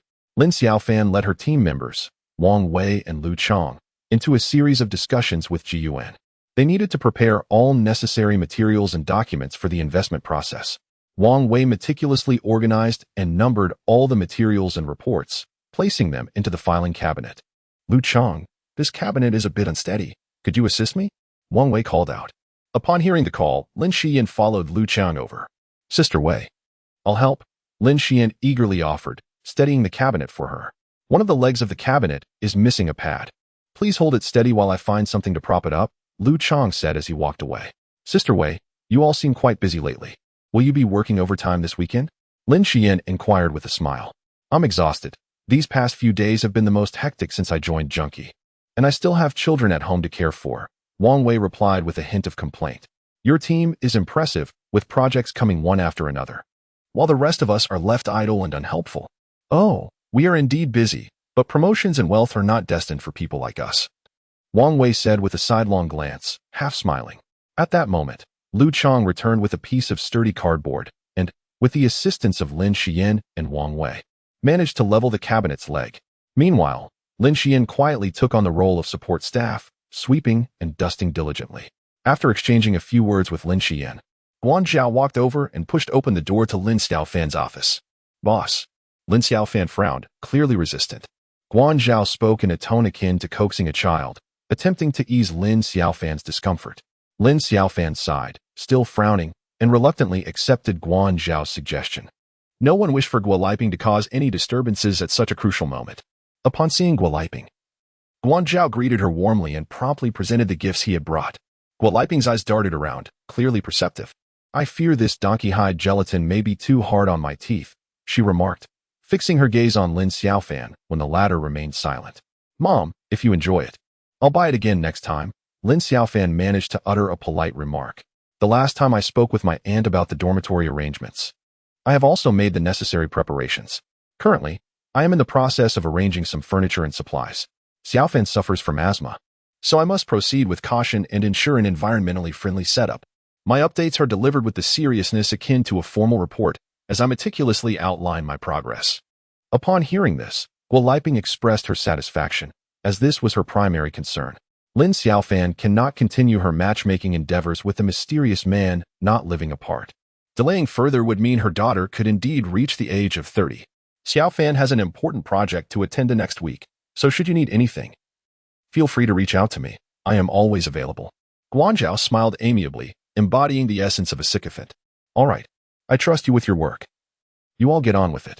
Guoliping, unusually, exhibited understanding. You truly have a talent. Lin Xiaofan smiled modestly in praise. Remember, in the future, Handling your mother will be my responsibility. Just heed my advice. Guanzhao playfully patted Lin Xiaofan's shoulder. How much is the donkey hide gelatin? I will transfer the money to you. Lin Xiaofan took out her phone. Xiaofan, are you slapping me in the face? To make me appear stingy for merely visiting your mother, you still demand payment? Guanzhao said with a cheerful tilt of her head, feeling somewhat embarrassed. Lin Xiaofan found it difficult to decline further. Come, accompany me for a meal. Consider it repaying a favor. As Guanzhao said this, she grasped Lin Xiaofan's hand. Noticing Lin Xiaofan's pallid complexion and evident fatigue, Guanzhao decided not to insist and released her grip. Dear, Junkie is fully prepared. We are merely waiting for the right moment. Invest 200 million. You need not inform me. It is of no concern to me. Pu Yingxin distanced himself. I understand. Lin Xiaofan was well aware that Pu Yingxin sought to avoid suspicion, unwilling to overly involve himself in the matter at hand. I wish to dine with you. Lin Xiaofan whispered softly, leaning against his shoulder. Seeing her gentle and alluring demeanor, her whispers caressing his ear, Pu Yingxin felt a surge of desire ignite within him. Come here, he beckoned in a low, intense voice. Lin Xiaofan turned and settled herself upon his lap. Kiss me, Pu Yingxin invited her with fiery eyes. Under his gaze, Lin Xiaofan felt warmth envelop her, leaning in to press her lips against his. This was her first moment of taking the initiative. Pu Yingxin reciprocated entirely, indulging in the moment without making a move. I shall devour you, Lin Xiaofan purred, her enchanting form and charming smile revealing a captivating allure. As if she were a celestial being fallen to the mortal realm. Very well, Pu Yingxin replied, his voice thick with intoxication, his eyes filled with rapture. Everything felt perfectly aligned. Amidst the rustling autumn winds and rain outside, they reveled in their joy. As Pu Yingxin reclaimed control in the final moments, scoring repeatedly, Lin Xiaofan clutched his arms, moaning softly. Darling. Pu Yingxin paused, taken aback as he heard her call him darling in a haze of passion. His heart raced with exhilaration. What did you call me? He asked, holding his breath. Darling. Lin Xiaofan gazed at him with tender affection, once more uttering the endearing term amidst her blissful surrender. In that moment, they basked in mutual brilliance, experiencing a profound resonance of both soul and body. After the conclusion, Pu Yingxin affectionately embraced the trembling Lin Xiaofan and said, My dear, from now on, you shall call me husband. At that moment, a call from Li Min interrupted them. Lin Xiaofan realized that such a late hour must indicate an urgent matter, and she had no choice but to answer. The night security guard had discovered that our office area was flooding. Xiaofan, you live nearby. Could you possibly check it out? Li Min urged anxiously. Chapter 63, The Deluge. She thought. All right, I shall go. Lin Xiaofan struggled to regulate her breathing, still panting heavily. Xiaofan, are you all right? Li Min inquired, concerned that she might be having an asthma attack. I'm fine. I was just exercising, Lin Xiaofan replied while casting a glance at Pu Yingxin, who was stifling a laugh. Is this phone cursed? Why is it that every time we have a moment, their essay call? After hanging up, Lin Xiaofan leaned against Pu Yingxin's chest, continuing to gasp for breath. You should be grateful that she timed her call perfectly, not a moment earlier. Pu Yingxin teased with a smile. I need to head to the office. The rain has caused flooding in the workspace. Lin Xiaofan propped herself up on the edge of the bed, but as she sat upright, she noticed the muscles in her thighs twitching visibly. Her legs felt weak, and she struggled to stand. I will take you. Just rest for a moment. Shortly thereafter, the two of them ventured out into the chilling autumn rain, embracing each other tightly as they made their way to Junkie. The instant they opened the door and turned on the light, Lin Xiaofan, already weary and drained, felt a wave of darkness wash over her, nearly collapsing to the ground. She beheld the cabinet containing the signed documents and all files related to GUN genetics, now toppled over. The documents lay soaked, scattered across the floor. Lin Xiaofan released her grip on Pu Yingxin's hand and staggered forward. The materials obtained from the Industrial and Commercial Bureau and various administrative departments had been soaked into a soggy mess. What now? Panic-stricken, Lin Xiaofan felt her legs weaken, nearly collapsing into the water. Get up, don't risk electrocution, Pu Yingxin urged, pulling her back firmly.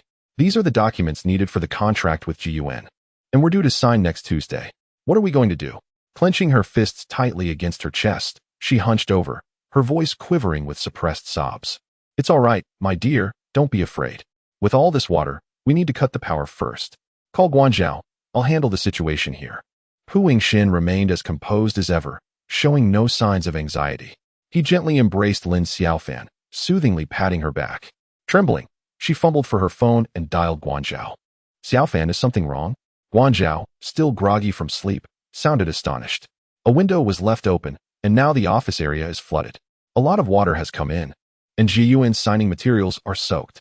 Lin Xiaofan spoke in a rush, nearly biting her tongue in her urgency. 20 minutes later, Guanzhao hurriedly arrived at the office area, running in haste. In the meantime, Pu Yingxin had already cut off the power supply to the office, and the security staff had brought emergency lights. Lin Xiaofan stood alone, lost in thought, arms wrapped around herself. She had intended to tidy up the materials, but Pu Yingxin stopped her, advising her to leave everything as it was until Guanzhao arrived on the scene. Guanzhao illuminated the window and the filing cabinet with an emergency light, his countenance dark and his mood heavy. Once the water is cleared away, we can restore the power, stated the security captain. Thank you for your assistance today, Guanzhao remarked in a convivial tone. No need for thanks, it is our duty. That window of yours happens to be a wind tunnel, and given the torrential rain today, it was already quite serious by the time we noticed it was open. Guided by the emergency light, several security personnel swiftly cleared the accumulated water from the floor. Doctor. Pu, it's so dim, I barely noticed you. What brings you here? Guanzhao inquired with surprise. It's late, and Xiaofan was too afraid to come alone. So I live nearby and accompanied her to take a look, Pu Yingxin replied, evading the question. At this moment, Lin Xiaofan was entirely unconcerned with Pu Yingxin's explanations. Her mind was consumed with the dilemma regarding the contract with Jiyuan Genetics. Once the lights were restored, Guanzhao and Lin Xiaofan began to tally the materials. Assessing the gravity of the situation, Pu Yingxin found a chair and sat quietly in a corner, disengaged from the unfolding events. Boss, there are so many licenses and original documents that are now rendered useless. Everything needs to be replaced. Lin Xiaofan spread the materials across the desk, resembling the scene of Sun Wukong and Tang Sung displaying scriptures in Journey to the West. I will notify all employees to work overtime the day after tomorrow.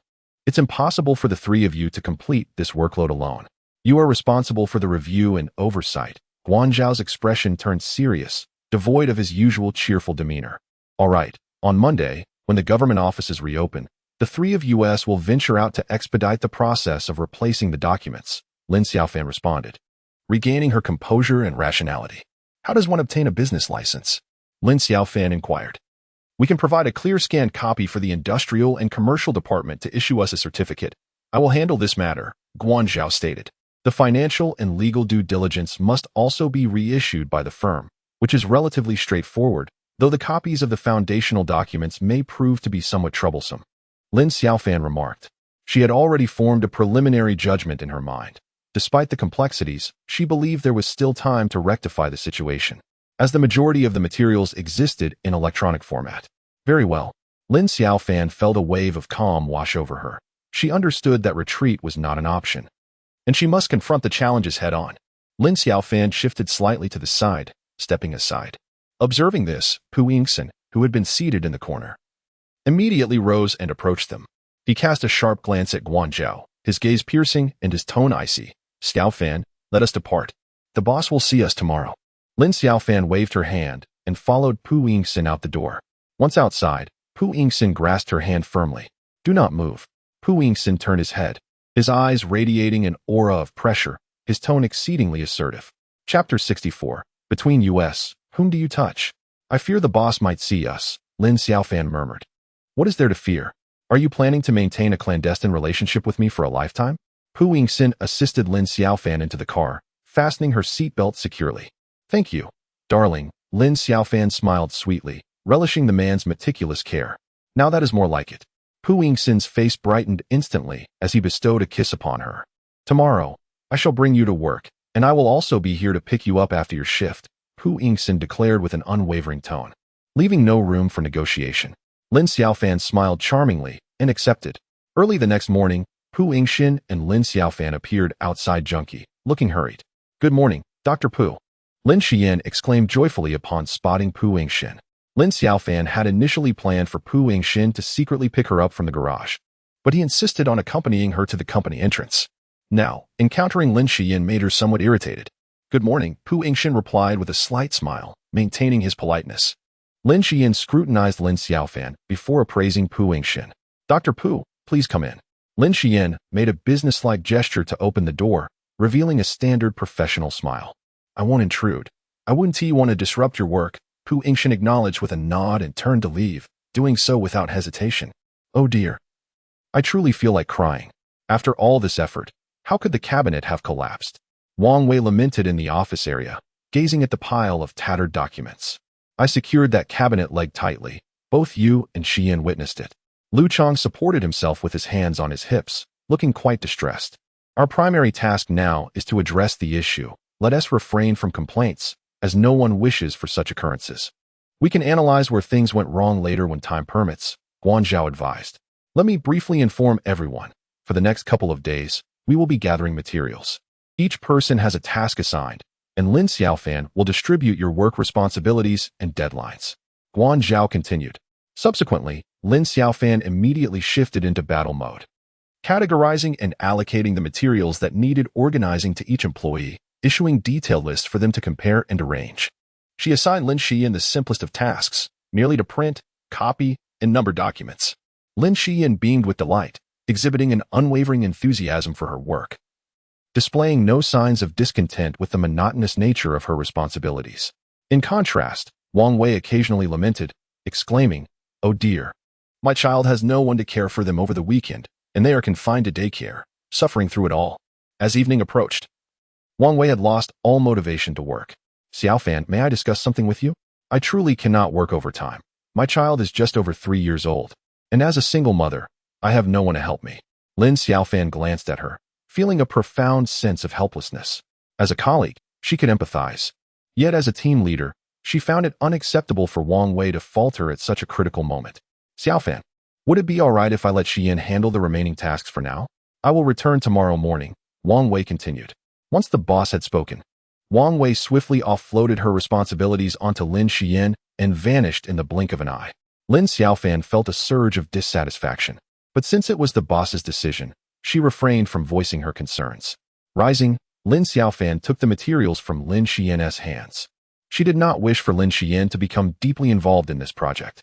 Guan Zhao, observing the situation and sensing that her earlier actions might have displeased Lin Xiaofan, quickly sought to smooth things over. All right, senior. Lin Xian smiled, albeit weakly, fully aware of Lin Xiaofan's reservations towards her. I have overstepped. Since this is under Xiaofan's purview, I shall withdraw from further involvement. From here on, you all should heed her directives. Upon realizing that she had upset the one she admired, Guan Zhao immediately took on a submissive demeanor. The employees harbored their own thoughts, and no one spoke. Only Lin Xiaofan remained engrossed in her work. For tasks related to data, Guan Zhao found himself unable to assist, so he busied himself with serving tea and water. He presented Lin Xiaofan with a steaming cup of coffee, standing beside her with a cheerful demeanor. Are you still upset with me? I promise I won't approve any more leave requests next time, he said, bending slightly to offer a contrite smile. However, Lin Xiaofan, who was managing her asthma during a period of control, could not indulge in coffee. Suddenly, Pu Yingxin appeared in the office area, his hands tucked into his pockets, his gaze piercing as he observed the two of them. Lin Xiaofan glanced at the proud man, a hint of a smile gracing her lips, before returning her attention to her work. Dr. Pu, have you descended from the heavens? How did you arrive here so unexpectedly? Guan Zhao exclaimed, caught off guard by his presence, attempting to lighten the mood with laughter. I'm here to pick Lin Xiaofan up after work. Pu Yingxin replied with an air of nonchalance.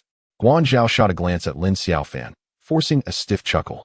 Previously, he had mistakenly believed that Pu Yingxin was in a relationship with Tang Shuwei, but now he was convinced that Pu Yingxin was pursuing Lin Xiaofan. At that moment, both men secretly speculated about each other's intentions, reaching a certain level of understanding. Dr. Pu, please come to my office for a moment. We want to disturb Xiaofan, Guan Zhao suggested with a smile, gesturing with his hand.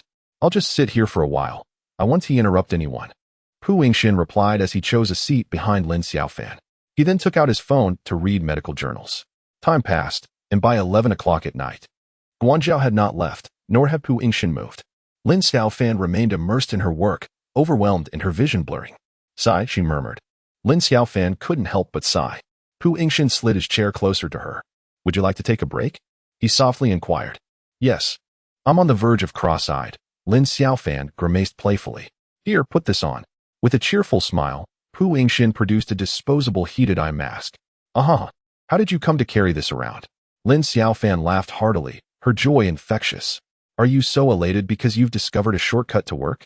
Guanzhao, drawn by the sound, stepped out of the office and approached them. He unwrapped the eye mask and gently placed it on Lin Xiaofan's head. With the mask on, she could see nothing, yet she grinned widely, revealing her inner child. Shall we play a game of blind man's bluff? Lin Xiaofan proposed. With just two of us. Who will you touch? Chapter 65. A man cannot decline well. Who shall I touch? Lin Xiaofan mumbled. Pulling off the eye mask Pu Yingxin had just placed on her, she saw him gazing at her with a smile. Yet an icy glint of competitiveness lurked in his eyes. She understood that his desire to win had been ignited once more. I was merely jesting. We haven't completed our tasks yet, so there's no time for games. Lin Xiaofan's cheeks flushed as she resumed sifting through the materials. Sharpening the knife does not hinder the work of chopping wood. Let us rest for a moment. As he spoke, Guanzhao poured 2 cups of tea, handing one to Pu Yingxin and placing the other on Lin Xiaofan's desk. Thank you, Pu Yingxin said, raising his cup in a courteous gesture. Dr. Pu, what is your area of specialization? Guanzhao pulled a chair closer to Pu Yingxin and seated himself behind Lin Xiaofan. It is perhaps best that the proprietor remains oblivious to my professional pursuits. Pu Yingxin glanced up and smiled subtly. What a peculiar sentiment. You physicians are dedicated to healing and saving lives. Your vocation is noble. We harbor no superstition. Guanzhao understood the underlying implication in Pu Yingxin's words. A faint smile graced the corners of Pu Yingxin's lips. The bait had been taken. Prostate ailments, renal issues, ureters, bladder, erectile dysfunction. These are all within my purview. Pu Yingxin spoke with the authoritative tone characteristic of a physician, his demeanor unwavering. Guanzhao was momentarily taken aback, feeling a tinge of embarrassment. Before he could respond, Lin Xiaofan erupted in laughter, the sound growing increasingly boisterous as she leaned over the table, her body trembling with mirth. Guanzhao, hearing Lin Xiaofan's uncontrollable laughter, felt even more self-conscious. Yet, Pu Yingxin remained solemn, unperturbed by Lin Xiaofan's amusement. Should you have family or friends in need of assistance in these matters, do not hesitate to reach out to me. My skills at Shuan Hospital are commendable. Pu Yingxin continued to maintain his clinical demeanor. Farewell, Mr. Guan. He raised a hand in salute and swiftly exited the office. Lin Xiaofan, her eyes twinkling with laughter, nodded subtly at Guanzhao and waved goodbye. She feared that speaking would cause her to burst into laughter once more. Men, it seems, are particularly apprehensive about such situations. Under the radiant laughter of Lin Xiaofan, Guanzhao appeared even more awkward, hastily waving goodbye as he watched the two depart. Hey, you rascal, Lin Xiaofan called out to the brilliant man beside her, her eyes brimming with affection. What's the matter, don't you like it? I do. Lin Xiaofan smiled broadly, her laughter resonating as she stood on her tiptoes to plant a kiss on Pu Yingxin's cheek. He gazed tenderly at her before pulling her into his embrace. This marked Lin Xiaofan's first audacious kiss in a public setting. Tomorrow, after I drop you off, I want to leave, Pu Yingxin said, gently nudging her forehead with his chin. No, if you're nearby, I'll be distracted, Lin Xiaofan replied, her smile fading into seriousness. Then I'll go play basketball tomorrow. No. That would distract me even more. Lin Xiaofan pouted. She certainly did not wish for Pu Yingxin to play basketball with Tang Shuya. I have to go on a business trip next week, attending an academic forum with my professor. Noticing her jealousy, Pu Yingxin swiftly changed the subject. For how many days? Lin Xiaofan realized that only tomorrow remained for them to enjoy each other's company. Yet her work obligations prevented her from fully relishing their time together, prompting her to frown in dismay. Silly girl, do you want me to come keep you company or not? Pu Yingxin's tone softened, sensing her reluctance. Yes. Lin Xiaofan cast aside her worries, yearning for the steadfast presence of this man beside her. All right. Pu Yingxin embraced her, showering her with passionate kisses in the garage. The following morning, as employees gradually entered the office, they were met with the sight of Pu Yingxin seated in the corner. A wave of astonishment swept through them. Yet silence prevailed, with only exchanged glances conveying their surprise. Lin Xian immediately spotted her dream man, speculating silently about the myriad reasons for Pu Yingxin's unexpected presence at Junkie. After a brief moment, she, who had been idly doing nothing, approached Pu Yingxin with a radiant smile. Good morning, Dr. Pu. I have a matter I wish to consult with you. Lin Xian presented a cup of tea. What is it? Pu Yingxin inquired, accepting the teacup. My father's health has been somewhat concerning, I would like to bring him to your clinic, though he is rather reluctant to seek medical attention. Lin Xian leaned slightly, resting her knee against Pu Yingxin's chair. Upon hearing that it involved Lin Guixing, Pu Yingxin hesitated for a few seconds. Were it anyone else? He would have straightforwardly advised them to register at Shulan Hospital, suggesting alternative doctors if they could not see him. However, Lin Guixing was the father of Lin Xiaofan, and their relationship was currently strained. What seems to be the problem? Pu Yingxin countered. Dr. Pu, there are too many people here. It's not convenient. Let us discuss it outside. Lin Xian feigned awkwardness, her expression appearing quite unnatural, even her speech tinged with discomfort. Reluctantly, Pu Yingxin rose and accompanied Lin Xian into the corridor. In vivid detail, Lin Xian elaborated on Lin Guixing's symptoms and sensations to Pu Yingxin. After finishing, she gazed at him with a mix of hope and helplessness. Your father needs to undergo an examination at the hospital. Mere verbal accounts cannot clarify the issue. May I bring him to see you? Lin Xian asked, her eyes pleading. I will be on a business trip next week. You might consider taking your father to consult with another physician in the meantime, Pu Yingxin replied. You are the finest expert in Shulan, Lin Xian said, sweetly flattering him. She had thoroughly researched Pu Yingxin's credentials online, possessing a deeper understanding of his medical career than Lin Xiaofan herself. There's no need for such modesty. Do make an appointment online at the hospital, Pu Yingxin remarked before turning and entering the office area, once again settling into the corner to peruse medical literature. If you are unable to secure an appointment, could you possibly arrange an additional slot for my father?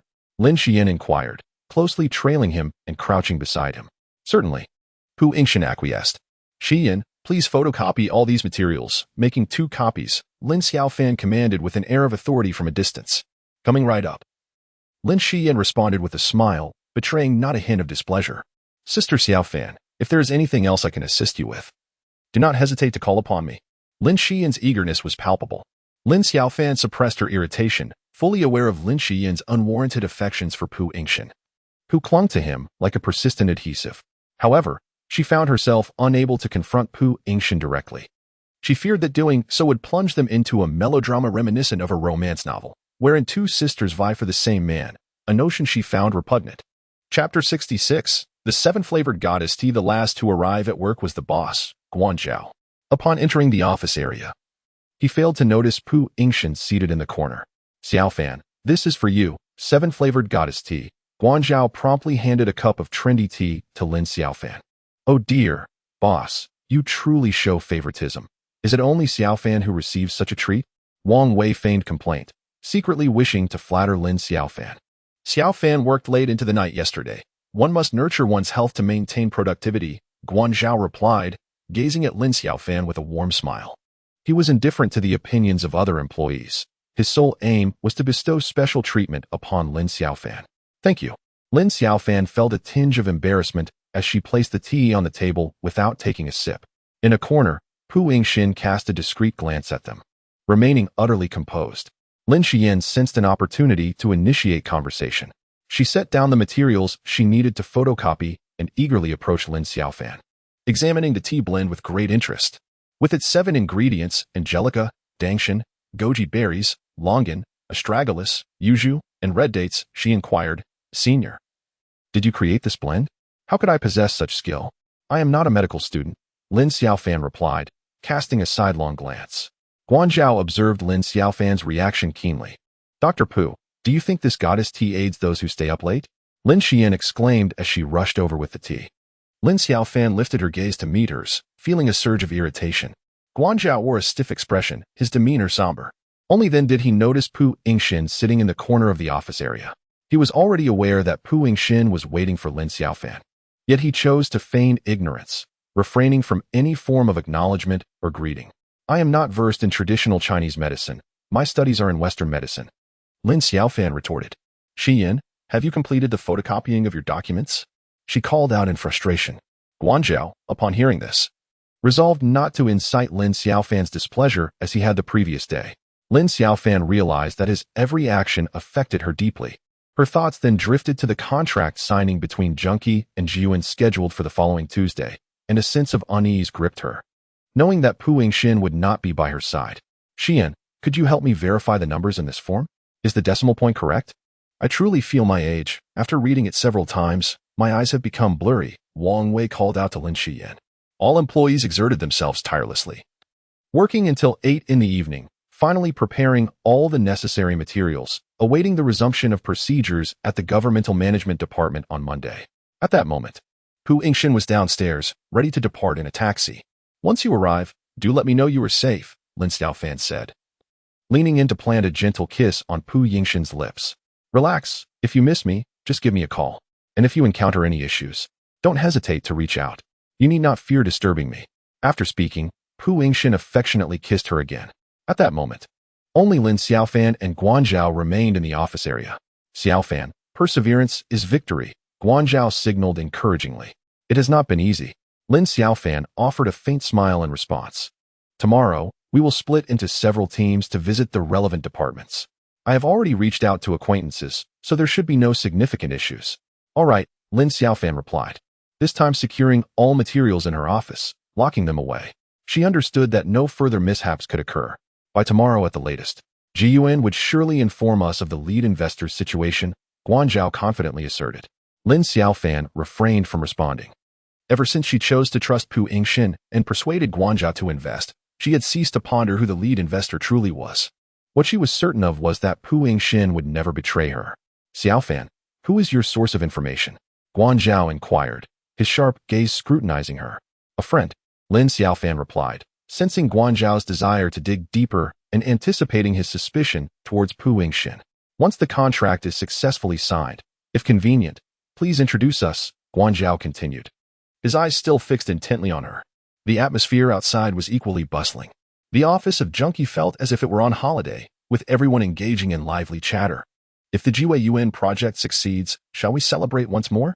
"That is certain. However, we are uncertain about potential salary increases.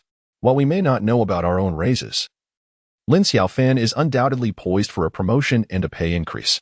What exactly is her background? Driving luxury cars and signing substantial contracts, impressive indeed. When her mother visited last time, she appeared rather ordinary. Oh, it is not necessary to rely solely on one's parents. Her mother is eager to see her married off." Several female employees congregated, conversing and laughing. Lin Xian absorbed every morsel of gossip, fully aware of Lin Xiaofan's background. Yet she felt it was not the right moment to share this information. Li Min, known for her loose tongue, unusually refrained from speaking this time. Her characteristic trait is to gossip about events, yet refrain from commenting on character. Recognizing that the remarks made by others could incite trouble, she opted for silence. On Monday afternoon, Junkie received news that the leading investor was a renowned state-owned enterprise, the largest national pharmaceutical group in a certain region. Both Guanzhao and Lin Xiaofan were immensely invigorated by this revelation. They understood that Junkie had hitched a ride on a favorable wind, and the future appeared exceedingly bright. However, on Tuesday morning, as representatives from various parties gathered to finalize the contract, Junkie was abruptly informed that the signing was postponed, with the reasons remaining unclear. "Xiaofan." Guanzhao gazed sternly at Lin Xiaofan, seemingly adopting a tone of accountability. "Boss, I am aware of what you wish to convey. Allow me to make a phone call." Lin Xiaofan felt her heart pounding heavily, as if she were standing on the brink of a precipice. In this moment, despite her anxiety, her mind remained clear. The leading investor had not terminated the contract, but merely postponed it, indicating that it was not yet a deadlock. "Darling, are you available to talk? I've encountered a problem with the contract here." Lin Xiaofan dialed Pu Yingxin's number from the safety corridor of Jiyuan. "It's not convenient. I'm in a meeting. Please send me a message," replied Pu Yingxin, his voice equally subdued. Chapter 67. To be made public? In the afternoon, the weary Pu Yingxin unexpectedly appeared at Jiyuan Genetics. Upon seeing him, Lin Xiaofan rushed over, realizing that his sudden presence was likely due to her plea for help earlier that morning. Guanzhao was equally astonished. He and Lin Xiaofan had been anxiously awaiting the results, while the leading investor had been engaged in closed-door meetings with Jiyuan all morning, completely excluding Junkie.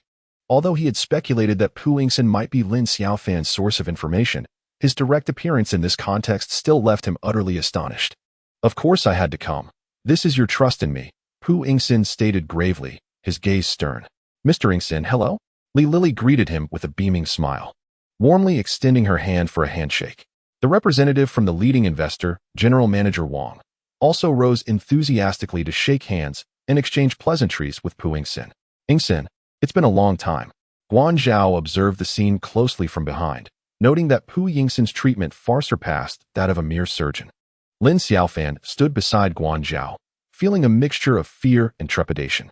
At this moment, her emotions were intricate, filled with a myriad of speculations and concerns, yet also imbued with profound anticipation. Junkie's co-investment was my recommendation. What is the issue now? Pu Yingxin addressed directly. There are some complications with the due diligence. The smile on Li Lily's face faded. Yingxin, you are aware that our group operates under numerous regulations. President Wang's demeanor also turned serious. As a state-owned enterprise, investment and financing are subject to various constraints. Decisions cannot be made impulsively. Why was this not communicated sooner? Pu Yingxin straightened in his chair, perusing the various documents on the table. President Wang hesitated, offering a faint smile to Pu Yingxin. In their line of work, with their status and in this setting, certain matters are better understood than spoken. Is there a solution? Pu Yingxin's gaze fell upon the page detailing risk disclosures. Yes. President Wang fixed his eyes on him. After they had spent considerable time in thorough discussion, Pu Yingxin, as the guarantor for this co-investment, affixed his signature to a document. Subsequently, Yun, the lead investor, and Junkie, the co-investor, collectively completed the signing. In the ceremonial space, Guanzhao and Li Lily, along with President Wang, partook in the signing ceremony, while Wang Wei and Lu Cheng busied themselves with applause and photography below. At that moment, Lin Xiaofan felt no joy in the successful signing. Instead, she gazed at Pu Yingxin with concern. She softly inquired, "Will this have any adverse effects on you? It is already signed. There is no need to dwell on it. What about your academic forum?" Lin Xiaofan gazed at him silently, her tone gentle. At this moment, her gaze was entirely fixed on the man before her. There was no signing ceremony, as she had taken leave from her teacher. Pu Yingxin spoke sparingly, each word succinct. "Yingxin, shall we dine together?"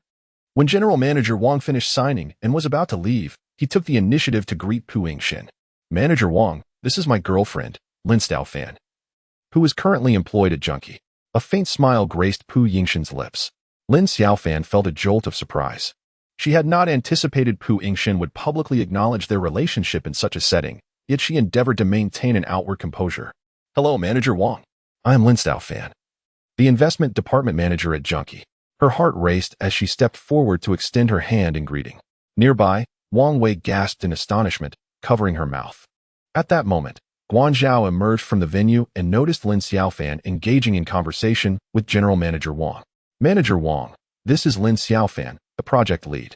I look forward to your guidance." Guanzhao swiftly approached, eager to cultivate a rapport with the state-owned enterprise executive. "Since she is Yingxin's girlfriend, she is one of us." A hearty laugh escaped General Manager Wang. However, Guanzhao's expression shifted abruptly, suspecting he had misheard. He quickly scanned the faces of Pu Yingxin and Lin Xiaofan. Observing Lin Xiaofan's bashful demeanor contrasted with Pu Yingxin's calm and composed bearing. Shortly thereafter, General Manager Wang bid them farewell and exited the venue. What did Manager Wang just say? Guanzhao turned to deliberately inquire of Wang Wei, unable to reconcile the reality of the situation, yearning for a different answer. "All right." Lin Xiaofan replied softly, never having imagined they would publicly declare their relationship in front of so many onlookers. Her heart brimmed with joy, a delightful blend of sweetness and happiness. Today, this man appeared before her like a celestial being descending from the heavens, once again pulling her from the quagmire. She gazed at him with profound affection, unspoken tenderness lingering in the air. Pu Yingxin discerned the depths of her emotions. Their eyes locked in a heartfelt gaze, timeless and infinite, as if everyone around them had vanished, leaving only the two of them in this world. "Husband, I love you. I love you too, darling." Pu Yingxin enveloped her in his arms, lifting her tenderly. They kissed passionately, their bodies conveying the love they held for one another. Lin Xiaofan coiled around Pu Yingxin like a fluid serpent, their connection intense and intoxicating. After an intimate embrace, they trembled, discovering for the first time their souls resonating together. "I love you." Lin Xiaofan lay languidly against Pu Yingxin's chest. He held her affectionately, gently caressing her lower back. "You are so renowned at Shulan Hospital. Why did you choose me?" Lin Xiaofan suddenly broke into a silly grin. "You are quite well known at Shulan Hospital as well. What led you to be with me?" Pu Yingxin mirrored her playful banter. They both erupted in laughter, their happiness overflowing into the world around them. The following morning, Wang Wei flitted about the office like a hyperactive sparrow, brimming with excitement. "Oh my, explosive news, front page headline. Do you want to hear it?" "What news?" Li Min immediately retorted, her curiosity piqued. She thought to herself that with her keen ear for gossip, there couldn't be anything she didn't know. That Dr. Pu is Lin Xiaofan's boyfriend. Wang Wei danced around joyfully. What did you say?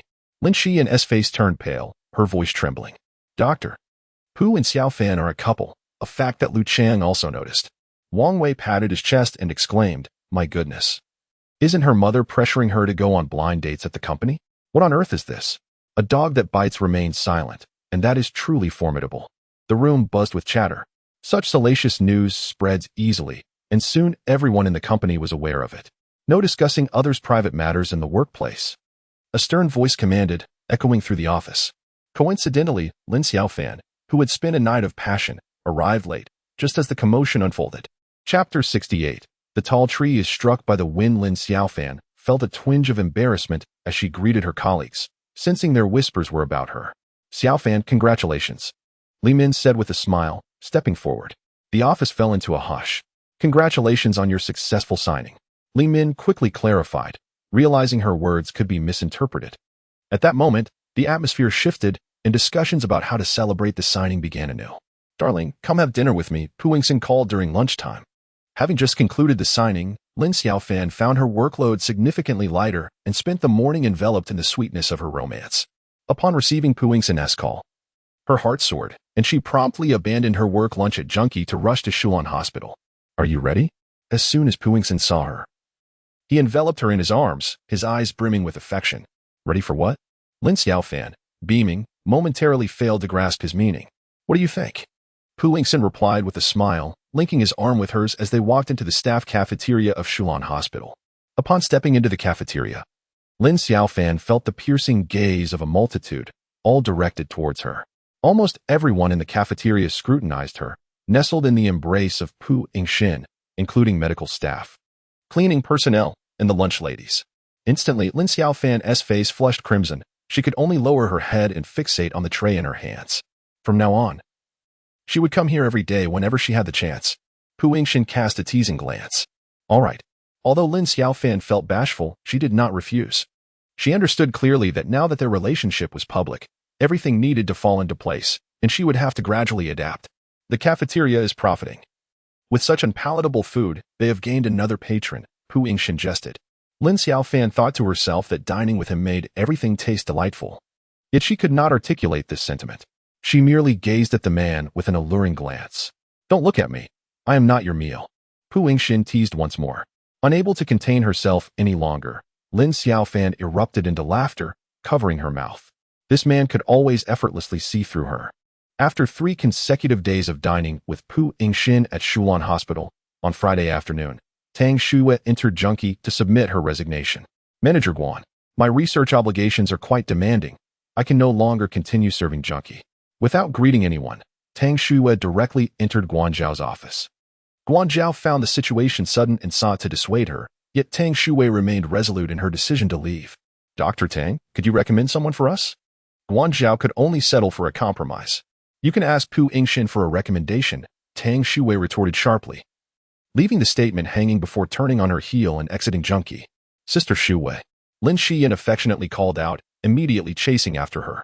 Lin Xiaofan remained oblivious to the events unfolding outside her office. Over the past few days, she had been immersed in the warmth of familial affection, her heart brimming with an unprecedented sense of happiness and fulfillment. This marked the first occasion since Lin Xiaofan and Pu Yingxin publicly acknowledged their romance that Guan Zhao entered her office. Upon hearing the news, Lin Xiaofan felt as though she had plunged into an icy abyss, chilled to the core, aware that she must confront the situation. The only course was to continue with the recruitment process. Lin Xiaofan's voice was barely a whisper. She fell into silence.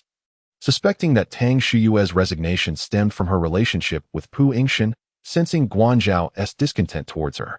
However, Lin Xiaofan believed that Guan Zhao's dissatisfaction was due to her causing Tang Shuyue's departure, which had disrupted the progress at the pig farm. In truth, Guan Zhao's discontent was rooted in jealousy, manifesting as pronounced annoyance.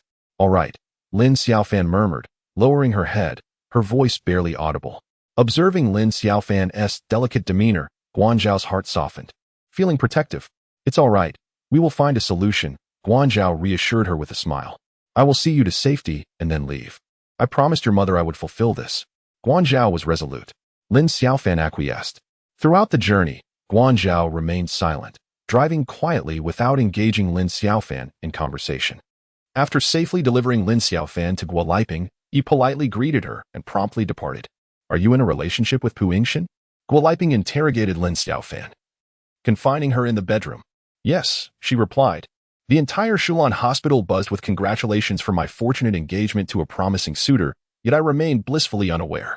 Guoliping exhibited no trace of joy, her teeth clenched as she reproached Lin Xiaofan. Didn't you wish for me to find a doctor? It was you who orchestrated our blind date, Lin Xiaofan retorted, revealing her premeditated remarks. When exactly did you go on a date with him? Are you not cohabiting with him? Guoliping glared fiercely, prepared to settle the score with Lin Xiaofan. Indeed, Lin Xiaofan admitted.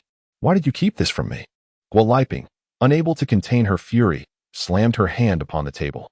Mother, I am now in a relationship, and he meets all your criteria. Isn't that splendid? Lin Xiaofan approached Guoliping, attempting to soothe her.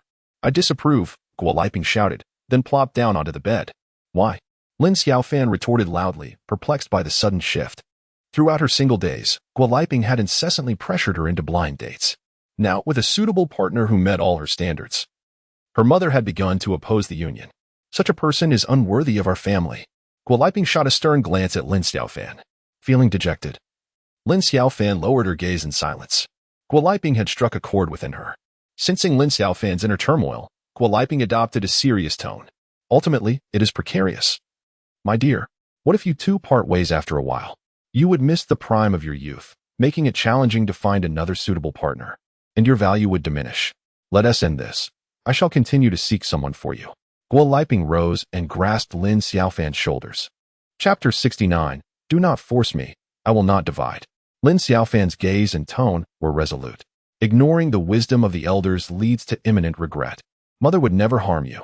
Guoliping shook her daughter firmly, her eyes reflecting both worry and reproach. Mother, throughout my life, I have heeded your advice in nearly every matter, but this time, I must insist on my own path. I hope you can understand.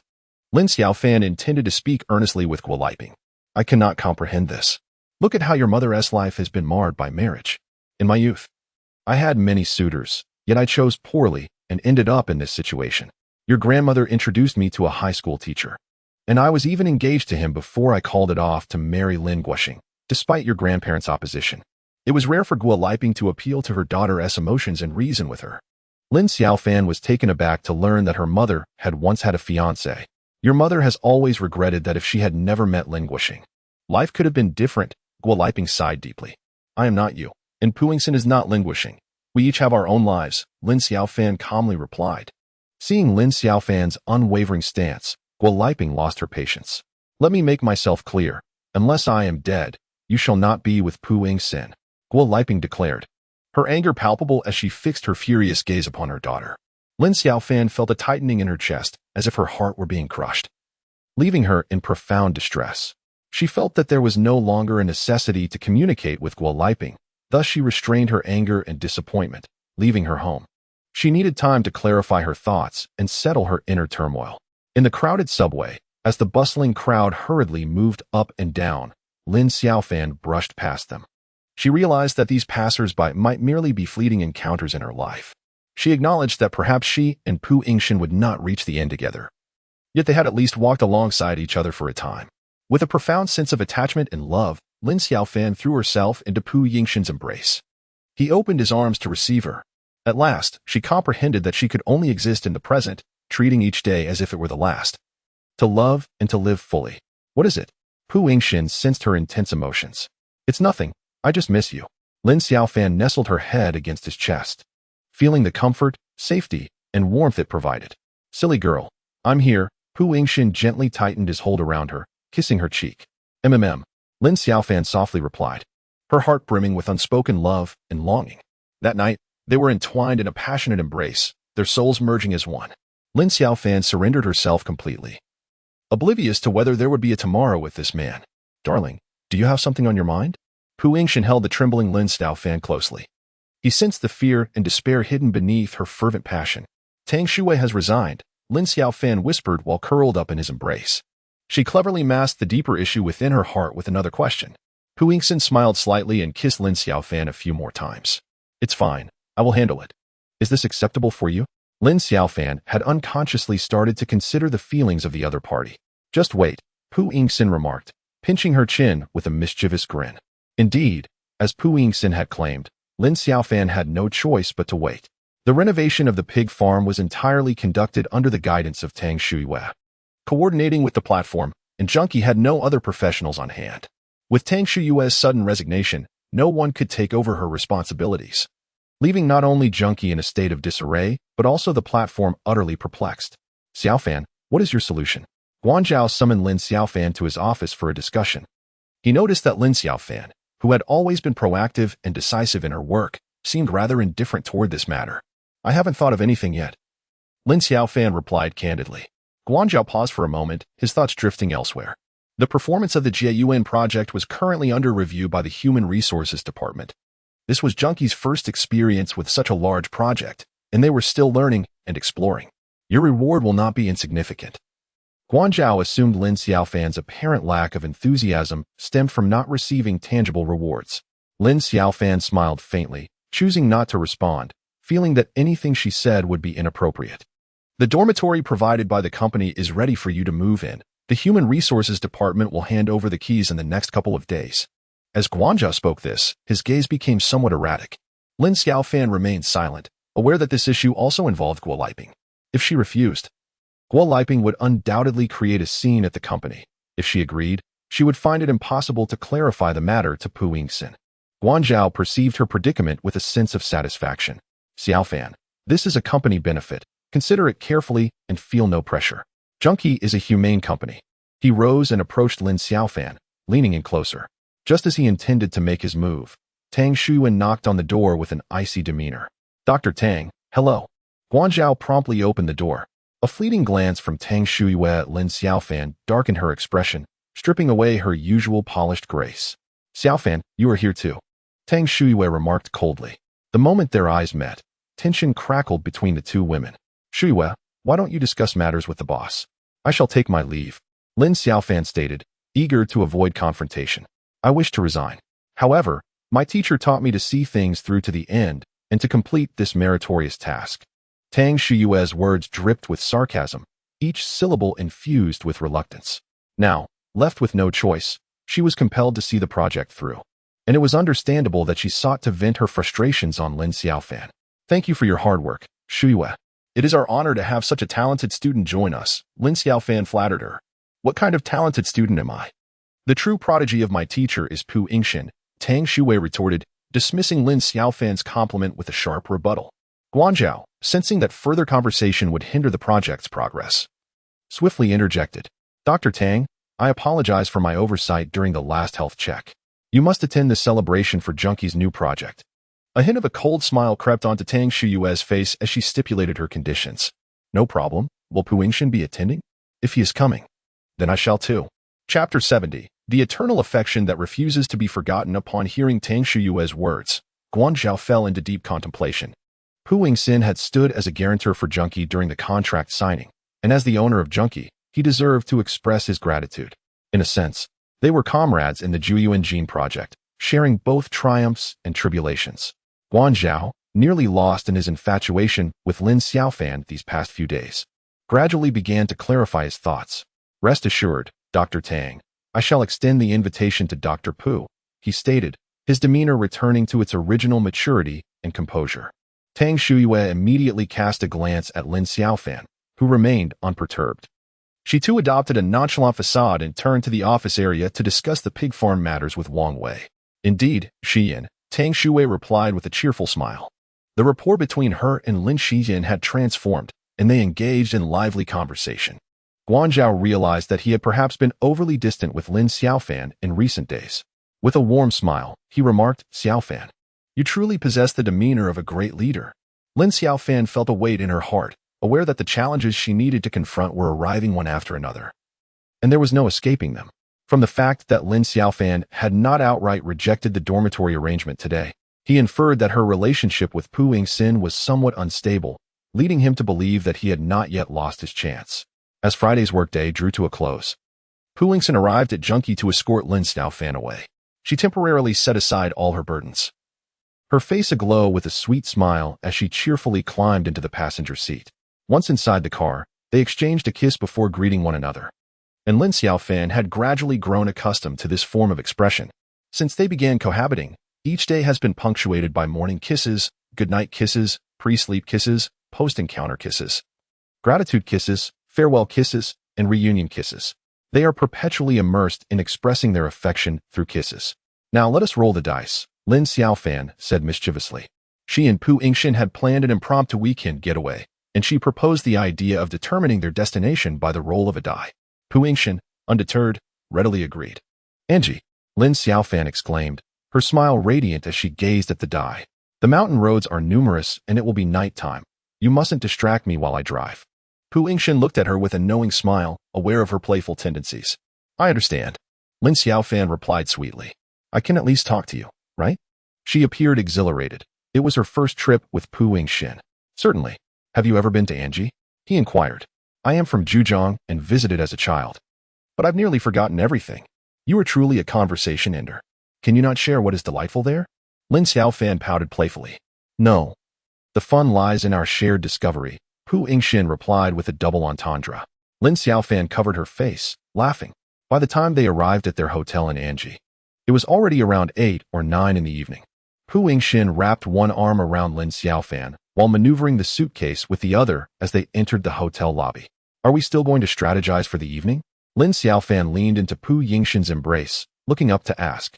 What kind of strategy? Pu Yingxin responded with a serious expression and a glint of mischief in his eyes. Lin Xiaofan playfully hit his chest, blushing with laughter, fully aware that he was flirting with her. What shall we do tomorrow? Lin Xiaofan inquired earnestly. How do you wish to play? Pu Yingxin maintained her composed demeanor. Never mind, I concede. We shall see where tomorrow takes us. Lin Xiaofan replied with a carefree smile. Upon entering the room, the two of them set down their luggage and drew close to one another. This is our first trip together. There will be many more firsts for us to share in the future. Pu Yingxin placed Lin Xiaofan atop the table, gently grasping her chin. Lin Xiaofan's cheeks flushed a delicate crimson, her eyes brimming with affection, akin to a blooming rose awaiting harvest. Pu Yingxin leaned in and kissed her, a deep and fervent embrace, as if he wished to engulf her entirely. Darling, my love, they tenderly called to one another, spending a night steeped in passion and intimacy. At dawn the following day, Lin Xiaofan playfully rolled about like a child. We have no itinerary, no idea where to go. It feels as though we merely changed our location for sleep. I am not happy. Pu Yingxin indulgently lifted her into his arms. Come, my dear. I shall take you to a wonderful place. After navigating countless winding mountain roads and traversing several tunnels, Lin Xiaofan and Pu Yingxin arrived at the true summit of the mountains. Here lay the Tianwangping Reservoir, perched atop the hills, embraced by towering mountains and surrounded by fluffy clouds. Darling, have you ever heard Su Wei's song Journey? Lin Xiaofan exclaimed, astonished to find that the place Pu Yingxin had brought her to mirrored the lyrics of the song. I have, Pu Yingxin replied with a slight smile, humming a few lines. Only the verdant mountains are nestled among the white clouds, while butterflies freely flit through the clear streams. Behold the evening glow blossoming at the horizon, where a flock of birds returns westward. Who has painted this vast world and etched the tale of you and me, allowing our existence to be so vibrant and colorful? Who has caused our tears yet bestowed upon us surprises, leading us to love and encounter one another in this way? Pu Yingxin smiled gently, his tenderness radiating boundlessly. Lin Xiaofan gazed at him quietly, her heart entwined with both love and sorrow. She understood that Pu Yingxin intentionally paused his song at this juncture, as there were still 2 lines of lyrics remaining. There is always a farewell, reunions followed by separations, and we are perpetually traversing this long road. Oh, silly one. Come here. He seemed to see through her once more. Lin Xiaofan found herself held in his embrace as they walked together to the Jiangnan Tianqi before the reservoir. On either side stood 2 colossal stones, inscribed in red with the words, eternal and desolate. A wave of emotion surged through Lin Xiaofan, her eyes brimming with tears. This man had orchestrated it all with intent. He always conveyed to himself, in a seemingly casual and carefree manner, to relax a little, to find joy. I have always been here. Pu Yingxin opened his arms, enveloping Lin Xiaofan in his warm embrace, his presence deep and tranquil, akin to a harbor. Lin Xiaofan nodded, tears cascading down her cheeks. They shared a passionate kiss between the great stones, tightly entwined in this realm. Yet, beautiful moments are often interrupted by the intrusion of mundane calls. Hello, Dr. Pu. Junkie wishes to celebrate Xiaofan's successful venture with a grand toast. And I sincerely invite you to join us, if it pleases you. The voice on the phone was exceedingly humble and courteous. Pu Yingxin lowered his gaze to the Lin Xiaofan resting in his embrace. Boss Guan, if you intend to invite me in the capacity of a guarantor, I shall not attend. I will only participate as Xiaofan's boyfriend. Chapter 71. While I am in turmoil. You are amused. A soft chuckle escaped Guan Zhao's lips over the phone. Pu Yingxin promptly activated the speakerphone. Darling, do you wish for me to attend your celebration? He gazed tenderly at Lin Xiaofan. Of course, she replied, still nestled against him, her voice gentle. Boss Guan, then it is settled. With that, Pu Yingxin hung up the call. Pu Yingxin and Lin Xiaofan's exchange was crystal clear to Guan Zhao on the other end. The term darling from Pu Yingxin nearly knocked Guan Zhao off his feet, while Lin Xiaofan's soft agreement felt like a heavy blow to him. In that moment, jealousy consumed Guan Zhao, and he resolutely decided to pursue Lin Xiaofan with fervor. Subsequently, Guan Zhao scheduled the celebration for the following Saturday, intending for all employees to revel in a day of festivities, just as they had done previously. Li Min, ensure the itinerary is well arranged by your HR department. Remember to notify everyone in advance, leaving no room for oversight. Guan Zhao meticulously assigned tasks to Li Min. Meanwhile, Pu Yingxin and Lin Xiaofan meandered through the verdant hills and waters. In the serene depths of the tranquil forest, Lin Xiaofan excitedly dug for bamboo shoots and foraged for mushrooms. This girl, raised in the city, had never been so intimately close to nature. You know, she remarked, my mother never allowed me to play in the mud as a child. She deemed it dirty, and if I got my clothes soiled, I would be punished. Lin Xiaofan, with a cheerful demeanor, busily excavated the soil with her hands, while Pu Yingxin gazed at her with a heart full of tenderness. He was unaware of the trials this woman had faced since her childhood. All he comprehended was his desire to provide her with the utmost. Spring brings an abundance of bamboo shoots. We shall have the proper tools next year, and I will take you to dig to your heart's content. Does it hurt your nails doing this? Pu Yingxin squatted beside Lin Xiaofan. It doesn't hurt, though I can't dig very deep. Lin Xiaofan replied with a naive smile. Let us go wash your hands in the stream. I'll check them for you. Pu Yingxin remained concerned about her potential injuries. When Lin Xiaofan reached the stream, she washed her hands and then began to recklessly throw stones, causing the fish to scatter in a flurry and splashing water everywhere. Have you never played like this? Pu Yingxin noted that this simple joy seemed entirely foreign to her. No, my mother wouldn't allow me to play in the water like this. As she spoke, Lin Xiaofan lifted a large rock and splashed it into the water with a loud splash, sending droplets flying. The sheer force of the splash caught both her and Pu Yingxin off guard, leaving them dotted with water spots. The dragon palace here is about to collapse, and the Monkey King has been reincarnated. Pu Yingxin jested. Lin Xiaofan erupted into laughter, wrapping her arms around Pu Yingxin's waist, her melodious laughter echoing throughout the valley. They spent 2 blissful and carefree days enveloped by the mountains, where Lin Xiaofan experienced the unparalleled freedom of being herself for the first time, unrestrained by any limitations. She could run, jump, cry, or laugh without concern for others' opinions, free from anyone dictating what she should or should not do. Pu Yingxin was like a guardian, always by her side, providing heartfelt companionship. On Monday, during the outpatient clinic, Lin Xian brought her father, Lin Guoxing, to see Dr. Pu. Hello, Dr. Pu. Could you please help me get an appointment for my father? Lin Xian cheerfully knocked on the consultation room door. She was elated, as if she had won a prize, completely devoid of the usual anxieties associated with seeking medical treatment. Dad, when Dr. Pu asks you something, please respond seriously, Lin Xian instructed. I know. Lin Guoxing replied, ever compliant with his daughter's wishes. We are the last ones, so let's ask plenty of questions. We shouldn't settle for just a few casual remarks. Lin Xian remained uneasy. Lin Guoxing, with a warm smile, regarded his daughter in his youth. He had been charming and dashing, easily captivating those around him. He had long since discerned her little concerns. Dad will certainly cooperate with you, Lin Guoxing reassured her. Throughout the entire afternoon, Dr. Pu was so engrossed in his consultations that he scarcely had a moment to sip water. After attending to dozens of patients, he finally reached the last one, Lin Guoxing. Upon entering the consultation room, Lin Guoxing scrutinized Dr. Pu with the discerning gaze of a father-in-law. Although they had met once before at the police station amidst the turmoil of Lin Xiaofan's case, Lin Guixing had not taken the opportunity to appraise him closely. Now, observing Dr. Pu's handsome demeanor and graceful presence, he felt quite satisfied. "Hello, Dr. Pu," Lin Guixing said with a beaming smile. Dr. Pu glanced at him and nodded. As a physician, he regarded every patient with equal importance. However, he could not help but recall the slap Lin Xiaofan had received in the sight of her swollen face. "What seems to be the problem?" he inquired. "Hello, Dr. Pu. Dad, please speak." Lin Xian immediately squeezed between Lin Guixing and Pu Yingxin. She felt an urgent need to relieve herself, but found herself unable to do so. Furthermore, Lin Guixing hesitated. "I need to ask some questions regarding sexual health, and I must conduct a physical examination. Do you require your daughter to be present?" Pu Yingxin inquired in his usual direct manner. Lin Guixing was at a loss for words, taken aback by Pu Yingxin's forthrightness. He wished to assist his daughter, yet found the subject matter rather uncomfortable to broach. Lin Xian felt exceedingly awkward as well.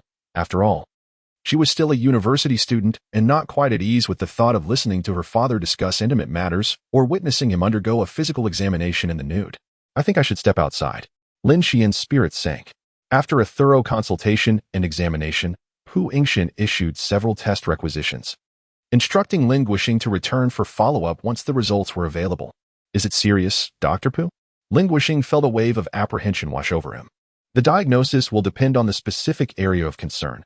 Only when the reports are received can we ascertain the situation," Pu Yingxin replied, shutting down the computer. Outside the consultation room, Lin Xian sat anxiously, her heart racing. In her mind, her father's minor ailment was of little consequence compared to seizing the opportunity to connect with Pu Yingxin. Suddenly, the consultation room door swung open, and Pu Yingxin strode out briskly, disappearing from view. Lin Xian watched his retreating figure, her frustration boiling over.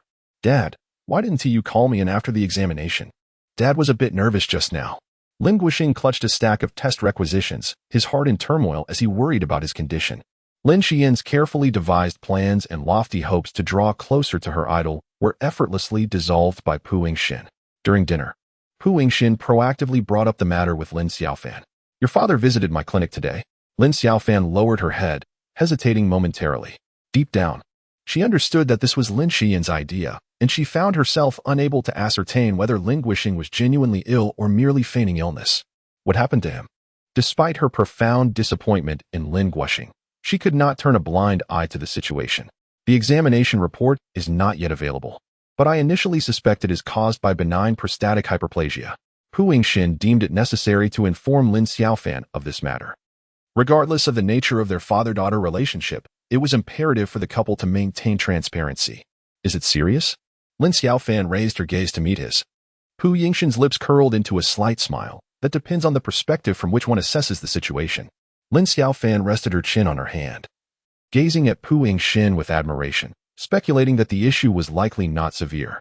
If it poses no danger to life, then it cannot truly be deemed serious. However, it does significantly affect the quality of life. Such as? Lin Xiaofan looked at the man with adoration. Each time Pu Yingxin spoke of his expertise, she found him irresistibly charming. There could be erectile dysfunction, difficulties in urination, and even urinary retention, Pu Yingxin replied with a degree of seriousness. "Will he require surgery?" Lin Xiaofan pressed for further details. "We must wait for the examination report. Handle it as you see fit." "There is no need to consider the nature of my relationship with him," Lin Xiaofan articulated her stance with remarkable directness. She did not wish for her relationship with Lin Guixing to interfere with Pu Yingxin's medical philosophy. Pu Yingxin smiled faintly, sensing Lin Xiaofan's understanding and genuine affection for his work. "Were you very upset during my first visit to your clinic?" Lin Xiaofan remarked with a grin. Reminiscing about the past, Pu Yingxin's tone still carried a hint of reluctance. "I was nearly driven to madness. It was utterly inhumane. Why was there no female doctor available?" Lin Xiaofan huffed, bringing up old grievances.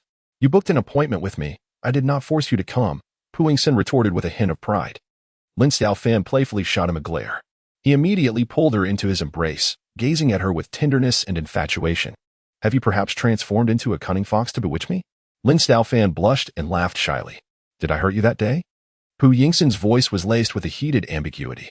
"No," Lin Xiaofan replied, her cheeks aflame. "My medical ethics nearly crumbled under the charm of this little enchantress." Pu Yingxin's gaze grew hazy once more. Lin Xiaofan pressed her lips together, remaining silent, yet smiling sweetly. Had their romance not begun, that medical examination would have remained a source of shame for her, an insurmountable hurdle. Now, as they embarked on such a passionate and sweet love affair, she regarded that examination as a divine gift. If my mentor knew that my heart wandered while practicing medicine, he would chastise me severely. Pu Yingxin confessed his most secret feelings. Have you appeared at other times? Lin Xiaofan wrapped her arms around Pu Yingxin's neck, beginning to exude her unique and enchanting charm. No, Pu Yingxin replied, his words laced with profound indulgence as he pressed his lips against hers. The two, inseparable as if bound by an unbreakable bond, reveled in the sweetness of their romance day and night. The following noon, Lin Xiaofan once again kept her promise to accompany Pu Yingxin for lunch at Shuan Hospital. She had been dining in the cafeteria for an entire week. The medical staff coming and going had grown accustomed to her presence, though occasionally someone would cast a lingering glance in her direction, the frequency of which had significantly diminished. This week of shared meals allowed Pu Yingxin to discover Lin Xiaofan's unpretentious nature. It also unveiled a profound resonance between them, revealing their similar pursuits in life. In an era where vanity and competition seemed to reign supreme, with luxury goods and high-end dining sweeping across consumer perspectives, Lin Xiaofan remained blissfully content with a bowl of noodles costing merely 3 yuan from the cafeteria and 10 yuan for a box of barbecued meat from a street vendor. Without a hint of complaint, if a financially struggling man were to judge a woman in such a manner, his assessment might be tinged with monetary self-interest. Yet, Pu Yingxin lacked for nothing. He simply favored a low-profile existence, with aspirations that reached far beyond the ordinary and a deep request for meaning. In his eyes, naivete did not equate to innocence. Rather, the ability to remain simple and joyful amidst the complexities of life was the true essence of purity. Let us go shopping tonight, Pu Yingxin unexpectedly suggested. All right, Lin Xiaofan replied without a second thought. However, Pu Yingxin had already meticulously planned everything in his mind. I need to use the restroom, Lin Xiaofan said, setting down her chopsticks as she stood up. Since she was warned by Pu Yingxin not to hold her urine, she immediately goes to the restroom at the slightest urge, wishing to avoid the recurrence of this tormenting ailment. Turning left upon exiting, Pu Yingxin gestured with his hand. Following his direction, Lin Xiaofan soon located the restroom. Just as she locked the partition door and settled onto the toilet seat, she overheard the voices of several women conversing outside. Did you see Pu Yingxin's girlfriend in the canteen? Yes, I did. I heard she asked the daughter of Guo Liping, a nurse from the old ward. What a world we live in. It's like a toad dreaming of eating swan meat. I really can't fathom how he ended up with Guo Liping's daughter. He must have no sense of shame. Perhaps it's just a fling. The line of suitors for him stretches out to the hospital entrance. I even heard that a high-ranking official has taken a liking to him as a potential son-in-law. Anyway, a man like that is out of my league. If he were ever to consider me, I'd be willing to endure a brief romance, even if it lasted only 10 days or half a month before parting ways. Lin Xiaofan remained quietly seated on the toilet, scarcely daring to breathe. She absorbed every morsel of gossip, some of which had crossed her mind before, while others expanded her understanding. It was only after these women departed that she mustered the courage to open the partition door. Are you feeling unwell? Pu Yingxin inquired with concern. No, Lin Xiaofan replied, forcing a smile to demonstrate her composure. Pu Yingxin glanced at her but refrained from calling her out. After work, I'll come to pick you up, and we'll head to the DK Center together. All right, Lin Xiaofan murmured, her gaze lowered as she stirred her rice with chopsticks, her emotions tangled, leaving her appetite diminished. As she departed from the cafeteria, Pu Yingxin whispered softly into Lin Xiaofan's ear, you can confide in me about anything. I won't be joining for lunch tomorrow. It's not conducive to fostering camaraderie among colleagues to consistently dine outside the office. Lin Xiaofan lowered her gaze, fixated on the manhole cover on the hospital road, fearing that a mere exchange of glances with Pu Yingxin would expose her innermost thoughts to him. Chapter 73. This time, she truly entwined with wealthy elites the entire afternoon. Lin Xiaofan wandered in a daze, the words of those women piercing her sensitive, fragile heart. She realized that anyone who learned of her association with Pu Yingxin would find it utterly incomprehensible, for they hailed from entirely different worlds. In the afternoon, Guan Zhao stood before her with a cheerful demeanor, reverting to his original warmth and enthusiasm towards her.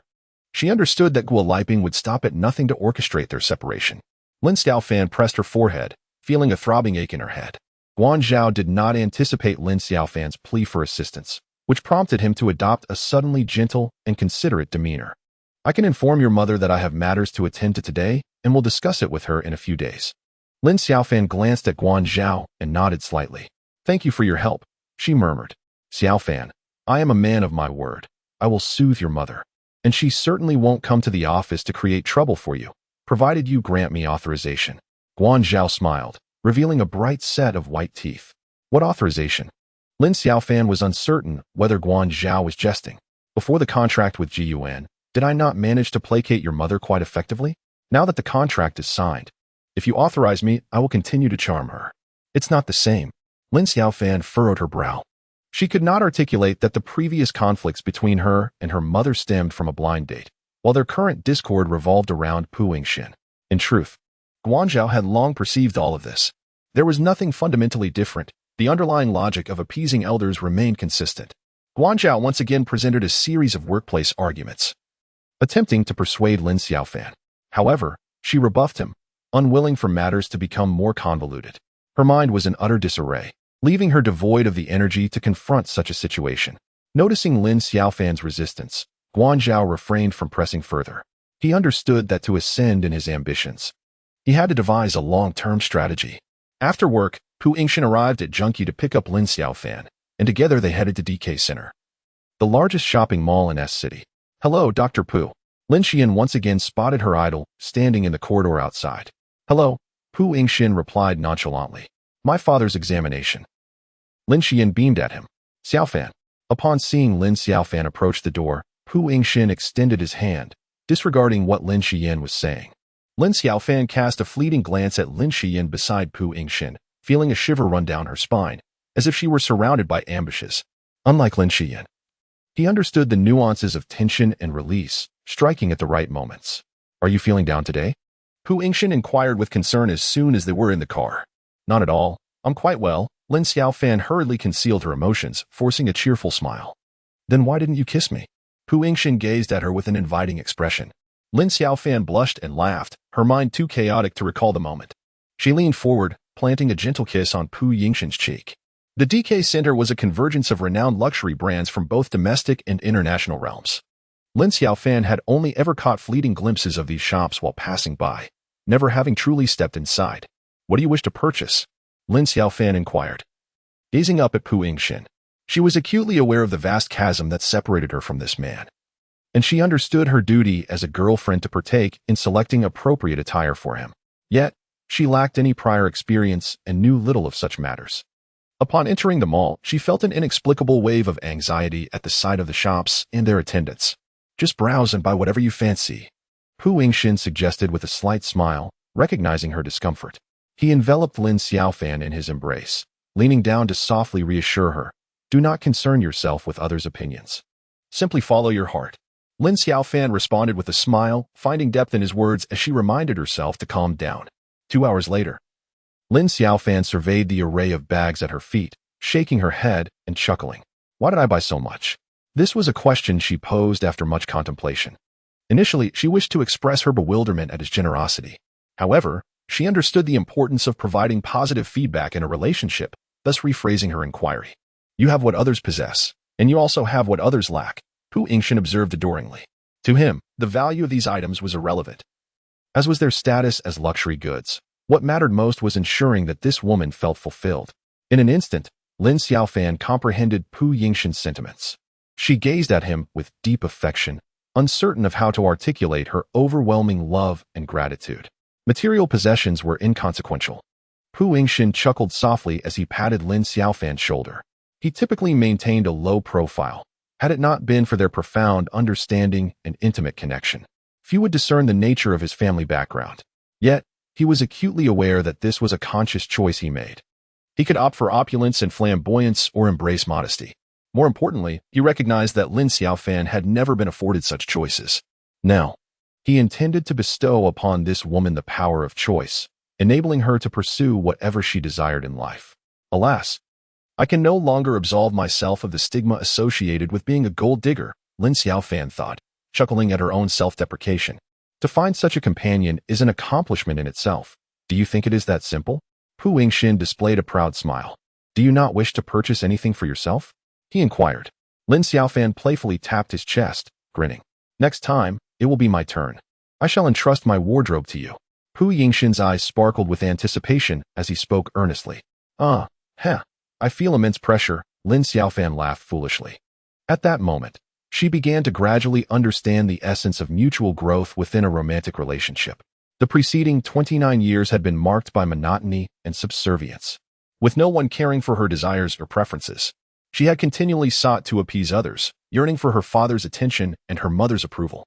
Yet, this man was presenting her with the power of choice and decision-making, infused with profound love and hope. At the celebratory gathering on Saturday, you will don the attire I selected for you. Under the veil of night, Pu Yingxin cast a gentle smile towards Lin Xiaofan. That smile illuminated Lin Xiaofan's world. Chapter 74. A Clash of Experts. Where every move is lethal on Saturday morning, Lin Xiaofan found herself lost in thought before a wardrobe brimming with options. Overwhelmed by the plethora of choices, her mind swirled in confusion. Pu Yingxin peeked at her from outside on several occasions, chuckling softly before retreating, deliberately refraining from interrupting her. Ultimately, Lin Xiaofan settled on a V-neck white cashmere knit from Kite, paired with light gray cashmere straight-leg trousers from A9 Bing, and adorned with a black and white skull-patterned scarf from McQueen. With her gaze lowered, she remained shy and silent until she finally emerged. The cashmere enveloped her in a soft, delicate embrace, perfectly accentuating her curves. It rendered her both intellectual and sophisticated, sensuous yet graceful. As such an enchanting figure stood before Pu Yingxin, radiant and poised, his eyes sparkled with admiration, captivated by her beauty. Truly stunning, Pu Yingxin remarked with a tone laced with affection, gently cradling the back of Lin Xiaofan's head and bestowing upon her a kiss filled with adoration. Lin Xiaofan gazed at him with a flirtatious glance, feeling immense gratitude for all he had done for her. Thank you for wearing the outfit I chose. It is the greatest compliment I could receive. Pu Yingxin tenderly embraced Lin Xiaofan, whispering softly to her. In this manner, he conveyed that this was not an act of charity but rather a sharing of love. After applying a subtle touch of makeup, Lin Xiaofan joined Pu Yingxin as they headed to Junkie to meet with everyone. As they appeared hand in hand before the crowd, a wave of whispers ensued. Upon catching sight of Lin Xiaofan, Wang Wei turned to Li Min and whispered, Xiaofan looks exceptionally elegant today. Li Min, weary of the recent gossip surrounding Lin Xiaofan, chose to remain silent and avoid stirring trouble. Noticing Li Min's lack of response, Wang Wei turned to Lin Xiyan. Xiyan, you have an eye for fashion. How much do you reckon Xiaofan's ensemble costs? Lin Xiyan, internally grappling with her own emotions, immediately recognized the exorbitant value of Lin Xiaofan's attire. She was acutely aware that Lin Xiaofan's financial situation could not sustain such lavish expenditures. It dawned on her that this extravagant display stemmed from Pu Yingxin, reminiscent of the blue Porsche that had once driven her to jealousy.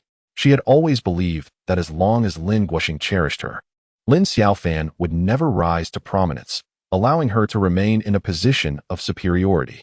However, this perception was shattered by the mere presence of that man, one whom she had yearned for. Xiaofan, you look stunning. You are the brightest star in the room. Lin Xiyan complimented with a sweet demeanor. Thank you, Lin Xiaofan replied politely, wishing to avoid further conversation. Hello, Dr. Pu. Lin Xiyan then turned her charming gaze towards Pu Yingxin. Hello, he greeted her before swiftly turning back, his eyes filled with tenderness as he looked at Lin Xiaofan. Xiaofan, Dr. Pu, now that you both have arrived, shall we set off? Guanzhao suddenly emerged from the office, beaming with a smile that belied any inner turmoil. Doctor, Tang has yet to arrive. Li Min promptly announced, I have arrived. Although Tang Shui had not yet made her appearance, her voice resonated ahead of her. Pu Yingxin has revealed her true self. It's astonishing how old classmates have kept this under wraps, Tang Shui remarked with a hint of sarcasm, directly confronting Pu Yingxin.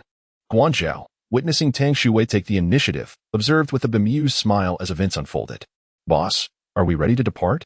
Lin Xiaofan broke the tension, hoping to shield Pu Yingxin from undue scrutiny in such a setting. Certainly, let us set off. Guanzhao responded to Lin Xiaofan with remarkable alacrity. Over an hour later, several business vehicles carrying the entire staff of Junkie gradually entered Suzhou, a city blessed with the beauty of paradise above and the elegance of Hangzhou below. With a cheerful demeanor, Pu Yingxin leaned close to Lin Xiaofan's ear and remarked, This is my grandmother's home. Oh? Lin Xiaofan exclaimed in surprise. I am of mixed heritage from Hangzhou and Suzhou, Pu Yingxin added with a gentle laugh. Lin Xiaofan gazed at him with bright, crescent-shaped eyes. To her, he truly embodied an angel descended from the heavens. The group first embarked on a grand excursion to Tianping Mountain, reveling in the autumnal splendor of crimson maples. They then proceeded to Pingjiang Road, wandering along the ancient streets of the Jiangnan water town. Xiaofan, your first reward today is a custom-made Suzhou-style qipao, announced Li Min from the Human Resources Department, presenting a reservation slip and gesturing towards a renowned qipao shop on Pingjiang Road. Oh dear, who concocted this idea? Xiaofan's figure in a qipao will surely leave many breathless, Wang Wei exclaimed dramatically. Pu Yingxin wrapped his arm around Lin Xiaofan's waist, smiling without uttering a word. Thank you. Lin Xiaofan replied with a radiant smile as she accepted the reservation slip. Lin Xiaofan did not immediately enter the qipao shop. She believed that there would be ample opportunities in the future.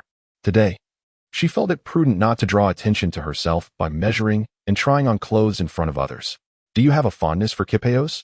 Pu Yingxin inquired with a playful smile, lowering his head. My grandmother is quite the connoisseur in this regard, he added. Lin Xiaofan cast a soft glance at him, having already grasped the underlying meaning of his words. As evening descended, everyone gathered at Yangqing Lake. The autumn breeze stirred, and the crabs beckoned. The employees indulged in a sumptuous feast, relishing the culinary delights. Pu Yingxin deftly used a crab claw to assist Lin Xiaofan in peeling a plate full of crab shells and legs. For the first time, Lin Xiaofan experienced such tender treatment from a man. Pu Yingxin smiled and exchanged a knowing look with her. Lin Xiaofan blushed and surrendered, reveling in the man's attentive care. Tang Shui and Lin Xiyan, witnessing this scene, found themselves engulfed in jealousy, their expressions souring significantly. Only Guanzhao remained composed, his laughter ringing out continuously. Starting next month, all members of Lin Xiaofan's team would receive a 50 salary increase, while other employees would see a 20 raise. As announced by Li Min on behalf of the HR department. Thank you, boss. The room erupted in gratitude. Wang Wei and Lu Chong exchanged gleeful smiles, high-fiving in celebration. No need to thank me. Thanks Xiaofan. Guan Zhao exclaimed jovially, rising to toast Lin Xiaofan. Boss, I apologize, but I don't drink. My asthma hasn't improved. So I'll have water instead, Lin Xiaofan replied with a smile as she stood.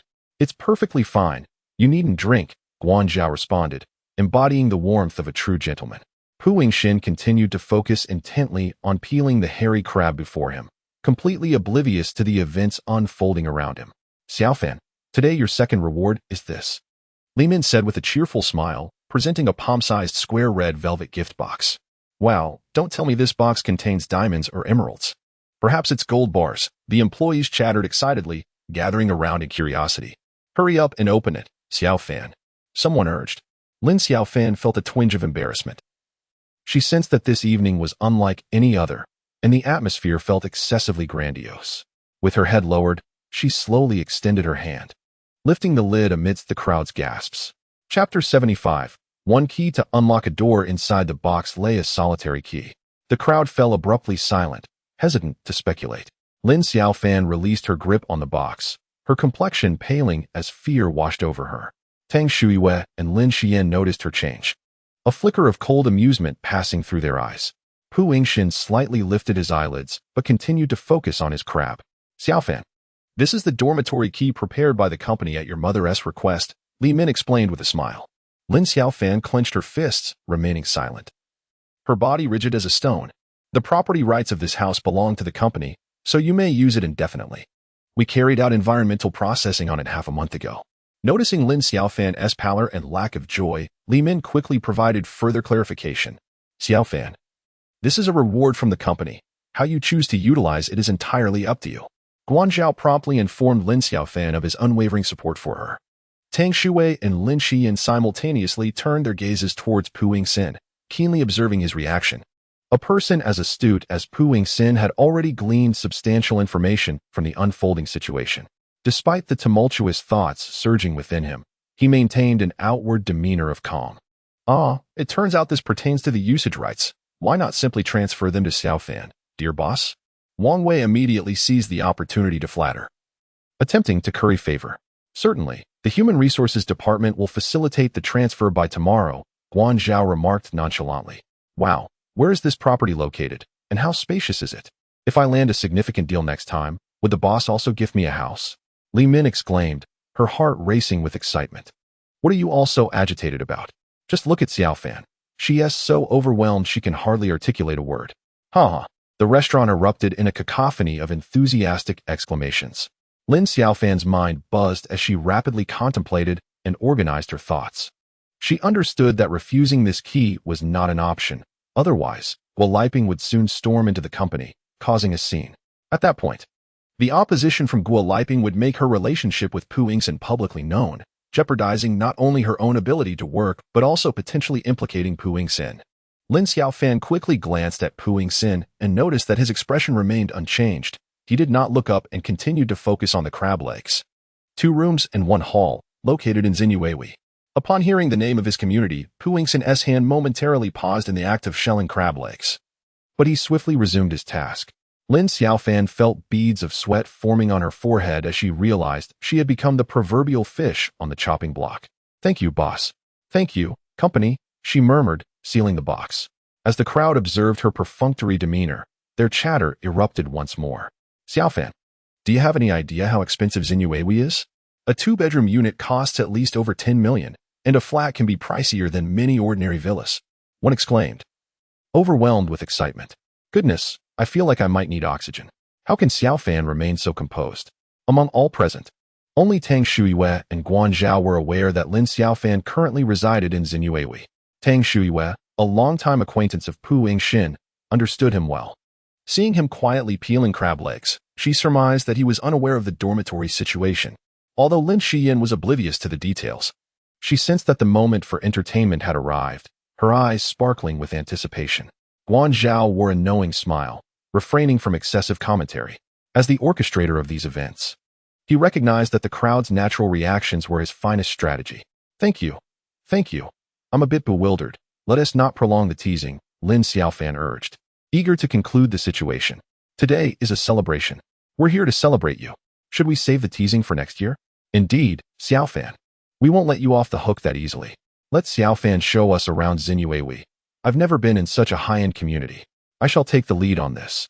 And today we shall all go see the property, as it serves as a benchmark for our company's incentive system, Guan Zhao declared with a smile. Xiaofan, you have yet to settle in. Would you mind if everyone came to explore your new abode? Guan Zhao immediately sought Lin Xiaofan's opinion. Before Lin Xiaofan could respond, the employees began to cheer. What objections could there possibly be? We are all eager to see. Let us proceed. Let us visit the mansion. Come along. Pu Yingxin wiped his hands with a wet wipe, his expression impassive as he stood up. Lin Xiaofan remained rooted to the spot, as if her feet were nailed to the ground. It's fine. Pu Yingxin spoke in a calm tone, patting Lin Xiaofan on the shoulder. Taking a deep breath, Lin Xiaofan steeled herself as if preparing for a grim fate, and followed Pu Yingxin into the car. Throughout the journey, Pu Yingxin kept his eyes closed, revealing no emotion. Lin Xiaofan silently envisioned several scenarios in her mind. This residence is situated at the heart of the community, merely a stone's throw from Pu Yingxin's building. The interior is tastefully adorned with comfort and warmth, equipped with modern appliances and furniture, featuring a fresh air system, underfloor heating, and central air conditioning. Truly a delightful place to reside. The entire staff was awestruck, initially discussing the meticulousness of the property management, then the sophistication of the elevator and the thoroughness of its sanitation, eventually turning their attention to the dedicated outdoor shoe-changing area. Ultimately, they all marveled at how splendid the house is, its proximity to the company and CBD, its convenient transportation, and its location within a prestigious school district. The Human Resources Department will incorporate this incentive mechanism into our company's reward and punishment system. Henceforth, anyone who secures a lucrative contract may well earn a reward. Guan Zhao spoke with grandiloquence, entirely adopting the perspective of the employer. Sister Xiaofan, when do you plan to move? Lin Xiyan seized the opportunity and delivered a strike. Upon hearing this, Tang Shui tilted her head, seemingly on the verge of laughter. I currently reside at Xinyuewi. I am grateful to the company for considering my needs so thoughtfully and arranging accommodations nearby. My colleagues were all taken aback, as no one anticipated such a serendipitous occurrence. Today's gathering was rather impromptu, leaving me unprepared to host everyone. In the future, I warmly invite you all to visit. My dear, would you welcome them? Lin Xiaofan inquired with a radiant smile, glancing at Pu Yingxin.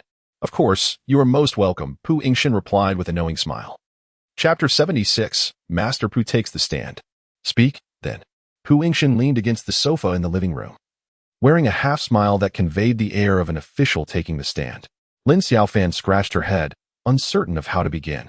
This evening's dinner felt akin to roasting the two of them over a fire. Now that the celebration had concluded, Lin Xiaofan felt as though she had yet to descend from the metaphorical grill, with just a touch more cumin. She felt she would be thoroughly cooked and ready to serve. My dear husband, I am sorry. I have long wished to tell you this, but Lin Xiaofan felt as though her tongue were tied in knots. Observing her fidgeting and struggling to articulate her thoughts, a flicker of amusement crossed Pu Yingxin's face. Why not pose your questions? I shall answer whatever you ask. Lin Xiaofan forced a shy smile. I wish to hear you speak. I shall listen to whatever you say. Pu Yingxin relinquished the floor to Lin Xiaofan. My mother previously believed I was being kept, thus she arranged for the company to provide me with accommodation. I never anticipated today would unfold in this manner. Lin Xiaofan lowered her gaze, resembling a child who had erred, and after speaking, she stole a glance at Pu Yingxin. Pu Yingxin chuckled softly, her gaze sharp as she fixated intently on Lin Xiaofan's eyes. After speaking, Pu Yingxin remarked, and Lin Xiaofan dared not meet her gaze any longer. In a hushed tone, she continued, the boss has been to my home. My mother has been pressuring me through him. Pu Yingxin laughed again. Moreover, she added. Lin Xiaofan felt a pang of sorrow, as though her heart were being wrenched, and fell silent for a moment. My mother disapproves of our relationship. Finally, Lin Xiaofan gritted her teeth, summoning her strength to utter the words that had tormented her day and night. The moment the confession escaped her lips, tears cascaded down her cheeks, and she bowed her head to weep softly. Don't cry, my dear, Pu Yingxin said, enveloping Lin Xiaofan in a tight embrace, gently rubbing her head with her chin. I truly did not mean to conceal this from you. I simply do not know how to confront it. Lin Xiaofan sobbed inconsolably in Pu Yingxin's arms. At that moment of revealing the truth, she felt a sense of liberation. She understood that from this instant onward, a rift had formed between her and Pu Yingxin, one that could potentially foster resentment in the future. Did your mother explain why she is opposed? Pu Yingxin inquired, kissing away Lin Xiaofan's tears with a gentle tone. She believes I am unworthy of you, Lin Xiaofan replied, her voice tinged with a hint of playful petulance. Silly girl, Pu Yingxin said, cradling Lin Xiaofan's face and kissing her tenderly. He understood the meaning behind her tears and unease.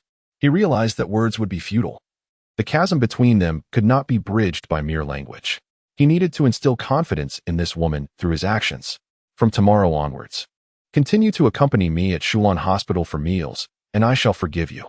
Pu Yingxin gently gathered Lin Xiaofan into his embrace. Well, all right, Lin Xiaofan said, her tears giving way to a smile. We must trust one another. Pu Yingxin's eyes brimmed with sincerity. Understood. Lin Xiaofan gazed at him, finally shedding her heavy burdens. She had not anticipated that this man could be so magnanimous, permitting her mistakes, comprehending her, and offering her solace. In her original family, even breaking a dish would earn her a torrent of scorn from Guoliping. How much more so to subject a man who had always stood atop the pyramid to the complex, self-esteem diminishing embarrassment of the day. Darling, thank you. Without you, I could not have secured the Juyuan project. Lin Xiaofan knelt on Pu Yingxin's lap, cradling his chin with tender affection. While her words of gratitude were directed towards the Jin endeavor, her heart was grateful to this man, who illuminated her life like a radiant beam of light. Then you ought to express your gratitude properly. Pu Yingxin replied with a charming smile, his hands supporting her waist. Lin Xiaofan tossed her hair back, strands cascading chaotically across her face, revealing a playful and untamed smile. She playfully grasped the collar of Pu Yingxin's shirt, as if capturing a prey, and swiftly kissed him. That night, the roles were reversed. Pu Yingxin became her captive. Upon returning to work on Monday, Lin Xiaofan proactively visited the Guangzhou office, declining the company's offer to transfer the property to her name. Boss, I only require the right of use. However, since it will be in my possession, I will change the locks. I need my own privacy. Lin Xiaofan had already devised a plan for managing the dormitory. Guangzhou had indeed intended to use this property as bait, knowing well that Lin Xiaofan would refuse the transfer of ownership. At this moment, he observed Lin Xiaofan's clear attitude and decisive tone, prompting him to readily acquiesce. No problem. I have completed my task. From now on, I shall not interfere with your freedom. His demeanor was amiable. He did not exert pressure. for he understood that there would be ample opportunities for him to act in the future. What he required was patience and moderation. The fissure he painstakingly uncovered not only alleviated his own inner turmoil, but also granted Tang Shuiwei and Lin Xiaofan a glimpse of dawn amid their unrequited affections. Particularly for Tang Shuiwei, who was well acquainted with Pu Yingxin, possessing both intellect and the fortuitous timing of circumstances. She made a special trip to Shulan Hospital to solicit Pu Yingxin's opinion directly. "Let me first inquire about the teacher's thoughts," she said. Pu Yingxin replied. "The teacher has always been low-key. If you ask him, he will surely say he does not wish to celebrate." Tang Shuiwei replied lightly. "Why not ask him yourself?"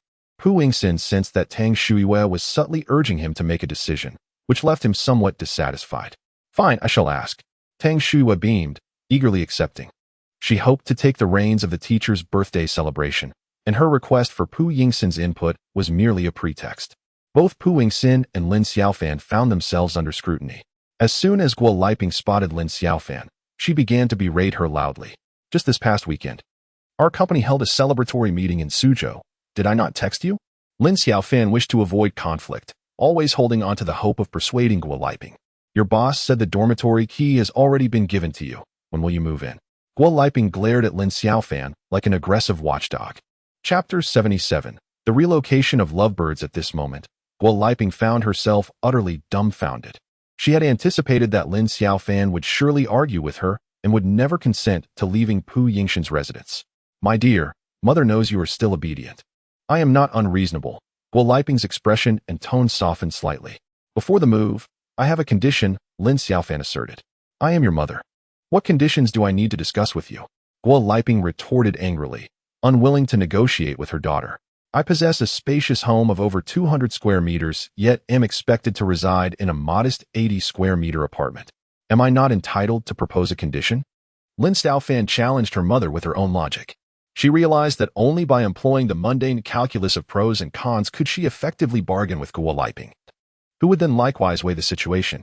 "What condition?" Guo Liping suppressed her irritation. "I will move to the dormitory, but I refuse to break up with Pu Yingxin. If you force me to end that relationship, I will not move at all," Lin Xiaofan declared firmly, leaving no room for negotiation. Since the last conflict over her daughter's phone, Guo Liping had become increasingly aware of her diminishing control. Deep down, she understood that persuading her daughter to end her relationship could not be accomplished in one fell swoop.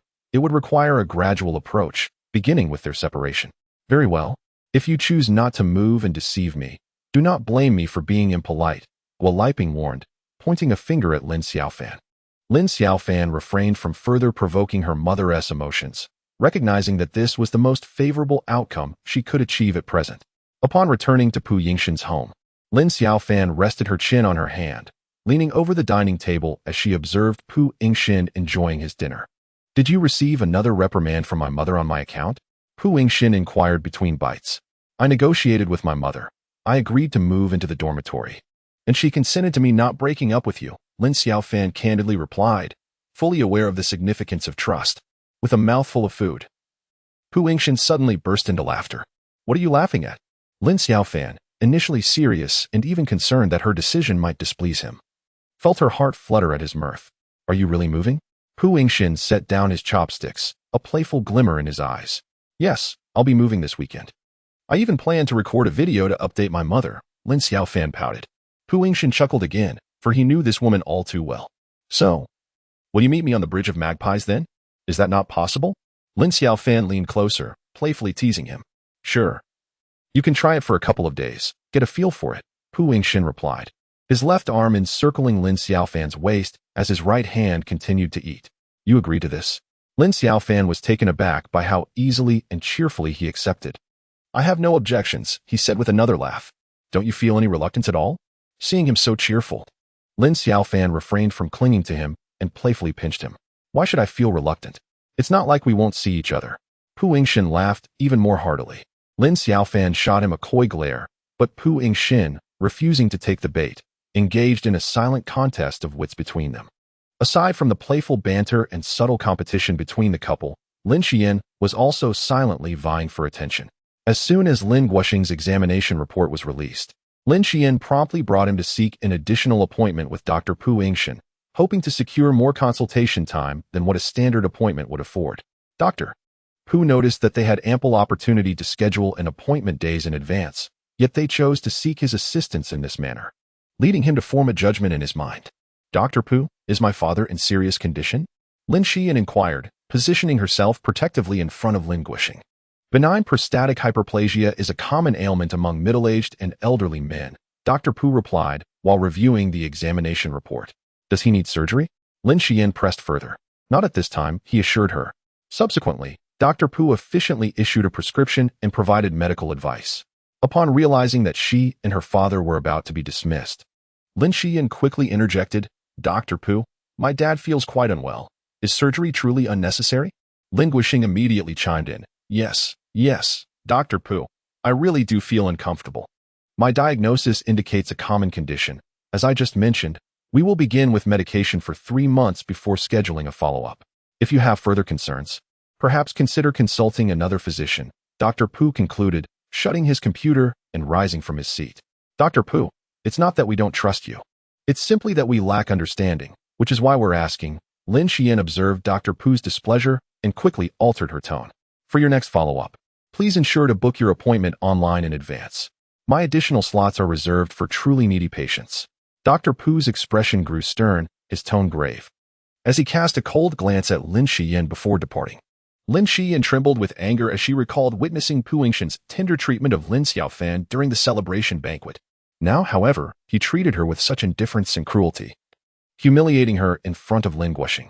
In Lin Xiaofan's heart, alongside admiration and jealousy, a new feeling of resentment began to take root. Leave me alone, Lin Xiaofan shouted, storming out of the consultation room. Pu Yingxin had been delayed in finishing his work due to accommodating several patients, and thus he was unable to pick Lin Xiaofan up after her shift. It was the first time Lin Xiaofan heard Pu Yingxin call her name in such a manner, and she grinned like a fool.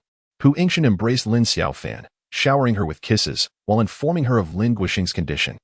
Although Lin Xiaofan understood that this issue had temporarily passed, she knew that Lin Xiaofan would find other means to draw closer to Pu Yingxin.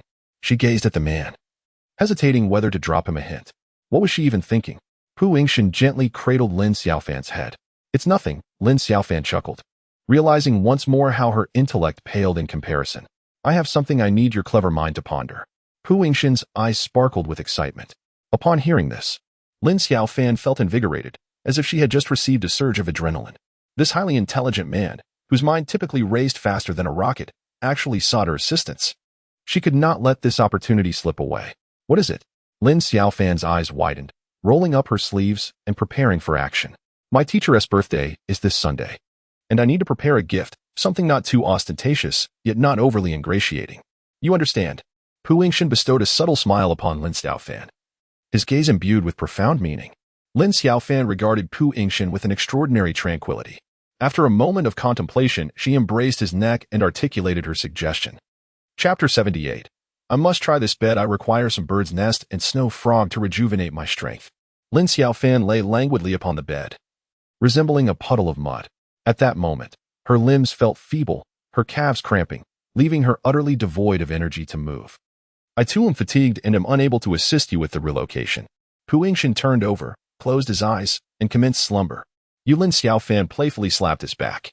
Pu Yingxin remained unperturbed. Darling, please help me move.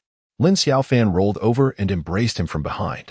When her initial approach proved ineffective, she opted for a more endearing tactic. It is perilous for you to be so close. Pu Yingxin continued to keep his eyes shut, a faint smile gracing his lips. Are you not exhausted? Lin Xiaofan countered with her words, preventing him from evading the conversation. Pu Yingxin remained silent.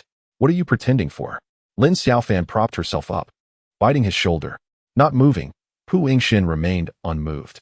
Lin Xiaofan exerted all her efforts, employing various methods of persuasion throughout the morning. Yet Pu Yingxin did not acquiesce to assist her in moving. Ultimately, the two, drained of energy, succumbed to slumber amidst their playful banter, sleeping soundly until the afternoon. I shall either starve or tire myself to death here. Lin Xiaofan grumbled irritably as she rose to dress. Pu Yingxin, leaning against the headboard, could not suppress his laughter. You still find it amusing, will you, or will you not help me move? Lin Xiaofan casually tossed her discarded nightgown onto Pu Yingxin's face. In a fit of anger, She stormed into her room and dragged out the suitcase she had packed long ago. At that moment, Gu Liping, who had been waiting since morning for her daughter's moving video, called. "Have you moved yet?" She inquired, her tone demanding. "Stop hurrying me. I'm in the midst of moving, and I will send you a photo of my packed belongings shortly." Lin Xiaofan redirected her frustration towards Gu Liping. Upon hearing her daughter's irate voice, Gu Liping felt a surge of delight. She intended to incite discord between Lin Xiaofan and Pu Yingxin, believing that frequent quarrels would gradually erode their affection. "I'll be waiting for your video tonight. If you don't send it, I'll come find you tomorrow," Gu Liping threatened. "No matter how late it is, I will send it to you," Lin Xiaofan retorted, hanging up the phone, her heart brimming with resentment. "First, I'll eat something, then I'll continue moving." Pu Yingxin approached her with a smile and embraced her. Lin Xiaofan made no objection, but in a huff, she plopped down at the dining table and began to eat, her chopsticks clattering loudly against the plate. She was filled with indignation. Ever since this man learned of her impending move to the dormitory, he had not uttered a single word to dissuade her. Nor had he shown even the slightest hint of reluctance or attachment. He appeared so calm and indifferent. This realization made her feel as though her heartfelt devotion had been misplaced. What infuriated Lin Xiaofan even more was that now, when she asked him for help with a few pieces of luggage, he was unwilling to lend a hand. Previously, when they were not cohabiting, she had encountered him on the street while struggling with heavy bags from the supermarket, and he had readily assisted her without a second thought. Indeed, men often fail to cherish what they have acquired. Such was Lin Xiaofan's thought as she succumbed to a fit of childish temper. "Why is there an angry fish at our dining table?" Pu Yingxin suddenly remarked. Unable to contain herself, Lin Xiaofan let out a soft laugh. "You are so annoying." She playfully glared at Pu Yingxin, fully aware that he was teasing her, likening her puffed-up demeanor to that of a bloated pufferfish. "I have contacted a smart lock installation company. They will be coming to the dormitory shortly to change the locks," Pu Yingxin said, while affectionately ruffling Lin Xiaofan's hair. "Later, a security company will also come to inspect the dormitory for any safety hazards. Once they have completed their work, I will help you move." His expression and tone were remarkably calm. Lin Xiaofan chose not to respond. At that moment, what she craved was not his tenderness or willingness to let go, but rather his reluctance and longing. By evening, everything had proceeded according to plan. Lin Xiaofan promptly recorded a video and sent it to Gu Liping. Still unsettled after viewing the video, Gu Liping insisted on a video call with Lin Xiaofan. "This place is quite nice. Xiao Guan is reliable in his work." Seeing that Lin Xiaofan had indeed moved according to her specifications brought Gu Liping a sense of reassurance. "You must video call me every night before you sleep." She reiterated her demand. Lin Xiaofan rolled her eyes, feeling as though she had lost even the most basic freedoms in life. Otherwise, should she truly confront Gu Liping? Given her temperament, it was highly likely that she would cause a scene at Shulan Hospital, confronting Pu Yingxin.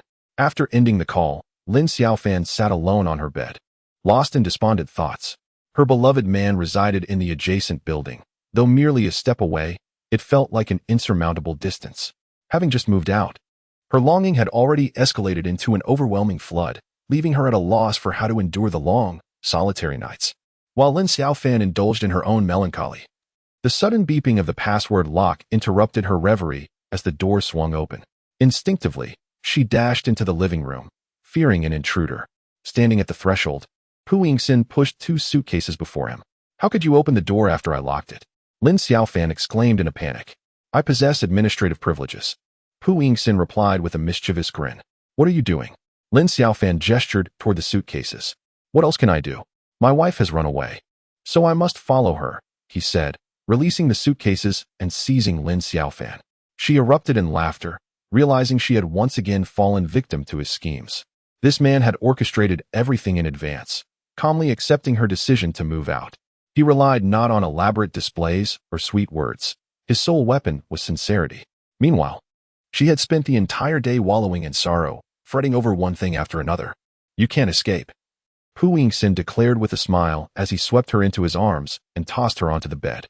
Lin Xiaofan clutched her clothes. "I need to test how comfortable this bed is first," she quipped as Pu Yingxin pinned her down. While the two were lost in their intimate exchange, Tang Shuiwa busied herself as well. She sent a message to Pu Yingxin. "Pu Yingxin, the teacher's birthday celebration is coming up, and students may bring family. What are your plans? I need to tally the attendees." Chapter 79, A Head of Silver Hair. a life of sweet milk tomorrow. My teacher's birthday celebration allows family members to attend. Would you like to join? Pu Yingxin asked, holding Lin Xiaofan close, seeking her opinion. Am I considered family? Lin Xiaofan murmured, feeling a twinge of anxiety within. Naturally, she yearned to attend under the auspices of being Pu Yingxin's family member, a coveted opportunity for many, but she was merely a girlfriend. Just say whether you wish to go or not, Pu Yingxin urged with a gentle smile. I do. Lin Xiaofan no longer concealed her true feelings. She desired everything from this man, his love, his acknowledgement, his status. The following day, they appeared together in a conference room at Shulan Hospital. The celebration for academician Zhang was arranged here, and the room was adorned simply yet warmly. Tang Shuiwei was bent over, laying a tablecloth on a table. Pu Yingxin, Xiaofan. You've arrived. Tang Shuiwei paused her task and greeted them with a beaming smile. Shuiwei, let me help you, Lin Xiaofan volunteered, assisting Tang Shuiwei with the cloth. The students present varied greatly in age. Some were nearing 60, while most were seasoned medical professionals in their 40s. However, Lin Xiaofan noticed that the attendees had come alone, without family members. A sense of foreboding washed over her, heightening her anxiety. Perhaps I should leave, Lin Xiaofan suggested softly, tugging at Pu Yingxin's sleeve. Since we are here, we shall remain calm, Pu Yingxin replied, his expression serious and his gaze profound. He had sensed the situation earlier than Lin Xiaofan but maintained his composure. He had already anticipated what he would face today. Pu Yingxin lowered his head and softly whispered a few words in Lin Xiaofan's ear, before embarking on a lengthy exchange of pleasantries with his senior colleagues. To Lin Xiaofan's surprise, none of these individuals inquired about her identity or greeted her. They merely cast a cursory glance in her direction. Thus, Lin Xiaofan quietly settled into a corner of the conference room, picking up a medical book from the table to peruse. Before long, an elderly gentleman with a head of white hair entered the room to the sound of enthusiastic applause. Lin Xiaofan promptly rose and moved to stand beside Pu Yingxin. The students' voices rose and fell amidst the warm applause. Academician Zhang, slender in stature with a slightly stooped back, possessed a piercing gaze that revealed both kindness and authority. He waved his hand and nodded in acknowledgement to the crowd. I told Tang Shuiwei that birthdays come year after year, which is nothing remarkable. You must prioritize your patients. If there are surgeries or urgent matters, do not attend. Academician Zhang stated as he took his seat. We remember our teacher's teachings. Everyone here today has the time to be present, a student remarked. The student, appearing to be in his 40s, suddenly turned pale with fear and lowered his head, too intimidated to utter a word. If it weren't for Yingxin cleaning up your mess, there would have been a medical mishap, Academician Zhang admonished sternly, leaving no room for any student present to intervene. Lin Xiaofan found herself in awe of such a prominent figure, and as she witnessed him publicly reprimanding his students without mercy, her heart raced with anxiety. As the organizer of the event, Tang Shuiwei broke the deadlock. The students immediately regained their spirited smiles and began to sing the birthday song. Academician Zhang, after blowing out the candles, cut the cake and directed his gaze toward Lin Xiaofan, who stood behind Pu Yingxin. Teacher, this is my girlfriend, Lin Xiaofan. Pu Yingxin promptly introduced. Lin Xiaofan quickly crouched slightly and offered her well wishes with a radiant smile. Academician Zhang nodded, casting a meaningful glance at both Pu Yingxin and Lin Xiaofan, remaining silent. He seemed even less pleased to find himself in close proximity to Pu Yingxin. Lin Xiaofan discreetly glanced at Pu Yingxin, noticing that he remained calm and composed. Academician Zhang graciously accepted each gift, expressing nothing beyond gratitude. The moment the video was projected onto the white screen, the conference room fell into an expectant hush. The first patient had become a grandfather, surrounded by 3 generations, flying a kite on a grassy lawn. The second patient, now in his 40s, had opened a small shop and was managing the cash register. The third patient appeared to be in his 20s, enjoying a stroll by the riverside with his girlfriend and their dog. Academician Zhang leaned forward, his brow furrowed, displaying a serious demeanor as he observed intently. It was on Lin Xiaofan's suggestion that Pu Yingxin prepared this gift. In this poignant moment, Lin Xiaofan felt a wave of anxiety, her palms clammy with sweat, uncertain if her idea had been ill-conceived. This is why we strive to heal and save lives. This embodies the essence of being a physician. A look of contentment and joy spread across Academician Zhang's face. Teacher, I understand. Pu Yingxin leaned closer to him. Let us never forget the original intent and mission of our medical vocation. Academician Zhang spoke earnestly and, rising, gently patted Pu Yingxin on the shoulder. Under the care of a compassionate and skilled physician, the ordinary lives of three remarkable individuals had been transformed as they valiantly battled against death and fate with his assistance. Wordlessly, academician Zhang shook his head, declining the company of his students, and departed the conference room alone. As a doctor, he was acutely aware of his limitations. No amount of accolades, rewards, or gratitude bestowed by society could ever compare to the profound impact of saving a single life. Chapter 80. The arrival of the Grand Empress Dowager Pu Yingxin was momentarily taken aback. Subsequently, under the watchful eyes of his senior colleagues, he exited the conference room. Following in the footsteps of his teacher, Lin Xiaofan's heart raced uncontrollably. There remained but one possibility. It was because of her. Overcome with anxiety, Lin Xiaofan completely forgot about the multitude of onlookers surrounding her. Her thoughts were consumed with concern for Pu Yingxin. This man, so exceptional, brimming with ideals and aspirations. Soared above his peers in the field of medicine, exuding a brilliance that was hard to overlook. Yet, for her sake, he had ventured into the animal experimentation platform, acted as a guarantor for Jun Ku, and accompanied her to both the Shuan Hospital and their teacher's birthday celebration. Beyond material gifts, he had bestowed upon her love and care, potentially sacrificing his own future in the process. Xiaofan, what is the matter? Tang Shuyue inquired with a smile as she approached her. Lin Xiaofan felt a tightness in her throat, unable to articulate the guilt, self-reproach, and affection that swirled within her. Do not worry about Pu Yingxin. He is the apple of our teacher's eye, Tang Shuyue remarked, intentionally employing flattery and comfort with words that struck a chord deep within. She intended to make Lin Xiaofan feel guilty, to instill in her the notion that she had squandered the potential of an extraordinary individual. Lin Xiaofan felt a sudden pang of pain in her heart, accompanied by a lingering ache in her back. Would you like a cup of tea while you wait? Tang Shuyue continued her feigned concern for Lin Xiaofan. I'll sit for a moment, Lin Xiaofan managed to utter with great difficulty. The senior colleagues in the conference room were well aware of the reason the teacher had summoned Pu Yingxin alone. They quickly dispersed, leaving the room. Tang Shuyue cast a glance at Lin Xiaofan, who was huddled in the corner, before departing as well. In this encounter, she had achieved a complete victory. Lin Xiaofan remained alone in the vast conference room, cradling a cup of tea in her hands. She felt cold and her thoughts were in disarray. Are you cold? Pu Yingxin approached and took Lin Xiaofan's hand in his own. He observed the desolate sight of this woman, solitary in the immense space. Lin Xiaofan immediately met his gaze with concern, unable to articulate her feelings. At that moment, all that existed for them was each other, devoid of self. Their journey home was marked by silence, the atmosphere colder than the autumn frost. I'm sorry, Lin Xiaofan murmured softly. Do not overthink it. The teacher's conversation with me pertains to my own considerations, not yours. Pu Yingxin remained tranquil and composed, his tone steady. She possessed neither the courage to confront the situation nor the clarity to manage it. The teacher was a classmate of my grandfather, Pu Yingxin suddenly revealed. Oh.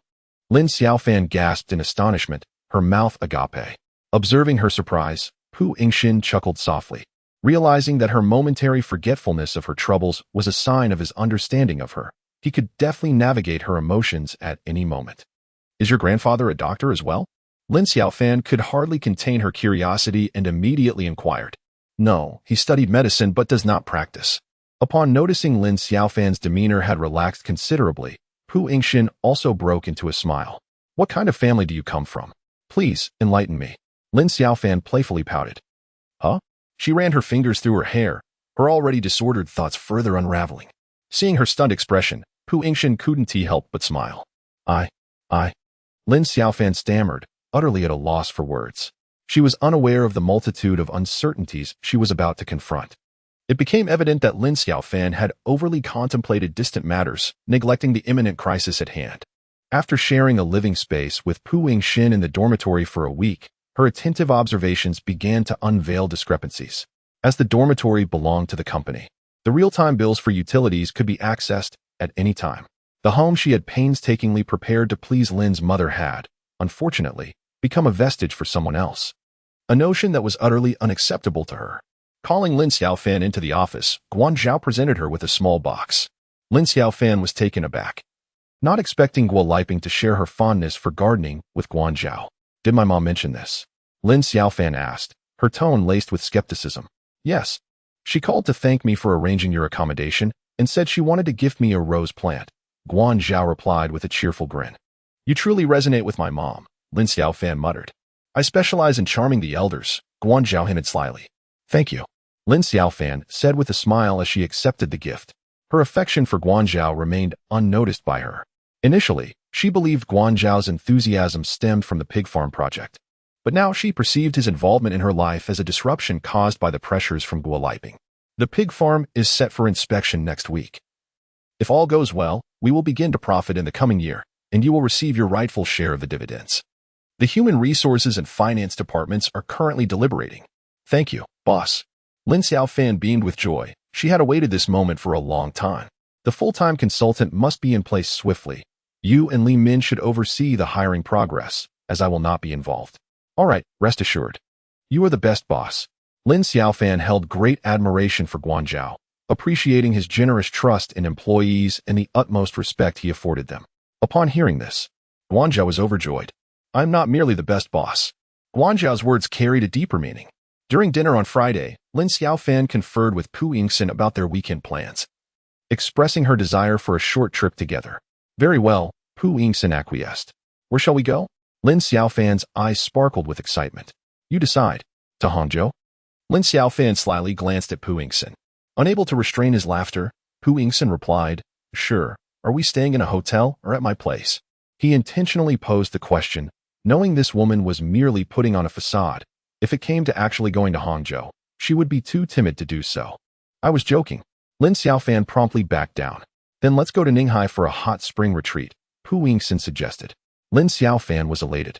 Her anticipation for the upcoming journey palpable.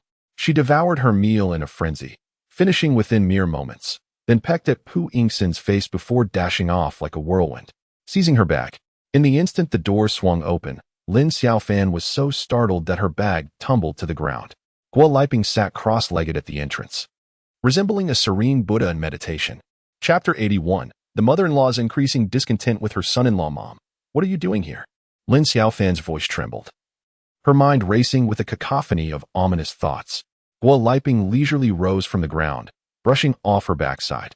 May I come in? She inquired with an air of false politeness, shedding her usual fierce demeanor. Pu Yingxin, having overheard their exchange from the dining area, hastily set down his utensils and approached the door. Hello, Auntie, he greeted with a slight nod. He observed Guo Liping's short hair, her slightly darker complexion, and her unpretentious attire. Her sharp, astute gaze betrayed a certain fierceness, yet her features were well-defined, and her figure was proportionate, indicative of a woman whose striking beauty had endured the trials of life. Who holds the authority between you two? Might you grant me a seat? Guo Liping barely acknowledged Pu Yingxin, casting a sidelong glance before adopting a sarcastic tone. Mom, please sit here. I'll get you a glass of water. Lin Xiaofan gestured toward a chair, her head bowed as she made her way to the water dispenser.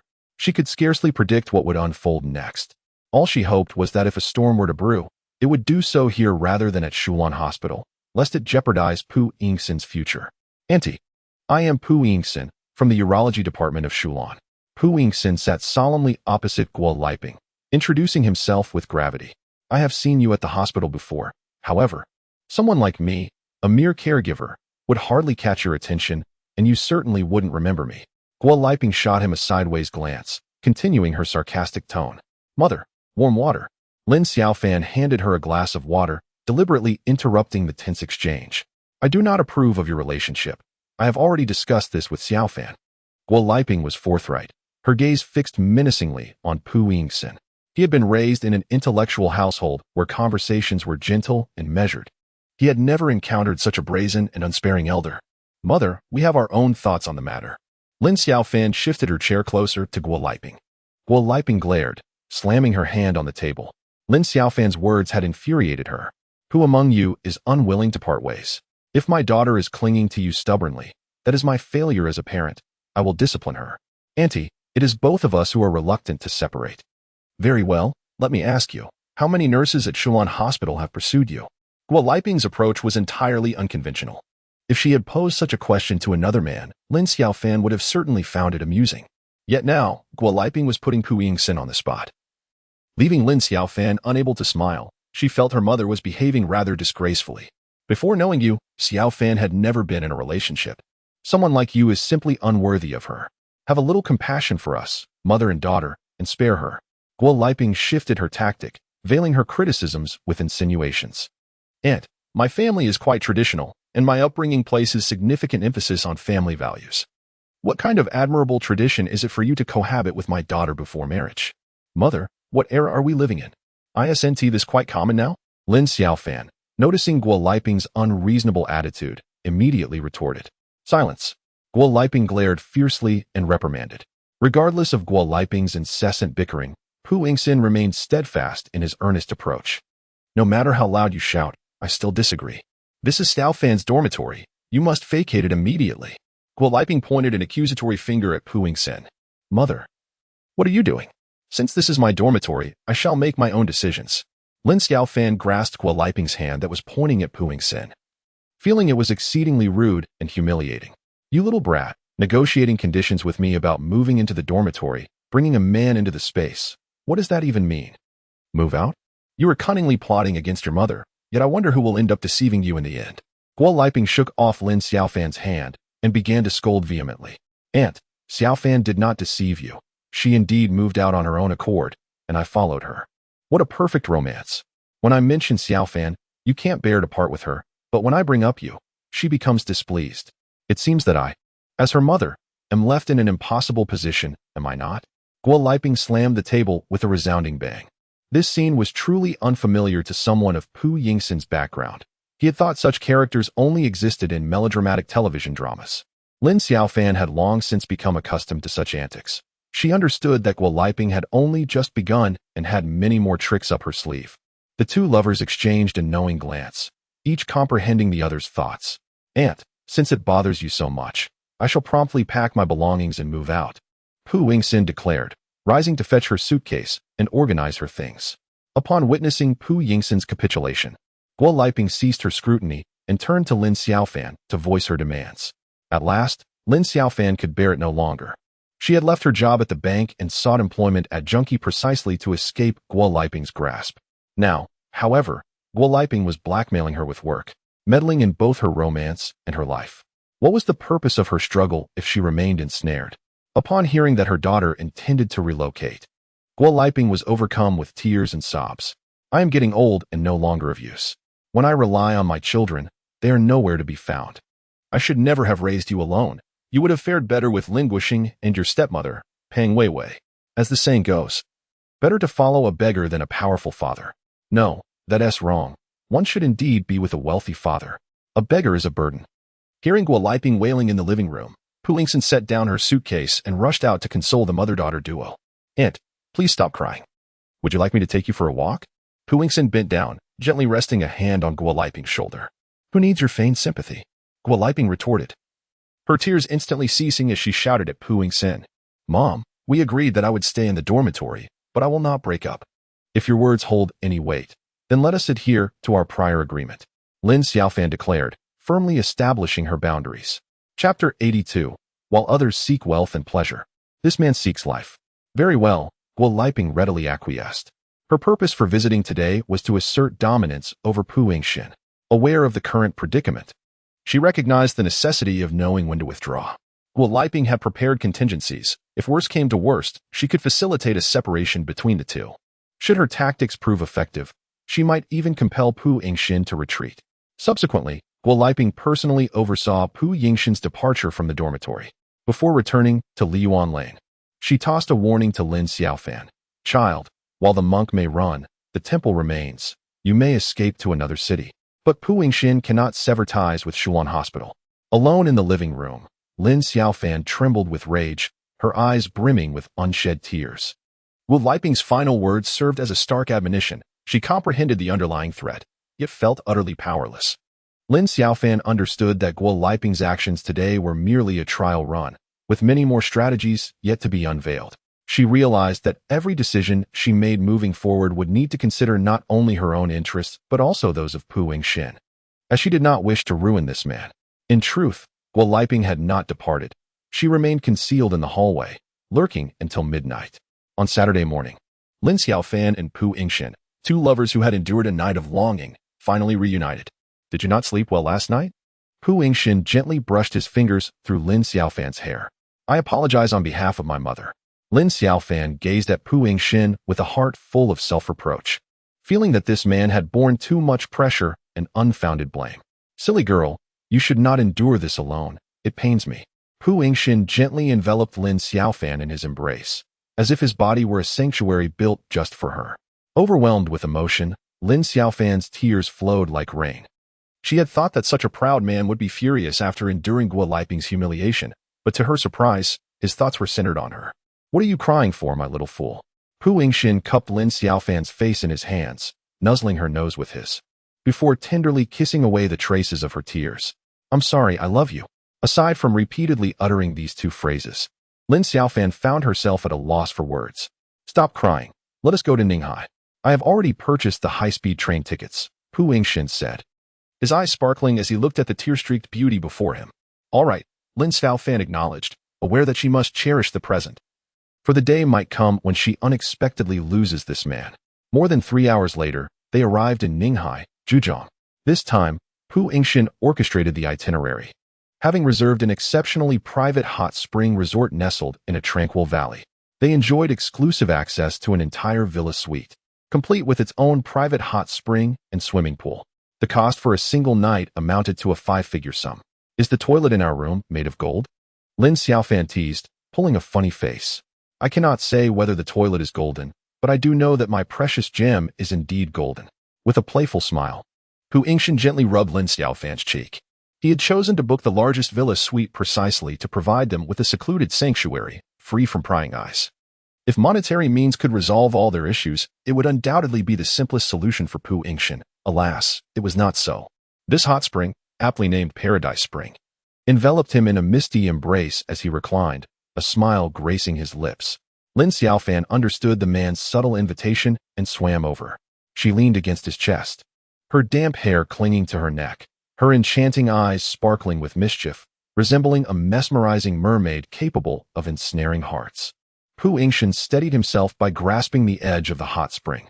Lin Xiaofan entwined herself around his waist, their limbs intertwined, swaying gently with the warm water, their bodies harmoniously united. Will Google Maps capture us? Lin Xiaofan, feeling a twinge of anxiety afterward, asked with a worried expression. Pu Yingxin chuckled, covering his face with amusement. This woman was always fretting about one thing or another, living each day in a state of apprehension. Theoretically, it was possible, but as they both knew, the likelihood was exceedingly low. Lin Xiaofan wrapped her arms around his neck, exclaiming her contentment. She felt her limbs relax and a delightful lightness envelop her. Dressed in a white bathrobe, she frolicked about the room like a playful rabbit. Witnessing her unadulterated joy, Pu Yingxin's expression softened into one of affectionate indulgence. Are you hungry? Starving to the point of near death. Lin Xiaofan replied cheerily, playfully swaying her hair like the ears of Zhubeiji. I'll call the hotel to arrange for our meal. As Pu Yingxin spoke, he picked up the phone. Before long, the room service attendant arrived, pushing a heated cart laden with a sumptuous meal. Lin Xiaofan glanced at the spread and realized it was filled with her favorite dishes. Instantly, she resembled a mischievous monkey, crouching on the sofa and devouring the food voraciously. Am I torturing you? Pu Yingxin teased with a smile. Haha, you are the kindest person in this world to me. Lin Xiaofan confessed, her spirit thoroughly at ease, revealing her innermost feelings. As the words escaped her lips, a wave of shyness washed over her, prompting her to lower her gaze. Pu Yingxin gazed at her tenderly, remaining silent for a long while. After a moment, he rose to leave. Lin Xiaofan felt a surge of anxiety. She was uncertain whether her earlier words had inadvertently placed pressure on him.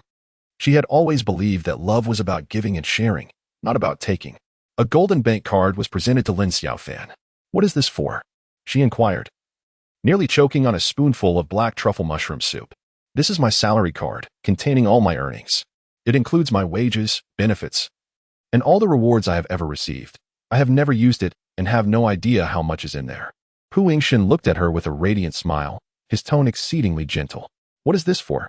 Lin Xiaofan's heart raced to her throat, beyond repeating her question. She found herself at a loss for words. She sensed the man's intentions yet remained perplexed about his thoughts. We cannot let your financial talents go to waste. Take this to invest and manage, Pu Yingxin remarked with a slight smile. I. Lin Xiaofan's hands trembled. If I lose, it is my own fault. Do not carry any psychological burden. As Pu Yingxin spoke, He gently placed the bank card against Lin Xiaofan's chest. Chapter 83. Is it truly so difficult to attend a concert? Observing Lin Xiaofan's heavy heart in silence, Pu Yingxin promptly took a seat beside her. What troubles you?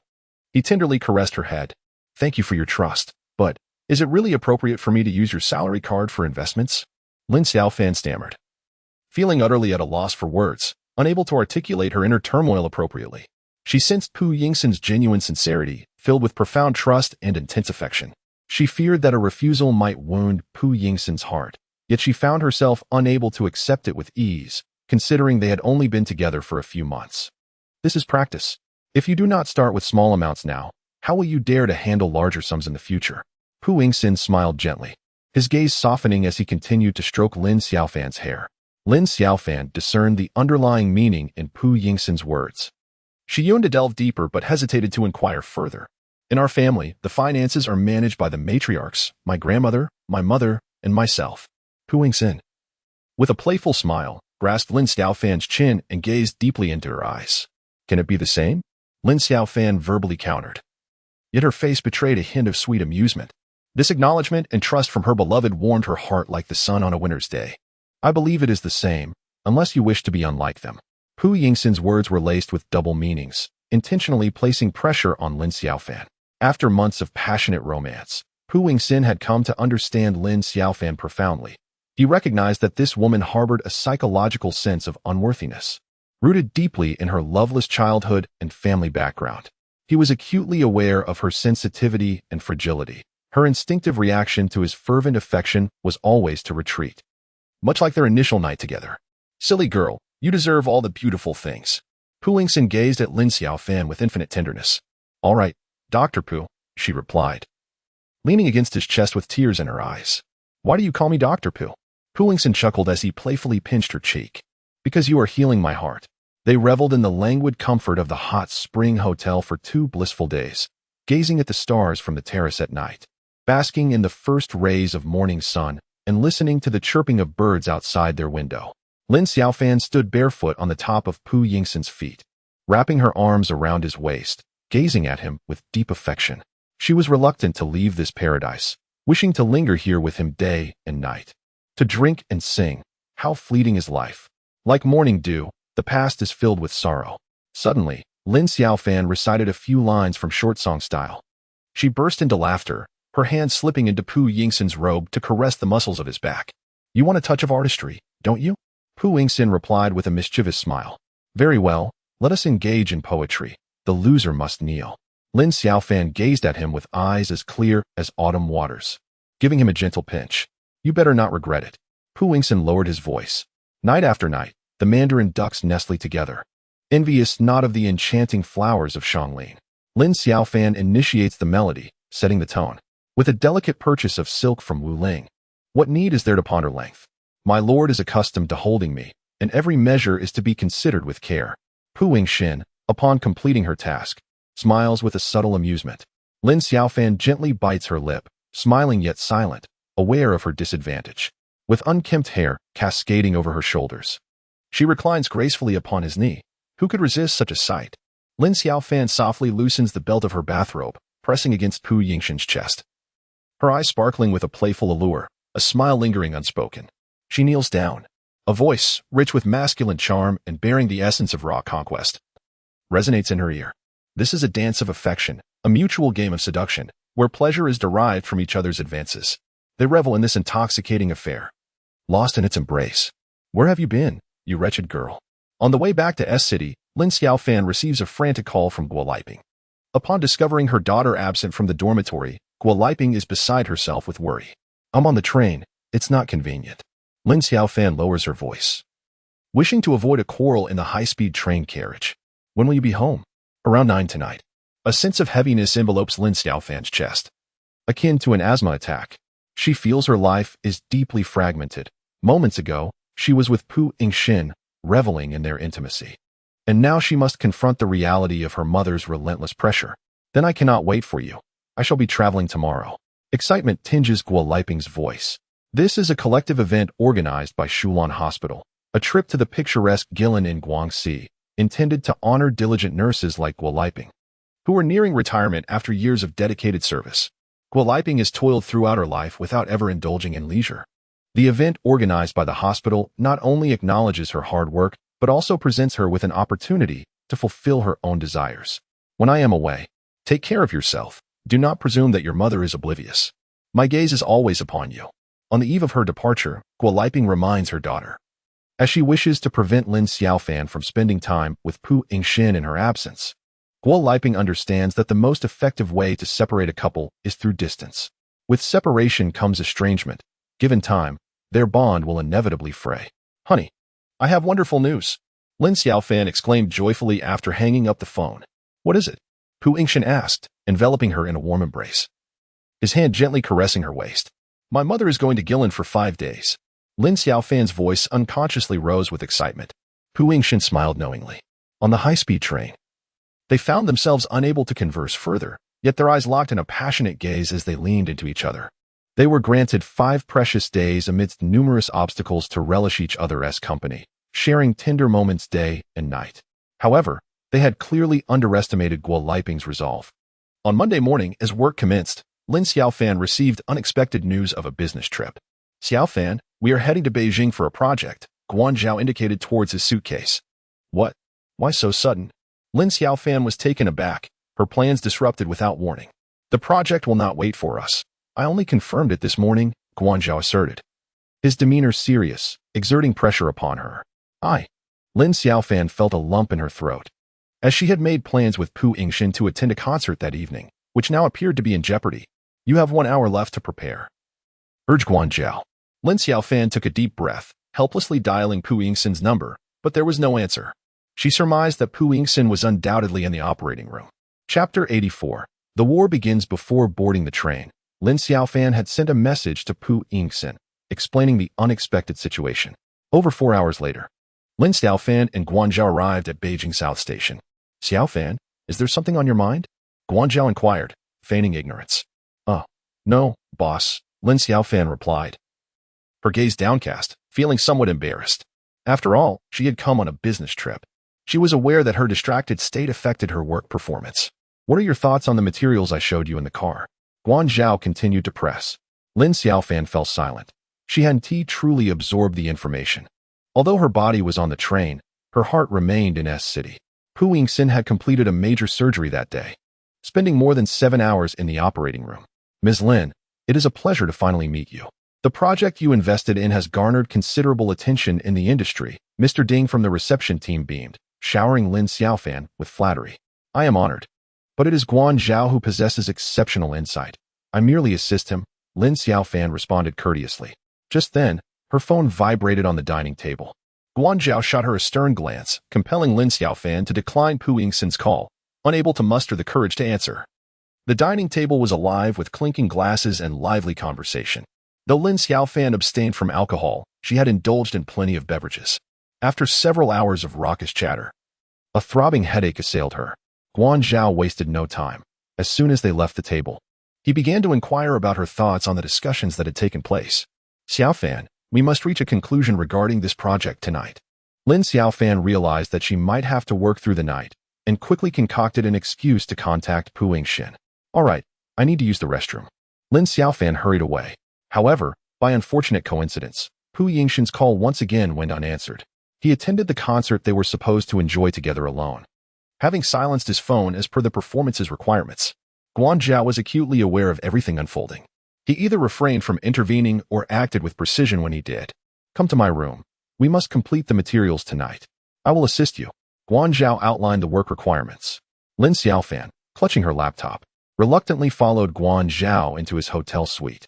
They engaged in fervent discussions at the writing desk, brainstorming incessantly. By around 2 a.m, both were mentally exhausted and utterly fatigued. Guanzhao promptly ordered a late-night snack to replenish their energy. Seizing the moment of respite, Lin Xiaofan picked up her phone, which she had silenced. The screen displayed several missed calls from Pu Yingxin, along with numerous messages. Are you still awake? Don't forget to take your asthma medication. Pu Yingxin gently inquired over the phone. I'm fine. I will remember, Lin Xiaofan replied. Hearing Pu Yingxin's soothing voice eased the anxiety that had plagued her throughout the day. Observing Lin Xiaofan on the phone with Pu Yingxin, Guanzhao seized the opportunity. Dr. Pu, rest assured, Xiaofan is perfectly well. She is working with me. She will be just fine. Guanzhao raised his voice deliberately, ensuring that Pu Yingxin could hear him. On the other end of the line, Pu Yingxin fell silent, fully aware of Guanzhao's intentions. Where are you now? Pu Yingxin inquired, his tone growing more serious. I'm at the hotel. Have Guanzhao take the call, he commanded, his voice leaving no room for argument. Lin Xiaofan hesitated for a moment before passing the phone to Guanzhao. Dr. Pu, how may I assist you? Guanzhao replied cheerfully. Xiaofan's asthma has not yet healed. Her fatigue may trigger an acute episode, Pu Yingxin articulated in a professional manner. All right, thank you for the reminder.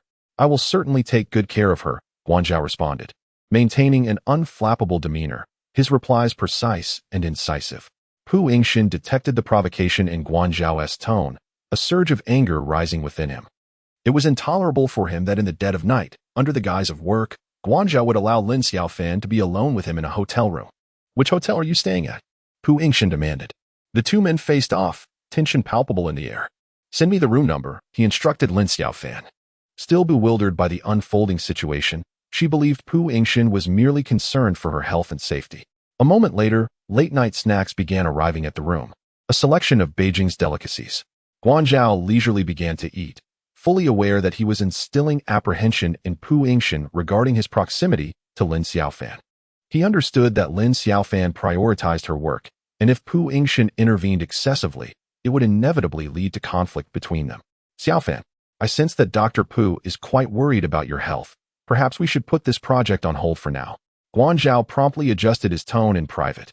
No, I'm fine, Lin Xiaofan replied, feeling quite embarrassed and quickly declining his concern. Our company culture revolves around prioritizing our employees. I am not one to exploit others. Guanzhao remarked with a smile, attempting to lighten the mood. Boss, I truly feel fine. A little midnight snack, and I shall be as good as new. Lin Xiaofan said, reaching for the donkey meat pie on the table. However, upon taking a bite, she choked, needing to rise to fetch some water. Guanzhao immediately stood as well, extending his hand to gently pat her back. Lin Xiaofan wished to refuse his assistance, but her flushed face rendered her speechless. Guanzhao beamed at her, finding her utterly adorable. Are you 3 years old? Choking on a donkey meat pie? He teased, while continuing to soothingly stroke her back. Lin Xiaofan felt his warm palm travel from her back to the strap of her undergarment, her cheeks burning all the way to her neck. Boss. She attempted to speak, yet words eluded her as the discomfort in her chest intensified. Guanzhao was thoroughly amused. All right. Be good, no need to speak. Seizing this intimate moment, he expressed gentle concern. Just then, the doorbell rang. Guanzhao released Lin Xiaofan and hurried to answer the door. Lin Xiaofan quickly drank a sip of warm water. Hello, is Ms. Lin Xiaofan at home? A professionally dressed woman in her 30s stood at the entrance, wearing a white blouse, black trousers, and a dark overcoat. I am Lin Xiaofan, she said, lightly tapping her chest as she approached the door, pondering who could possibly be seeking her at such an hour in Beijing. I am Mr. Pu's appointed lifestyle assistant, and I will be providing you with assistance in your work and life in Beijing over the next few days. Chapter 85. A sudden thunderbolt. Lin Xiaofan found herself utterly bewildered, lost in confusion. Is the lifestyle assistant you arranged for me? She quickly dialed Pu Yingxin's number. Yes. I have transferred my father's lifestyle assistant in Beijing to assist you for a few days, Pu Yingxin replied nonchalantly. He had deliberately chosen to act without prior consultation. Fully aware that seeking Lin Xiaofan's approval would likely lead to a refusal, he would not tolerate any audacious provocation directed at Lin Xiaofan in such a manner. Is that really necessary? Lin Xiaofan felt quite embarrassed. Her superior, Guanzhao, typically traveled alone on business, yet here she was, a subordinate with a lifestyle assistant. Otherwise, I would not have come. Pu Yingxin spoke with a serious tone, leaving no room for Lin Xiaofan to decline. Faced with Pu Yingxin's steadfast insistence, Lin Xiaofan reluctantly acquiesced to his arrangement. The arrival of the lifestyle assistant not only caught Lin Xiaofan off guard, but also greatly astonished Guanzhao. Ever since Pu Yingxin had guaranteed for Jinka, he had recognized the immense influence this individual wielded. Now, with merely a phone call, in less than an hour, and at such an unearthly hour, he had managed to orchestrate the delivery of a lifestyle assistant directly to Beijing. Moreover, the assistant appeared to possess a high level of professionalism, unlike a mere temporary hire. Xiaofan, what does Dr. Pu's family do? Guanzhao inquired, his eyes glimmering with curiosity. I do not know, Lin Xiaofan replied with an awkward smile. Upon hearing this, Guanzhao assumed Lin Xiaofan was deliberately concealing information and chose not to press further. The following day, the life assistant shadowed Lin Xiaofan, attending to her every need with unwavering dedication. Initially, Lin Xiaofan found it exceedingly difficult to adapt, feeling as though her freedom had been stripped away. However, she soon discovered that this life of having meals served and comforts provided was rather pleasant, and she gradually came to accept it. All right, when are we leaving? I shall pack my bags immediately, Lin Xiaofan exclaimed with impatience. Without delay, she convened a meeting with her team members, Wang Wei and Lu Chang. During the meeting, Lin Xiaofan expressed her dissenting opinion, asserting that the project in Beijing was ill-suited for junkie investment. Why didn't you voice this while in Beijing? Guanzhao inquired, visibly displeased. Guanzhao's irritation grew further. Xiaofan, this is the last time, he admonished her. Wang Wei, ever perceptive, immediately sensed the unusual tension. She was aware that Lin Xiaofan had always been the company's star, enjoying special privileges, and the boss had never publicly reprimanded her before. As Wang Wei pondered the boss's intentions, murmurs began to circulate within the company. They feast while we merely savor the broth. Indeed, being assigned to Lin Xiaofan's team felt like striking gold. Was there yet another new project on the horizon? Oh, one must cling to the powerful. Just as they settled in, a call from Guo Liping came through. Lin Xiaofan furrowed her brow, reluctant to answer. Are you having fun? She asked reflexively, without engaging her thoughts. Lin Xiaofan's sensitive heart suddenly sensed something amiss. Having relied on each other for 20 years, she was acutely aware of Guo Liping's tone and demeanor. This call exhibited a lack of confidence, devoid of any self-restraint. An ominous premonition began to take root within Lin Xiaofan. After a moment of contemplation, she dialed the number of her matchmaker, Director Wang. She was aware that he too had participated in the event. Xiaofan, your mother informed you, didn't she? No need to worry, just remain calm. Director Wang interrupted Lin Xiaofan before she could articulate her thoughts, offering her solace. What happened to my mother? Lin Xiaofan felt her heart leap into her throat, her mind buzzing with anxiety. It was as if Director Wang had issued an unspoken diagnosis over the phone. All right, I will prepare immediately. Lin Xiaofan trembled uncontrollably, her phone slipping from her grasp and falling to the ground. She quickly seated herself, clasping her hands tightly across her chest, desperately attempting to impose calmness upon her tumultuous emotions. Xiaofan, regarding the project in Beijing. Guanzhao pushed open the door, holding a stack of documents. Upon seeing Lin Xiaofan's vacant expression, tear-streaked face, and trembling body, he was taken aback. What's wrong? Are you unwell? He swiftly closed the door and rushed to her side. I'm fine, Lin Xiaofan managed to say, her teeth chattering audibly. If something is troubling you, don't keep it to yourself. Please share it with me. Guanzhao furrowed his brow, placing his hands gently on Lin Xiaofan's shoulders to steady her. My mother is ill. Tears streamed down Lin Xiaofan's cheeks, each drop falling like raindrops upon the floor. It's all right. Don't worry, Guanzhao consoled, drawing her into a comforting embrace. With today's advanced medical science, everything will be fine. Seeing Lin Xiaofan weep uncontrollably yet not pushing him away, he held her tighter, offering reassurance. Look, just look. Outside the office, a group of gossiping onlookers exchanged furtive glances and subtle insinuations. They had caught sight of the boss embracing Lin Xiaofan behind the blinds. How scandalous. I must recite some calming mantras. This is simply outrageous. I need to wash my eyes with some eye drops. The hushed whispers of the colleagues reached Lin Xiaofan's ears. She deliberately took a cup to the pantry to brew coffee, allowing her to pass by Lin Xiaofan's office while gripping her phone. Chapter 86. Romeo and Juliet, my dear. Mother will no longer be able to protect you. Guo Liping sat on the sofa, her complexion ashen, devoid of vitality. Mom, you will be fine. I have already spoken with Director Wang. She will personally perform the surgery on you. Lin Xiaofan knelt before Guo Liping, grasping her hand, tears streaming down her face. I fear not death, but my only regret is that I have not helped you find a good family. When you are left all alone, who will care for you? As Guo Liping spoke, she wiped away her tears. Perhaps it is a misdiagnosis. We must wait until the surgery is completed and the pathology report is available. Lin Xiaofan sought hope amidst her despair. Guo Liping and her daughter exchanged tearful glances, having worked as a nurse in the breast surgery department for over a decade. She understood that Director Wang would not make an error. You will need to complete the hospital admission procedures tomorrow, undergo all preoperative tests the day after. and the surgery can be scheduled for next Monday. I have discussed everything with Director Wang. If all goes according to plan, you will be the first surgery on Monday. Lin Xiaofan conveyed her arrangements to Guo Liping. She gazed quietly at her mother, whose eyes were lined with wrinkles and who often raised her voice in exasperation. It was then that she realized how aged her mother had become, with a considerable amount of gray hair. She had always believed that her banter with Guo Liping would persist indefinitely. She had never contemplated the day when she would truly face the prospect of losing her. This weathered woman had once guided her through countless dark nights, taking her to children's hospitals during her childhood. Now that she had grown old, it was time for her to care for her mother. My dear, I must make it clear that I cannot agree to your relationship with Pu Yingxin. Let me reiterate. That is only possible when I am no longer here, Guo Liping stated, her words sharp as a knife, yet delivered in a calm tone. Lin Xiaofan's already battered heart felt as though it had been crushed, the pain rendering her breathless. I understand, Lin Xiaofan replied softly, tears cascading down her cheeks. Subsequently, she gathered and organized the necessities and documents needed for Guo Liping's admission.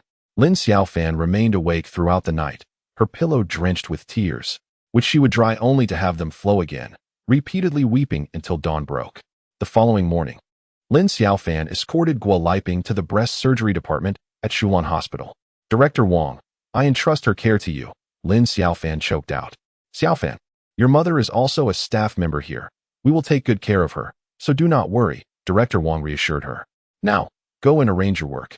You will certainly need to take a few days off after the surgery. He deliberately downplayed the situation. Xiaofan, focus on your matters. I will personally oversee this project, so you need not concern yourself further. His tone was gentle. Thank you, boss, Lin Xiaofan said without hesitation, for her mind was preoccupied with more pressing concerns. She was acutely aware of the musical concert she owed to Pu Yingxin. From the moment they first met, he had been inviting her to attend a concert together. Yet fate had conspired to thwart their plans time and again. Now, the opportunity was slipping away.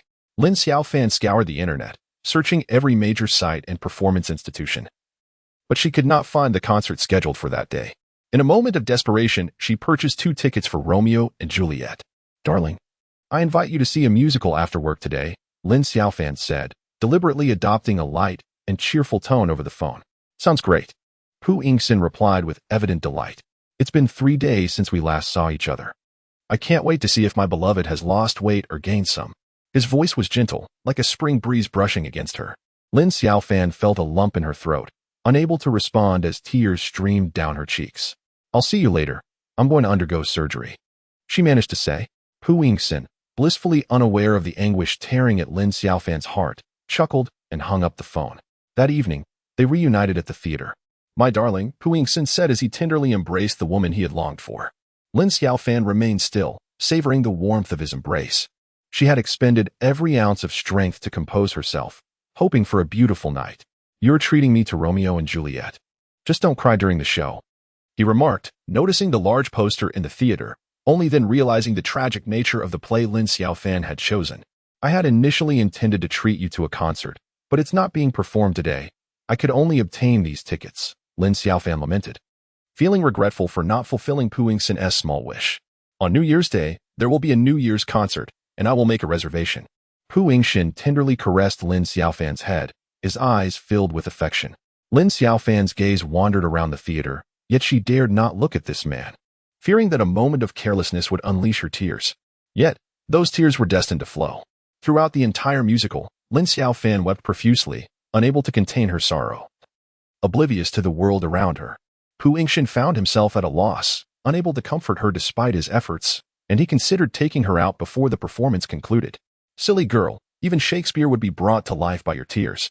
After the show, Pu Yingxin gently held Lin Xiaofan in his embrace, attempting to lighten the mood with playful banter. Darling, Lin Xiaofan, though ensnared in a web of emotions, could utter nothing beyond that one word. She nestled against Pu Yingxin, greedily inhaling his scent, her hands unfastening his clothing. I am here. Pu Yingxin cradled her face, wiping away her tears, his eyes brimming with love. He sensed that this evening, she was unlike her usual self, attributing it to the impact of the musical on her emotions. Lin Xiaofan clung tightly to Pu Yingxin's waist, as if he might vanish at any moment. Baby, Pu Yingxin softly called her name, showering her with kisses all over. Lin Xiaofan responded with abandon. That night, enveloped in deep love and longing, Lin Xiaofan and Pu Yingxin entwined in a passionate embrace, reluctant to part. They were both wild and romantic, lost and entranced. With a sense of reluctance and nostalgia, it felt akin to a grand farewell. In that most forgetful moment, Lin Xiaofan's nails dug deep into Pu Yingxin's skin as she moaned, "Husband, I love you," tears streaming down her cheeks. Pu Yingxin deeply kissed her, and the two embraced tightly, reluctant to part. At dawn the following day, Lin Xiaofan gently rose from bed. She left the golden bank card that Pu Yingxin had given her beneath the pillow. Quietly, she crouched at the bedside, gazing at the man who slept peacefully, and then took a moment to observe the room she had inhabited for several months. Chapter 87. I departed softly, just as I arrived softly, my dear. Pu Yingxin, eyes closed, reached out and found the bed empty. A further touch revealed that Lin Xiaofan's spot was quite cool. Startled, Pu Yingxin sprang from the bed without even donning his clothes, hastily searching every room. To his dismay, he found no one. He picked up his phone to call Lin Xiaofan, only to discover that she had already sent him a message. A thunderous realization struck him. He knew this woman all too well. Last night, he had sensed her pain and despair, initially attributing it to Romeo and Juliet.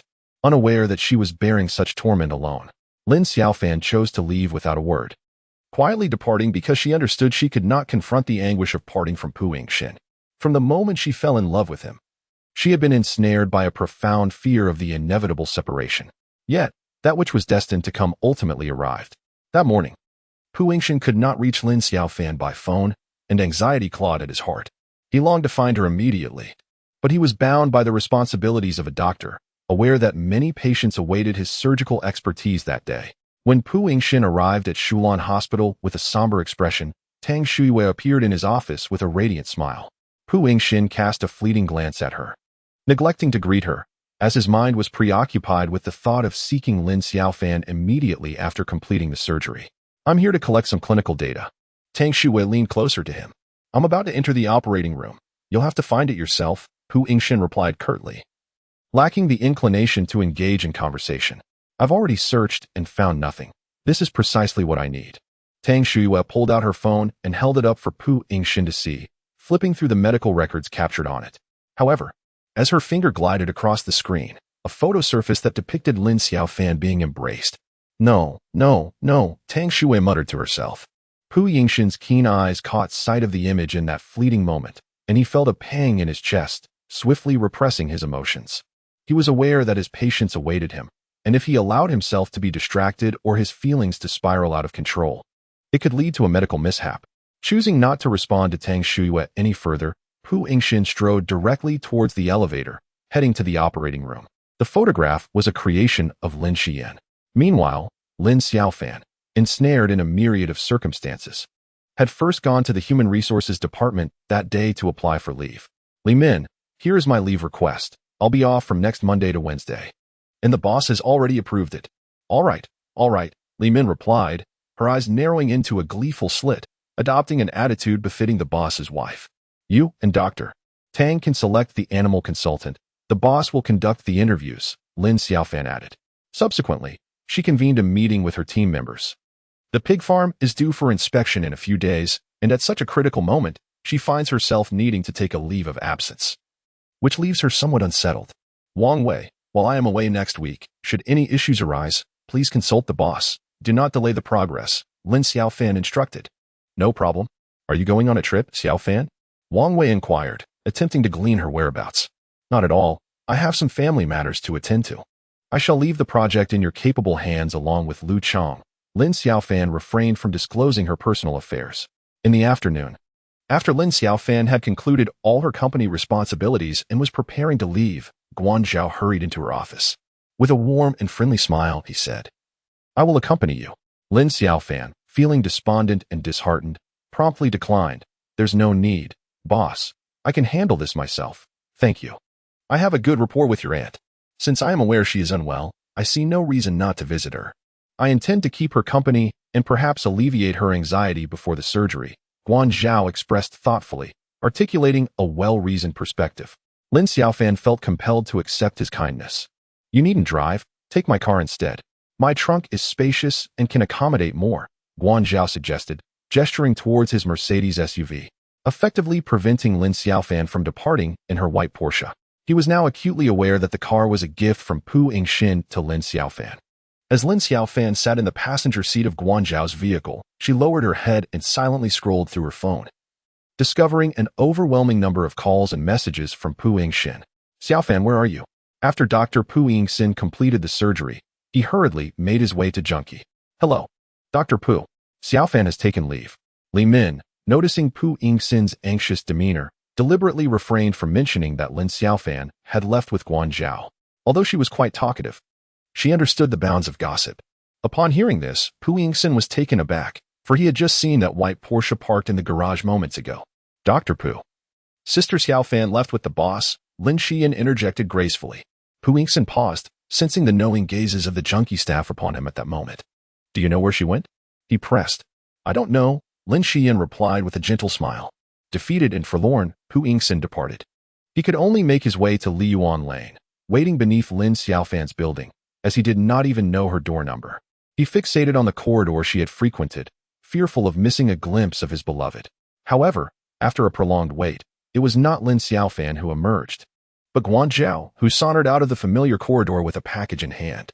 Pu Yingxin hesitated for a moment, then opened the car door and called out to him. "Boss Guan." "Oh, Dr. Pu, what brings you here?" Guanzhao's eyes darted, already forming a conjecture. "Where is Xiaofan?"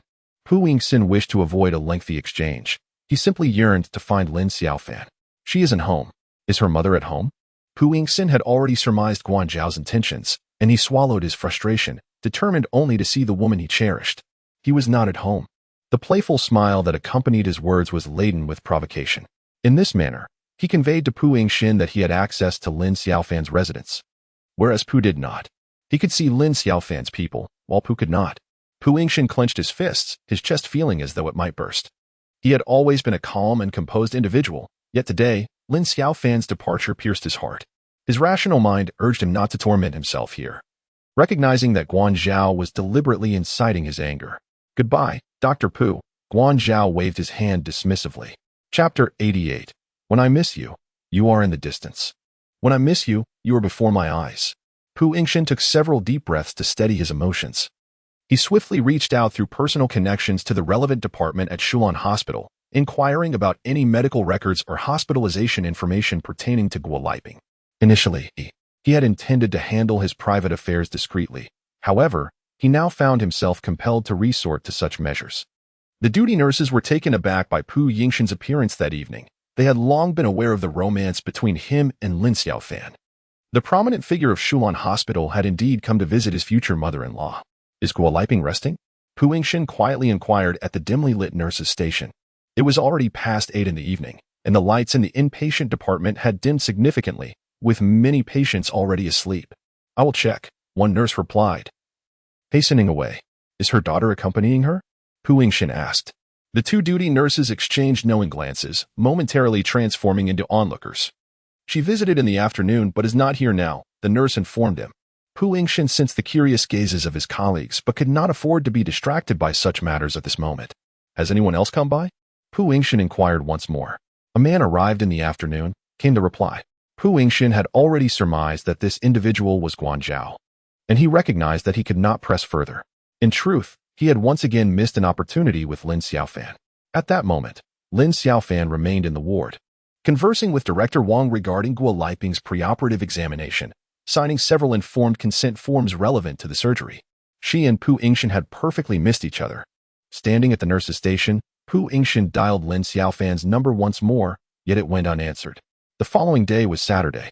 Pu Yingxin arrived early at the breast surgery ward, fully aware of Guoliping's aversion towards him. To avoid exacerbating her emotional state, he refrained from visiting her. Pu Yingxin instructed the nurses at the station to inform him as soon as Lin Xiaofan arrived. Subsequently, he exchanged greetings with his colleagues and took a seat in the doctor's office of the breast surgery department, awaiting her arrival in quiet anticipation. "Dr. Pu, Lin Xiaofan is here," the nurse softly announced from the doorway of the office. Pu Yingxin leapt to his feet, striding swiftly towards her. From a distance, he spotted Guanzhao holding a bouquet of yellow flowers, approaching alongside Lin Xiaofan from the far end of the corridor. "Xiaofan," Pu Yingxin called out, his tone both gentle and urgent, as he ran towards her. Upon hearing that familiar voice, Lin Xiaofan's heart skipped a beat. She immediately halted, raising her gaze to see the man who occupied her heart, rushing towards her through the morning light, his expression laden with concern. "Good morning, Dr. Pu." Guanzhao greeted before Pu Yingxin could respond. Ignoring Guanzhao, Pu Yingxin brushed past him and enveloped Lin Xiaofan in his embrace. Lin Xiaofan's previously tense and rigid body softened instantly upon coming into contact with Pu Yingxin's warm and broad embrace. Pu Yingxin's eyes brimmed with affection and concern as he gently stroked Lin Xiaofan's hair, his heart overflowing with tenderness. "Have you not slept well?" he inquired. In an instant, tears welled up in Lin Xiaofan's eyes, and her heart ached as if ready to spill over. She had not anticipated that this man would ask her such a question. Quickly lowering her head, she bit her lip tightly, remaining silent, with tears glistening in her eyes and her throat feeling tight and swollen. She dared not meet Pu Yingxin's gaze, unwilling to cry in front of so many onlookers in the hospital. Guanzhao, standing nearby, brushed his hair back. He discerned Lin Xiaofan's feelings through her restrained demeanor. "Let's go over there," he suggested. Pu Yingxin understood that Lin Xiaofan was making a concerted effort to suppress her emotions. He wrapped his arm around her shoulders and pointed towards the changing room at the nurse's station. "I will go accompany Annie first," Guanzhao said, his lips moving as he headed towards the ward. As soon as they entered the changing room, Pu Yingxin held Lin Xiaofan tightly in his arms, gently rubbing his chin against the top of her head while his hands caressed her back. "Don't be afraid, I'm here," he murmured, his voice soft yet profoundly reassuring, imbued with a stability as solid as a mountain. Lin Xiaofan remained motionless, her face pale as death, tears streaming down her cheeks, seemingly awaiting the judgment of fate. "I have already spoken with Director Wang. According to the B ultrasound report, BI-RADS, level 5, it is essentially diagnosed as malignant," Pu Yingxin said slowly. Lin Xiaofan trembled with tears, clinging to the faint hope that it might be a misdiagnosis. Now that Pu Yingxin had echoed this sentiment, it seemed inevitable. During the surgical procedure, a rapid biopsy would be conducted on the lesion, determining the extent of lymph node removal based on any axillary metastasis present. Lin Xiaofan, with tears streaming down her face, could only nod in response, rendered speechless. The details Pu Yingxin shared had already been conveyed to her by Director Wang when she signed the informed consent form yesterday. "Don't cry, my dear. I am here for you." Pu Yingxin gently wiped her tears and kissed her cheek. "MD Anderson is renowned as one of the premier cancer treatment centers globally. If you wish, I can arrange for your mother to receive treatment there, and you need not worry about the financial aspects," Pu Yingxin assured Lin Xiaofan, offering the most advanced care for Guoliping. Lin Xiaofan felt a flicker of hope as she glanced at Pu Yingxin. She yearned to keep her mother and feared losing her. "I can contact my former colleagues at Anderson to obtain a letter of acceptance from the hospital immediately. However, we will need to apply for a B2 medical visa for travel to the United States, which may take some time," Pu Yingxin added. At that moment, Guoliping suddenly called out from the corridor, "Xiaofan." Startled, Lin Xiaofan assumed something was amiss and swiftly pushed past Pu Yingxin, rushing out of the changing room. In truth, it was merely a notification to inform Guoliping that Pu Yingxin had arrived and was conversing with her daughter. Upon hearing this, Guoliping could no longer remain in bed and immediately called for her daughter. "Mom, what is it?" Lin Xiaofan's heart raced wildly as she rushed to Guoliping, tears streaking down her face. At that moment, any subtle movement from Guoliping could send her into a state of fright. Upon noticing Pu Yingxin trailing behind, Guoliping shot a glare at Lin Xiaofan. "Are you here to see your mother?" Guoliping remarked sarcastically in front of everyone. "I am discussing your treatment," Lin Xiaofan hurriedly clarified, wishing to avoid provoking Guoliping's emotions. "Have you consulted the urology department regarding my breast surgery treatment?" Guoliping retorted mercilessly, directly undermining Pu Yingxin. Chapter 89. The mother-in-law grows fonder of her son-in-law. "Good morning, Auntie. I would like to discuss your treatment plan with Xiaofan," Pu Yingxin interjected with a warm smile, approaching Guoliping with sincerity. "Do not trouble yourself. If you can lighten my burden, I would be immensely grateful," Guoliping replied, rolling her eyes. Lin Xiaofan recognized that given the setting in the hospital and under the watchful eyes of the nurses, Guoliping was exhibiting considerable restraint. Should the standoff continue, it would likely lead to an exceedingly awkward situation. "You should leave now," Lin Xiaofan said softly to Pu Yingxin, casting her eyes downward. "Goodbye, Auntie. I shall come to visit you again," Pu Yingxin replied, concern etched on his face as he nodded at Lin Xiaofan. Under the public gaze, he hastily departed, fully aware that Guoliping preferred his absence. "Auntie, you mustn't get upset. Please take a seat. You are absolutely right, Xiao Guan. I have endured far too much in this lifetime, Guo Liping sighed, her demeanor shifting entirely in response to the care she received. When Guanzhao visited her the next morning, he presented her with a substantial red envelope wishing for her swift recovery, thick enough to resemble a cutting board. At a glance, Guo Liping could tell that the envelope contained over 10,000 yuan, and she sensed that Guanzhao harbored feelings for Lin Xiaofan. Although Guo Liping was astute, she was not one to be swayed by monetary allure, and she resolutely declined the envelope on the spot. Consequently, Guanzhao offered to present her with a bouquet of flowers instead. Early that morning, he arrived at the ward with a bouquet of yellow roses alongside Lin Xiaofan. At that moment, Guo Liping scrutinized Guanzhao closely. This man had an unremarkable appearance and a relatively dark complexion. However, his physique, sculpted from years of fitness training, exuded strength and vitality. Xiao Guan, how old are you? She inquired. Andy, I just turned 30, Guanzhao replied, feeling a surge of delight at her question. At the age of standing firm, have you started a family? Guo Liping pressed on. Ha, Auntie, not yet, he answered, his heart now clear as day. Are you an only child? Guo Liping smiled slightly, continuing her inquiry.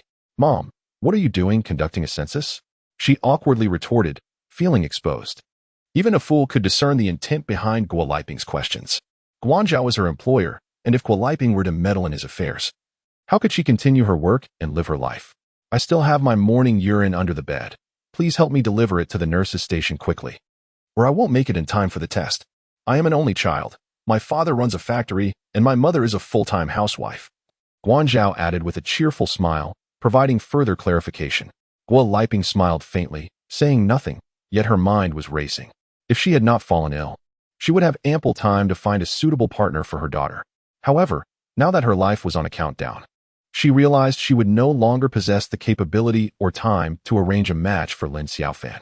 Although the affluent family background of the potential suitor did not align with her standards or expectations for a son-in-law, it was certainly preferable to Pu Yingxin. Each time she glimpsed Pu Yingxin's strikingly handsome face, it evoked memories of her ex-husband, languishing. Moreover, considering Pu Yingxin's popularity and influence at Shulon Hospital, she felt it imperative to prevent her daughter from becoming entangled with this troublemaker, known for attracting unwanted attention. Otherwise, Lin Xiaofan would inevitably become a reflection of herself, destined to endure the hardships wrought by men. Xiao Guan, I would appreciate it if you could look out for Xiaofan in the future, Guo Liping remarked with a subtle smile, testing the waters. Of course, Annie. I will visit you whenever I can, and Xiaofan's affairs will be my concern. Guanzhao quickly grasped her insinuation and responded affirmatively. As Guo Liping spoke, she reclined on the hospital bed, tucking herself under the covers. Lin Xiaofan felt a pang of anxiety, fearing that Guo Liping might have uttered something inappropriate to Guanzhao. Come now, Xiaofan, let us allow Annie to rest. It is crucial that she recuperates well before the surgery.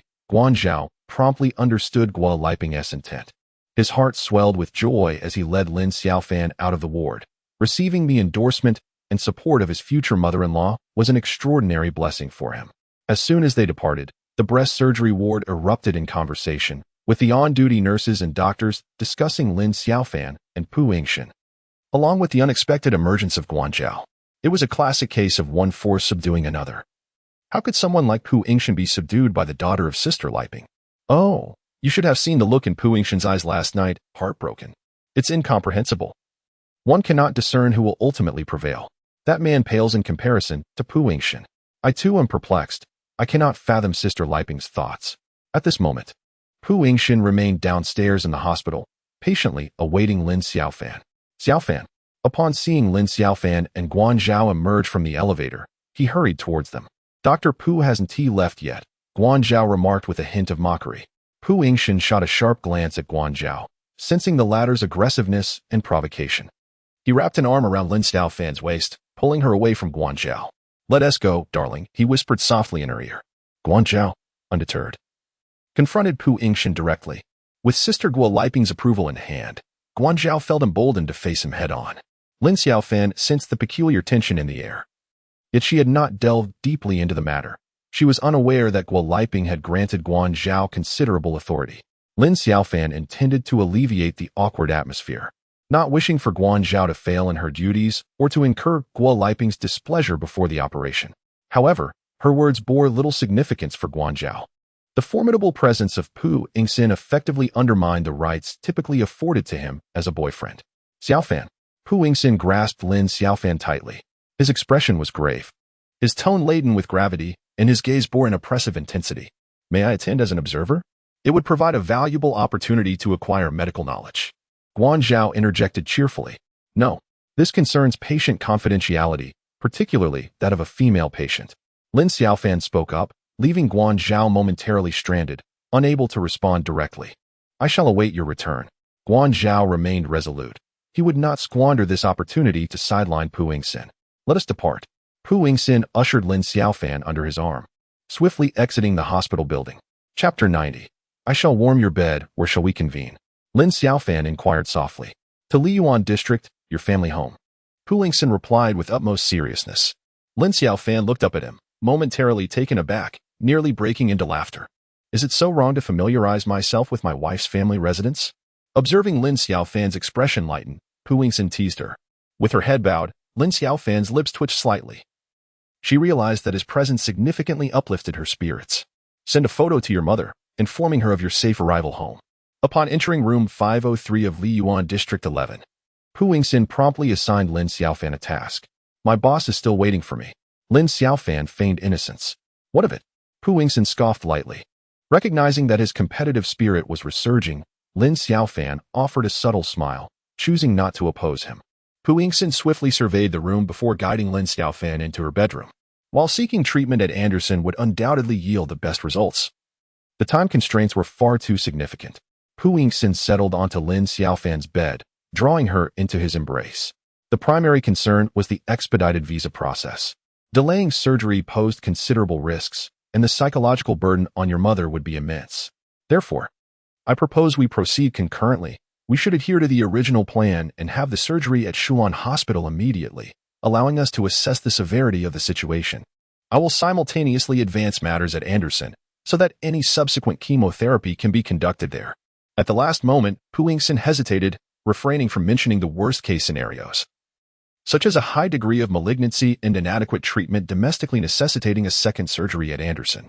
He feared Lin Xiaofan might not be able to bear such news, considering the situation had not yet escalated to that point.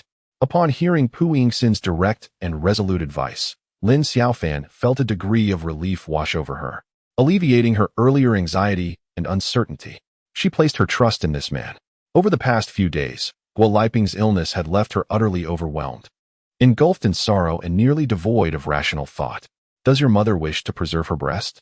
Her own condition stipulated that if there were no lymphatic metastasis, she would opt for breast-conserving surgery. Otherwise, a mastectomy would be necessary. Lin Xiaofan lowered her gaze, her heart heavy with dread. She understood that the breast was a vital organ for a woman, and a mastectomy could inflict profound psychological trauma. Observing Lin Xiaofan's sorrow and trepidation, Pu Yingxin gently caressed her face. Life is of utmost importance. The 5-year survival rate for breast cancer is relatively high. Do not fear, for I am here with you. Pu Yingxin gently allowed Lin Xiaofan to lean against his chest, softly soothing her. Lin Xiaofan nodded, finding solace in the warmth of this man's embrace. The sensation of security and stability, vast as the ocean and majestic as a mountain, captivated her utterly. Should I stay today? Pu Yingxin inquired tenderly, pressing his cheek against Lin Xiaofan's. She was momentarily taken aback, reminded of Guo Liping's warning and her own decision to leave. Yet, in this embrace, she felt an intoxicating allure, leaving her utterly perplexed. If I stay, you can have a good night's sleep, he suggested, planting a gentle kiss on her forehead.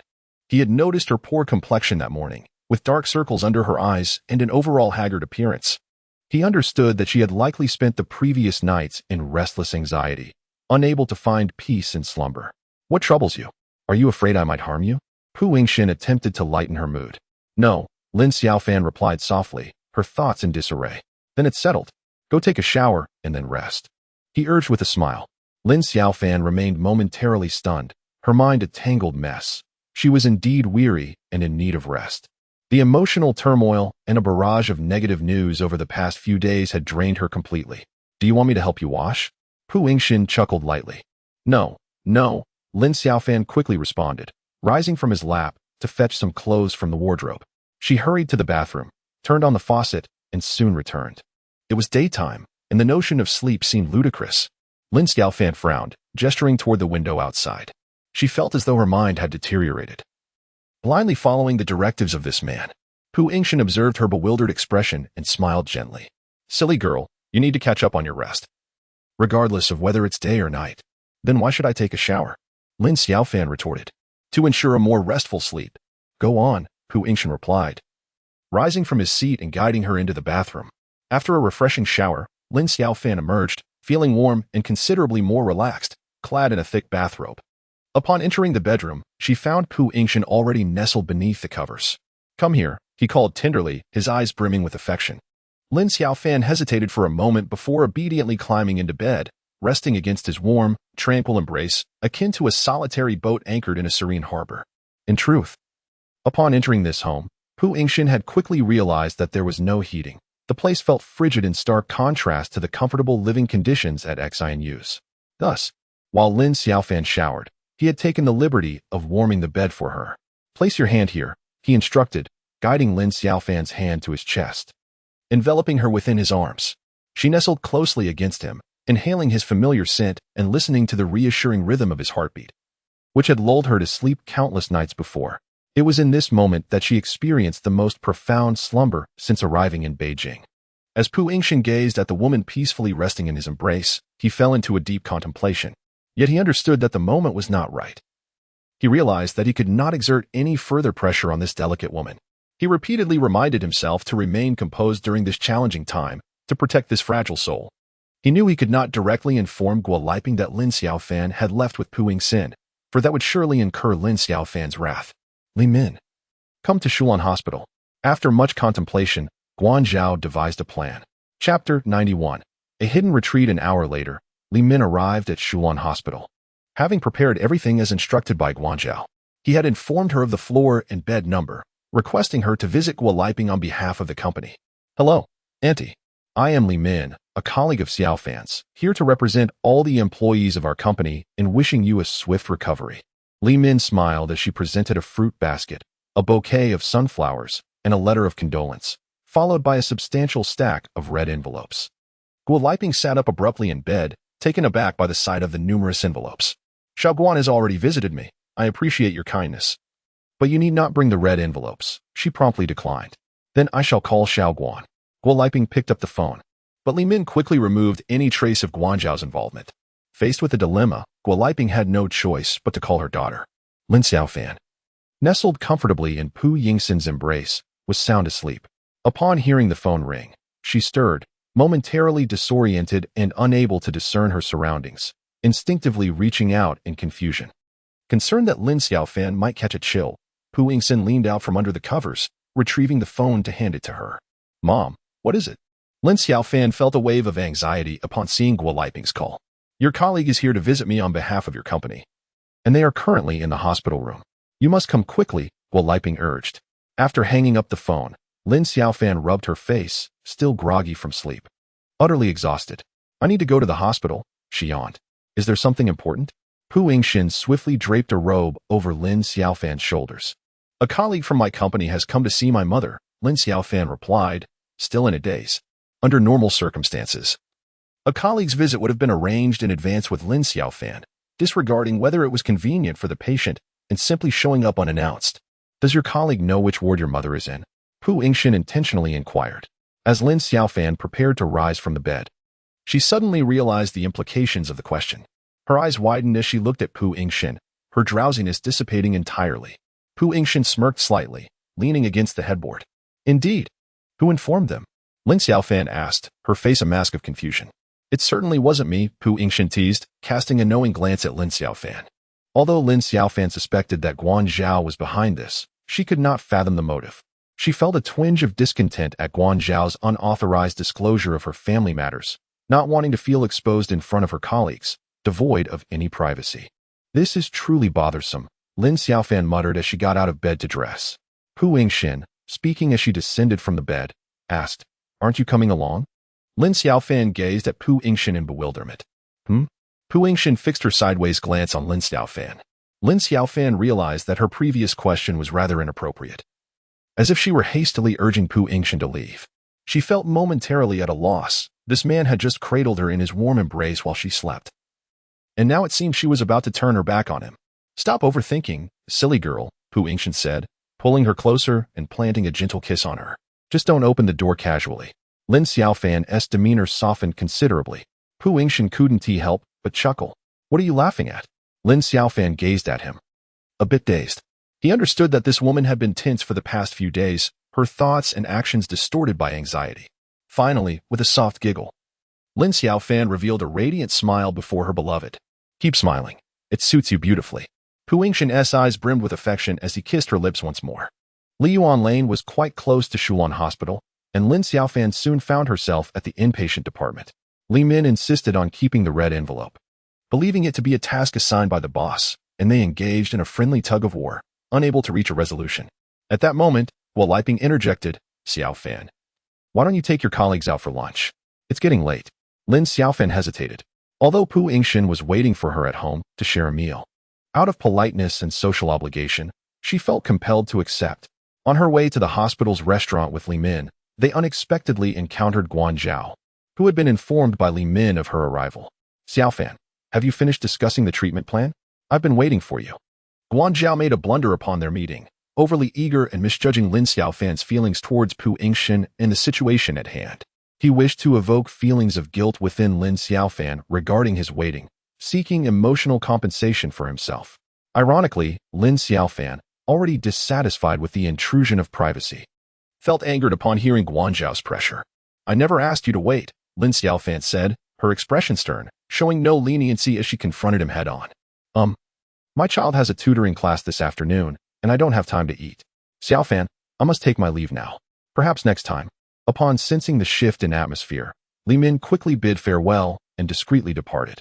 Lin Xiaofan, typically gentle, rarely displayed anger, yet her sudden cold demeanor left Guan Zhao bewildered, prompting him to adopt a more submissive stance. My fault. I chose to wait. Please don't be upset." Guan Zhao approached with a grin, attempting to drape his arm over Lin Xiaofan's shoulder, but she sidestepped, evading his touch. "How does Li Min know my mother is hospitalized?"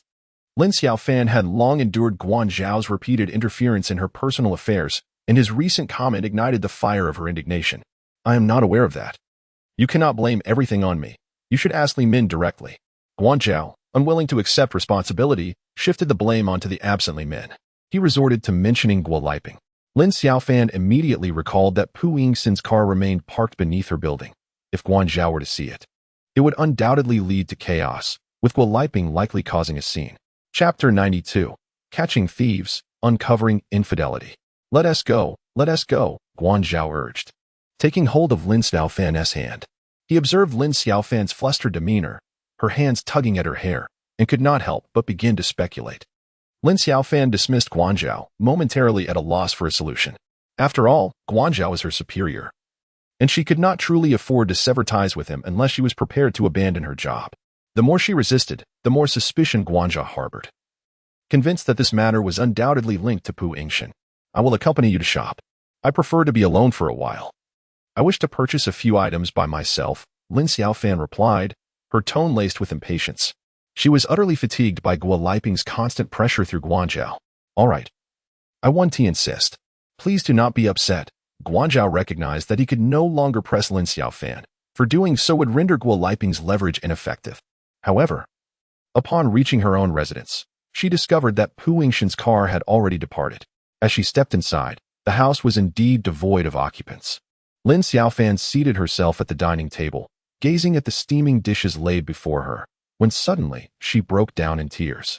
It seemed she sought to expel all the grievances, reluctance, helplessness, and despair that had accumulated within her heart. She could not fathom why fate had treated her with such injustice, having lived her life in trepidation as though treading on thin ice. She had never known what it meant to be cared for or cherished, nor had she experienced the sensation of being held dear by another. Now that she had finally begun to feel and possess these emotions, they were to be wrenched away from her. She had lost her father's love at an early age and was now on the brink of losing her mother, all while she was expected to push away the one who held her like a precious gem. In this empty room, where only a table laden with food remained, she seemed to glimpse her own future. What was happening to her? Pu Yingxin pushed open the door, discarded the items he had purchased, and swiftly dashed to Lin Xiaofan's side, enveloping her in his embrace. Lin Xiaofan clung tightly to Pu Yingxin, sobbing uncontrollably. "Do not cry, my dear. If you continue, I shall weep as well," Pu Yingxin said, his eyes glistening with tears. He had never witnessed this woman in such profound sorrow and despair, and his heart ached as if it might shatter. Typically, she was a paragon of self-restraint, suppressing her emotions. But now she had completely surrendered to her feelings and the weight of her burdens. "It's all right. I am here, and everything will be all right," Pu Yingxin reassured her. Lifting Lin Xiaofan into his arms and cradling her on his lap, she curled up, resembling a small infant, nestled against him as she softly wept. "I went to buy a battery. The gas stove won't ignite, and there's soup that hasn't finished cooking yet." Pu Yingxin attempted to divert Lin Xiaofan's attention with casual banter. "Are you accustomed to my kitchen?" Lin Xiaofan wiped her tears, her thoughts momentarily drawn away by Pu Yingxin's words. "Not really. At first, I couldn't find the tools, then I couldn't locate the spices, and ultimately, I let the flame die out." Pu Yingxin spoke with a self-deprecating tone. As Lin Xiaofan heard this, she managed a tearful smile. "But the food must be cooked. Whether it is palatable remains uncertain." Observing Lin Xiaofan's transition from tears to laughter, Pu Yingxin continued to tease her. "With a family like yours, why would you need to cook?" Lin Xiaofan suddenly remarked, believing Pu Yingxin's affluent upbringing meant he had never needed to step into the kitchen. "Do you harbor a misunderstanding about my family? Do not mistake me. My father is equally skilled in the culinary arts. When my mother reprimands him, he dares not utter a word." Pu Yingxin gazed at Lin Xiaofan with a smile. "Is your mother truly that fierce? She appears rather amiable to me." Lin Xiaofan's mind had transcended to another dimension, momentarily setting aside her sorrows. "It's not that she is fierce. It is simply our family tradition that the matriarch holds the reins." Pu Yingxin affectionately ruffled Lin Xiaofan's hair. Having grown up in a single-parent household, Lin Xiaofan found it unfathomable to envision such a domestic scene. She regarded it with incredulity. "My grandmother managed my grandfather, but did not interfere with my parents. And my maternal grandmother is the same, each tending to their own household." Observing Lin Xiaofan's bewilderment, Pu Yingxin elaborated. "So, both you and your father are under your mother's jurisdiction?" Lin Xiaofan inquired cautiously. "Once I establish my own family, I shall no longer be under her authority." Pu Yingxin replied, playfully tapping Lin Xiaofan's nose. Lin Xiaofan understood the implications of Pu Yingxin's words in the past. Such a sentiment would have filled her with sweetness and joy. However, at this moment, she was acutely aware that there was no future for her and Pu Yingxin, leaving her heart heavy and speechless. "My grandfather has passed away, and the villa at Yuquiwan is his legacy to me," Pu Yingxin suddenly revealed. Lin Xiaofan paused, unsure of how to respond. "After your mother's surgery, you could move to Yuquiwan with her. The environment is more conducive to her recovery." Seizing the opportunity, Pu Yingxin articulated thoughts he had contemplated countless times. Lin Xiaofan felt a tightness in her throat, on the verge of tears once more. "No, my mother won't go. She cannot adapt to that environment." Pu Yingxin fell silent. As a physician, he was acutely aware that the impending surgery was, in fact, the simplest part of the ordeal. The subsequent chemotherapy and protracted recovery period posed the true test for both the patient and her family. He wondered if Lin Xiaofan could withstand such pressure alone. Originally, he could have shared the burden with her, but now, with Guo Liping's profound resistance to him, he found himself unable to participate. "I'll just change the batteries and start boiling the soup. Then we can have dinner," Pu Yingxin said, gently placing Lin Xiaofan on the sofa. Kissing her softly before turning towards the kitchen, Lin Xiaofan quietly approached the kitchen door and discreetly captured a photograph of Pu Yingxin diligently working in the kitchen. This was the idyllic scene she had longed for, her beloved cooking while she waited, free of worries. Yet, it seemed that fate always sought to torment this couple, never allowing their tender moments to last. The doorbell rang and Guanzhao arrived with Guo Liping's authority in hand. "Xiaofan, your mother is concerned about the flowers at home. I'm here to take them to my place, where my housekeeper can help take care of them for a few days." Guanzhao stood at the door with a smile, his eyes darting around the room, assessing the situation, and he deduced that Pu Yingxin was present. "Come in," Lin Xiaofan replied, her tone icy. She felt a deep aversion. Even in her mother's grave illness, she still felt the suffocating oversight through her boss, denying her any freedom. Guanzhao feigned ignorance about the flowers, peering into the bedroom. Lin Xiaofan immediately saw through his intentions. "On the balcony, there was a portion of plants, and somewhere on the shelf outside my mother's bedroom window." Lin Xiaofan gestured with her finger. All right. Guanzhao quickly moved all the flower pots into the living room. Then, turning around, he noticed the meal laid out on the dining table, sufficient for two. Xiaofan, did you prepare this? It looks delicious. Guanzhao feigned a look of longing. Lin Xiaofan's heart tightened. She knew she must not allow Guanzhao to partake in the meal, for it would surely anger Pu Yingxin. Just a few moments prior, Pu Yingxin had received an urgent call from Shuan Hospital regarding a surgical procedure that had encountered complications, with the patient in a precarious state. He had to leave hastily, summoned to assist in a critical situation. They had barely had time to sit down to this meal. Indeed, Lin Xiaofan pretended not to grasp Guanzhao's insinuation, attempting to evade the topic. May I join you for a meal? It's making me hungry just looking at it.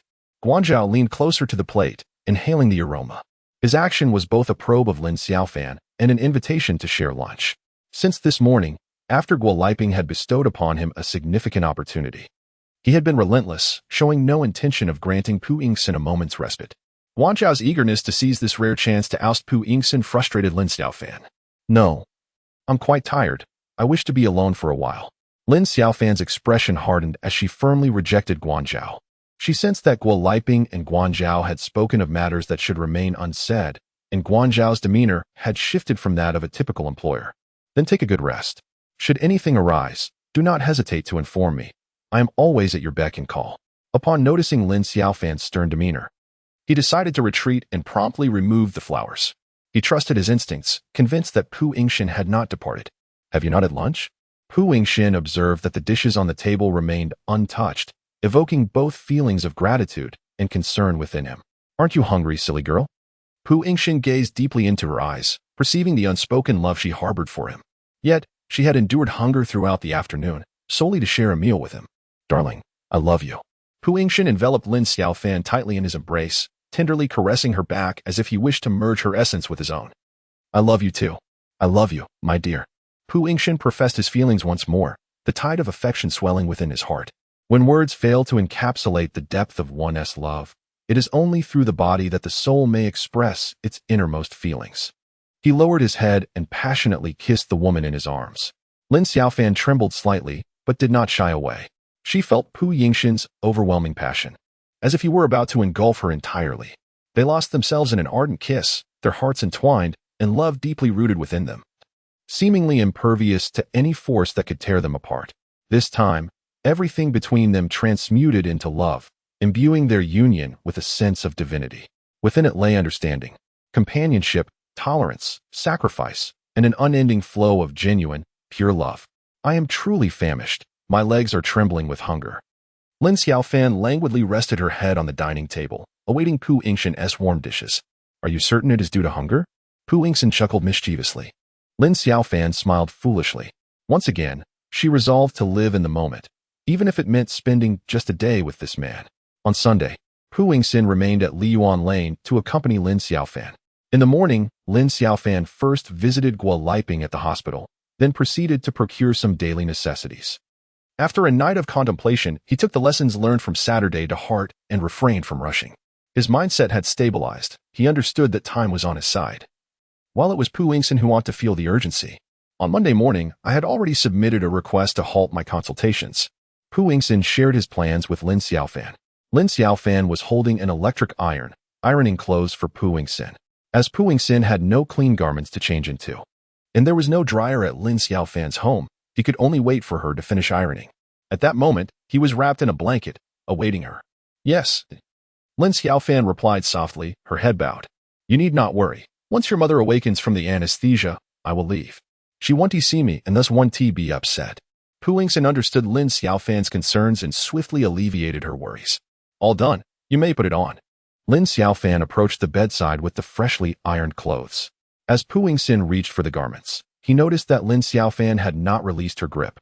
I shall help you wear it, she offered gently, a hint of sorrow flickering in her eyes.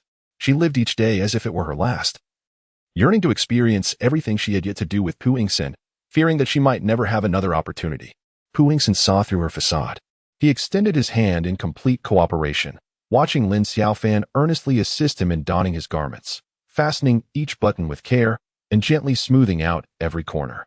All done. You look truly handsome, Lin Xiaofan said, her eyes glistening with tears, a radiant smile gracing her lips. It was the first time she had ever praised this man's appearance. At that moment, Pu Yingxin understood that every action this woman undertook seemed to be a farewell to him. He saw through her intentions, yet he could not unveil them. He could not sprinkle salt upon her wounds any further. Do not worry, Director Wang is highly experienced. The surgery will proceed smoothly. I will be here throughout the entire process, Pu Yingxin reassured her gently. Lin Xiaofan nodded in response. This steadfast man, akin to a stabilizing force, would once again accompany her through the storm. Remember, I am always here, Pu Yingxin said, affectionately ruffling Lin Xiaofan's hair. All right. Lin Xiaofan leaned against Pu Yingxin's chest, resembling a small cat seeking warmth on a winter's day. Chapter 94. The true and false son-in-law. Early Monday morning, Guoliping's hospital bed was surrounded by relatives. A throng of voices filling the air. Lin Xiaofan's aunts and uncles, cousins, and family all gathered around. Guan Zhao was also present. Yet Pu Yingxin could not make an appearance. Do not be anxious, it's just a minor operation. Take a nap, and you'll be just fine. The relatives chimed in, attempting to soothe Guoliping's distress. Xiao Guan, come here. Guoliping called for Guan Zhao to approach her. With a cheerful demeanor, Guan Zhao walked over. Lin Xiaofan's heart sank, her fist clenched tightly. She recognized that the very scenario she dreaded had come to pass. This is my sister, Xiaofan's aunt. This is my brother, Xiaofan's uncle. This is my uncle, and this is my aunt. Guoliping introduced all the relatives present with great care. Guan Zhao promptly exchanged pleasantries with each of them, neither mentioning that he was Lin Xiaofan's boss nor revealing that he was her boyfriend. The relatives smiled knowingly, implicitly acknowledging him as Lin Xiaofan's legitimate partner. Soon after, the nurse arrived with a caregiver, pushing a stretcher into the ward. Guoliping lay down on the stretcher, grasping Lin Xiaofan's hand. Xiaofan, your mother is most worried about you, Guoliping choked out. Mom, I will wait for you outside the operating room. You will be out soon. After Guoliping was wheeled into the operating room, all the relatives, along with Lin Xiaofan, sat in the waiting area, anxiously watching the electronic screen. Xiaofan, everything will be fine. Your mother is destined to be blessed, Guan Zhao comforted as he sat next to Lin Xiaofan. At that moment, an aunt sitting on the other side of Lin Xiaofan nodded in agreement. Xiaofan, now that you have your boyfriend here, I feel much more at ease. It's certainly better than being alone. Having two is always preferable to one, Lin Xiaofan's aunt remarked, glancing at Guan Zhao with a sense of admiration. Just then, Pu Yingxin rushed into the waiting area, immediately spotting Guan Zhao beside Lin Xiaofan. Xiaofan, Pu Yingxin called softly.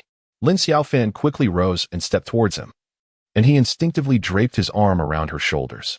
All the relatives present were momentarily taken aback, exchanging bewildered glances, unsure of what to make of the situation and the identity of this man. Guan Zhao remained as steady as a mountain, calmly engaging in casual conversation with Lin Xiaofan's aunt.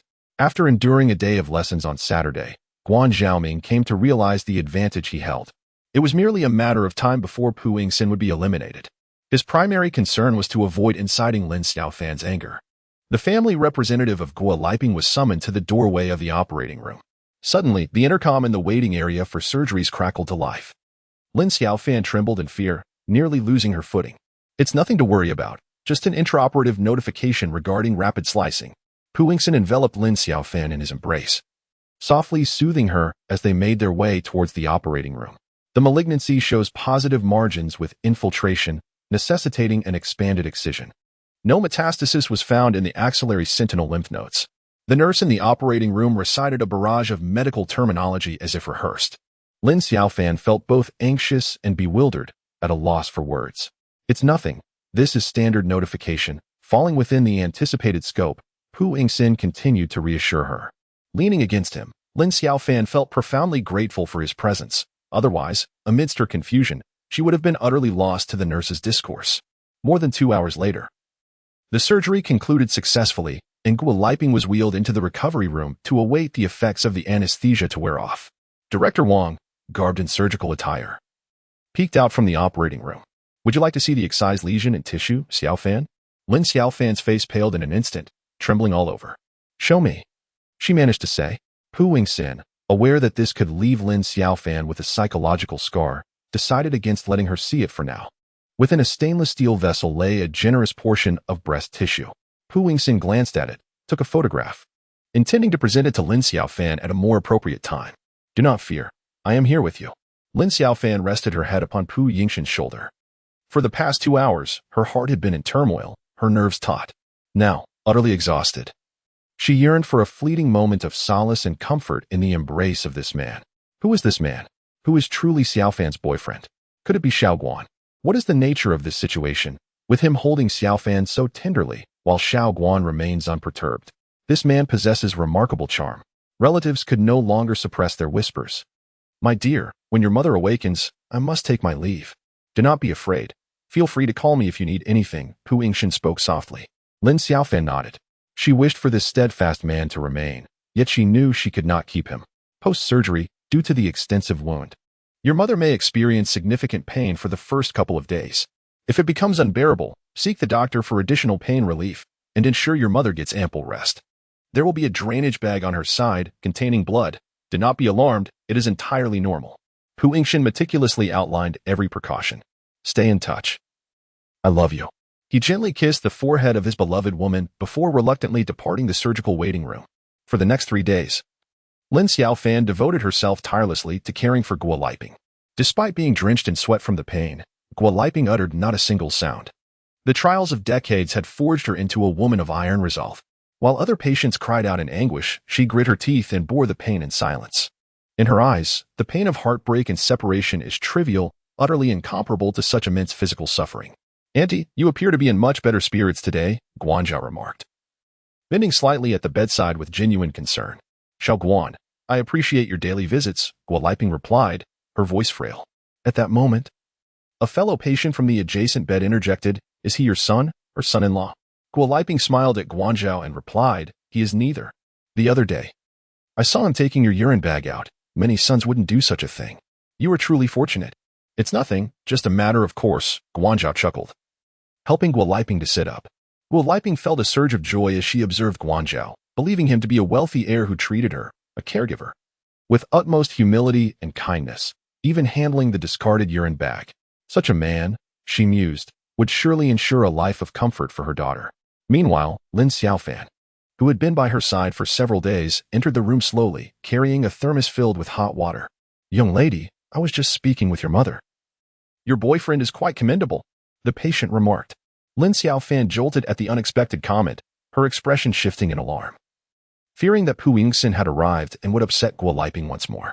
Unbeknownst to them, Pu Yingxin indeed had come. Shall I call Xiaofan over? Director Wang inquired. Pu Yingxin nodded.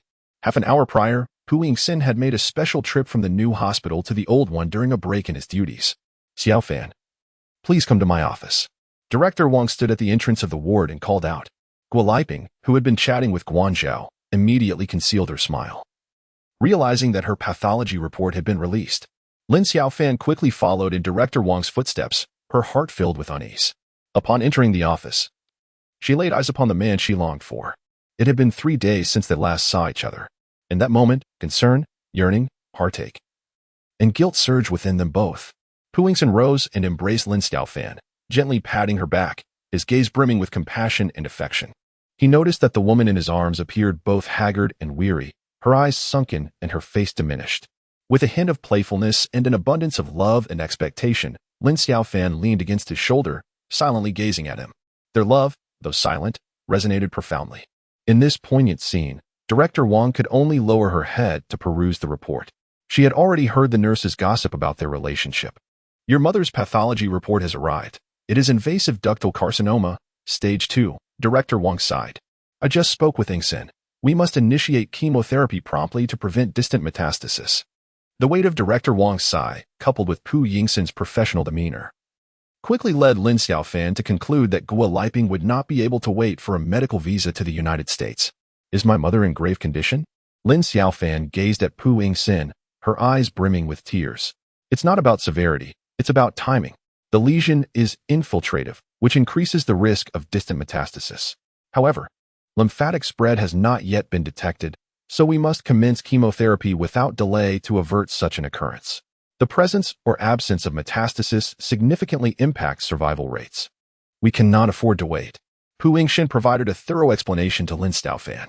At last, Lin Xiaofan comprehended that this indicated Guo Liping's condition was not dire at present. Prompt chemotherapy significantly increased the chances of controlling the illness. However, should they delay beyond this critical juncture, grave consequences might ensue. Thus, as per your suggestion, Chemotherapy will commence 1 week post-surgery. Lin Xiaofan made her decision with remarkable decisiveness. Director Wang, the chemotherapy is scheduled for next Monday. However, I wish to review the treatment plan further before we finalize it. Pu Yingxin's expression was grave. He had merely 3 days to devise a chemotherapy strategy, requiring immediate access to the most advanced treatment methodologies available globally, along with extensive research into numerous journals and literature. How are you holding up? Guo Liping's demeanor was tense. Director Wang mentioned that the pathology report shows no lymphatic metastasis, so there is little cause for concern. Lin Xiaofan reassured her gently. Having worked in the breast surgery department for over a decade, Guo Liping had encountered all manner of patients. She understood that her fate lay uncertain, reliant solely on fortune. Guanzhao, with a smile, approached Lin Xiaofan. Once her mother commenced chemotherapy next week, sleepless nights would undoubtedly follow. Xiaofan, if you require any financial assistance, do not hesitate to let me know. Guanzhao glanced at Lin Xiaofan while driving. My mother has health insurance, so we are temporarily fine. In any case, regardless of the challenges you face, you can always confide in me. Guanzhao continued to express her intentions. Lin Xiaofan had already sensed that Guo Liping and Guanzhao had reached a certain understanding, thus she refrained from further conversation. She lacked the energy and mental fortitude to navigate such a complex situation. On Sunday afternoon, Pu Yingxin convened with Director Wang and Lin Xiaofan at the hospital to deliberate on the final chemotherapy plan. Director Wang, could you please come in for some overtime? Pu Yingxin offered a courteous remark. It's no trouble. Li Ping is my subordinate, so this is only to be expected. Subsequently, Pu Yingxin elaborated in great detail on his recent findings and ideas to Director Wang. Lin Xiaofan observed the fleeting look of surprise and confusion that crossed Director Wang's face. Yingxin, the chemotherapy protocol you propose lacks substantial data support within our country, which poses a risk, Director Wang remarked, casting a glance at Lin Xiaofan. Indeed. But it has been employed abroad, and my colleagues at Anderson have also implemented it. I have made adjustments based on literature to account for the differences between Eastern and Western populations. Pu Yingxin responded with a grave seriousness when discussing his professional insights. Currently, this chemotherapy regimen is not widely used internationally, yet the data indicates remarkable efficacy. Pu Yingxin turned his attention back to Lin Xiaofan. This conclusion stemmed from his extensive review of the latest research over the past few days. He acknowledged the risks, but believed they were manageable. Lin Xiaofan engaged in a rapid brainstorming session. Between Director Wang and Pu Yingxin, she chose to place her trust in the latter. Despite Director Wang's nearly 30 years of experience in breast surgery, she recognized that she was wagering her mother's life, and she could not afford to lose, only to triumph. She was also acutely aware of the immense responsibility and pressure Pu Yingxin willingly assumed in taking on this matter. I agree to use this protocol, Lin Xiaofan declared, locking eyes with Pu Yingxin with unwavering determination. Director Wang, please do not attribute this protocol to me, Pu Yingxin cautioned earnestly. Rest assured, only the 3 of us will be privy to this, Director Wang assured. Director Wang comprehended his sentiments. Ultimately, Lin Xiaofan, in their presence, signed several documents and informed consent forms. On Monday morning, when everyone believed that everything could proceed as planned, and the nurse wheeled the chemotherapy infusion to Guo Liping's bedside, Guo Liping unexpectedly refused the treatment. Mom, what is wrong? Why won't you undergo chemotherapy? Lin Xiaofan exclaimed, her anxiety akin to a restless ant on a hot pan. Guo Liping remained silent, offering no explanation. That day, every caregiver, nurse, and doctor familiar with Guo Liping in the ward came to persuade her, yet to no avail. Lin Xiaofan assumed that Guo Liping had learned that the chemotherapy protocol was determined by Pu Yingxin, but Director Wang assured her that no such information had been disclosed. Director Wang took it upon herself to personally persuade Guo Liping to commence chemotherapy immediately, appealing to her emotions and reasoning, yet her efforts proved futile.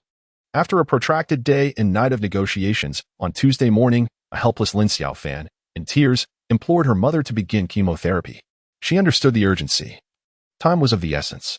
This delay had already surpassed the initial plan by a day, and further postponement was untenable.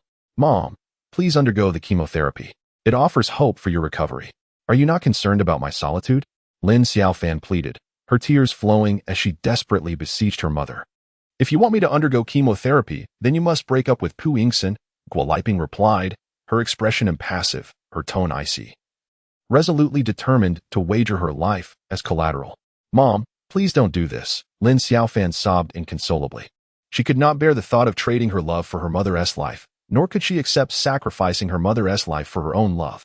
"Stop urging me." Guo Liping lay on the bed like a marionette, motionless, allowing her daughter to weep inconsolably on the floor. "Do not coerce me any further. I can choose not to live with him. I can avoid seeing him, but do not compel me to break up with him." Lin Xiaofan clutched Guo Liping's hand, weeping for a full hour. "Nurse, nurse, I want to be discharged." Guo Liping suddenly sat up in bed, shouting. The nurses, startled, rushed to the ward to see what had transpired. "Fine, I will separate." Lin Xiaofan leaned against the companion chair, trembling, her gaze vacant, her breath barely a whisper. "You must call Pu Yingxin right now and tell him directly that you wish to break up and that there will be no further contact." Immediately, Guo Liping pointed at Lin Xiaofan's phone on the table. Witnessing the tense atmosphere, the nurses quickly retreated, whispering among themselves outside the ward. "Consider carefully whether you will make that call now, or whether I will discharge myself at this very moment." Guo Liping's brows furrowed, her demeanor cold and unyielding, her daughter's anguish unnoticed. Lin Xiaofan, trembling, grasped her phone, tears streaming down her face, and dialed Pu Yingxin's number. His gentle voice resonated through the line. "Darling, what is the matter?" Pu Yingxin was attending to patients in the clinic, yet he stepped outside to answer, concerned that Lin Xiaofan might be in urgent need. Upon hearing her beloved's soothing voice, Lin Xiaofan erupted into uncontrollable sobs. "Do not cry, my dear. Has something happened?" The heart-wrenching cries of Lin Xiaofan tightened Pu Yingxin's heart in anguish. "Will you not speak?" Guo Liping forcefully pushed Lin Xiaofan's head with her right hand and shouted. "Let us part ways. We shall no longer meet or communicate." Trembling, Lin Xiaofan summoned every ounce of strength to utter that phrase before abruptly disconnecting the call. She collapsed onto the floor, feeling a tingling numbness in her limbs and struggling to breathe, her tongue feeling equally numb. Yet, Guo Liping was relentless in her pursuit. "Immediately delete and block all means of contact," she demanded, shoving Lin Xiaofan's head once more. Prostrate on the ground, Lin Xiaofan complied with Guo Liping's orders, erasing every contact detail of Pu Yingxin. The floor was drenched with her tears, falling like raindrops. "Delete all your photos with him. Cleanse everything." Guo Liping continued to roar in her ear. Lin Xiaofan, crawling on the ground under Guo Liping's watchful eye, painstakingly deleted one photo after another featuring herself and Pu Yingxin. As she reached the final image, the one from a few days prior, where Pu Yingxin had cooked for her in the kitchen, she realized her tears had run dry. She felt as if her heart and soul had been stripped away, reduced to a mere shell, devoid of any sensation. "Just go ahead." Lin Xiaofan managed to squeeze those 3 words out through her lips. Struggling to rise from the floor, she leaned against the wall and opened the door to the ward. The corridor was filled with onlookers. Unsteady, Lin Xiaofan took a couple of shaky steps before crashing heavily to the ground. Her forehead struck the doorframe, creating a loud reverberation. The nurses at the station, startled by the noise, rushed over to assist her. "Are you all right? What happened?" "A large bump has appeared on your forehead. Allow us to tend to it."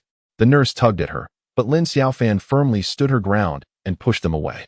She staggered slightly, gesturing to the nurses with a gentle shake of her hand, softly declaring, "It doesn't hurt."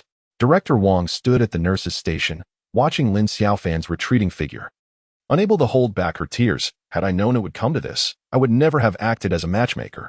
Lin Xiaofan's heart-wrenching sobs reached Pu Yingxin's ears, as did Guo Liping's anguished cries. He leaned against the hospital's outer wall, bracing himself against the biting cold, feeling as though he might shatter. "Dr. Pu, the patient is becoming impatient." The outpatient nurse rushed out to call him. "I will be right there." Pu Yingxin took a deep breath, quickly performing several squats to compose himself before entering the consultation room where his patient awaited him. Having successfully pressured her daughter into a breakup, Guo Liping exhaled in relief. Feeling that she had accomplished a formidable task, she was indifferent to her daughter's suffering, firmly believing that as long as Lin Xiaofan found a good family and lived happily thereafter, she would eventually forget her former partner. "Xiaogu, I have started chemotherapy today." Guo Liping proactively called Guanzhao. Upon hearing this, Guanzhao immediately grasped his future mother-in-law's insinuation, promptly setting aside his company matters to rush to the hospital. At that moment, Pu Yingxin, having finished with his outpatient duties, hurriedly made his way to the old hospital as well. Fate being what it is, the two found themselves in the same elevator. "Hello, Dr. Pu. What a coincidence!" Guanzhao exclaimed with a cheerful smile. Pu Yingxin cast him a sidelong glance. choosing to remain silent. His heart burned with an intense longing to see the woman he cherished in the hospital as swiftly as possible. Is Xiaofan here? Pu Yingxin dashed toward the nurse's station the moment he exited the elevator. She is not here. The nurses, having witnessed the tug-of-war between mother and daughter, felt a pang of sympathy but dared not utter a word. Guan Zhao ambled leisurely down the corridor, silently observing everything. He remained unaware of what had transpired. Yet he inferred from Pu Yingxin's demeanor that the situation was advantageous for him. Noticing his colleagues' silence and their air of reticence, Pu Yingxin realized that he could glean no further information. He promptly entered Director Wang's office. "Yingxin, you have arrived." Upon lifting his gaze, Director Wang noticed Pu Yingxin's anxious expression, filled with melancholy. "Do you know where Xiaofan has gone?" Pu Yingxin inquired directly, omitting any pleasantries. "I do not know. She left a long time ago," Director Wang replied, his brow furrowed. As Pu Yingxin turned to leave, intending to search for his beloved at Li Yuan, Director Wang called out to him. "Yingxin." Turning back, Pu Yingxin saw the sorrowful expression on Director Wang's face, as if he were on the verge of tears. "I am truly sorry for the role I played in this matter. Liping has been under my care for over a decade, and I know her well. Today, if Xiaofan does not consent, Liping will never agree to chemotherapy. Xiaofan has endured so much." After speaking, Director Wang sighed deeply and wiped the corner of his eye. Pu Yingxin stood there, his countenance filled with sorrow, as if pierced by 1,000 arrows. Without uttering a single word, he quietly pushed open the office door and departed from the breast surgery ward in silence. He stepped out of the hospital building, standing alone in the biting cold wind of winter for half an hour. He chose not to seek Lin Xiaofan. He opted to consider the greater good, enduring immense pain to support Lin Xiaofan's desire to save her mother. "Auntie, where is Xiaofan?" Upon noticing Guo Liping accompanied by a caregiver, undergoing chemotherapy alone, he sensed something amiss. She went out for a breath of fresh air. Guo Liping leaned against the headboard, her eyes closed. Subsequently, he sent the car keys to Tang Shuwei. Chapter 97. The sun rises in the east while it rains in the west. Though the skies seem clear, there exists a hidden brightness. The next afternoon, Tang Shuwei appeared at Shulan Hospital, brimming with delight. After a day and night of fervor, the explosive news of Pu Yingxin's breakup had spread throughout the entire hospital. People clamored to gossip, marveling at how a figure of Pu Yingxin's stature could be dismissed by the daughter of a caregiver. "Pu Yingxin, are you contemplating a career shift to breast surgery? Are you leaving anyone a chance?" Tang Shuwei remarked, casually flipping through the English-language journal articles on Pu Yingxin's desk, deliberately teasing him. Those papers, which Pu Yingxin had tirelessly perused for Guo Liping's chemotherapy plan just days prior, were stacked high, about 10 centimeters tall. At that moment, Tang Shui's careless remark struck a chord with Pu Yingxin. He lowered his head, remaining silent as he perused the patient's medical records and test reports. Tang Shui, incredibly astute, swiftly delivered a subtle yet piercing blow. "Here, this is from Xiaofan. Please allow me to pass it on to you." Upon hearing Lin Xiaofan's name, Pu Yingxin immediately lifted his head and accepted the envelope from Tang Shui's hand. In the fleeting moment he caught it, he felt the key nestled within the envelope. He refrained from opening it and simply tucked it into the drawer of his desk. "Are you going to play ball tonight?" Tang Shui leaned on the desk, resting her chin on her hand. "No," came the reply. At that moment, Pu Yingxin felt as though his heart were being wrenched. He was exerting every effort to maintain his composure and calmness. In those few days, Lin Xiaofan had become devoid of spirit, growing increasingly numb and indifferent to the events around her. Even witnessing Guo Liping's violent vomiting due to chemotherapy elicited no pangs of sympathy within her. It felt as if she had died, yet somehow still existed. Tomorrow, she would be discharged. The nurse had given them the notice. "After I leave the hospital, I will return to work. I will hire a caregiver to look after you at home and prepare your meals," Lin Xiaofan stated coldly. Guo Liping, drained by the chemotherapy, appeared even more fragile than during her surgery. She could neither speak nor find rest. She did not oppose Lin Xiaofan's arrangements. This torturous chemotherapy regimen would require Guo Liping to endure 5 more sessions, each spaced 20 days apart. Guan Zhao visited daily to see Guo Liping, and he was already aware of Lin Xiaofan and Pu Yingxin's separation. He understood that the ensuing events were now under his purview. Guan Zhao informed Guo Liping that Xinyuewi offered excellent facilities, with heating and proximity to where both Lin Xiaofan and he worked, allowing them to care for her more effectively. Ironically, Lin Xiaofan became an outsider in the situation, only realizing the shift when she got into the car. Did we take a wrong turn? Lin Xiaofan asked Guanzhao, her expression devoid of emotion. No, indeed. Auntie will be staying at the Xinyuewi dormitory, Guanzhao replied with a cheerful smile. Upon hearing the words Xinyuhui, Lin Xiaofan felt a sharp pang in her chest, as if she still possessed a heart.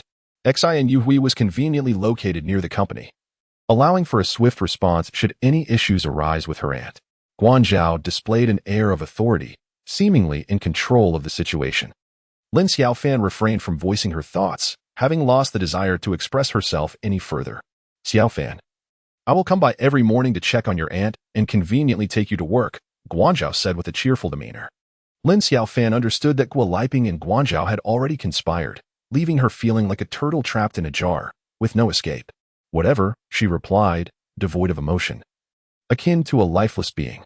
On the first day back to work, Guanzhao picked up Lin Xiaofan and accompanied her into the junkie office area, personally escorting her to her office. Observant colleagues had already begun to regard Lin Xiaofan as the prospective lady of the house, treating her with utmost respect. Lin Xiyan had also learned from Tang Shuwei that Pu Yingxin had ended his relationship with Lin Xiaofan, which filled her with delight, as it reignited her hopes. 2 days later, in the afternoon, the caregiver looking after Guoliping suddenly called Lin Xiaofan, informing her that Guoliping was unwell and had nearly fainted. At that moment, Lin Xiaofan was in a meeting with her team in Guanzhao, discussing the pig farm project. I will go with you. Guanzhao immediately recognized the urgency of the matter concerning Guoliping and promptly halted the meeting. Guoliping appeared pale, her limbs weak, lying helplessly in bed. Let us head to the new hospital's emergency room. There is no time to go to the old one. Lin Xiaofan decisively made a quick decision. After an urgent blood test at the new hospital's emergency department, it was discovered that Guoliping's white blood cell count was alarmingly low, to the point of posing a life-threatening risk. As a chemotherapy patient, her low white blood cell count necessitated consulting the attending physician, as advised by the emergency doctor. Lin Xiaofan, holding the test report, wore a troubled expression. It's all right. Let your mother rest in the new hospital's emergency room. They will take care of any issues. We should find Director Wang, Guanzhao suggested. Upon hearing this, Lin Xiaofan felt increasingly agitated. Everyone seemed to be offering her advice and making decisions on her behalf, which overwhelmed her. Why can't I just consult the breast surgeon at the new hospital for my mother? Lin Xiaofan shot an impatient glance at Guanzhao before swiftly entering the elevator in the outpatient hall, with Guanzhao hurriedly following her inside. This is also a viable option. Let's give it a try, he thought, noting her irritation and promptly adjusting his demeanor. When the elevator reached the 3rd floor, Pu Yingxin entered alongside a doctor. The moment their eyes met, Lin Xiaofan felt as though she had been struck by lightning, her entire body tingling. Pu Yingxin immediately noticed Lin Xiaofan's tense expression, her hands clutching a stack of test reports, with Guanzhao closely beside her. A storm of emotion surged within him, the longing and worry nearly overwhelming. He quickly turned away, presenting his back to Lin Xiaofan and Guanzhao without a word of greeting. Crouched in the corner of the elevator, Lin Xiaofan gazed at the back of the man she had longed for day and night. Her breath quickened, and her thoughts became a tangled mess, to the point that she forgot to exit the elevator when they reached her intended floor. We're here, hurry and get off, Guanzhao urged. Guanzhao grasped Lin Xiaofan's hand, pulling her outside. He had already noticed the transformation in her. The moment Pu Yingxin appeared, she became disoriented, as if struck dumb.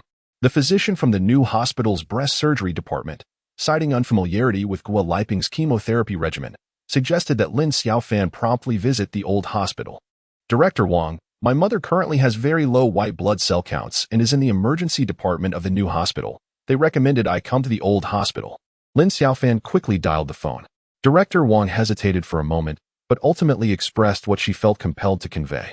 Xiaofan, I will rush to the new hospital immediately. But this chemotherapy plan was formulated by Yingxin. It would be best if you were involved as well. Lin Xiaofan's mind buzzed with confusion. She felt utterly lost and disoriented. Boss, could you please accompany my mother in the emergency department? Director Wang wants me to consult another physician. Lin Xiaofan swiftly made her decision and sent Guanzhao to the emergency room. She needed to find Pu Yingxin. Chapter 98. My eyes hold only you. Hello. I am looking for Dr. Pu.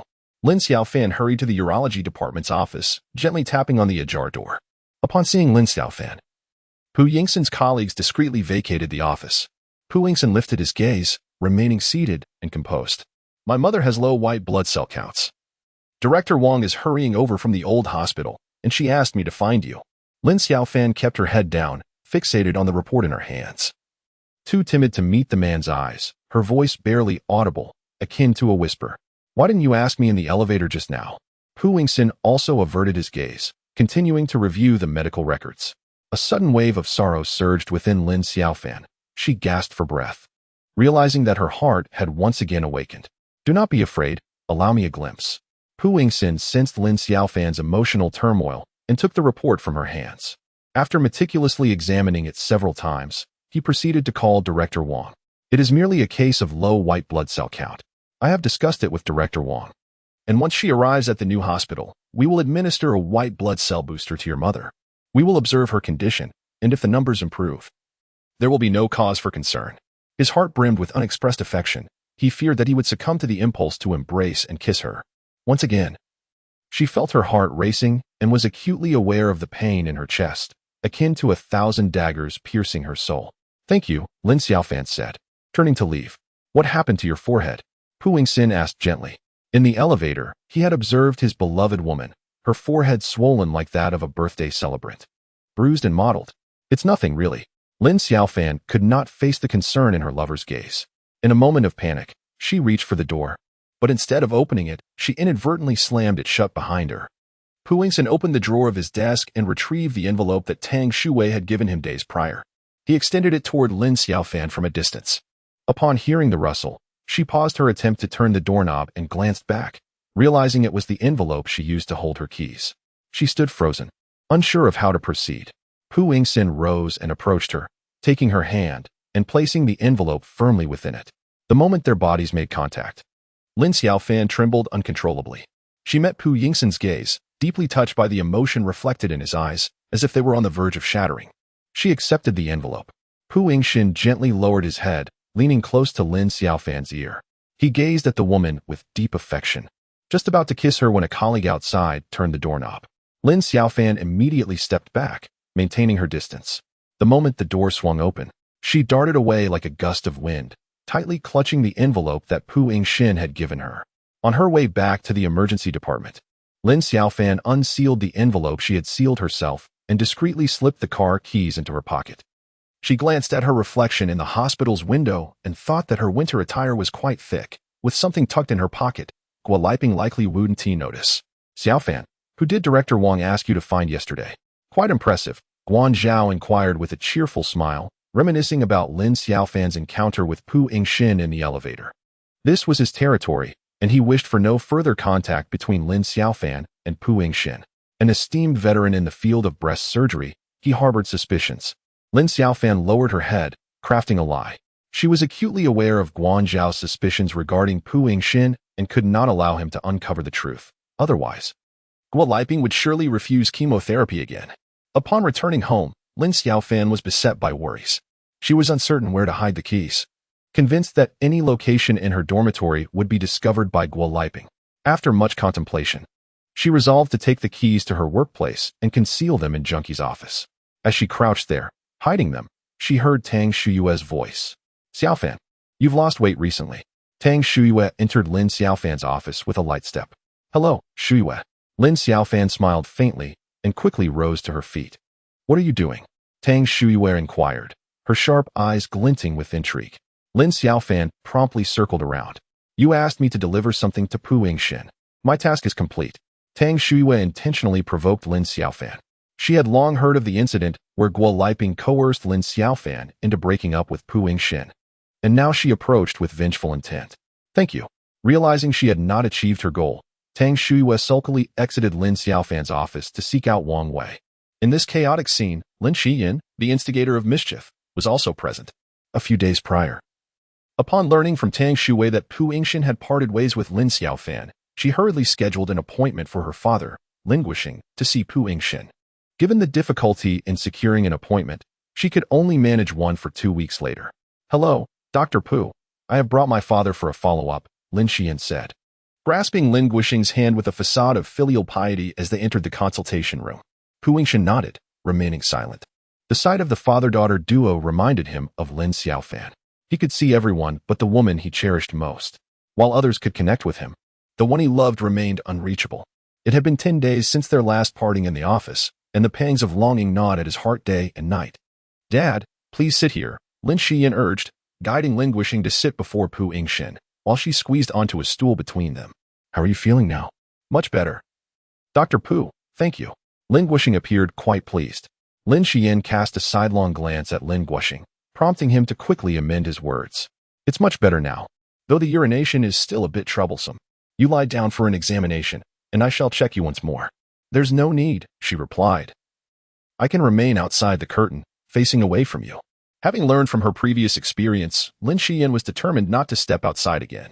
After Pu Yingxin finished examining Lin Guixing, he pulled aside the curtain, and at that moment, Lin Xiaofan abruptly turned around, tossing her hair and smiling charmingly.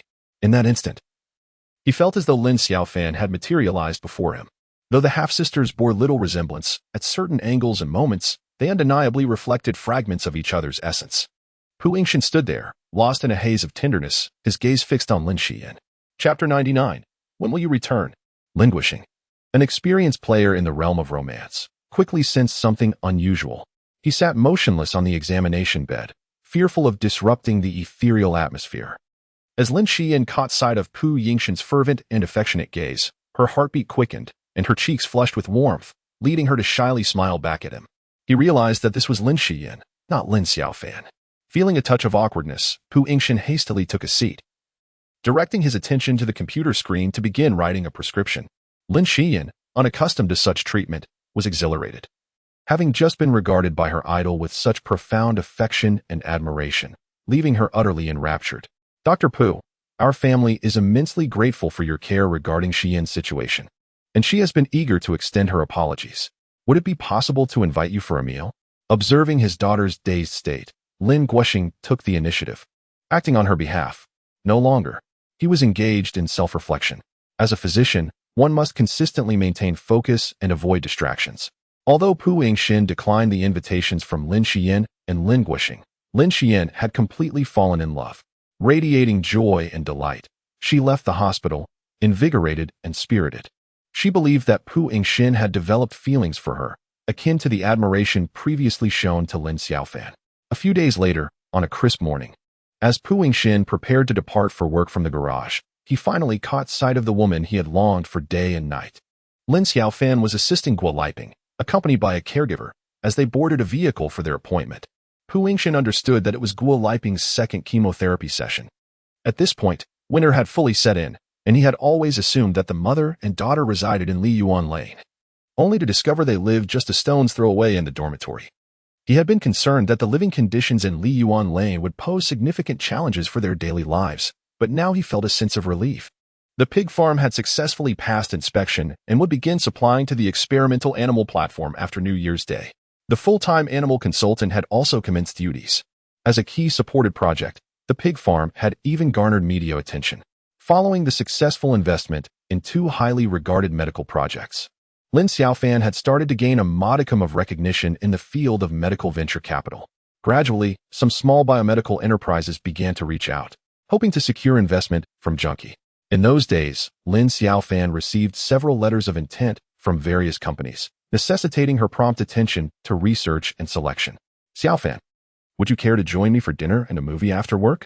Guanzhao cheerfully dashed into her office, yet his invitations had met with rejection every time.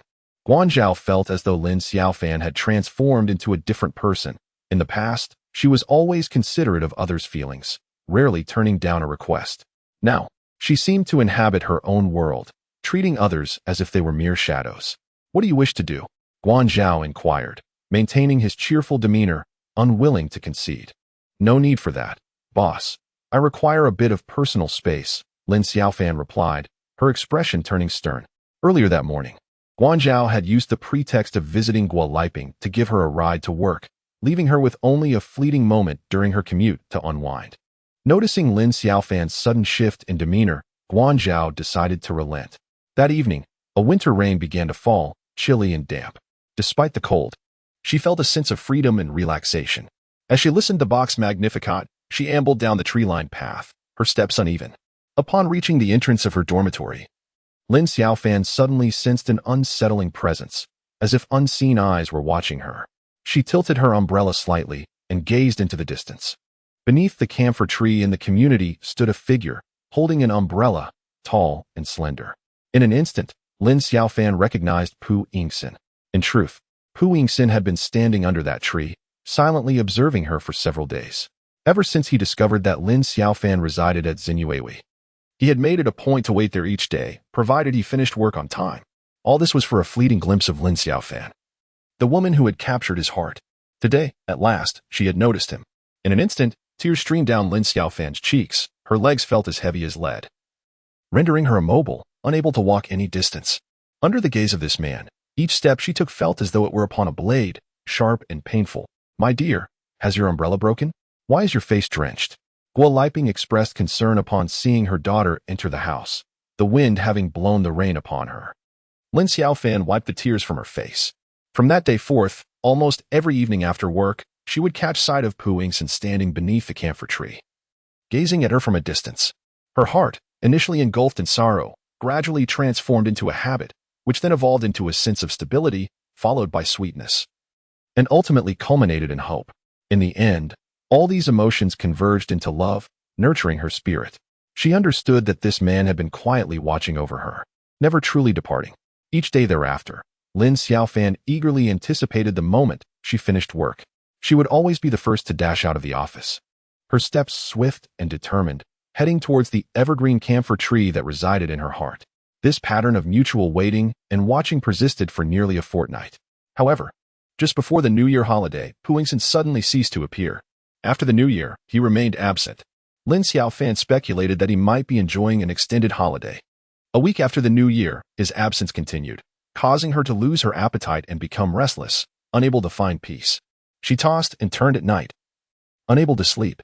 In a state of panic, she checked the hospital's website for Pu Yingxin's schedule, only to find that all appointments were marked as cancelled.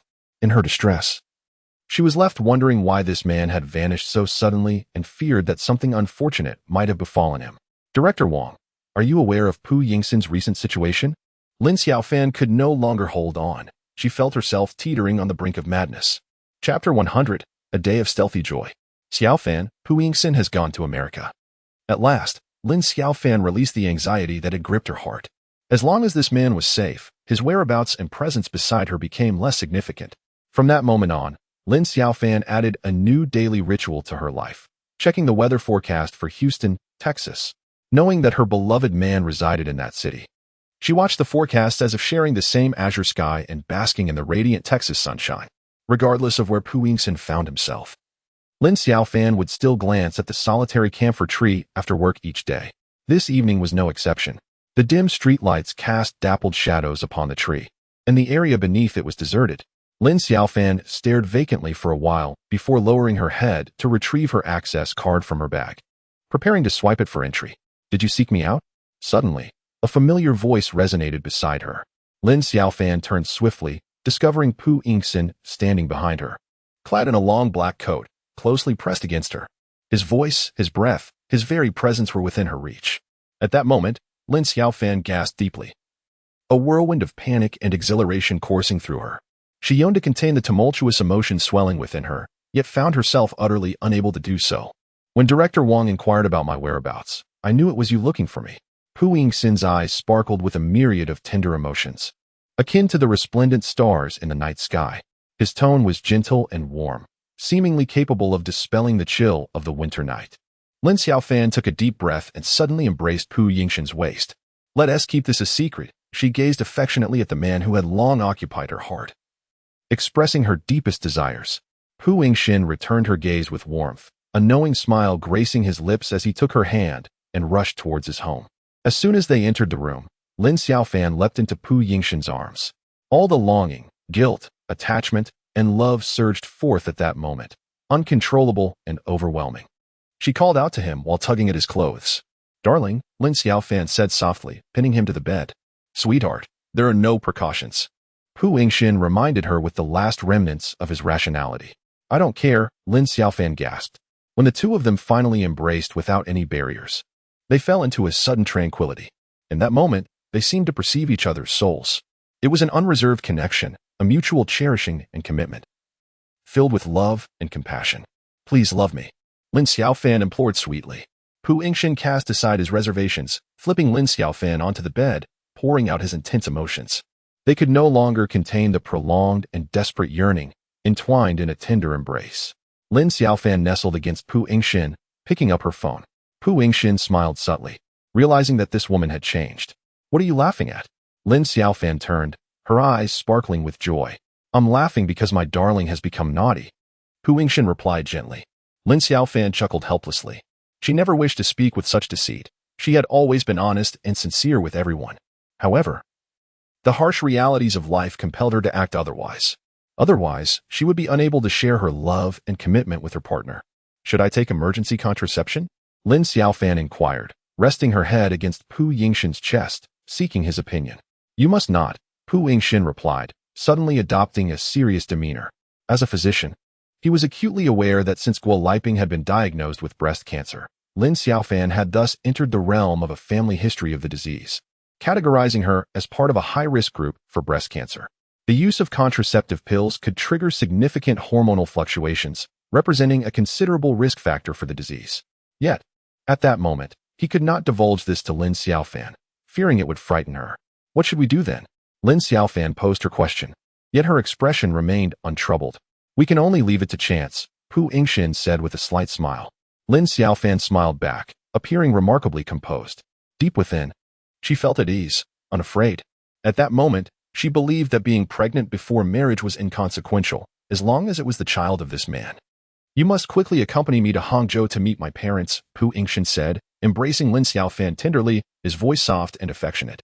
Had it not been for Guo Liping's sudden illness, which triggered a cascade of unforeseen events, they would have followed their original plan.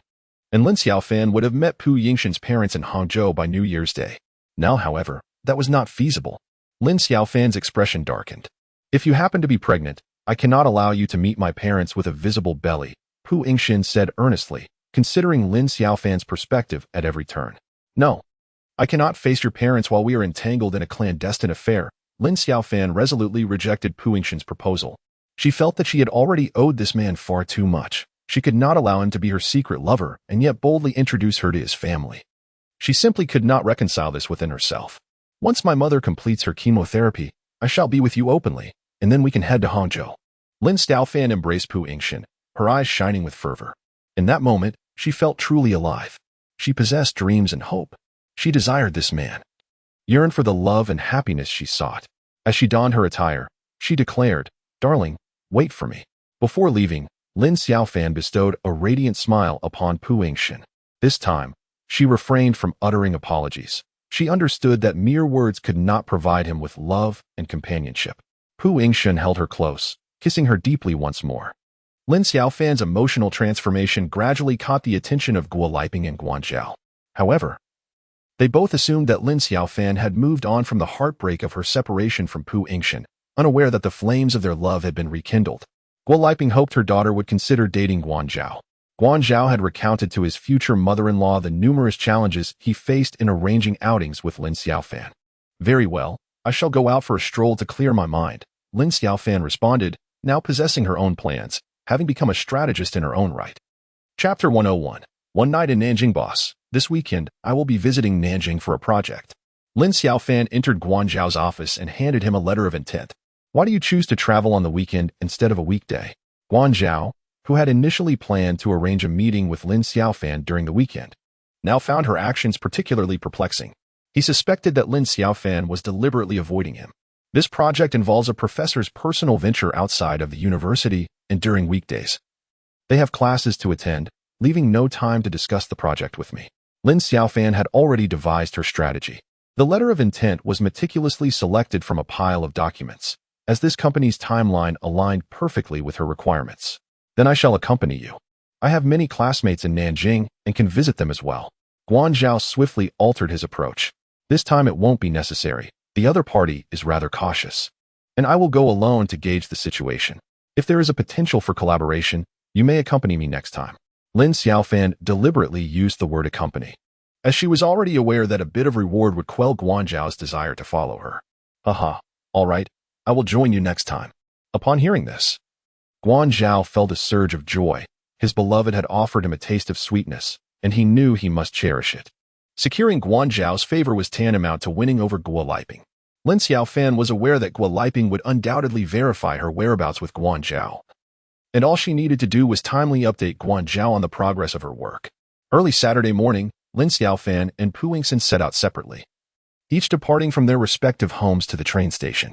At the train station, they each fought their own battles, avoiding any contact, fearful of encountering acquaintances who might reveal their reconciliation. "The lady, I borrowed her for a moment." Pu Yingxin stood beside Lin Xiaofan's seat, a playful smile gracing his lips as he teased her. The high-speed train's business-class cabin contained fewer than 10 seats, spacious enough to accommodate a cow. Lin Xiaofan chuckled softly, playfully tapping Pu Yingxin's arm, well aware of his jest. She rose to occupy the window seat, graciously offering the outer seat to Pu Yingxin.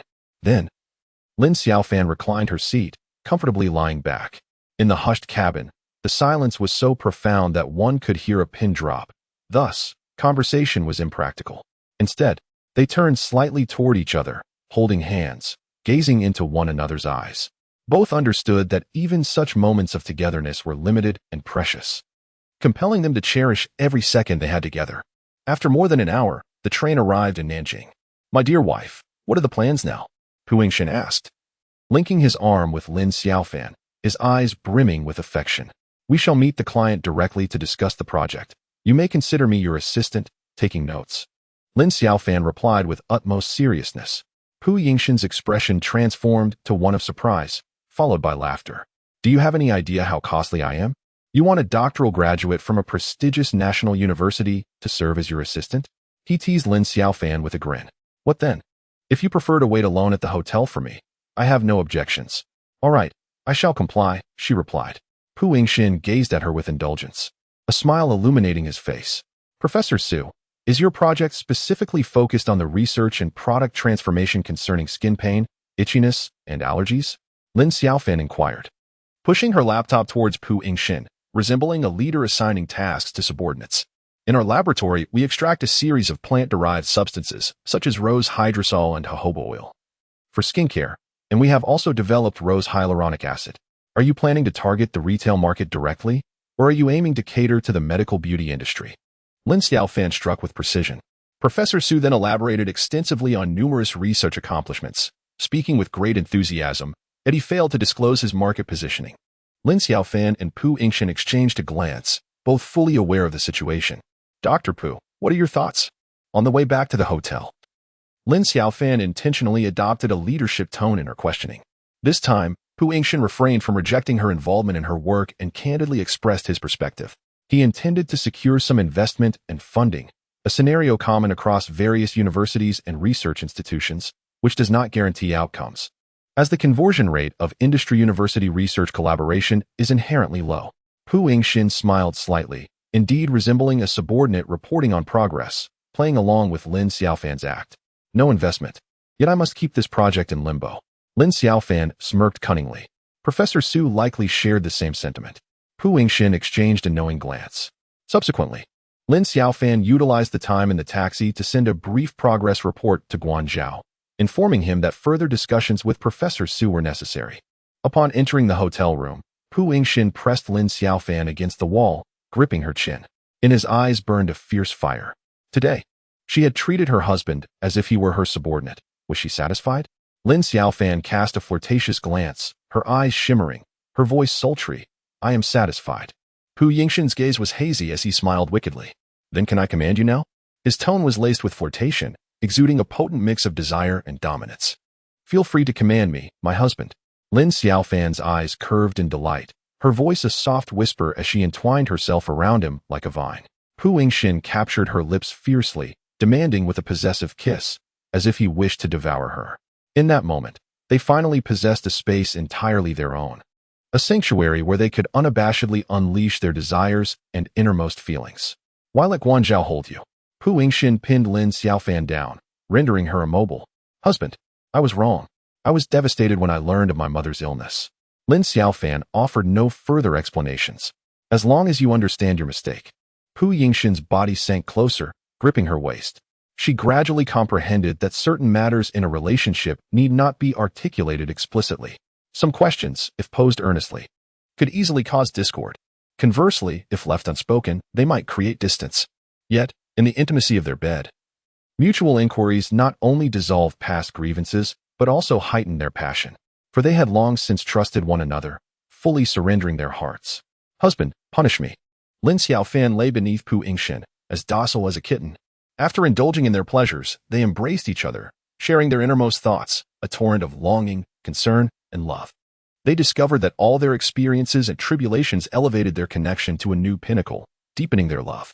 Pu Yingxin embraced Lin Xiaofan, gently nudging her nose with his. He had no intention of concealing anything from her. What? Lin Xiaofan's expression changed dramatically, a gasp escaping her lips as she sprang to her feet. Chapter 102. The Pursuit of Fate. Are you going on a blind date? The moment the words left Lin Xiaofan's mouth, a sharp pain twisted within her heart, her gaze shifting from surprise to melancholy. Pu Yingxin sensed her anguish and immediately tightened his embrace. Darling, I must go. It's a setup arranged by my mentor's wife. Everyone knows I am currently single. As he comforted Lin Xiaofan, he pressed a kiss to her cheek. Lin Xiaofan felt a suffocating weight in her chest, as if a boulder had lodged there. This man had already publicly declared her as his girlfriend by bringing her to Shulan Hospital and attending the birthday celebration of a teacher. Now, he was reverting to singlehood. And all of this was a consequence of her own actions, leaving Lin Xiaofan in utter despair. Silly girl, I'm merely playing along, Pu Yingxin said. Noticing the deep sadness etched on Lin Xiaofan's face as he continuously caressed her back. Then I will feel jealous, Lin Xiaofan replied, her brow furrowed, unable to mask her true feelings. Despite their profound love for one another, she found it unbearable to watch her man go on blind dates with other women. In this moment, she finally understood the emotions Pu Yingxin had felt when she had considered going on blind dates herself. However, Pu Yingxin did not abandon the idea of attending a matchmaking event due to Lin Xiaofan's resistance. Although it would be quite awkward and impolite to decline the introduction from his mentor's wife, it was not entirely impossible. Yet, this highly intelligent man had his own considerations. The number of admirers pursuing me has increased compared to before. Pu Yingxin smiled faintly and uttered a provocative remark. Lin Xiaofan rolled her eyes and lowered her head, feeling utterly helpless. Ever since the explosive news of Pu Yingxin's breakup spread throughout Shulan Hospital, every woman seemed to believe they had a chance. They all suddenly realized that the once unattainable idol could indeed be won over by ordinary women like themselves. If even the daughter of caregiver Guo Liping could capture his heart, why couldn't we? Consequently, Pu Yingxin became an even hotter commodity than before, and his reputation reached beyond the internal hospital. At this moment, Lin Xiaofan remained unaware of this peculiar phenomenon. She was only conscious of the threat posed by her matchmaking counterpart. Who is your match? Lin Xiaofan hesitated but ultimately asked, not wanting to remain in the dark. A student of my mentor's student, engaged in research at a certain institute, Pu Yingxin replied nonchalantly. Yet, Lin Xiaofan felt anything but indifferent upon hearing this. She understood that, in the eyes of society, such a person would be Pu Yingxin's ideal match, whereas someone like her was merely a frog dreaming of eating swan meat. You should assert your claim early on, Pu Yingxin teased her with a smile. I know, but I'll wait until my mother finishes her chemotherapy. Lin Xiaofan replied with a furrowed brow and a sigh. The next morning, Lin Xiaofan awoke in the embrace of the man she adored. This is something she eagerly anticipates every day now. In the past, when they cohabited, she felt that falling asleep in this man's embrace was an ordinary occurrence. Now, however, she realizes how extravagant it is to awaken in the arms of her beloved. Silly girl, where shall we go to play today? Pu Yingxin noticed Lin Xiaofan pressed against his chest, her expression sorrowful, and he intentionally diverted her attention. Let's go to Taoye Ferry. Lin Xiaofan perked up, sitting up abruptly. This is a relatively obscure attraction, known to few, yet Pu Yingxin happened to be familiar with it. Being from Zhejiang, he recalled the opera Taoye Ferry, which he had watched with his grandfather during his childhood. Taoye Ferry narrates the tragic love story of Wang Xianji, an Eastern Jin calligrapher, and his beloved concubine Taoye, who bravely love across social barriers, only for Taoye to be forced to drown herself while pregnant. Pu Yingxin worried that visiting this site might affect Lin Xiaofan's mood, reminiscent of when she watched Romeo and Juliet. Are you certain you want to go? There are many places to enjoy in Nanjing. Pu Yingxin looked at Lin Xiaofan with concern. Yes, I want to go. I watched a movie about Taoye Ferry when I was a child. And to put it in modern terms, it nearly left me in despair, Lin Xiaofan replied with a faint smile. This smile made Pu Yingxin realize that she was aware of the story of Wang Xinji and Taoye, Her desire to visit was to untangle her own emotional knots. They strolled quietly along the ancient Taoya Ferry archway by the Qinhuai River, pausing for a moment before the stone tablet of Taoya Ferry. Both remained silent, their hearts resonating with unspoken sentiments. Pu Yingxin was acutely aware that the tragic tale of Wang Xianji and Tao Yi stemmed from the disparity in their social standings. He also understood that the unresolved feelings deep within Lin Xiaofan were rooted in the same chasm between them. In her heart, Lin Xiaofan envisioned herself as the rustic maiden Tao Yi, while she perceived Pu Yingxin as the refined scholar Wang Xianji. Do you know that after Tao Yi's demise, Wang Xianji married her sister Tao Zhen? Lin Xiaofan suddenly inquired. Indeed, Pu Yingxin replied softly. You know this too? Is there anything you do not know? Lin Xiaofan beamed, realizing that this man possessed a profound knowledge of history, always adept at grasping her subtle thoughts and cleverness. Do you think your husband is a fool? Pu Yingxin retorted playfully, a hint of pride in his smile. Haha, Lin Xiaofan laughed heartily.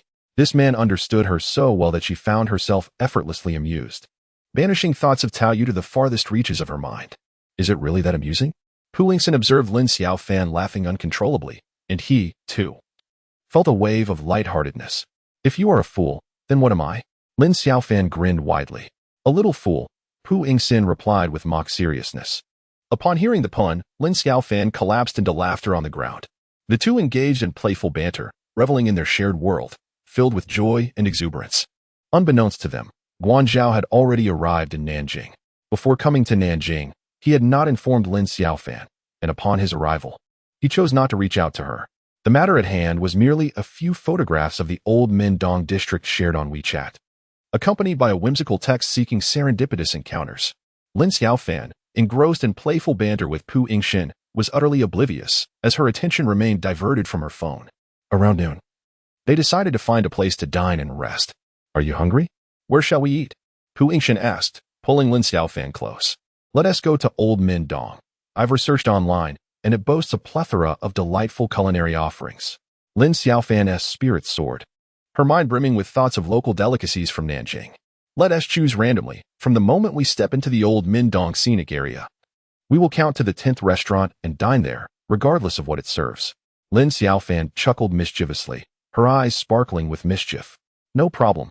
Pu Yingxin gazed at her indulgently, his enthusiasm undiminished. Chapter 103. The desire for food and love. Lin Xiaofan's eyes twinkled with affection as she linked her arm with Pu Yingxin's.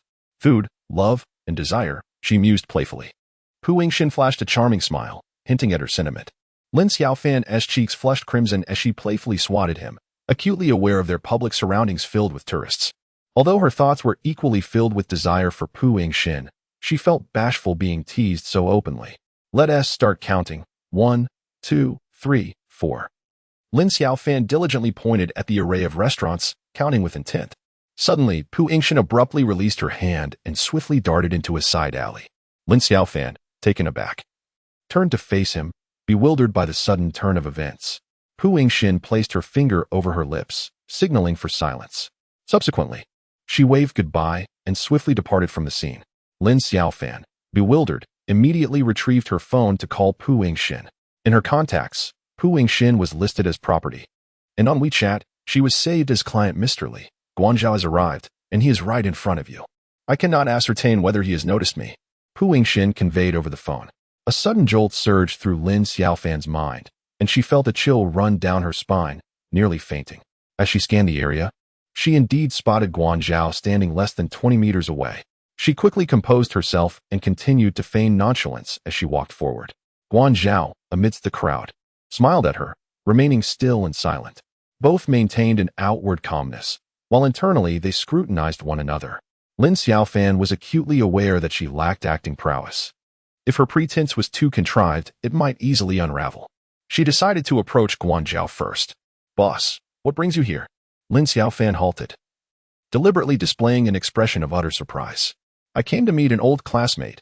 We just finished dining together, Guanzhao replied, still smiling, having discerned Lin Xiaofan's ruse. He recognized her feigned astonishment. I haven't eaten yet, Lin Xiaofan replied, struggling to find the right words. Guanzhao, interpreting her response as playful, appeared particularly delighted. Come, allow me to treat you to something delicious, he said, stepping closer and wrapping his arm around Lin Xiaofan's shoulder. He believed that Lin Xiaofan had seen the moments he posted on social media, which prompted him to venture to lay him in dong, pretending to chance upon him. However, the theatrical display Lin Xiaofan had just put on was misconstrued by him as her being shy and somewhat embarrassed. Lin Xiaofan promptly turned aside, evading Guanzhao's touch. She wished to avoid any further physical contact with him, fearing it might dishearten Pu Yingxin. Subsequently, Guanzhao took Lin Xiaofan to savor the renowned Jinling delicacy, the glutinous rice-ate treasure duck. With great enthusiasm, Guanzhao elaborated on the duck's historical anecdotes, even referencing Dream of the Red Chamber. Yet, Lin Xiaofan was hardly inclined to listen. Her mind was preoccupied with strategizing how to navigate through this predicament and scathed. "Xiaofan, you've had a taxing business trip over the weekend. I shall grant you a day off tomorrow, as it is Monday," Guanzhao suddenly declared with a cheerful demeanor. "Not arduous, merely a rarity," Lin Xiaofan replied politely. She lowered her gaze in silence, aware that if she were to adamantly decline, it would likely lead to an awkward confrontation. After all, Guanzhao was currently in a position of authority, demonstrating consideration for his employees by granting leave, while she had previously mentioned he should accompany her to Nanjing next time. She felt cornered, unable to extricate herself from the situation. "What hotel are you staying at?" Guanzhao inquired again. Lin Xiaofan's mind erupted in panic. She feared the worst. In pursuit of a more private retreat, she and Pu Yingxin had chosen to stay at the upscale resort, Banyan Tree. However, to validate her business trip for reimbursement, she had also booked a room at the Westin in the city, which she never intended to occupy, with her luggage still at the Banyan Tree. "I am staying at the Westin. I need to use the restroom," she replied. Lin Xiaofan smiled faintly and departed from the dining table. She promptly made a discreet call to Pu Yingxin, requesting him to handle the matter before leaving S-City. "Darling, I must stay in Nanjing for an additional day with my boss," Lin Xiaofan informed Pu Yingxin. "Remember, do not be alone with him in the hotel room, neither during the day nor at night." At that moment, Pu Yingxin's concerns transcended mere jealousy. He was deeply worried about Lin Xiaofan's safety. "As a man, I understand what men are capable of. Heed my words," Pu Yingxin insisted earnestly. "Understood, I will," Lin Xiaofan replied, taking a deep breath. After dinner, Lin Xiaofan took the initiative to suggest a leisurely stroll with Guanzhao and Liamindong, allowing time for Pu Yingxin to fabricate the scene. They wandered until dusk, with Guanzhao appearing particularly elated, as this was the first time Lin Xiaofan had shown him such warmth. "Let's go to the 1912 Bar Street this evening," Guanzhao proposed with a smile. Lin Xiaofan promptly declined his invitation. By this time, she had received a message from Pu Yingxin confirming that everything was in order, and her luggage had been transferred from the Banyan Tree to the Westin. Guanzhao displayed his persistence. On the way back to the Westin, Lin Xiaofan's heart raced with anxiety. This situation was a true test of her and Pu Yingxin's unspoken understanding, and she had no idea what Pu Yingxin had arranged at the scene. She had to pretend in front of Guanzhao that she had spent the previous night there and was quite familiar with the surroundings. Guanzhao had directly requested the hotel to place him on the same floor as Lin Xiaofan, just a mere few meters away from her. The soiled clothes lay atop the bed, towels hung on the rack, and the toiletries were lined up neatly in the bathroom. To her surprise, there was even a half-empty bottle of purified water. Lin Xiaofan smiled faintly, feeling a profound admiration for this man. "Xiaofan, indulge in some fruit and champagne," Guanzhao said, balancing a chilled wine bucket and a large platter of fruit as he knocked on Lin Xiaofan's door. This was the welcoming fruit and beverages delivered to the room by the hotel that day. However, Lin Xiaofan was caught off guard, as she hadn't stayed there the previous night and was unaware of the welcome gift. "I don't drink alcohol. I drink, you eat the fruit." Without seeking Lin Xiaofan's consent, Guanzhao squeezed through the crack of the door and entered her room. Chapter 104. How dare you touch a woman from the Pu family upon entering the guest room? Guanzhao surveyed the surroundings before placing the champagne and fruit platter on the table. Like a host, he settled into an armchair, peeled an orange, and offered it to Lin Xiaofan. "Thank you, but I fear the sourness, so I won't eat it." The sight of the orange made Lin Xiaofan grimace, and she had no appetite whatsoever. Having encountered numerous suitors, only Pu Yingxin had noticed her aversion to sour flavors and her preference for sweets on their first dining experience. "Afraid of sourness? Do you get jealous?" Guanzhao chuckled. "I don't eat it. I only enjoy sweet and sour dishes, but I don't indulge in jealousy otherwise." Seeing her candid demeanor made her particularly endearing, and Guanzhao's gaze began to shift. He felt that Lin Xiaofan was considerably more enthusiastic towards him that afternoon. and he could not let this opportunity slip away. "May I borrow the restroom?" "This orange isn't fresh," he said, clutching his stomach. Lin Xiaofan was momentarily taken aback, unsure of how to respond. "Is there no paper in the bathroom?" Guan Zhao suddenly exclaimed. "What?" Lin Xiaofan gasped in astonishment. She had only just entered the room and was unaware if Pu Yingxin had disposed of all the paper while staging the scene. "Xiaofan, pass me some paper," Guan Zhao shouted urgently and loudly. Flustered, Lin Xiaofan hastily grabbed the tissue box from the table and rushed to the bathroom door. She could only stand with her back to the door, opening it slightly. "Here you go," she said, shaking the paper at the entrance. "I can't reach it," Guan Zhao replied. The bathroom in this room was particularly spacious, the sliding door positioned 2 meters away from the toilet, which was tucked into a corner. Lin Xiaofan had no choice but to step back a little further, extending her hand inside. "Still can't reach it," Guan Zhao said again. Lin Xiaofan realized that if she retreated any further, she would have to step into the bathroom. With her eyes closed, she declared, "If I still can't reach it, I'll have to throw it to you." "Go ahead and throw it," Guan Zhao replied. The moment the paper left her hand, Lin Xiaofan heard Guan Zhao scream, a sound so piercing and frightening that it startled her. Instinctively worried, she turned her head to check. Before she could fully turn, Guan Zhao laughed and embraced her. "Oh, you wanted to sneak a peek at me?" Lin Xiaofan's face instantly flushed crimson as she shook her hands, frantically explaining, "I didn't mean to. I truly didn't mean to. I thought something had happened to you."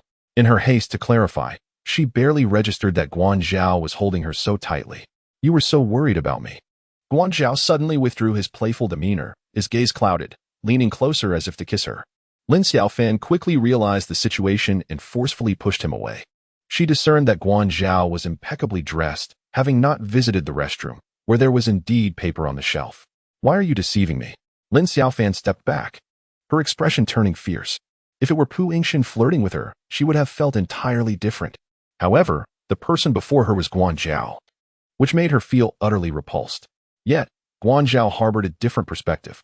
He believed that now that Lin Xiaofan was single and Guo Liping had accepted him, he had already made his intentions clear in pursuing her. As a man, he felt compelled to act.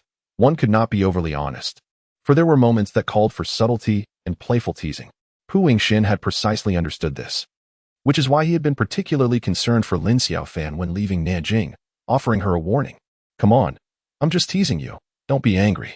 "I apologize." "Let us embrace," Guan Zhao declared with calmness, extending his arms and stepping forward, intent on hugging Lin Xiaofan once more. "Boss, please don't do that, or I will get upset," Lin Xiaofan replied, her heart racing as she observed Guan Zhao's muscular build, feeling as if a mountain was looming over her. She retreated to the edge of the table, with no further space to escape, her anxiety mounting, and she even pondered whether she might be violated. Before her relationship with Pu Yingxin, Lin Xiaofan had never had any close interactions with men. She was at a loss as to how to reject such unrefined advances. She could not ascertain the intent behind Guan Zhao's actions, whether he merely wished to flirt or if he intended to escalate the situation further.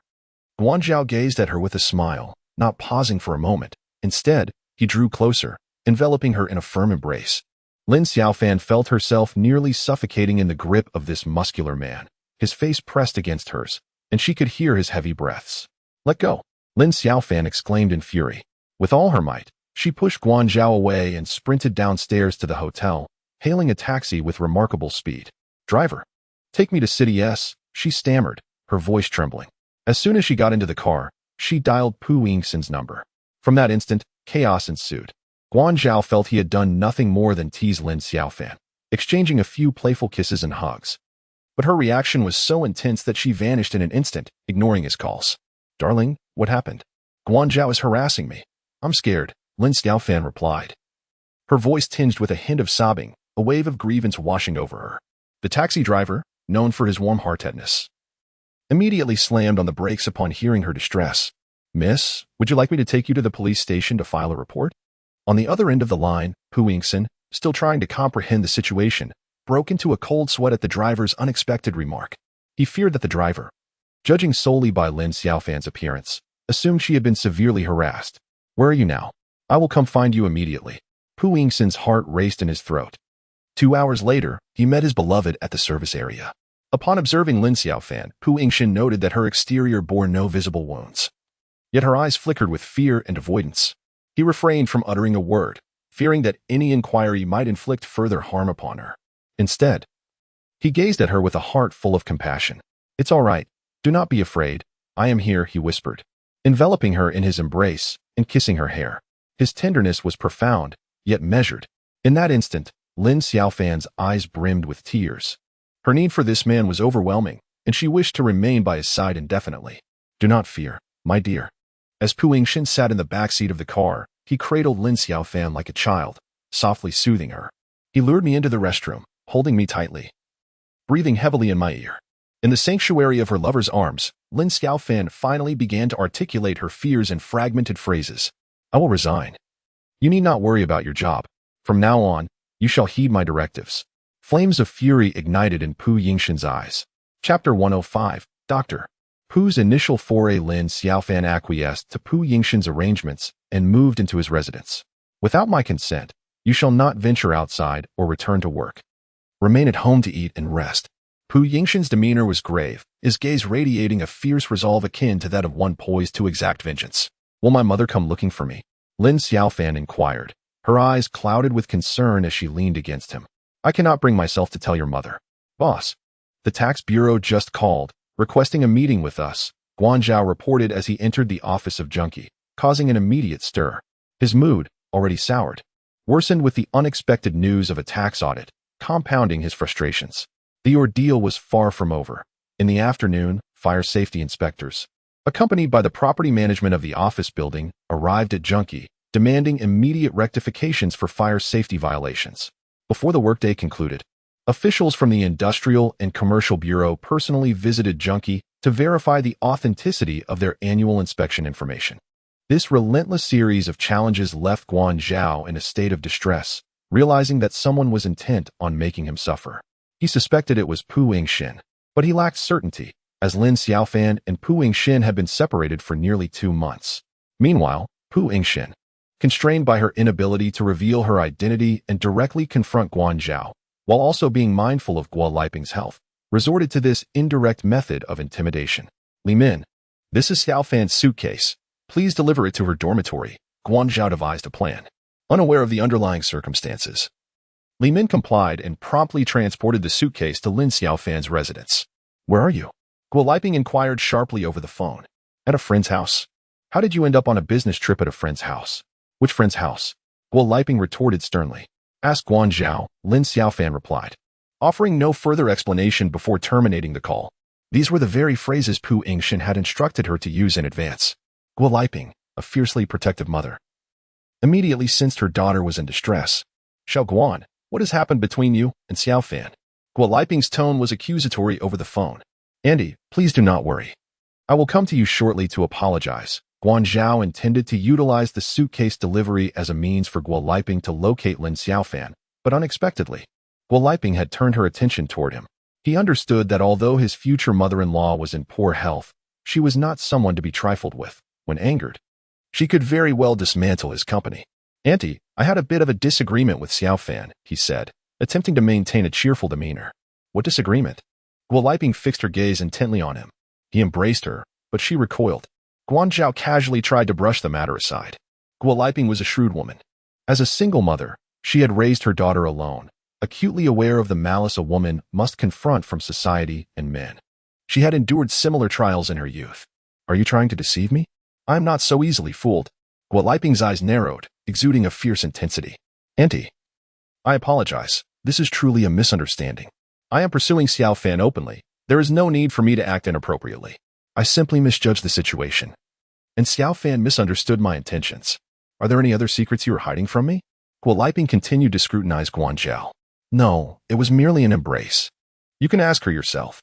Pu Yingxin held Lin Xiaofan close, both to teach her how to navigate the situation and to soothe her emotions. Lin Xiaofan leaned into his embrace, reluctant to part. This man had provided her with a profound sense of security over the past few days, and she recognized that she had found a protector. This feeling had eluded her since she was 9 years old. In her childhood, when bullied by classmates, she had to bear the burden alone, enviously watching other girls being shielded by their fathers. Now, this man not only offered her sweet love, but also the affection and care of a father and brother. "I will miss you." Lin Xiaofan tightly embraced Pu Yingxin's waist, unwilling to let go.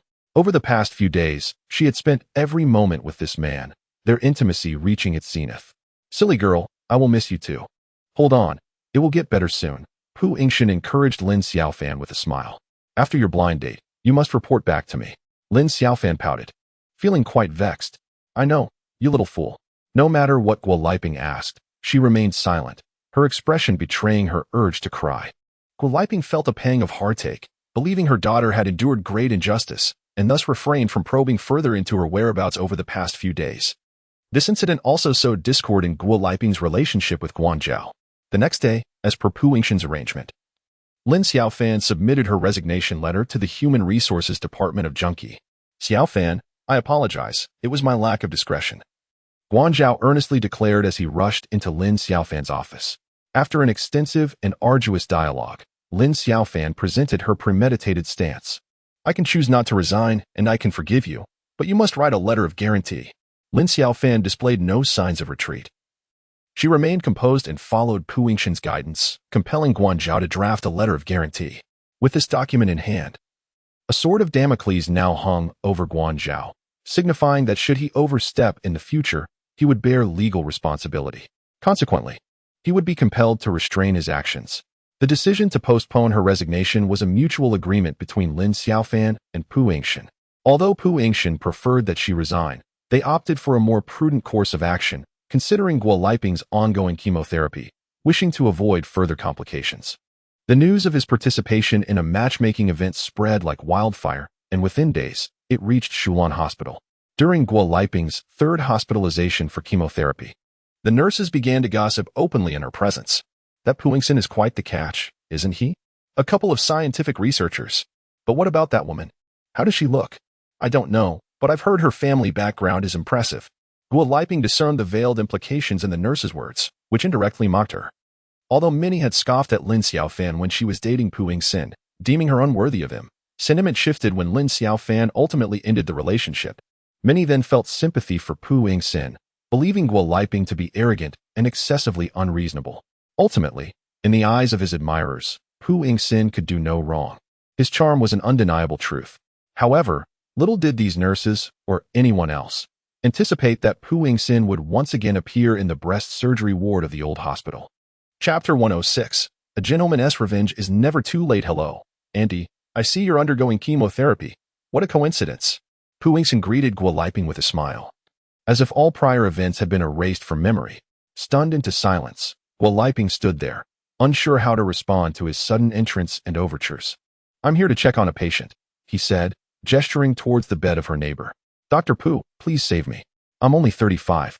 With an 8-year-old son and a 1-year-old daughter at home, the patient in the neighboring bed cried, tears streaming down her face upon seeing Pu Yingxin enter the room. The patient, suffering from the adverse effects of chemotherapy, experienced acute renal injury and hydronephrosis. The breast surgery department urgently summoned Dr. Pu Yingxin for a consultation to assess whether the patient could continue with chemotherapy. Do not worry, there is always a solution, Dr. Pu reassured. As he instructed the patient to lie flat and conducted a thorough examination of her lumbar and abdominal regions, followed by an inquiry into her symptoms. He then proceeded to the physician's office to convene for the consultation. Guo Liping comforted the patient, feeling a deep sense of compassion for the young woman burdened with family responsibilities while battling illness. The patient wept profusely, her tears flowing freely. Having worked in the breast surgery department for over a decade, Guo Liping had witnessed numerous patients halt their chemotherapy for various reasons, a common occurrence that she fully understood. You are the most promising patient in terms of chemotherapy indicators, even the nurses have remarked on it. Aside from slightly low white blood cell counts, your organs are in excellent condition, as we all know, she reassured. The patient wiped her tears, revealing a look of envy. Guo Liping felt a sense of joy at this, as she was indeed the one experiencing the least side effects thus far. You will be fine, doctor. Pu is a renowned figure in our hospital, she consoled. I have heard. He is my last glimmer of hope, the patient replied, her eyes brimming with a fierce desire to survive. That evening, Lin Xiaofan stayed at Dr. Pu's residence. Guo Liping required hospitalization for 2 to 3 days for her chemotherapy, granting them the opportunity to reunite. Upon their meeting, Lin Xiaofan eagerly inquired about Dr. Pu's dating life, feeling as though a needle was lodged in her heart, causing discomfort until it was addressed. How is it going? Are you still in touch? Lin Xiaofan hung onto Pu Yingxin's neck, gazing into his eyes. What can I do? I am a married man. I am merely attending an event, and I am still in contact. Pu Yingxin chuckled, playfully holding Lin Xiaofan's waist. Then why maintain contact? Lin Xiaofan, feeling increasingly frustrated, replied, Silly girl, it's to save face for my master's wife. I engage for a few days to provide the other party with a way out. As he spoke, Pu Yingxin leaned in to kiss Lin Xiaofan. She felt discontent, her heart heavy. Like a child, she clung to his neck, pouting, Do you think I am like you? Initially, the three of them outright rejected me. Am I even inferior to Pingqing and Xie Yang? Pu Yingxin gazed at her with affectionate eyes, causing Lin Xiaofan to burst into laughter. She realized that this man was still hung up on the matter. I was just shy back then. You saw everything. How could I interact with you after that? Lin Xiaofan smiled sweetly, her thoughts once again led astray by this man, forgetting his matchmaking endeavors. Now, shedding her clothing, she lay on the bed, striking a pose reminiscent of that day. Pu Yingxin looked at her tenderly, his gaze infused with desire. Lin Xiaofan, mouth agape, stood frozen, surprised by this man's request. Yet, she complied obediently. Darling, lately I haven't been able to see you, and I often reminisce about our first encounter. Pu Yingxin's tone was soft and intoxicating. Just like during their first meeting, he approached Lin Xiaofan gently. She continued to gaze at the ceiling, feeling an overwhelming sense of happiness this time. The following morning, the two of them encountered each other once more in Guo Liping's hospital room. Your chemotherapy will be postponed for now. I will assist you with a minimally invasive procedure to address the kidney swelling while administering medication to protect your renal function. We shall resume chemotherapy once you have recovered. Dr. Pu Yingxin communicated with a few young doctors while engaging with the patient. Dr. Pu, I am immensely grateful to you. Just yesterday, this lady told me that you are the hallmark of Shulan Hospital and that you will undoubtedly save me. The fellow patient promptly pointed at Guo Liping, using her words to commend Dr. Pu. Upon hearing this, Guo Liping did not feel flattered. Instead, she felt particularly awkward. After all, she had previously been rather brusque towards Dr. Pu and had even pressured her daughter to break up with him. Now, extolling him behind his back made her appear hypocritical. Although Dr. Pu felt a surge of happiness upon hearing the praise, he maintained a composed demeanor, turning to Guo Liping with a gentle nod and a smile. Auntie, I heard that your side effect is low white blood cell count? He inquired casually. Yes, Guo Liping replied, her face betraying her embarrassment as she spoke softly. Lin Xiaofan, fearing her acting skills might falter and reveal her presence, crouched down to tidy up the items under the bed, thus allowing her to avoid being seen. Let Xiaofan purchase some ginseng and astragalus tablets for you. They are traditional Chinese medicine and may be beneficial, Dr. Pu suggested in a nonchalant tone before departing the room. Guo Liping hesitated for a moment. Previously, during her time as a caregiver, she had heard of patients taking these supplements, but Director Wang, as a Western medicine practitioner, had never recommended them. Now that Dr. Pu had mentioned it, she felt it was worth a try, especially since he genuinely possessed remarkable skills. Dear, as per Pu Yingxin's suggestion, please purchase a few boxes for me to try. Understood. Lin Xiaofan dared not raise her head, nearly bursting into laughter. Her future mother-in-law was hospitalized, and naturally, the sycophantic son-in-law was not to be missed. Every day, Guan Zhao would arrive bearing a large bouquet of fresh flowers for a visit. Auntie, is your reaction still severe this time? It feels worse than the last 2 times. I'm uncomfortable and feel nauseous, Guo Liping sighed. Shall I have my chef prepare some soft-shelled turtle for you to nourish yourself? Guan Zhao continued his obsequiousness. Lin Xiaofan turned her back to him, scrutinizing the medical expense list, finding his voice irksome. At that moment, it truly felt like enemies meeting with a fierce intensity. The incidents of Lin Xiaofan being disturbed surged to Pu Yingxin's mind, yet he adeptly concealed his inner turmoil. The family member from earlier served as a perfect negative example. Pu Yingxin calmly gestured towards Guan Zhao. Both breast and prostate diseases are influenced by sex hormones. Hence one must refrain from using medications and foods that affect these hormones for supplementation. Guan Zhao was inexplicably left in the lurch, subjected to the scrutinizing gazes of a throng of patients and their families, feeling utterly foolish. Chapter 107. A true princess emerges unexpectedly. Oh dear, Dr. Pu, hello. To alleviate the awkwardness, Guan Zhao immediately greeted with a cheerful smile. Pu Yingxin cast him a glance, but did not respond. Lin Xiaofan continued to examine the expense list without lifting her head, fearful of revealing any slip in front of the crowd. Does this soft-shelled turtle contain hormones? Guo Liping questioned with a puzzled expression, initiating a conversation with Pu Yingxin. The methods of raising soft-shelled turtles often involve the use of hormones to promote weight gain. Eels, on the other hand, should be avoided entirely. Being hermaphroditic, they are often fed contraceptive pills to enhance growth, which can lead to drug residues. Pu Yingxin spoke calmly and eloquently, indulging in a session of popular science. You should relay this knowledge to your patients in the future, he advised. Turning to the group of young doctors. Consequently, patients from the adjacent ward flocked in, eager to attend the lecture. Doctor, is it true that soybeans are not safe to eat? One inquired. Doctor, can we consume bird's nest? Another asked. In my hometown, some people consume placenta for nourishment. Is that acceptable? The influx of patients quickly congested the ward. Noticing the commotion, a nurse rushed over to restore order. His earlier suggestions had been directed solely at Guo Liping, who indeed had taken them to heart.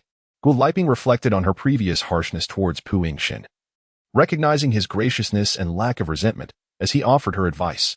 Guanzhao observed all of this with a complex mix of emotions. He understood that Pu Yingxin was a formidable figure in medicine. Challenging him would lead to disastrous consequences. Suddenly, Guo Liping interjected, Auntie, there's no indication that this supplement is harmful, is there? Guanzhao appeared particularly exasperated. Very well, Lin Xiaofan replied decisively, her heart brimming with joy. She had come to realize that Pu Yingxin had merely been waiting for the opportunity to shine, and when the moment arose, he had effortlessly left Guo Liping astounded. Sister Xiaofan, may I invite you for a cup of coffee downstairs? Lin Xian suddenly smiled and intercepted her. Lin Xiaofan cast a glance at Lin Xian, unable to decipher her intentions, yet her intuition warned her that Lin Xian was undoubtedly up to no good. I won't drink it, Lin Xiaofan replied curtly, refusing her outright. Firstly, she did not wish to feign camaraderie with Lin Xian any longer. Secondly, she was concerned that should she indeed become pregnant, excessive caffeine would be detrimental to the fetus. Xiaofan, let me treat you to a meal, and Shuiwei will join us too. Lin Xian persisted, undeterred by the rejection. A wave of suspicion washed over Lin Xiaofan. She was acutely aware that since her relationship with Pu Yingxin began, these two women had regarded her as an eyesore. So why were they suddenly so amiable? Xiaofan, let us have a chat, just the three of us, Lin Xian continued to press. Reluctantly, Lin Xiaofan acquiesced, curious to uncover the ulterior motives of these two women. Once seated at the dining table, it took mere moments for Lin Xiaofan to grasp their intentions. It was because Pu Yingxin was going on a blind date, and they sought to form a solidarity of heartbroken souls. Shuiwei, how could Dr. Pu's blind date compare to you? Lin Xian feigned flattery towards Tang Shuiwei. I am merely a classmate of Pu Yingxin. How could I possibly compete with her? She is the daughter of a high-ranking official, Tang Shuiwei, typically so proud, humbly acknowledged her own shortcomings for the first time. She felt a genuine sense of defeat, recognizing that her blind date's academic pedigree and family background surpassed her own. Lin Xiaofan sat quietly, her head bowed over her meal, torn between a desire to listen and an urge to turn away.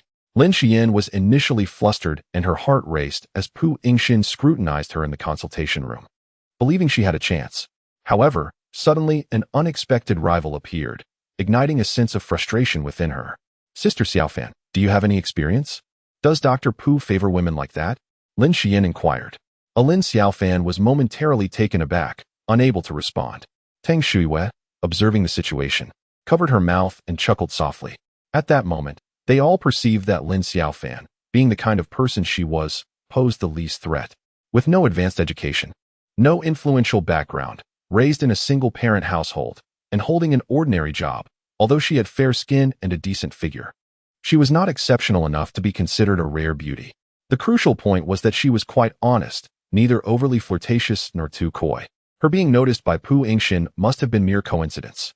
Xiaofan, let us just chat casually. Please don't feel concerned. Tang Shuiwei attempted to alleviate the awkwardness. I have no idea what that woman is like. How could I possibly know if Pu Yingxin likes her? Finally, Lin Xiaofan managed to muster a perfunctory reply. Sister Shuiwei, show Sister Xiaofan the pictures. Her resume is also available on a certain hospital's website. I've saved them. As Lin Xian spoke, she pushed her phone toward Lin Xiaofan. Lin Xiaofan found herself juggling two phones, one for the resume and the other for the photos, overwhelmed by the sheer volume of information. Upon closer inspection, she was taken aback. The woman possessed an elegant and refined beauty, clearly raised in a well-educated family with a literary background. Such qualities would likely be appealing, she thought. As Lin Xiaofan uttered these words, a chill swept over her limbs, as if she were lacking oxygen. Lin Xian and Tang Xue fell silent, burying their heads in their meals. In the presence of such remarkable individuals, the three of them felt utterly bereft of confidence. That evening, Lin Xiaofan sat glumly in the living room, absorbed in the television, not uttering a single word. Was she dissatisfied with her husband's conduct at the hospital today? Pu Yingxin approached her with a smile and bestowed a gentle kiss. Lin Xiaofan cast a sidelong glance at Pu Yingxin, pouting, yet remained silent. At that moment, she was consumed by jealousy, as if drowning in a vat of vinegar. "What troubles you, my dear?" Pu Yingxin inquired softly, drawing Lin Xiaofan onto his lap. Having sensed her unusual demeanor, ever since their reconciliation, Lin Xiaofan had been fervently affectionate, often clinging to him. This was the first time she appeared so frigid. "Are you still in contact with Lu Jinjin?" Lin Xiaofan tugged at Pu Yingxin's ear, kneading his earlobe, her face etched with unease. Upon hearing Lin Xiaofan directly mention the name of his blind date, Pu Yingxin was momentarily taken aback.